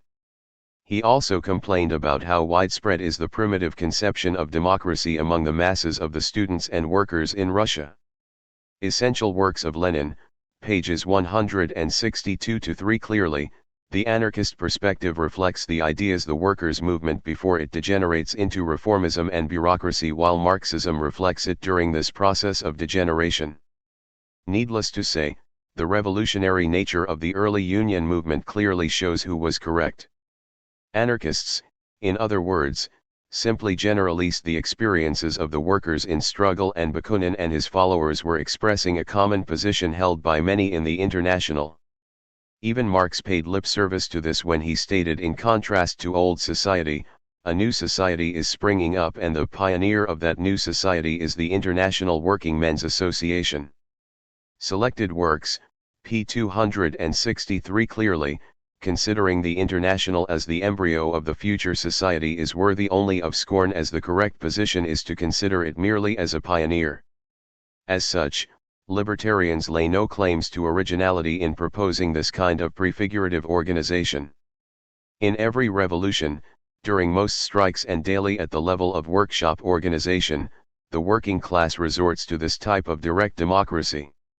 Maurice Brinton, For Workers' Power, p. 48. Given how Marxists pay lip service to such forms of working class self-organization, it seems amusing to hear them argue that this is correct for everyone else but not themselves and their own organizations. Apparently, the same workers who are expected to have the determination and consciousness necessary to overthrow capitalism and create a new world in the future are unable to organize themselves in a socialist manner today. Instead, we have to tolerate so-called revolutionary organizations which are just as hierarchical, top-down, and centralist as the system which provoked our anger at its injustice in the first and which we are trying to end. Related to this is the fact that Marxists, particularly Leninists, favor centralization while anarchists favor decentralization within a federal organization. Anarchists do not think that decentralization implies isolation or narrow localism. We have always stressed the importance of federalism to coordinate decisions. Power would be decentralist, but federalism ensures collective decisions and action. Under centralist systems, anarchists argue, power is placed into the hands of a few leaders. Rather than the real interests and needs of the people being coordinated, centralism simply means the imposition of the will of a handful of leaders, who claim to represent the masses. Coordination from below, in other words, is replaced by coercion from above in the centralist system, and the needs and interests of all are replaced by those of a few leaders at the center. Such a centralist, inevitably top-down, system can only be counterproductive, both practically and in terms of generating socialist consciousness. Bolsheviks argue that to fight the highly centralist forces of modern capitalism requires an equally centralist type of party. This ignores the fact that capitalist centralization is based on coercion and force and the exclusion of the overwhelming majority of the population from participating in any of its decisions. The very structure of these organizations ensures that their personnel do not think for themselves, but unquestioningly carry out the instructions of their superiors. Advocates of democratic centralism insist that it is the only type of organizations which can function effectively under conditions of illegality. This is nonsense. The democratic centralist organization particularly vulnerable to police persecution. When all power is concentrated in the hands of the leaders, their arrest immediately paralyzes the whole organization. Members trained to accept unquestioningly the instruction of an all-wise central committee will find it very difficult to think and act for themselves. The experiences of the German Communist Party under the Nazis confirm this. With their usual inconsistency, the Trotskyists even explain the demise of their Western European sections during World War II by telling people how their leaders were murdered by the Gestapo. Maurice Brinton, Op. Cit. p. 43. As we discuss in depth in section H.5, the Leninist Vanguard Party does, ironically, create in embryo a new world simply because once in power it refashions society in its image. However, no anarchist would consider such a centralist, hierarchical top-down class system rooted in bureaucratic power as being remotely desirable or remotely socialist. Therefore anarchists recognized neither the state nor pyramidal organization, Kropotkin argued, while Marxists recognized the state and pyramidal methods of organization which stifled the revolutionary spirit of the rank-and-file workers. Conquest of Bread and Other Writings, p. 212. The Marxist perspective inevitably places power into the hands of a few leaders, who then decree which movements to support and encourage based on what is best for the long-term benefit of the party itself rather than the working class. Thus we find Engels arguing while Marxists were obliged to support every real popular movement, they also had to ensure that the scarcely formed nucleus of our proletarian party is not sacrificed in vain and that the proletariat is not decimated in futile local revolts, for example a bloodletting like that of 1871 in Paris. Marx and Engels, The Socialist Revolution, p. 294 and p. 320. This produces a conservative approach to social struggle, with mass actions and revolutionary situations ignored or warned against because of the potential harm it could inflict on the party. Unsurprisingly, every popular revolution has occurred against the advice of the so-called revolutionary Marxist leadership, including the Paris Commune and the 1917 February Revolution in Russia. Even the October seize of power was done in the face of resistance from the Bolshevik party machine. It is for these reasons that anarchists, as much as is humanly possible, try to reflect the liberated society they seek to achieve and not slavishly duplicate the prevailing system of hierarchy, class, and authority. Rather than being the abstract dreams of isolated thinkers, these conclusions emerge from an exacting study of past revolutions, of the impact centralist parties have had on the revolutionary process, and history has more than confirmed the anarchist warning that the revolutionary party, by duplicating these centralistic, hierarchical features, would reproduce hierarchy and centralism in the post-revolutionary society. Murray Bookchin, Post-Scarcity Anarchism, p. 138, p. 139 and p. 137. Moreover, we base our arguments on how social movements should organize on the experiences of past struggles, of the forms of organization spontaneously produced by those struggles and which, therefore, reflect the needs of those struggles and the desire for a better way of life which produced them. Ultimately, no one knows when a revolution turns the hopes and aspirations of today into tomorrow's reality, and it would be wise to have some experience of managing our own affairs beforehand. By failing to understand the importance of applying a vision of a free society to the current class struggle, Marxists help ensure that society never is created. By copying bourgeois methods within their revolutionary organizations, parties and unions, they ensure bourgeois ends, inequality and oppression. H.1.7 Haven't you read Lenin's State and Revolution? This question is often asked of people who critique Marxism, particularly its Leninist form. Lenin's State and Revolution is often considered his most democratic work, and Leninists are quick to point to it as proof that Lenin and those who follow his ideas are not authoritarian. As such, it is an important question. So how do anarchists reply when people point them to Lenin's work as evidence of the democratic, even libertarian, nature of Marxism? Anarchists reply in two ways. Firstly, we argue many of the essential features of Lenin's ideas are to be found in anarchist theory and, in fact, had been aspects of anarchism for decades before Lenin put pen to paper. Bakunin, for example, talked about mandated delegates from workplaces federating into workers' councils as the framework of a libertarian, socialist society in the 1860s, as well as popular militias to defend a revolution. Moreover, he was well aware that revolution was a process rather than an event, and so would take time to develop and flourish. Hence Murray Bookchin.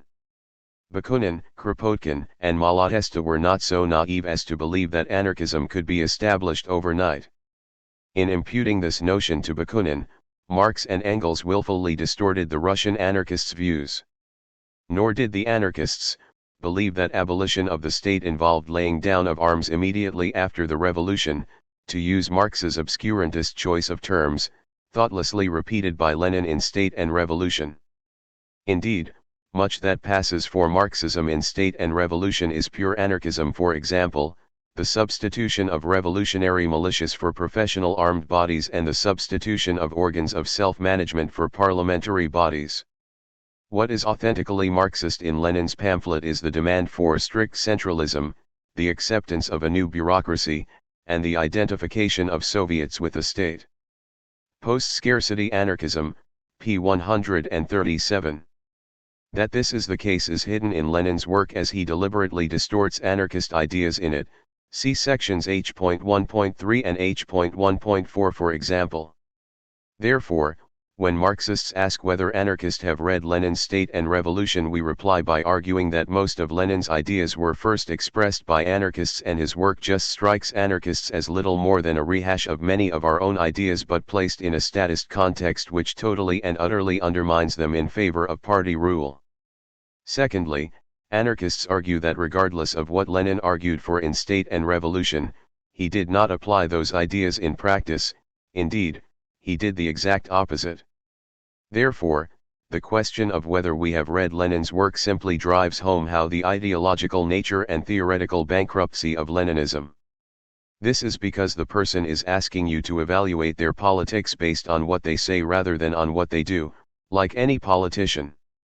To use an analogy, what would you say to a politician who has cut welfare spending by 50% and increased spending on the military and who argues that this act is irrelevant and that you should look at their manifesto which states that they were going to do the opposite? You would dismiss this argument as laughable and them as liars as you would evaluate them by their actions, not by what they say. Leninists, by urging you to read Lenin's State and Revolution, are asking you to evaluate them by what their manifesto says and ignore what they did. Anarchists, on the other hand, ask you to evaluate the Leninist manifesto by comparing it to what they actually did in power. Such an evaluation is the only means by which we can judge the validity of Leninist claims and politics. As we discuss the role of Leninist ideology in the fate of the Russian Revolution in section H.6, we will provide a summary of Lenin's claims in his famous work State and Revolution and what he did in practice here. Suffice to say, the difference between reality and rhetoric was extremely large and, therefore, it is a damning indictment of Bolshevism. Post-October, the Bolsheviks not only failed to introduce the ideas of Lenin's book, they in fact introduced the exact opposite. As one historian puts it, to consider State and Revolution as the basic statement of Lenin's political philosophy, which non-communists as well as communists usually do, is a serious error. Its argument for a utopian anarchism never actually became official policy. The Leninism of 1917 came to grief in a few short years. It was the revived Leninism of 1902 which prevailed as the basis for the political development of the USSR. Robert V. Daniels, The Conscience of the Revolution, pages 51-2. Daniels is being far too lenient with the Bolsheviks. It was not, in fact, a few short years before the promises of 1917 were broken. In some cases, it was a few short hours. In others, a few short months. However, in a sense Daniels is right. It did take until 1921 before all hope for saving the Russian Revolution finally ended. Simply put, if the State and Revolution is the manifesto of Bolshevism, then not a single promise in that work was kept by the Bolsheviks when they got into power. As such, Lenin's work cannot be used to evaluate Bolshevik ideology, as Bolshevism paid no attention to it once it had taken state power. While Lenin and his followers chant rhapsodies about the Soviet state, this highest and most perfect system of democracy, they quickly turned its democratic ideas into a fairy tale, and an ugly fairy tale at that, by simply ignoring it in favor of party power and party dictatorship. To state the obvious, to quote theory and not relate it to the practice of those who claim to follow it, is a joke. If you look at the actions of the Bolsheviks after the October Russian Revolution, you cannot help draw the conclusion that Lenin's State and Revolution has nothing to do with Bolshevik policy and presents a false image of what Leninists desire. As such, we must present a comparison between rhetoric and reality. In order to show that this is the case, we need to summarize the main ideas contained in Lenin's work. Moreover, we need to indicate what the Bolsheviks did, in fact, do. Finally, we need to see if the various rationales justifying these actions hold water. So what did Lenin argue for in State and Revolution? Writing in the mid-1930s, anarchist Camillo Bernieri summarized the main ideas of that work as follows. The Leninist program of 1917 included these points: the discontinuance of the police and standing army, abolition of the professional bureaucracy, elections for all public positions and offices, revocability of all officials, equality of bureaucratic wages with workers' wages, the maximum of democracy, peaceful competition among the parties within the Soviets, abolition of the death penalty. The abolition and extinction of the state, pages 50-1, Cienfuegos Press Anarchist Review, No. 4, p. 50. As he noted, not a single one of the points of this program has been achieved. This was, of course, under Stalinism, and most Leninists will concur with Bernieri. However, what Leninists tend not to mention is that by the end of the 7-month period of Bolshevik rule before the start of the Civil War, i.e., from November 1917 to May 1918, none of these points existed. So, as an example of what Bolshevism really stands for, it seems strange to harp on about a work which was never really implemented when its author was in a position to do so, i.e., before the onslaught of a civil war Lenin thought was inevitable anyway. Similarly, if State and Revolution indicates the features a workers' state must have, then, by May 1918, Russia did not have such a state, and so, logically, it can only be considered as such only if we assume that the good intentions of its rulers somehow overcome its political and economic structure, which, sadly, is the basic Trotskyist defense of Leninism against Stalinism. To see that Bernieri's summary is correct, we need to quote Lenin directly. Obviously, the work is a wide-ranging defense of Lenin's interpretation of Marxist theory on the state. As it is an attempt to overturn decades of Marxist orthodoxy, much of the work is quotes from Marx and Engels and Lenin's attempts to enlist them for his case. We discuss this issue in section H.3.10. Equally, we need to ignore the numerous straw-man arguments about anarchism Lenin inflicts on his reader. Here we simply list the key points as regards Lenin's arguments about his workers' state and how the workers would maintain control of it. 1. Using the Paris Commune as a prototype, Lenin argued for the abolition of parliamentarianism by turning representative institutions from mere talking shops into working bodies. This would be done by removing the division of labor between the legislative and the executive. Essential Works of Lenin, p. 304 and p. 306. 2. All officials, without exception, to be elected and subject to recall at any time and so directly responsible to their constituents. Op. Cit.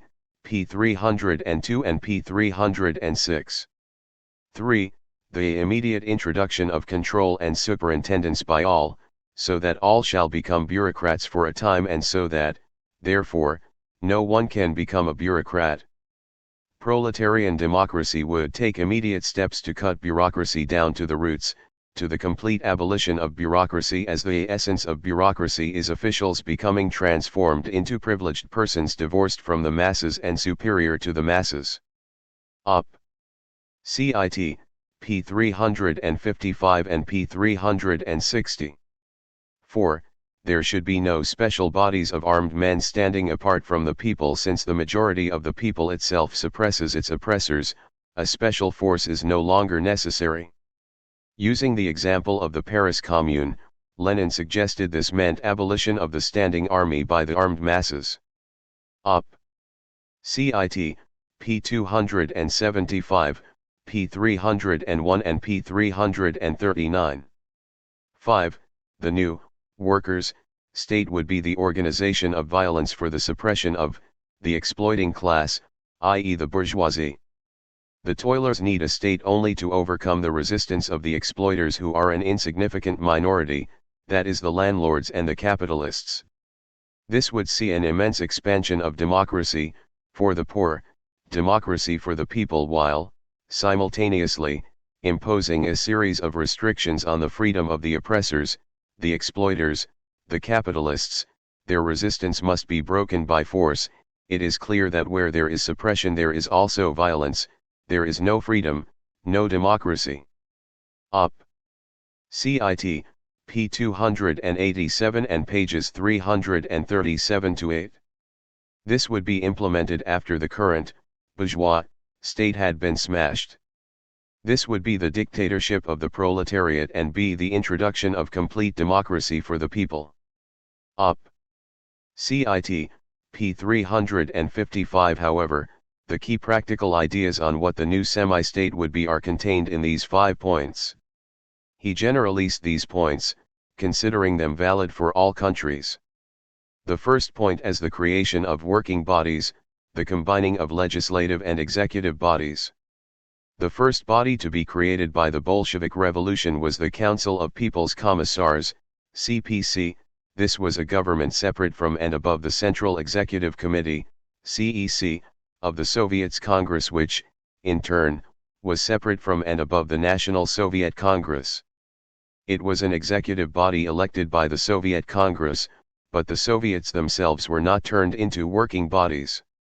The promises of Lenin's state and revolution did not last the night. The Bolsheviks, it must be stressed, clearly recognized that the Soviets had alienated their power to this body, with the party's Central Committee arguing in November 1917 that it is impossible to refuse a purely Bolshevik government without treason to the slogan of the power of the Soviets, since a majority at the Second All-Russian Congress of Soviets handed power over to this government. Contained in Robert V. Daniels, ed., A Documentary History of Communism, Volume 1, pages 128-9. However, it could be argued that Lenin's promises were kept, as the new government simply gave itself legislative powers 4 days later. Sadly, this is not the case. In the Paris Commune, the delegates of the people took executive power into their own hands. Lenin reversed this, and his executive took legislative power from the hands of the people's delegates. As we discuss in section H.6.1, this concentration of power into executive committees occurred at all levels of the Soviet hierarchy. What of the next principle, namely the election and recall of all officials? This lasted slightly longer, namely around 5 months. By March of 1918, the Bolsheviks started a systematic campaign against the elective principle in the workplace, in the military, and even in the Soviets. In the workplace, Lenin was arguing for appointed one-man managers vested with dictatorial powers by April 1918, see section H.3.14. In the military, Trotsky simply decreed the end of elected officers in favor of appointed officers. As far as the Soviets go, the Bolsheviks were refusing to hold elections because they feared that the opposition parties would show gains. When elections were held, Bolshevik armed force usually overthrew the results in provincial towns. Moreover, the Bolsheviks packed local Soviets with representatives of organizations they controlled once they could not longer count on an electoral majority. Samuel Farber, Before Stalinism, p. 22, p. 24 and p. 33. This kind of packing was even practiced at the national level when the Bolsheviks gerrymandered a Bolshevik majority at the Fifth Congress of Soviets. So much for competition among the parties within the Soviets. And as far as the right of recall went, the Bolsheviks only supported this when the workers were recalling the opponents of the Bolsheviks, not when the workers were recalling them. Then there was the elimination of bureaucracy. The new state soon had a new bureaucratic and centralist system quickly emerge around it. Rather than immediately cutting the size and power of the bureaucracy, it grew by leaps and bounds. Control over the new bureaucracy constantly diminished, partly because no genuine opposition existed. The alienation between people and officials, which the Soviet system was supposed to remove, was back again. Beginning in 1918, complaints about bureaucratic excesses, lack of contact with voters, and new proletarian bureaucrats grew louder and louder. Oscar Enweiler, The Soviets, p. 242. So the rise of a state bureaucracy started immediately with the seizure of power by the Bolsheviks, particularly as the state's functions grew to include economic decisions as well as political ones. Instead of the state starting to wither away, it grew. The old state's political apparatus was smashed, but in its place a new bureaucratic and centralist system emerged with extraordinary rapidity. After the transfer of government to Moscow in March 1918, it continued to expand. As the functions of the state expanded, so did the bureaucracy, and by August 1918 nearly a third of Moscow's working population were employed in offices. The great increase in the number of employees took place in early to mid-1918 and, thereafter, despite many campaigns to reduce their number, they remained a steady proportion of the falling population. Richard Sakwe, The Commune State in Moscow in 1918, pages 429 to 449, Slavic Review, Volume 46, No. 3/4, pages 437 to 8. This, anarchists would stress, is an inherent feature of centralist system. As such, this rise of bureaucracy confirmed anarchist predictions that centralization will recreate bureaucracy. After all, some means were required to gather, collate, and provide information by which the central bodies made their decisions. Over time, this permanent collection of bodies would become the real power in the state, with the party members nominally in charge, really under the control of an unelected and uncontrolled officialdom. Thus a necessary side effect of Bolshevik centralism was bureaucracy, and it soon became the real power in the state, and, ultimately, in the 1920s became the social base for the rise of Stalin. This is to be expected, as any state is already a privileged class and cut off from the people, and would seek to extend its powers, to be beyond public control, to impose its own policies and to give priority to special interests. Moreover, what an all-powerful, oppressive, all-absorbing oligarchy must be one which has at its services, that is at its disposal, all social wealth, all public services. Malatesta, Anarchy, p. 36 and p. 37. Then there is the fourth point, namely the elimination of the standing army, the suppression of special bodies of armed men by the armed masses. This promise did not last 2 months. On the 20th of December, 1917, the Council of People's Commissars decreed the formation of a political, secret, police force, the Extraordinary Commission to Fight Counter-Revolution. This was more commonly known by the Russian initials of the first 2 terms of its official name, the Chaika. While it was initially a small organization, as 1918 progressed it grew in size and activity. The Chaika soon became a key instrument of Bolshevik rule, and it was most definitely a special body of armed men and not the same as the armed workers. In other words, Lenin's claims in state and revolution did not last 2 months, and in under 6 months the Bolshevik state had a mighty group of armed men to impose its will. This is not all. The Bolsheviks also conducted a sweeping transformation of the military within the first 6 months of taking power. During 1917, the soldiers and sailors, encouraged by the Bolsheviks and other revolutionaries, had formed their own committees and elected officers. In March 1918, Trotsky simply abolished all this by decree and replaced it with appointed officers, usually ex-Tsarist ones. In this way, the Red Army was turned from a workers' militia, i.e. an armed people, into a special body separate from the general population.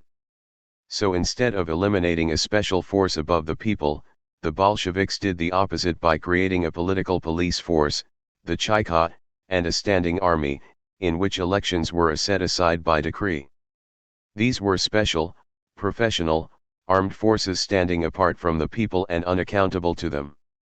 Indeed, they were used to repress strikes and working class unrest, which refutes the idea that Lenin's workers' state would simply be an instrument of violence directed at the exploiters. As the Bolsheviks lost popular support, they turned the violence of the workers' state against the workers, and, of course, the peasants. When the Bolsheviks lost Soviet elections, force was used to disband them. Faced with strikes and working class protest during this period, the Bolsheviks responded with state violence, see section H.6.3. So, as regards the claim that the new, workers' state would repress only the exploiters, the truth was that it was used to repress whoever opposed Bolshevik power, including workers and peasants. If, as Lenin stressed, Where there is suppression there is also violence, there is no freedom, no democracy, then there cannot be working class freedom or democracy if the workers' state is suppressing that class. As can be seen, after the first 6 months of Bolshevik rule not a single measure advocated by Lenin in state and revolution existed in revolutionary Russia. Some of the promises were broken quite quickly, overnight, in one case. Most took longer. Yet Leninists may object by noting that many Bolshevik decrees did, in fact, reflect state and revolution. For example, the democratization of the armed forces was decreed in late December 1917. However, this was simply acknowledging the existing revolutionary gains of the military personnel. Similarly, the Bolsheviks passed a decree on workers' control which, again, simply acknowledged the actual gains by the grassroots, and, in fact, limited them for further development. Yet this cannot be taken as evidence of the democratic nature of Bolshevism, as most governments faced with the revolutionary movement will acknowledge and legalize the facts on the ground, until such time as they can neutralize or destroy them.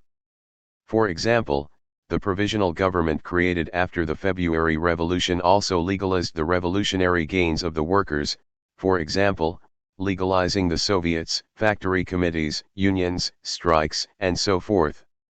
The real question is whether Bolshevism continued to encourage these revolutionary gains once it had consolidated its power. It did not. Indeed, it can be argued that the Bolsheviks simply managed to do what the provisional government it replaced had failed to do, namely destroy the various organs of popular self-management created by the revolutionary masses. So the significant fact is not that the Bolsheviks recognized the gains of the masses, but that their toleration of the application of what their followers say were their real principles did not last long and, significantly, the leading Bolsheviks did not consider the abolition of such principles as harming the communist nature of the regime.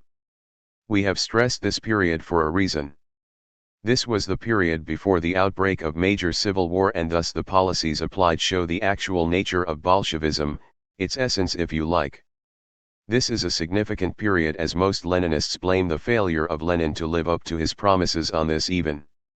In reality, the civil war was not the reason for these betrayals simply because it had not started yet. Each of the promises were broken in turn months before the civil war happened. All power to the Soviets became, very quickly, all power to the Bolsheviks.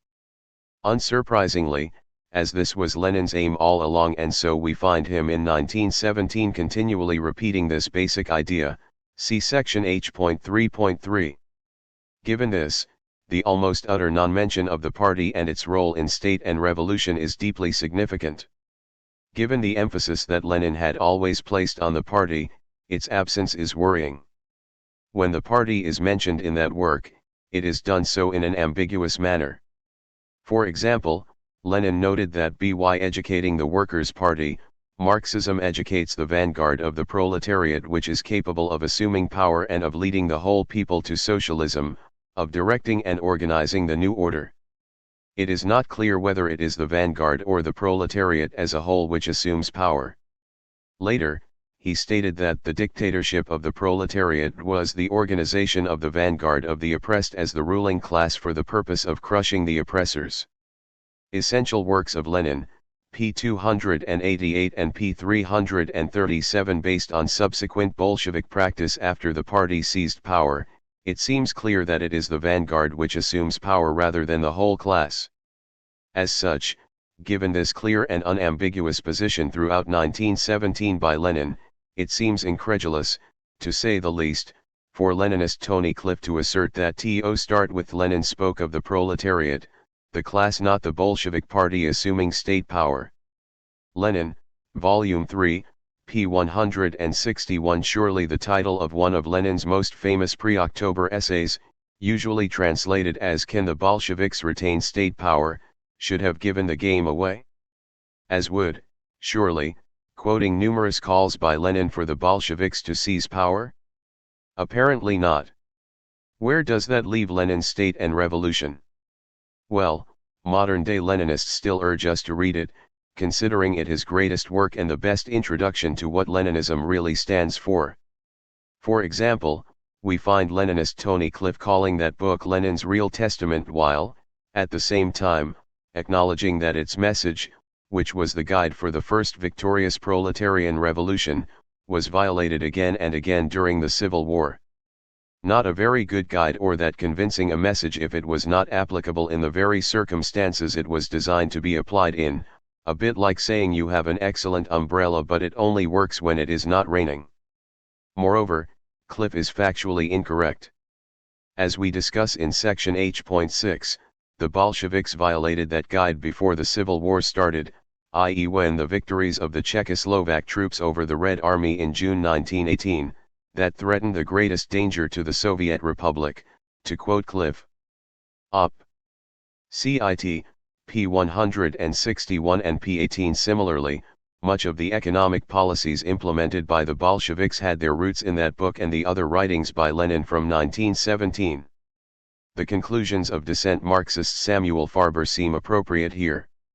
As he puts it, the very fact that a Sovnarkom had been created as a separate body from the CEC Central Executive Committee of the Soviets clearly indicates that, Lenin's State and Revolution notwithstanding, the separation of at least the top bodies of the executive and the legislative wings of the government remained in effect in the new Soviet system. This suggests that State and Revolution did not play a decisive role as a source of policy guidelines for Leninism in power. After all, immediately after the revolution the Bolsheviks established an executive power, as a clearly separate body from the leading body of the legislature. Therefore, some sections of the contemporary left appear to have greatly overestimated the importance that State and Revolution had for Lenin's government. I would suggest that this document can be better understood as a distant, although doubtless sincere, socio-political vision, as opposed to its having been a programmatic political statement, let alone a guide to action, for the period immediately after the successful seizure of power. Op. Cit. Pages 20-1 and p. 38. That is one way of looking at it. Another would be to draw the conclusion that a distant, socio-political vision drawn up to sound like a guide to action which was then immediately ignored is, at worst, little more than a deception, or, at best, a theoretical justification for seizing power in the face of orthodox Marxist dogma. Whatever the rationale for Lenin writing his book, one thing is true: it was never implemented. Strange, then, that Leninists today urge you to read it to see what Lenin really wanted. Particularly given that so few of its promises were actually implemented, those that were just recognized the facts on the ground, and all of were no longer applied in less than 6 months after the seize of power. It will be objected in defense of Leninism that it is unfair to hold Lenin responsible for the failure to apply his ideas in practice. The terrible civil war, in which Soviet Russia was attacked by numerous armies, and the resulting economic chaos meant that the objective circumstances made it impossible to implement his democratic ideas. This argument contains flaws. Firstly, as we indicated above, the undemocratic policies of the Bolsheviks started before the start of the Civil War, so suggesting that the hardships of the Civil War were not to blame.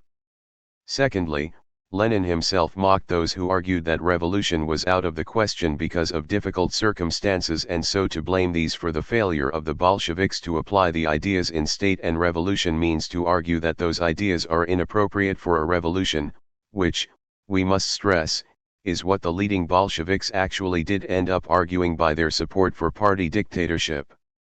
You cannot have it both ways.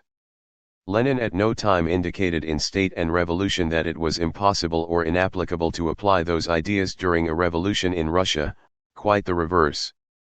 Given that Marxists, including Lenin, argue that a dictatorship of the proletariat is required to defend the revolution against capitalist resistance, it seems incredulous to argue that Lenin's major theoretical work on that regime was impossible to apply in precisely the circumstances it was designed for.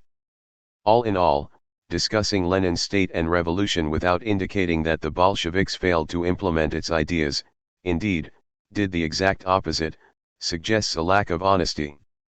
It also suggests that the libertarian ideas Lenin appropriated in that work could not survive being grafted onto the statist ideas of mainstream Marxism. In the words of historian Mark Farrow, In a way, the state and revolution even laid the foundations and sketched out the essential features of an alternative to Bolshevik power, and only the pro-Leninist tradition has used it, almost to quieten its conscience, because Lenin, once in power, ignored its conclusions.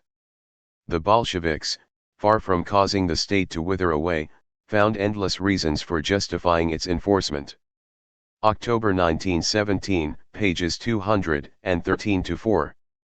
Anarchists would suggest that this alternative was anarchism. The Russian Revolution shows that a workers' state, as anarchists have long argued, means minority power, not working-class self-management of society.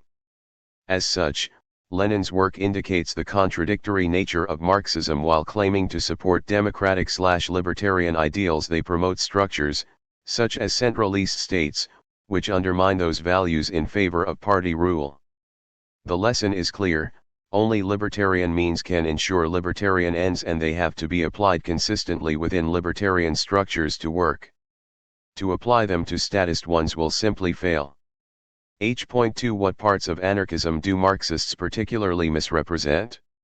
Many people involved in politics will soon discover that Marxist groups, particularly Leninist ones, organize debates about anarchism. These meetings are usually entitled Marxism and Anarchism and are usually organized after anarchists have been active in the area or have made the headlines somewhere. These meetings, contrary to common sense, are usually not a debate, as, almost always, no anarchists are invited to argue the anarchist viewpoint, and, therefore, they present a one-sided account of Marxism and anarchism in a manner which benefits the organizers. Usually, the format is a speaker distorting anarchist ideas and history for a long period of time, both absolutely in terms of the length of the meeting and relatively in terms of the boredom inflicted on the unfortunate attendees. It will soon become obvious to those attending that any such meeting is little more than an unprincipled attack on anarchism with little or no relationship to what anarchism is actually about. Those anarchists who attend such meetings usually spend most of their allotted, usually short, speaking time refuting the nonsense that is undoubtedly presented. Rather than a real discussion between the differences between anarchism and Marxism, i.e. Leninism, the meeting simply becomes one where anarchists correct the distortions and misrepresentations of the speaker in order to create the basis of a real debate. If the reader does not believe this summary, we would encourage them to attend such a meeting and see for themselves. Needless to say, we cannot hope to reproduce the many distortions produced in such meetings. However, when anarchists do hit the headlines, such as in the 1990 poll tax riot in London and the anti-globalization movement of the late 1990s and early 2000s, various Marxist papers will produce articles on anarchism as well. Like the meetings, the articles are full of so many elementary errors that it takes a lot of effort to think they are the product of ignorance rather than a conscious desire to lie. The appendix Anarchism and Marxism contains a few replies to such articles.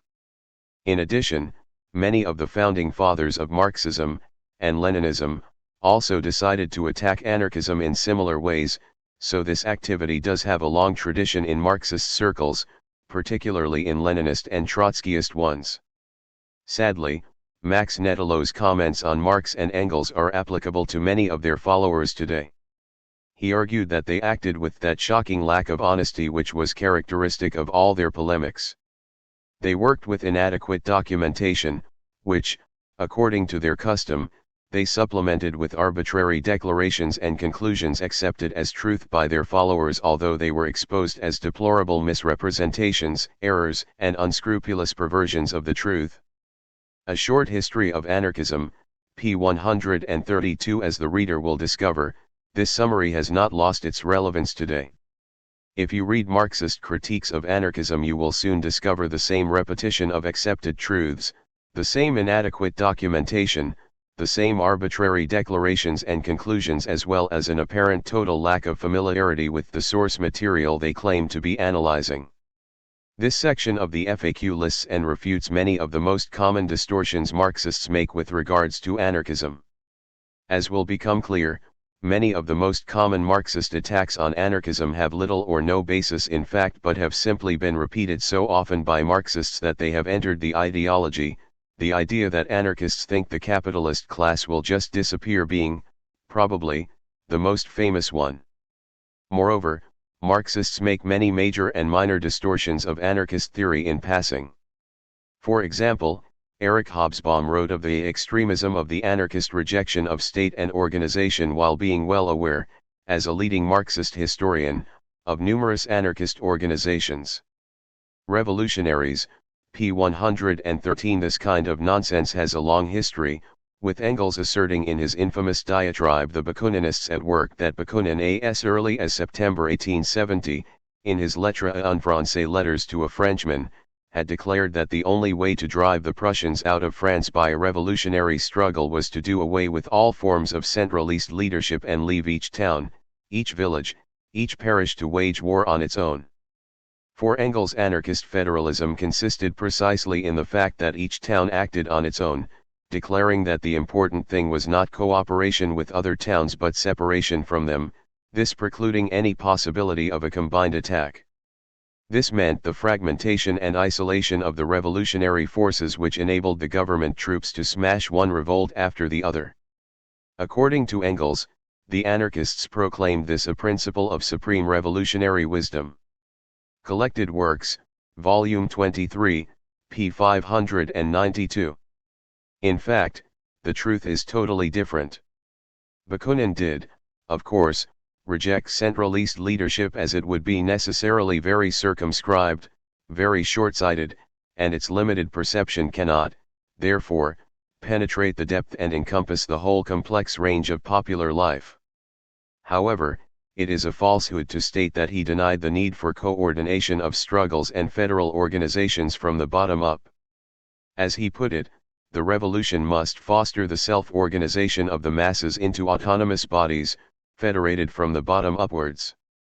With regards to the peasants, he thought they will come to an understanding, and form some kind of organization, to further their mutual interests, the necessity to defend their homes, their families, and their own lives against unforeseen attack, will undoubtedly soon compel them to contract new and mutually suitable arrangements. The peasants would be freely organized from the bottom up. Rather than deny the need for coordination, Bakunin stressed it, the peasants, like the industrial city workers, should unite by federating the fighting battalions, district by district, assuring a common coordinated defense against internal and external enemies. Letters to a Frenchman on the Present Crisis, Bakunin on Anarchism, p. 196, p. 206, p. 207 and p. 190. In this he repeated his earlier arguments concerning social revolution, arguments that Engels was well aware of. In other words, Engels deliberately misrepresented Bakunin's ideas while being an attack on federalism when, in fact, federalism was not actually implemented. It should also be mentioned that Engels opposed the Spanish workers rising in revolt in the first place.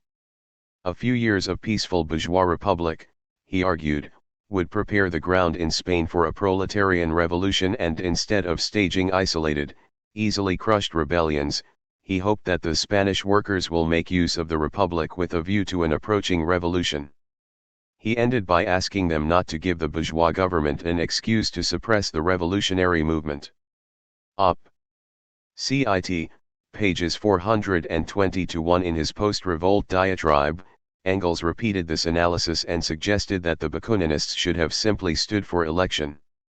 At quiet times, when the proletariat knows beforehand that at best it can get only a few representatives to parliament and have no chance whatever of winning a parliamentary majority, the workers may sometimes be made to believe that it is a great revolutionary action to sit out the elections at home, and in general, not to attack the state in which they live and which oppresses them, but to attack the state as such, which exists nowhere and which accordingly cannot defend itself. Op. Cit. p. 583. For some reason, few Leninists quote these recommendations to the Spanish workers, nor do they dwell on the reformist and bureaucratic nature of the Socialist Party inspired by this advice. As we discuss in section H.3.10, The notion that voting in elections was to attack the state fits in well with the concept that universal suffrage equaled the political power of the proletariat and the democratic republic was the specific form of its dictatorship. Again, for some strange reason, few Leninists mention that either. The distortions can be somewhat ironic, as can be seen when Trotsky asserted in 1937 that anarchists are willing to replace Bakunin's patriarchal Federation of Free Communes by the more modern Federation of Free Soviets. Writings 1936-37, p. 487. It is hard to know where to start in this incredulous rewriting of history. Firstly, Bakunin's Federation of Free Communes was, in fact, based on workers' councils, Soviets, see section I.2.3. As for the charge of supporting patriarchal communes, nothing could be further from the truth. In his discussion of the Russian peasant commune, the Mir, Bakunin argued that patriarchalism was one of its three dark features, indeed the main historical evil, against which we are obliged to struggle with all our might. This evil, he stressed, has distorted the whole of Russian life, and the despotism of the father turned the family into a school of triumphant force and tyranny, of daily domestic baseness and depravity. The same patriarchal principle, the same vile despotism, and the same base obedience prevail within the peasant commune. Any revolt against the hated state power and bureaucratic arbitrariness simultaneously becomes a revolt against the despotism of the commune. The war against patriarchalism is now being waged in virtually every village and every family. Statism and Anarchy, p. 206, pages 209-10, p. 210 and p. 214. As can be seen, Trotsky's summary of Bakunin's ideas is totally wrong. Not only did his ideas on the organization of the Free Commune as a federation of workers' associations predate the Soviets by decades, he also argued against patriarchal relationships and urged their destruction in the Russian peasant commune, and elsewhere. Indeed, if anyone fits Trotsky's invention, it is Marx, not Bakunin.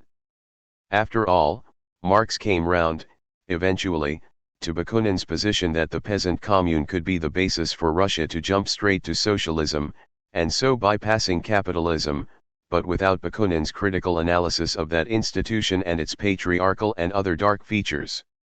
Similarly, Marx never argued that the future socialist society would be based on workers' associations and their federation, i.e. workers' councils. His vision of revolution was formulated in typically bourgeois structures such as the Paris Commune's municipal council. We could go on, but space precludes discussing every example. Suffice to say, it is not wise to take any Marxist assertion of anarchist thought or history at face value.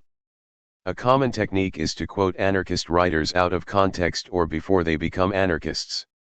For example, Marxist Paul Thomas argues that Bakunin favored blind destructiveness and yet quotes more from Bakunin's pre-anarchist works, as well as Russian nihilists, than Bakunin's anarchist works to prove his claim.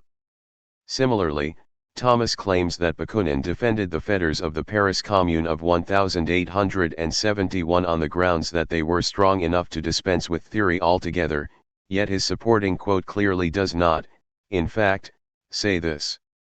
Karl Marx and the Anarchists, pages 288-90 and p. 285. What Bakunin was, in fact, arguing was simply that theory must progress from experience and that any attempt to impose a theory on society would be doomed to create a Procrustean bed, as no government could embrace the infinite multiplicity and diversity of the real aspirations, wishes, and needs whose sum total constitutes the collective will of a people. He explicitly contrasted the Marxist system of wanting to impose science upon the people with the anarchist desire to diffuse science and knowledge among the people, so that the various groups of human society, when convinced by propaganda, may organize and spontaneously combine into federations, in accordance with their natural tendencies and their real interests, but never according to a plan traced in advance and imposed upon the ignorant masses by a few superior minds. The Political Theory of Bakunin, p. 300. A clear misreading of Bakunin's argument, but one which fits nicely into Marxist preconceptions of Bakunin and anarchism in general. This tendency to quote out of context or from periods when anarchists were not anarchists probably explains why so many of these Marxist accounts of anarchism are completely lacking in references. Take, for example, the British SWP's Pat Stack who, in the face of stiff competition, wrote one of the most inaccurate diatribes against anarchism the world has had the misfortunate to see, namely Anarchy in the UK. Socialist Review, number 246. There is not a single reference in the whole article, which is just as well, given the inaccuracies contained in it. Without references, the reader would not be able to discover for themselves the distortions and simple errors contained in it. For example, Stack asserts that Bakunin claimed a purely instinctive socialism. However, the truth is different, and this quote from Bakunin is one by him comparing himself and Marx in the 1840s. In fact, the anarchist Bakunin argued that instinct as a weapon is not sufficient to safeguard the proletariat against the reactionary machinations of the privileged classes, as instinct left to itself, and inasmuch as it has not been transformed into consciously reflected, clearly determined thought, lends itself easily to falsification, distortion and deceit. The Political Philosophy of Bakunin, p. 215. Bakunin saw the process of class struggle as the means of transforming instinct into conscious thought. As he put it, the goal, then, is to make the worker fully aware of what he or she wants, to unjam within him or her a stream of thought corresponding to his or her instinct. This is done by a single path, that of emancipation through practical action, by workers' solidarity in their struggle against the bosses, of collective struggle of the workers against the bosses. This would be complemented by socialist organizations propagandizing its principles. The basic Bakunin, p. 102, p. 103 and p. 109 clearly, Stack is totally distorting Bakunin's ideas on the subject. This technique of quoting Bakunin when he spoke about, or when he wrote in, his pre-anarchist days in the 1840s, i.e. nearly 20 years before he became an anarchist, or from Proudhon's non-anarchist and posthumously published work on property, in which Proudhon saw small-scale property as a bulwark against state tyranny, to attack anarchism is commonplace. So it is always wise to check the source material and any references, assuming that they are provided. Only by doing this can it be discovered whether a quote reflects the opinions of individuals when they were anarchists or whether they are referring to periods when they were no longer, or had not yet become, anarchists. Ultimately, though, these kinds of articles by Marxists simply show the ideological nature of their own politics and say far more about Marxism than anarchism. After all, if their politics were strong they would not need to distort anarchist ideas. In addition, these essays are usually marked by a lot of, usually inaccurate, attacks on the ideas, or personal failings, of individual anarchists, usually Proudhon and Bakunin and sometimes Kropotkin. No modern anarchist theorist is usually mentioned, never mind discussed. Obviously, for most Marxists, anarchists must repeat parrot-like the ideas of these great men. However, while Marxists may do this, anarchists have always rejected this approach. We deliberately call ourselves anarchists rather than Proudhonists, Bakuninists, Kropotkinists, or after any other person. As Malatesta argued in 1876, the year of Bakunin's death, we follow ideas and not men, and rebel against this habit of embodying a principle in a man. Enrico Malatesta, His Life and Ideas, p. 198. Therefore, anarchists, unlike many, most Marxists do not believe that some prophet wrote down the scriptures in past centuries, and if only we could reach a correct understanding of these writings today we would see the way forward. Chomsky put it extremely well. The whole concept of Marxist or Freudian or anything like that is very odd. These concepts belong to the history of organized religion. Any living person, no matter how gifted, will make some contributions intermingled with error and partial understanding. We try to understand and improve on their contributions and eliminate the errors. But how can you identify yourself as a Marxist, or a Freudian, or an Xist, whoever X may be? That would be to treat the person as a god to be revered, not a human being whose contributions are to be assimilated and transcended. It's a crazy idea, a kind of idolatry. The Chomsky Reader, pages 29 to 30. This means that anarchists recognize that any person, no matter how great or influential, are just human. They make mistakes, they fail to live up to all the ideals they express, they are shaped by the society they live in, and so on. Anarchists recognize this fact and extract the positive aspects of past anarchist thinkers, reject the rest and develop what we consider the living core of their ideas, learn from history and constantly try to bring anarchist ideas up to date. After all, a lot has changed since the days of Proudhon, Bakunin, and Kropotkin, and this has to be taken into account. As Max Nettelo put it with regards to Proudhon, we have to extract from his work useful teachings that would be of great service to our modern libertarians, who nevertheless have to find their own way from theory to practice and to the critique of our present-day conditions, as Proudhon did in his time. This does not call for a slavish imitation, it implies using his work to inspire us and enable us to profit by his experience. A Short History of Anarchism, pages 46 to 7. Similarly, for other anarchists, we see them as a source of inspiration upon which to build rather than a template which to copy. This means to attack anarchism by, say, attacking Bakunin's or Proudhon's personal failings is to totally miss the point. While anarchists may be inspired by the ideas of, say, Bakunin or Proudhon, it does not mean we blindly follow all of their ideas. Far from it. We critically analyze their ideas and keep what is living and reject what is useless or dead. Sadly, such common sense is lacking in many who critique anarchism. However, the typical Marxist approach does have its benefits from a political perspective. It is very difficult for Marxists and Leninists to make an objective criticism of anarchism for, as Albert Meltzer pointed out, by its nature it undermines all the suppositions basic to Marxism. Marxism was held out to be the basic working class philosophy, a belief which has utterly ruined the working class movement everywhere. It holds that the industrial proletariat cannot owe its emancipation to anyone but themselves alone. It is hard to go back on that and say that the working class is not yet ready to dispense with authority placed over it. Marxism normally tries to refrain from criticizing anarchism as such unless driven to doing so, when it exposes its own authoritarianism, and concentrates its attacks not on anarchism, but on anarchists. Anarchism, Arguments for and Against, p. 62. Needless to say, this technique is the one usually applied by Marxists, although, we must stress that usually their account of the ideas of Proudhon, Bakunin, and Kropotkin are so distorted that they fail even to do this. So anarchist theory has developed since Proudhon, Bakunin, and Kropotkin. At each period in history anarchism advanced in its understanding of the world. The anarchism of Bakunin was a development of that of Proudhon.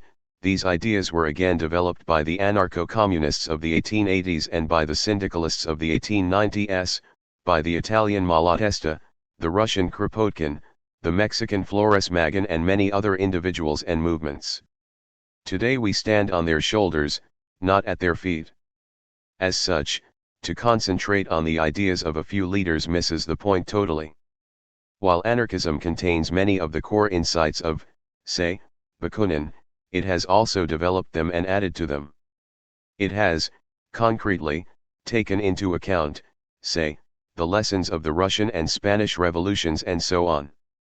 As such, even assuming that Marxist accounts of certain aspects of the ideas of Proudhon, Bakunin, and Kropotkin were correct, they would have to be shown to be relevant to modern anarchism to be of any but historical interest. Sadly, Marxists generally fail to do this and, instead, we are subject to a, usually inaccurate, history lesson. In order to understand, learn from and transcend previous theorists, we must honestly present their ideas. Unfortunately, many Marxists do not do this, and so this section of the FAQ involves correcting the many mistakes, distortions, errors, and lies that Marxists have subjected anarchism to. Hopefully, with this done, a real dialogue can develop between Marxists and anarchists. Indeed, this has happened between libertarian Marxists, such as council communists and situationists, and anarchists, and both tendencies have benefited from it. Perhaps this dialogue between libertarian Marxists and anarchists is to be expected, as the mainstream Marxists have often misrepresented the ideas of libertarian Marxists as well when not dismissing them as anarchists. H.2.1 Do anarchists reject defending a revolution? According to many Marxists, anarchists either reject the idea of defending a revolution or think that it is not necessary. The Trotskyists of workers' power present a typical Marxist account of what they consider as anarchist ideas on this subject. The anarchist conclusion is not to build any sort of state in the first place, not even a democratic workers' state. But how could we stop the capitalists trying to get their property back, something they will definitely try and do? Should the people organize to stop the capitalists raising private armies and resisting the will of the majority? If the answer is yes, then that organization, whatever you prefer to call it, is a state, an apparatus designed to enable one class to rule over another. The anarchists are rejecting something which is necessary if we are to beat the capitalists and have a chance of developing a classless society. What's Wrong with Anarchism? Pages 12 to 13, World Revolution, Prague S. 26 2000, p. 13. It would be simple to quote Malatesta from 1891 on this issue and leave it at that. As he put, some seem to suppose that anarchists, in the name of their principles, would wish to see that strange freedom respected which violates and destroys the freedom and life of others. They seem almost to believe that after having brought down government and private property we would allow both to be quietly built up again, because of respect for the freedom of those who might feel the need to be rulers and property owners. A truly curious way of interpreting our ideas. Anarchy, pages 42 to 3. Pretty much common sense, so you would think. Sadly, this appears to not be the case. As such, we have to explain anarchist ideas on the defense of a revolution and why this necessity need not imply a state, and, if it did, then it signifies the end of the revolution. The argument by workers' power is very common with the Leninist left and contains three fallacies, which we expose in turn. Firstly, we have to show that anarchists have always seen the necessity of defending a revolution. This shows that the anarchist opposition to the democratic workers' state, or dictatorship of the proletariat, has nothing to do with beating the ruling class and stopping them regaining their positions of power.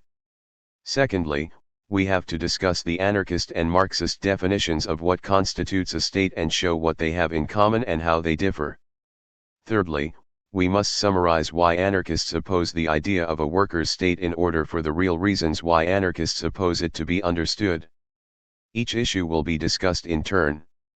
For revolutionary anarchists, it is a truism that a revolution will need to defend itself against counter-revolutionary threats. Bakunin, for example, while strenuously objecting to the idea of a dictatorship of the proletariat, also thought a revolution would need to defend itself. Immediately after established governments have been overthrown, communes will have to reorganize themselves along revolutionary lines. In order to defend the revolution, their volunteers will at the same time form a communal militia. But no commune can defend itself in isolation. So it will be necessary to radiate revolution outward, to raise all of its neighboring communes in revolt, and to feed rate with them for common defense. No Gods, No Masters, Volume 1, p. 142. And the alliance of all labor associations will constitute the commune. There will be a standing federation of the barricades and a revolutionary communal council, made up of delegates, invested with binding mandates and accountable and revocable at all times. All provinces, communes, and associations will delegate deputies to an agreed place of assembly, all, invested with binding mandated and accountable and subject to recall, in order to found the federation of insurgent associations, communes, and provinces, and to organize a revolutionary force with the capacity of defeating the reaction. It is through the very act of extrapolation and organization of the revolution with an eye to the mutual defenses of insurgent areas that the universality of the revolution will emerge triumphant. Op. Cit. Pages 155 to 6. Malatesta agreed, explicitly pointing to corps of volunteers, anarchist formations, as a means of defending a revolution from attempts to reduce a free people to a state of slavery again. To defend a revolution required the necessary geographical and mechanical knowledge, and above all large masses of the population willing to go and fight. A government can neither increase the abilities of the former nor the will and courage of the latter. Anarchy, p. 42. Decades later, his position had not changed and he was still arguing for the creation of voluntary militia, without powers to interfere as militia in the life of the community, but only to deal with any armed attacks by the forces of reaction to re-establish themselves, or to resist outside intervention for only the people in arms, in possession of the land, the factories, and all the natural wealth could defend the revolution. Enrico Malatesta, His Life and Ideas, p. 166 and p. 170. Alexander Berkman concurred. In his classic Introduction to Anarchism, he devoted a whole chapter to the issue which he helpfully entitled Defense of the Revolution. He noted that it was your duty, as an anarchist, to protect your liberty, to resist coercion and compulsion. The social revolution will defend itself against invasion from any quarter. The armed workers and peasants are the only effective defense of the revolution. By means of their unions and syndicates they must always be on guard against counter-revolutionary attack. What is anarchism? Pages 231-2. Emma Goldman clearly and unambiguously stated that she had always insisted that an armed attack on the revolution must be met with armed force and that an armed counter-revolutionary and fascist attack can be met in no way except by an armed defense. Vision on Fire, p. 222 and p. 217. Kropotkin, likewise, took it as a given that a society in which the workers would have a dominant voice would require a revolution to create, and each time that such a period of accelerated evolution and reconstruction on a grand scale begins, civil war is liable to break out on a small or large scale. The question was how to attain the greatest results with the most limited amount of civil war, the smallest number of victims, and a minimum of mutual embitterment. To achieve this there was only one means, namely, that the oppressed part of society should obtain the clearest possible conception of what they intend to achieve, and how, and that they should be imbued with the enthusiasm which is necessary for that achievement. Thus, there are periods in human development when a conflict is unavoidable, and civil war breaks out quite independently of the will of particular individuals. Memoirs of a Revolutionist, pages 270-1. So Durruti, while fighting at the front during the Spanish Revolution, was not saying anything new or against anarchist theory when he stated that the bourgeois won't let us create a libertarian communist society simply because we want to. They'll fight back and defend their privileges. The only way we can establish libertarian communism is by destroying the bourgeoisie. Quoted by Abel Paz, Durruti in the Spanish Revolution, p. 484. Clearly, anarchism has always recognized the necessity of defending a revolution and proposed ideas to ensure it, ideas applied with great success by, for example, the Makhnovists in the Ukrainian Revolution and the CNT militias during the Spanish. As such, any assertion that anarchism rejects the necessity of defending a revolution is simply false. Sadly, it is one Marxists make repeatedly, undoubtedly inspired by Engels' similar distortions. See section H.4.7. Which, of course, brings us to the second assertion, namely that any attempt to defend a revolution means that a state has been created, regardless of what it may be called. For anarchists, such an argument simply shows that Marxists do not really understand what a state is. While the Trotskyist definition of a state may be, to quote workers' power, an apparatus designed to enable one class to rule another, the anarchist definition is somewhat different. Anarchists, of course, do not deny that the modern state is, to use Malatesta's excellent expression, the bourgeoisie's servant and gendarme. Anarchy, p. 23. However, as we discuss in section H.3.7, the Marxist analysis is superficial and fundamentally metaphysical rather than scientific. Anarchists take an evolutionary perspective on the state and, as a result, argue that every state that has ever existed has defended the power of a minority class and, unsurprisingly, has developed certain features to facilitate this. The key one is centralization of power. This ensures that the working people are excluded from the decision-making process and power remains a tool of the ruling class. As such, the centralization of power, while it may take many forms, is the key means by which a class system is maintained and, therefore, a key aspect of a state. As Kropotkin put, the state idea includes the existence of a power situated above society as well as a territorial concentration as well as the concentration of many functions of the life of societies in the hands of a few.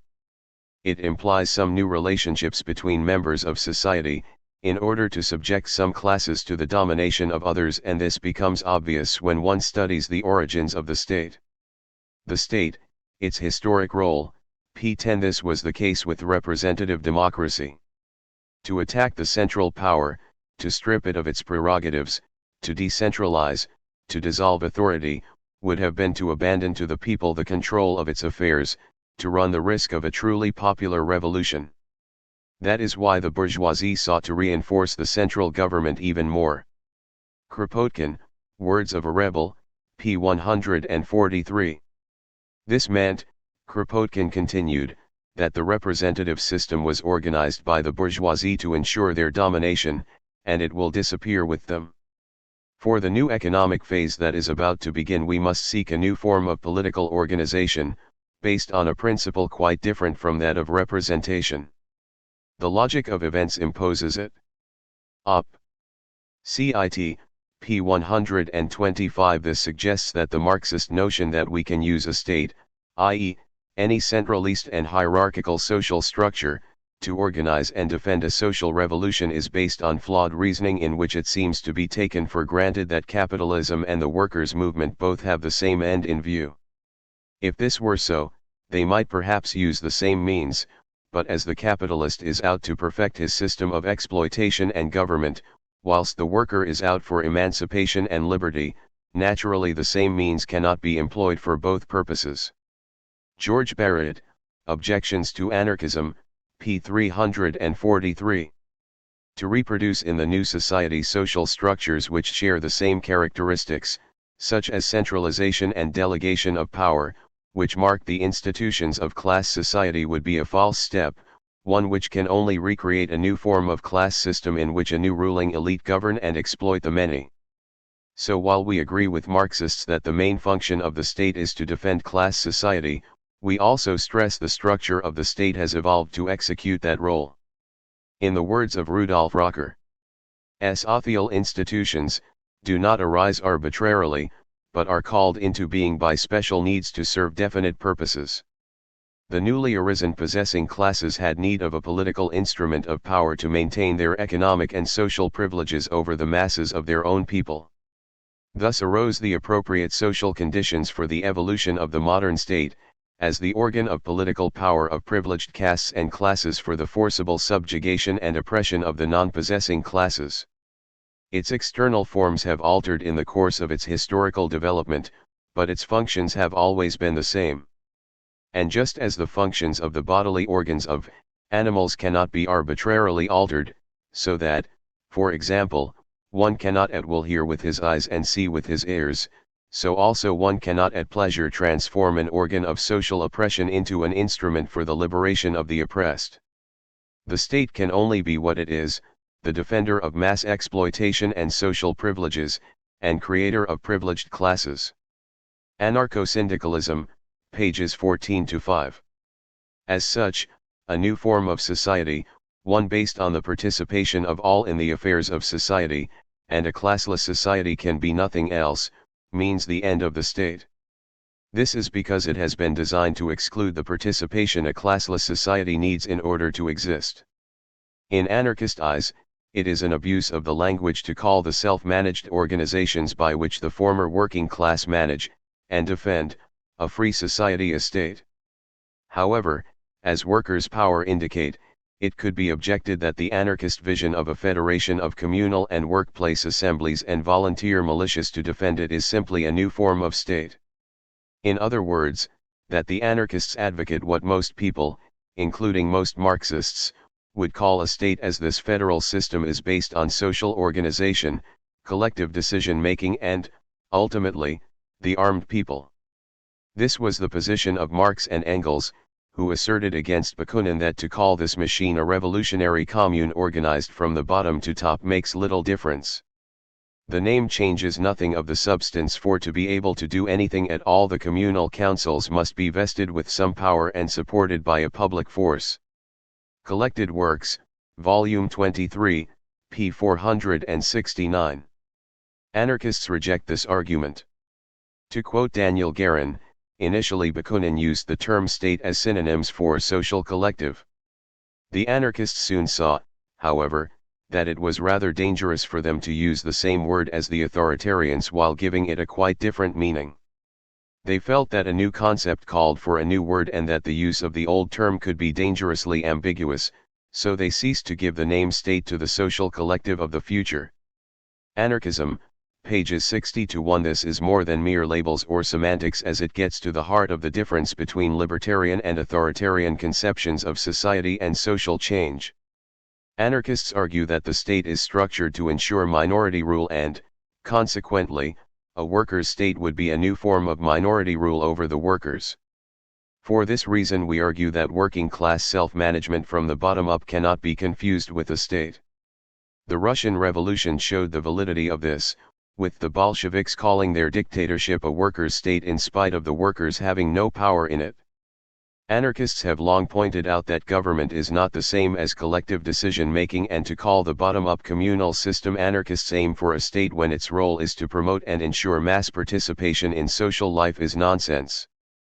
That Marxists are vaguely aware of this obvious fact explains why they often talk of a semi-state, a new kind of state, a state unique in history, or use some other expression to describe their post-revolutionary system.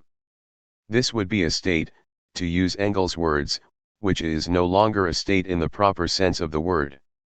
Quoted by Lenin, Op. Cit. p. 319. If that is the case, then why call it state? Somewhat ironically, Engels provided more than enough support for the anarchist position. It is perfectly possible to have social organization and it not be a state. When discussing the Native American Iroquois Confederacy, Engels noted that organ of the Confederacy was a federal council which was elected, and could always be removed by popular assemblies. There was no chief executive but two supreme war chiefs, and when war broke out it was carried on mainly by volunteers. Yet this was the organization of a society which as yet knows no state. Selected Works, p. 517, p. 518 and p. 516. In the anarchist commune there is a federal council elected and mandated by popular assemblies. These, in turn, are federated in a similar bottom-up manner. The means of production have been expropriated and held by society as a whole, and so classes have been abolished. Volunteer militias have been organized for self-defense against counter-revolutionary attempts to subject the free people to authority. Why is this not a society which knows no state? Is it because the anarchist commune is fighting against the capitalist class? If so, does this mean that the Iroquois Confederacy became a state when it waged war against those seeking to impose bourgeois rule on it? That is doubtful, and so Marx's assertion is simply wrong and reflects both the confusion at the heart of the Marxist theory of the state and the illogical depths Marxists sink to when attacking anarchism. This not a matter of mere labels as Marxists assert, but rather gets to the key issue of who has the real power in a revolution, the people armed or a new minority, the revolutionary government. In other words, most Marxists cannot tell the difference between libertarian organization, power to the base and decision-making from the bottom up, and the state, centralist power in a few hands and top-down decision-making. Which helps explain why the Bolshevik Revolution was such a failure. The confusion of working class power with party power is one of the root problems with Marxism. So why do most Marxists tend to call their post-revolutionary organization a state? Simply because, at some level, they recognize that, in reality, the working class does not wield power in the so-called workers' state, the party does. This was the case in Russia. The working class never wielded power under the Bolsheviks, and here is the most obvious contradiction in the Marxist theory of the state, a contradiction which, as we discuss in section H.3.8, the Leninists solved by arguing that the party had to assert its power over the working class for its own good. Moreover, as we discuss in section H.3.9, it is both simplistic and wrong to argue that the state is simply the tool of economic classes. The state is a source of social inequality in and of itself and, consequently, can oppress and exploit the working class just as much as, and independently of, any economically dominant class. All political power inevitably creates a privileged situation for the men who exercise it. Thus it violates, from the beginning, the equalitarian principle and strikes at the heart of the social revolution. It inevitably becomes a source of other privileges, even if it does not depend on the bourgeoisie. Having taken over the revolution, having mastered it, and bridled it, power is compelled to create a bureaucratic apparatus, indispensable to all authority, which wants to maintain itself, to command, to order, in a word, to govern. Rapidly, it attracts around itself all sorts of elements eager to dominate and exploit. Thus it forms a new privileged caste, at first politically and later economically. It sows everywhere the seed of inequality and soon infects the whole social organism. Volline, The Unknown Revolution, p. 249. So if it were simply a question of consolidating a revolution and its self-defense, then there would be no argument. But perhaps the truth is simply this. Some take the expression dictatorship of the proletariat to mean simply the revolutionary action of the workers in taking possession of the land and the instruments of labor, and trying to build a society and organize a way of life in which there will be no place for a class that exploits and oppresses the producers. Thus constructed, the dictatorship of the proletariat would be the effective power of all workers trying to bring down capitalist society, and would thus turn into anarchy as soon as resistance from reactionaries would have ceased, and no one can any longer seek to compel the masses by violence to obey and work for him. In which case, the discrepancy between us would be nothing more than a question of semantics. Dictatorship of the proletariat would signify the dictatorship of everyone, which is to say, it would be a dictatorship no longer, just as government by everybody is no longer a government in the authoritarian, historical, and practical sense of the word. But the real supporters of dictatorship of the proletariat do not take that line, as they are making quite plain in Russia. Of course, the proletariat has a hand in this, just as the people has a part to play in democratic regimes, that is to say, to conceal the reality of things. In reality, what we have is the dictatorship of one party, or rather, of one party's leaders, a genuine dictatorship, with its decrees, its penal sanctions, its henchmen, and above all its armed forces, which are at present 1919 also deployed in the defense of the revolution against its external enemies, but which will tomorrow be used to impose the dictator's will upon the workers, to apply a brake on revolution, to consolidate the new interests in the process of emerging and protect a new privileged class against the masses. Malatesta, No Gods, No Masters, Volume 2, pages 38-9. The question is, therefore, one of who seizes power: will it be the mass of the population, or will it be a party claiming to represent it? The difference is vital, and it confuses the issue to use the same word state to describe two such fundamentally different structures as a bottom-up self-managed communal federation and a top-down hierarchical centralist organization, such as has been every state that has existed. This explains why anarchists reject the idea of a democratic workers' state as the means by which a revolution defends itself. Rather than signify working class power or management of society, it signifies the opposite: the seizure of power of a minority, in this case, the leaders of the vanguard party. Anarchists argue that the state is designed to exclude the mass of the population from the decision-making process. This, ironically for Trotskyism, was one of the reasons why leading Bolsheviks, including Lenin and Trotsky, argued for a workers' state. The centralization of power implied by the state was essential so that the vanguard party could ignore, to use workers' power's phrase, the will of the majority. This particular perspective was clearly a lesson they learned from their experiences during the Russian Revolution, as we discussed in section H.1.2. The notion that the dictatorship of the proletariat was, in fact, the dictatorship of the party was a commonplace ideological truism in Leninist circles. As anarchists had warned, it was a dictatorship over the proletariat and acknowledged as such by the likes of Lenin and Trotsky.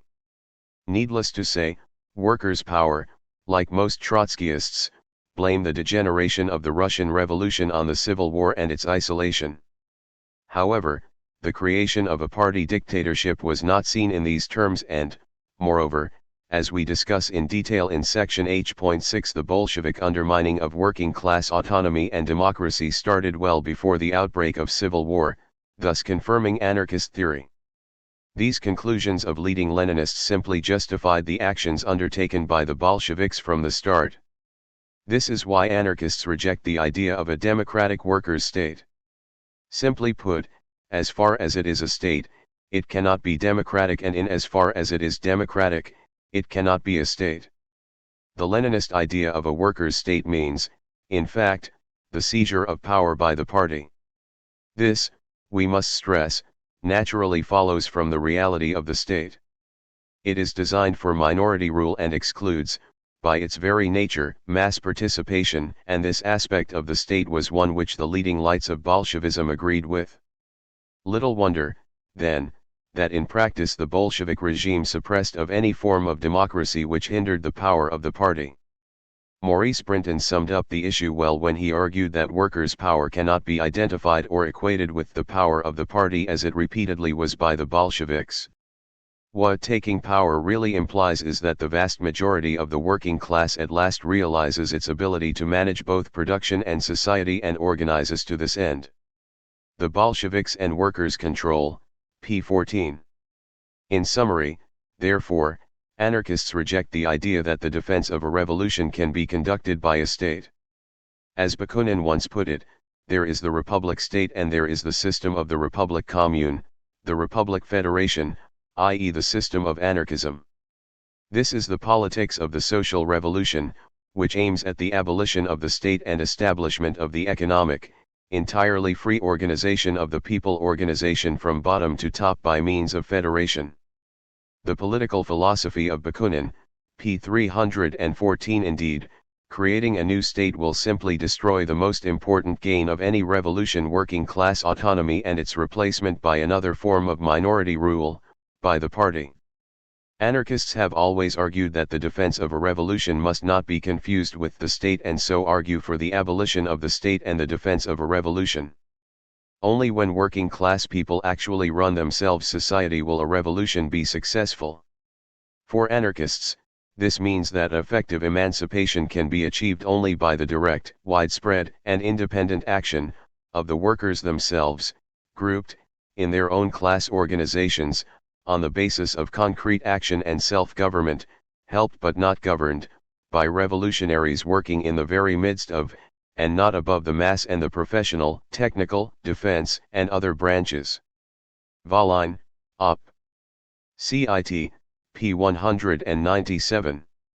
This means that anarchists argue that the state cannot be transformed or adjusted, but has to be smashed by a social revolution and replaced with organizations and structures created by working class people during their own struggles. See section H.1.4 for details. Anarchist opposition to the so-called workers' state has absolutely nothing to do with the issue of defending a revolution, regardless of what Marxists assert. H.2.2 Do anarchists reject class conflict and collective struggle? Of course not. Anarchists have always taken a keen interest in the class struggle, in the organization, solidarity, and actions of working class people. Anarchist Nicholas Walter summarized the obvious and is worth quoting at length. Virtually all forms of revolutionary socialism during the 19th century, whether authoritarian or libertarian, were based on the concept of class struggle. The term anarchist was first adopted by Pierre-Joseph Proudhon in 1840, and although he disliked the class struggle, he recognized it existed, and took sides in it when he had to. During the French Revolution of 1848, he insisted that he was on the side of the proletariat against the bourgeoisie. His last book was a positive study of the need for specially proletarian politics. The actual anarchist movement was founded later, by the anti-authoritarian sections of the First International. They accepted its founding address, drafted by Karl Marx, which assumed the primacy of the class struggle and insisted that the emancipation of the working classes must be conquered by the working classes themselves. They accepted the program of the International Alliance of Social Democracy, 1869, drafted by Michael Bakunin, which assumed the primacy of the class struggle, and they accepted the declaration of the Street Emir Congress, which assumed the primacy of the class struggle and insisted that, rejecting all compromise to arrive at the accomplishment of the social revolution, the proletarians of all countries must establish, outside all bourgeois politics, the solidarity of revolutionary action. This was certainly the first anarchist movement, and this movement was certainly based on a libertarian version of the concept of the class struggle. Most of the leaders of this movement, first Michael Bakunin, James Guillaume, Errico Malatesta, Carlo Collero, later Peter Kropotkin, Louise Michel, Émile Pouget, Jean Grave, and so on, took for granted that there was a struggle between the proletariat and the bourgeoisie and that the social revolution would be conducted by the former against the latter. They derived such ideas from the traditional theory of revolutionary socialism and the traditional practice of working-class action. The great revolutions of the early 20th century in Mexico, Russia, Spain all derived from the class struggle and all involved anarchist intervention on the side of the working class. The great martyrs of the anarchist movement, from Haymarket in 1887 through Francisco Ferrer in 1909 to Sacco and Vanzetti in 1927, were killed in the class struggle. The great partisans of anarchist warfare, from Emiliano Zapata through Nestor Makhno to Buenaventura Durruti, were all fighting in the class struggle. So, class struggle in anarchism and its importance in the anarchist movement is incontrovertible. The Anarchist Past and Other Essays, pages 60-2. Anyone even remotely aware of anarchism and its history could not fail to notice that class struggle plays a key role in anarchist theory, particularly, but not exclusively, in its revolutionary form. To assert otherwise is simply to lie about anarchism. Sadly, Marxists have been known to make such an assertion. For example, Pat Stack of the British SWP argued that anarchists dismiss the importance of the collective nature of change and so downplays the centrality of the working class in the revolutionary process. This, he argues, means that for anarchism the working class is not the key to change. He stresses that for Proudhon, Bakunin, and Kropotkin revolutions were not about collective struggle or advance, and that anarchism despises the collectivity. Amazingly, he argues that for Kropotkin, far from seeing class conflict as the dynamic for social change as Marx did, saw cooperation being at the root of the social process.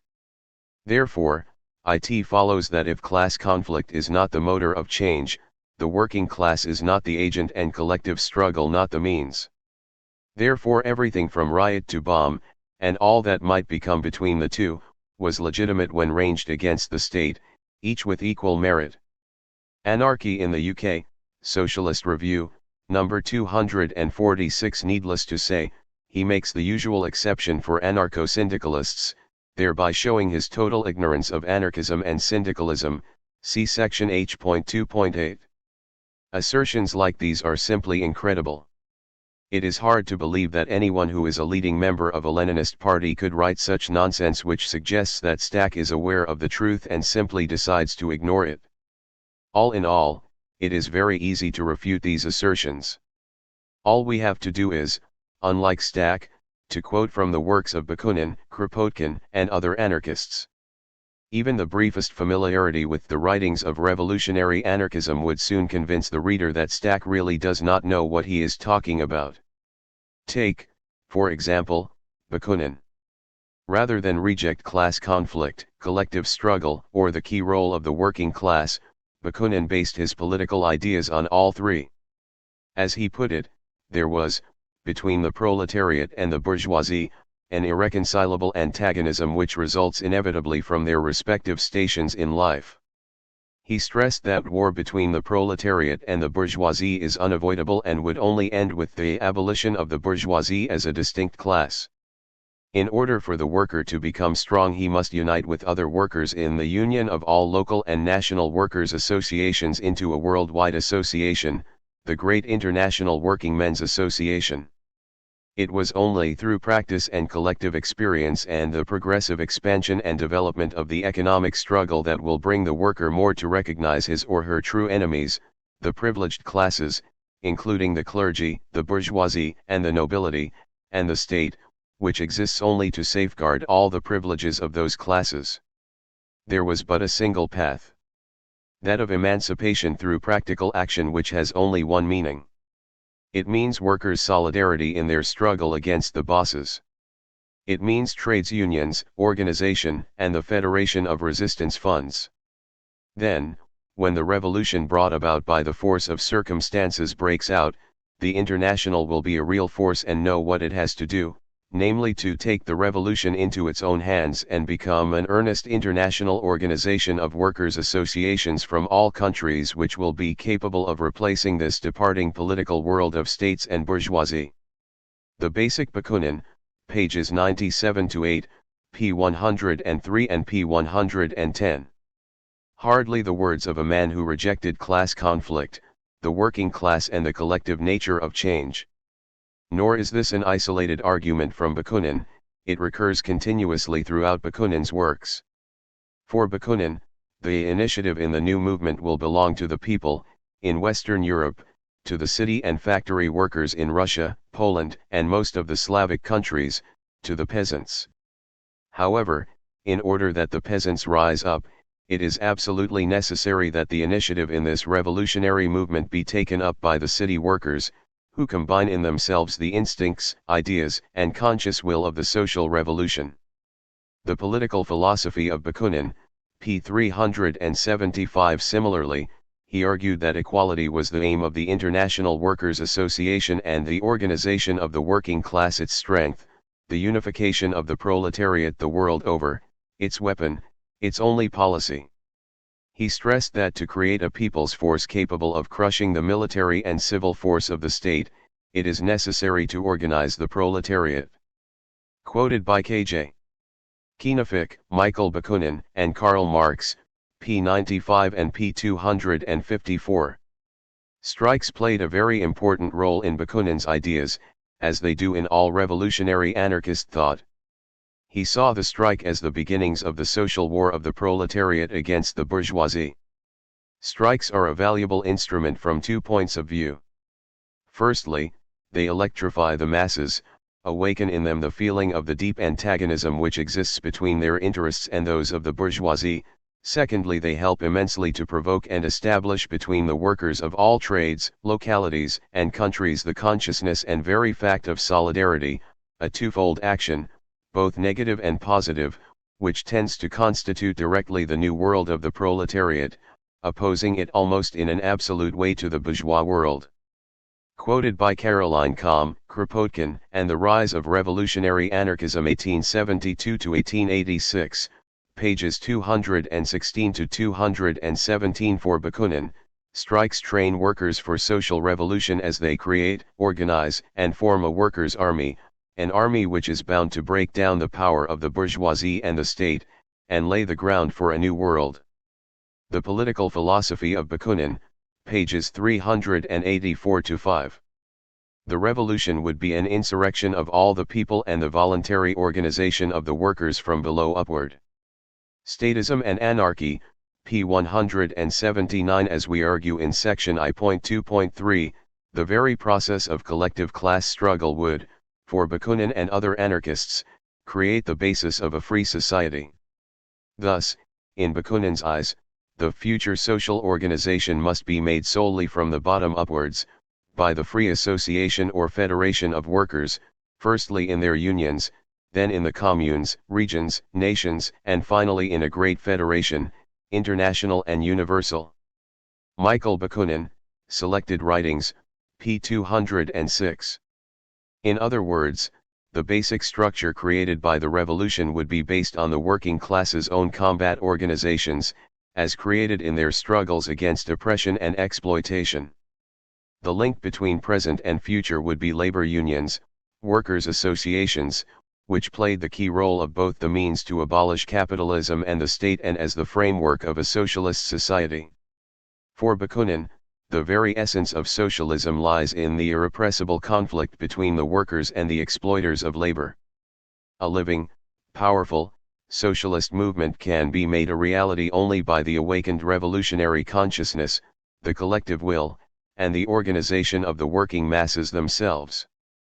Bakunin on Anarchism, p. 191 and p. 212. Therefore, it was essential to organize always more and more the practical militant international solidarity of the toilers of all trades and of all countries, and remember, you will find an immense, an irresistible force in this universal collectivity. Hence Bakunin's support for self-discipline within self-managed organizations, which came directly from his awareness of the collective nature of social change. Today, in revolutionary action as in labor itself, collectivism must replace individualism. Understand clearly that in organizing yourselves you will be stronger than all the political leaders in the world. Quoted by Kinafik, Op. Cit. p. 291 and p. 244. All of which is quite impressive for someone who was a founding father of a theory which, according to Stack, downplayed the centrality of the working class, argued that the working class was not the key to change, dismissed the importance of the collective nature of change as well as collective struggle or advance, and despises the collectivity. Clearly, to argue that Bakunin held any of these views simply shows that the person making such statements does not have a clue what they are talking about. The same, needless to say, applies to all revolutionary anarchists. Kropotkin built upon Bakunin's arguments and, like him, based his politics on collective working class struggle and organization. He consistently stressed that the anarchists have always advised taking an active part in those workers' organizations which carry on the direct struggle of labor against capital and its protector the state. Such struggle, better than any other indirect means, permits the worker to obtain some temporary improvements in the present conditions of work, while it opens his eyes to the evil done by capitalism and the state that supports it, and wakes up his thoughts concerning the possibility of organizing consumption, production, and exchange without the intervention of the capitalist and the state.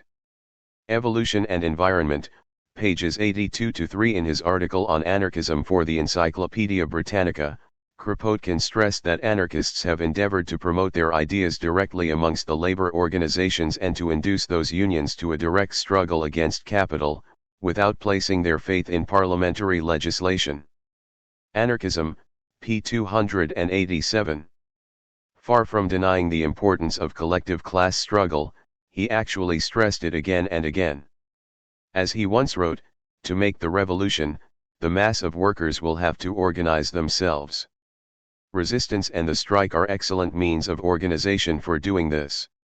He argued that it was a question of organizing societies of resistance for all trades in each town, of creating resistance funds against the exploiters, of giving more solidarity to the workers' organizations of each town and of putting them in contact with those of other towns, of federating them. Workers' solidarity must no longer be an empty word by practiced each day between all trades and all nations. Quoted by Com. Op. Cit. pages 255-6. As can be seen, Kropotkin was well aware of the importance of popular, mass, struggles. As he put it, anarchists know very well that any popular movement is a step towards the social revolution. It awakens the spirit of revolt, it makes men and women accustomed to seeing the established order, or rather the established disorder, as eminently unstable. Words of a Rebel, p. 203. As regards the social revolution, he argues that a decisive blow will have to be administered to private property. From the beginning, the workers will have to proceed to take over all social wealth so as to put it into common ownership. This revolution can only be carried out by the workers themselves. In order to do this, the masses have to build their own organization, as the great mass of workers will not only have to constitute itself outside the bourgeoisie, it will have to take action of its own during the period which will precede the revolution. And this sort of action can only be carried out when a strong workers' organization exists. This meant, of course, it was the mass of workers we have to seek to organize. We have to submerge ourselves in the organization of the people. When the mass of workers is organized and we are with it to strengthen its revolutionary idea, to make the spirit of revolt against capital germinate there, then it will be the social revolution. Quoted by Caroline Combe, Op. Cit. Pages 153-4. He saw the class struggle in terms of a multitude of acts of revolt in all countries, under all possible conditions: first, individual revolt against capital and state, then collective revolt, strikes and working class insurrections, both preparing, in men's minds as in actions, a revolt of the masses, a revolution. Clearly, the mass, collective nature of social change was not lost on Kropotkin, who pointed to a multitude of risings of working masses and peasants as a positive sign. Strikes, he argued, were once a war of folded arms, but now were easily turning to revolt, and sometimes taking the proportions of vast insurrections. Anarchism, p. 144. Kropotkin could not have been clearer. Somewhat ironically, given Stack's assertions, Kropotkin explicitly opposed the Marxism of his time, social democracy, precisely because it had moved away from a pure labor movement, in the sense of a direct struggle against capitalists by means of strikes, unions, and so forth. The Marxists, he stated, opposed strikes and unions because they diverted forces from electoral agitation, while anarchists rejected a narrowly political struggle and inevitably became a more revolutionary party, both in theory and in practice. The Conquest of Bread and Other Writings, pages 207-8, p. 208 and p. 209. And Pat Stack argues that Kropotkin did not see class conflict as the dynamic for social change, nor class conflict as the motor of change, and the working class not the agent and collective struggle not the means. Truly incredible, and a total and utter distortion of Kropotkin's ideas on the subject. As for other anarchists, we discover the same concern over class conflict, collective struggle, and organization, and the awareness of a mass social revolution by the working class. Emma Goldman, for example, argued that anarchism stands for direct action, and that trade unionism, the economic area of the modern gladiator, owes its existence to direct action. In France, in Spain, in Italy, in Russia, nay even in England, witness the growing rebellion of English labor unions. Direct, revolutionary economic action has become so strong a force in the battle for industrial liberty as to make the world realize the tremendous importance of labor's power. The general strike is the supreme expression of the economic consciousness of the workers.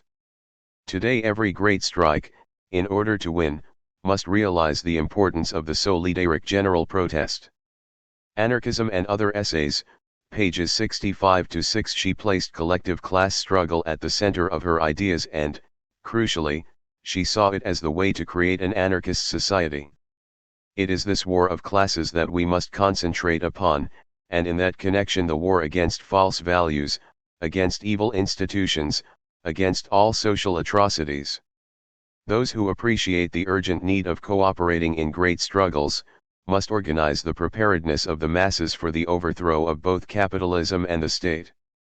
Industrial and economic preparedness is what the workers need. That alone leads to revolution at the bottom.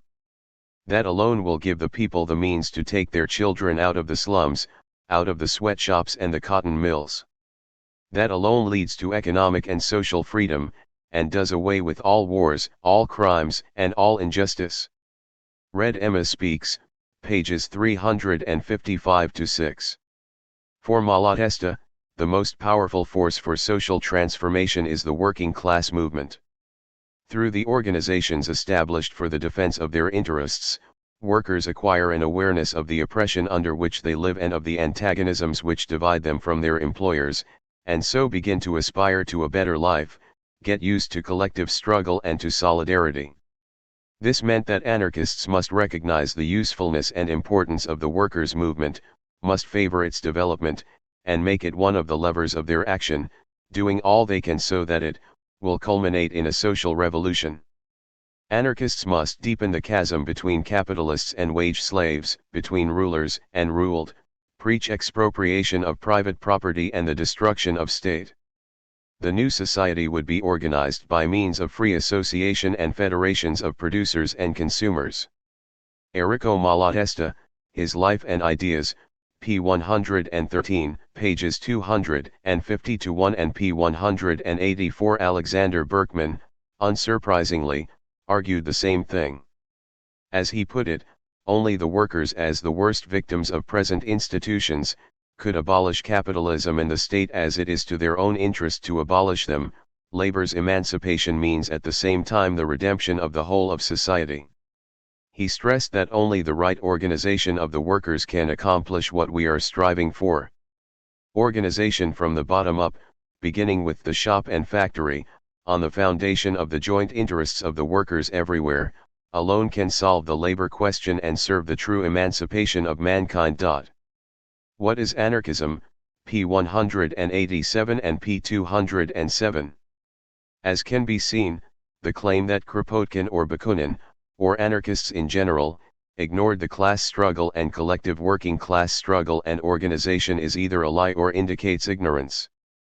Clearly, anarchists have placed working class struggle, organization, and collective direct action and solidarity at the core of their politics, and as the means of creating a libertarian socialist society, from the start.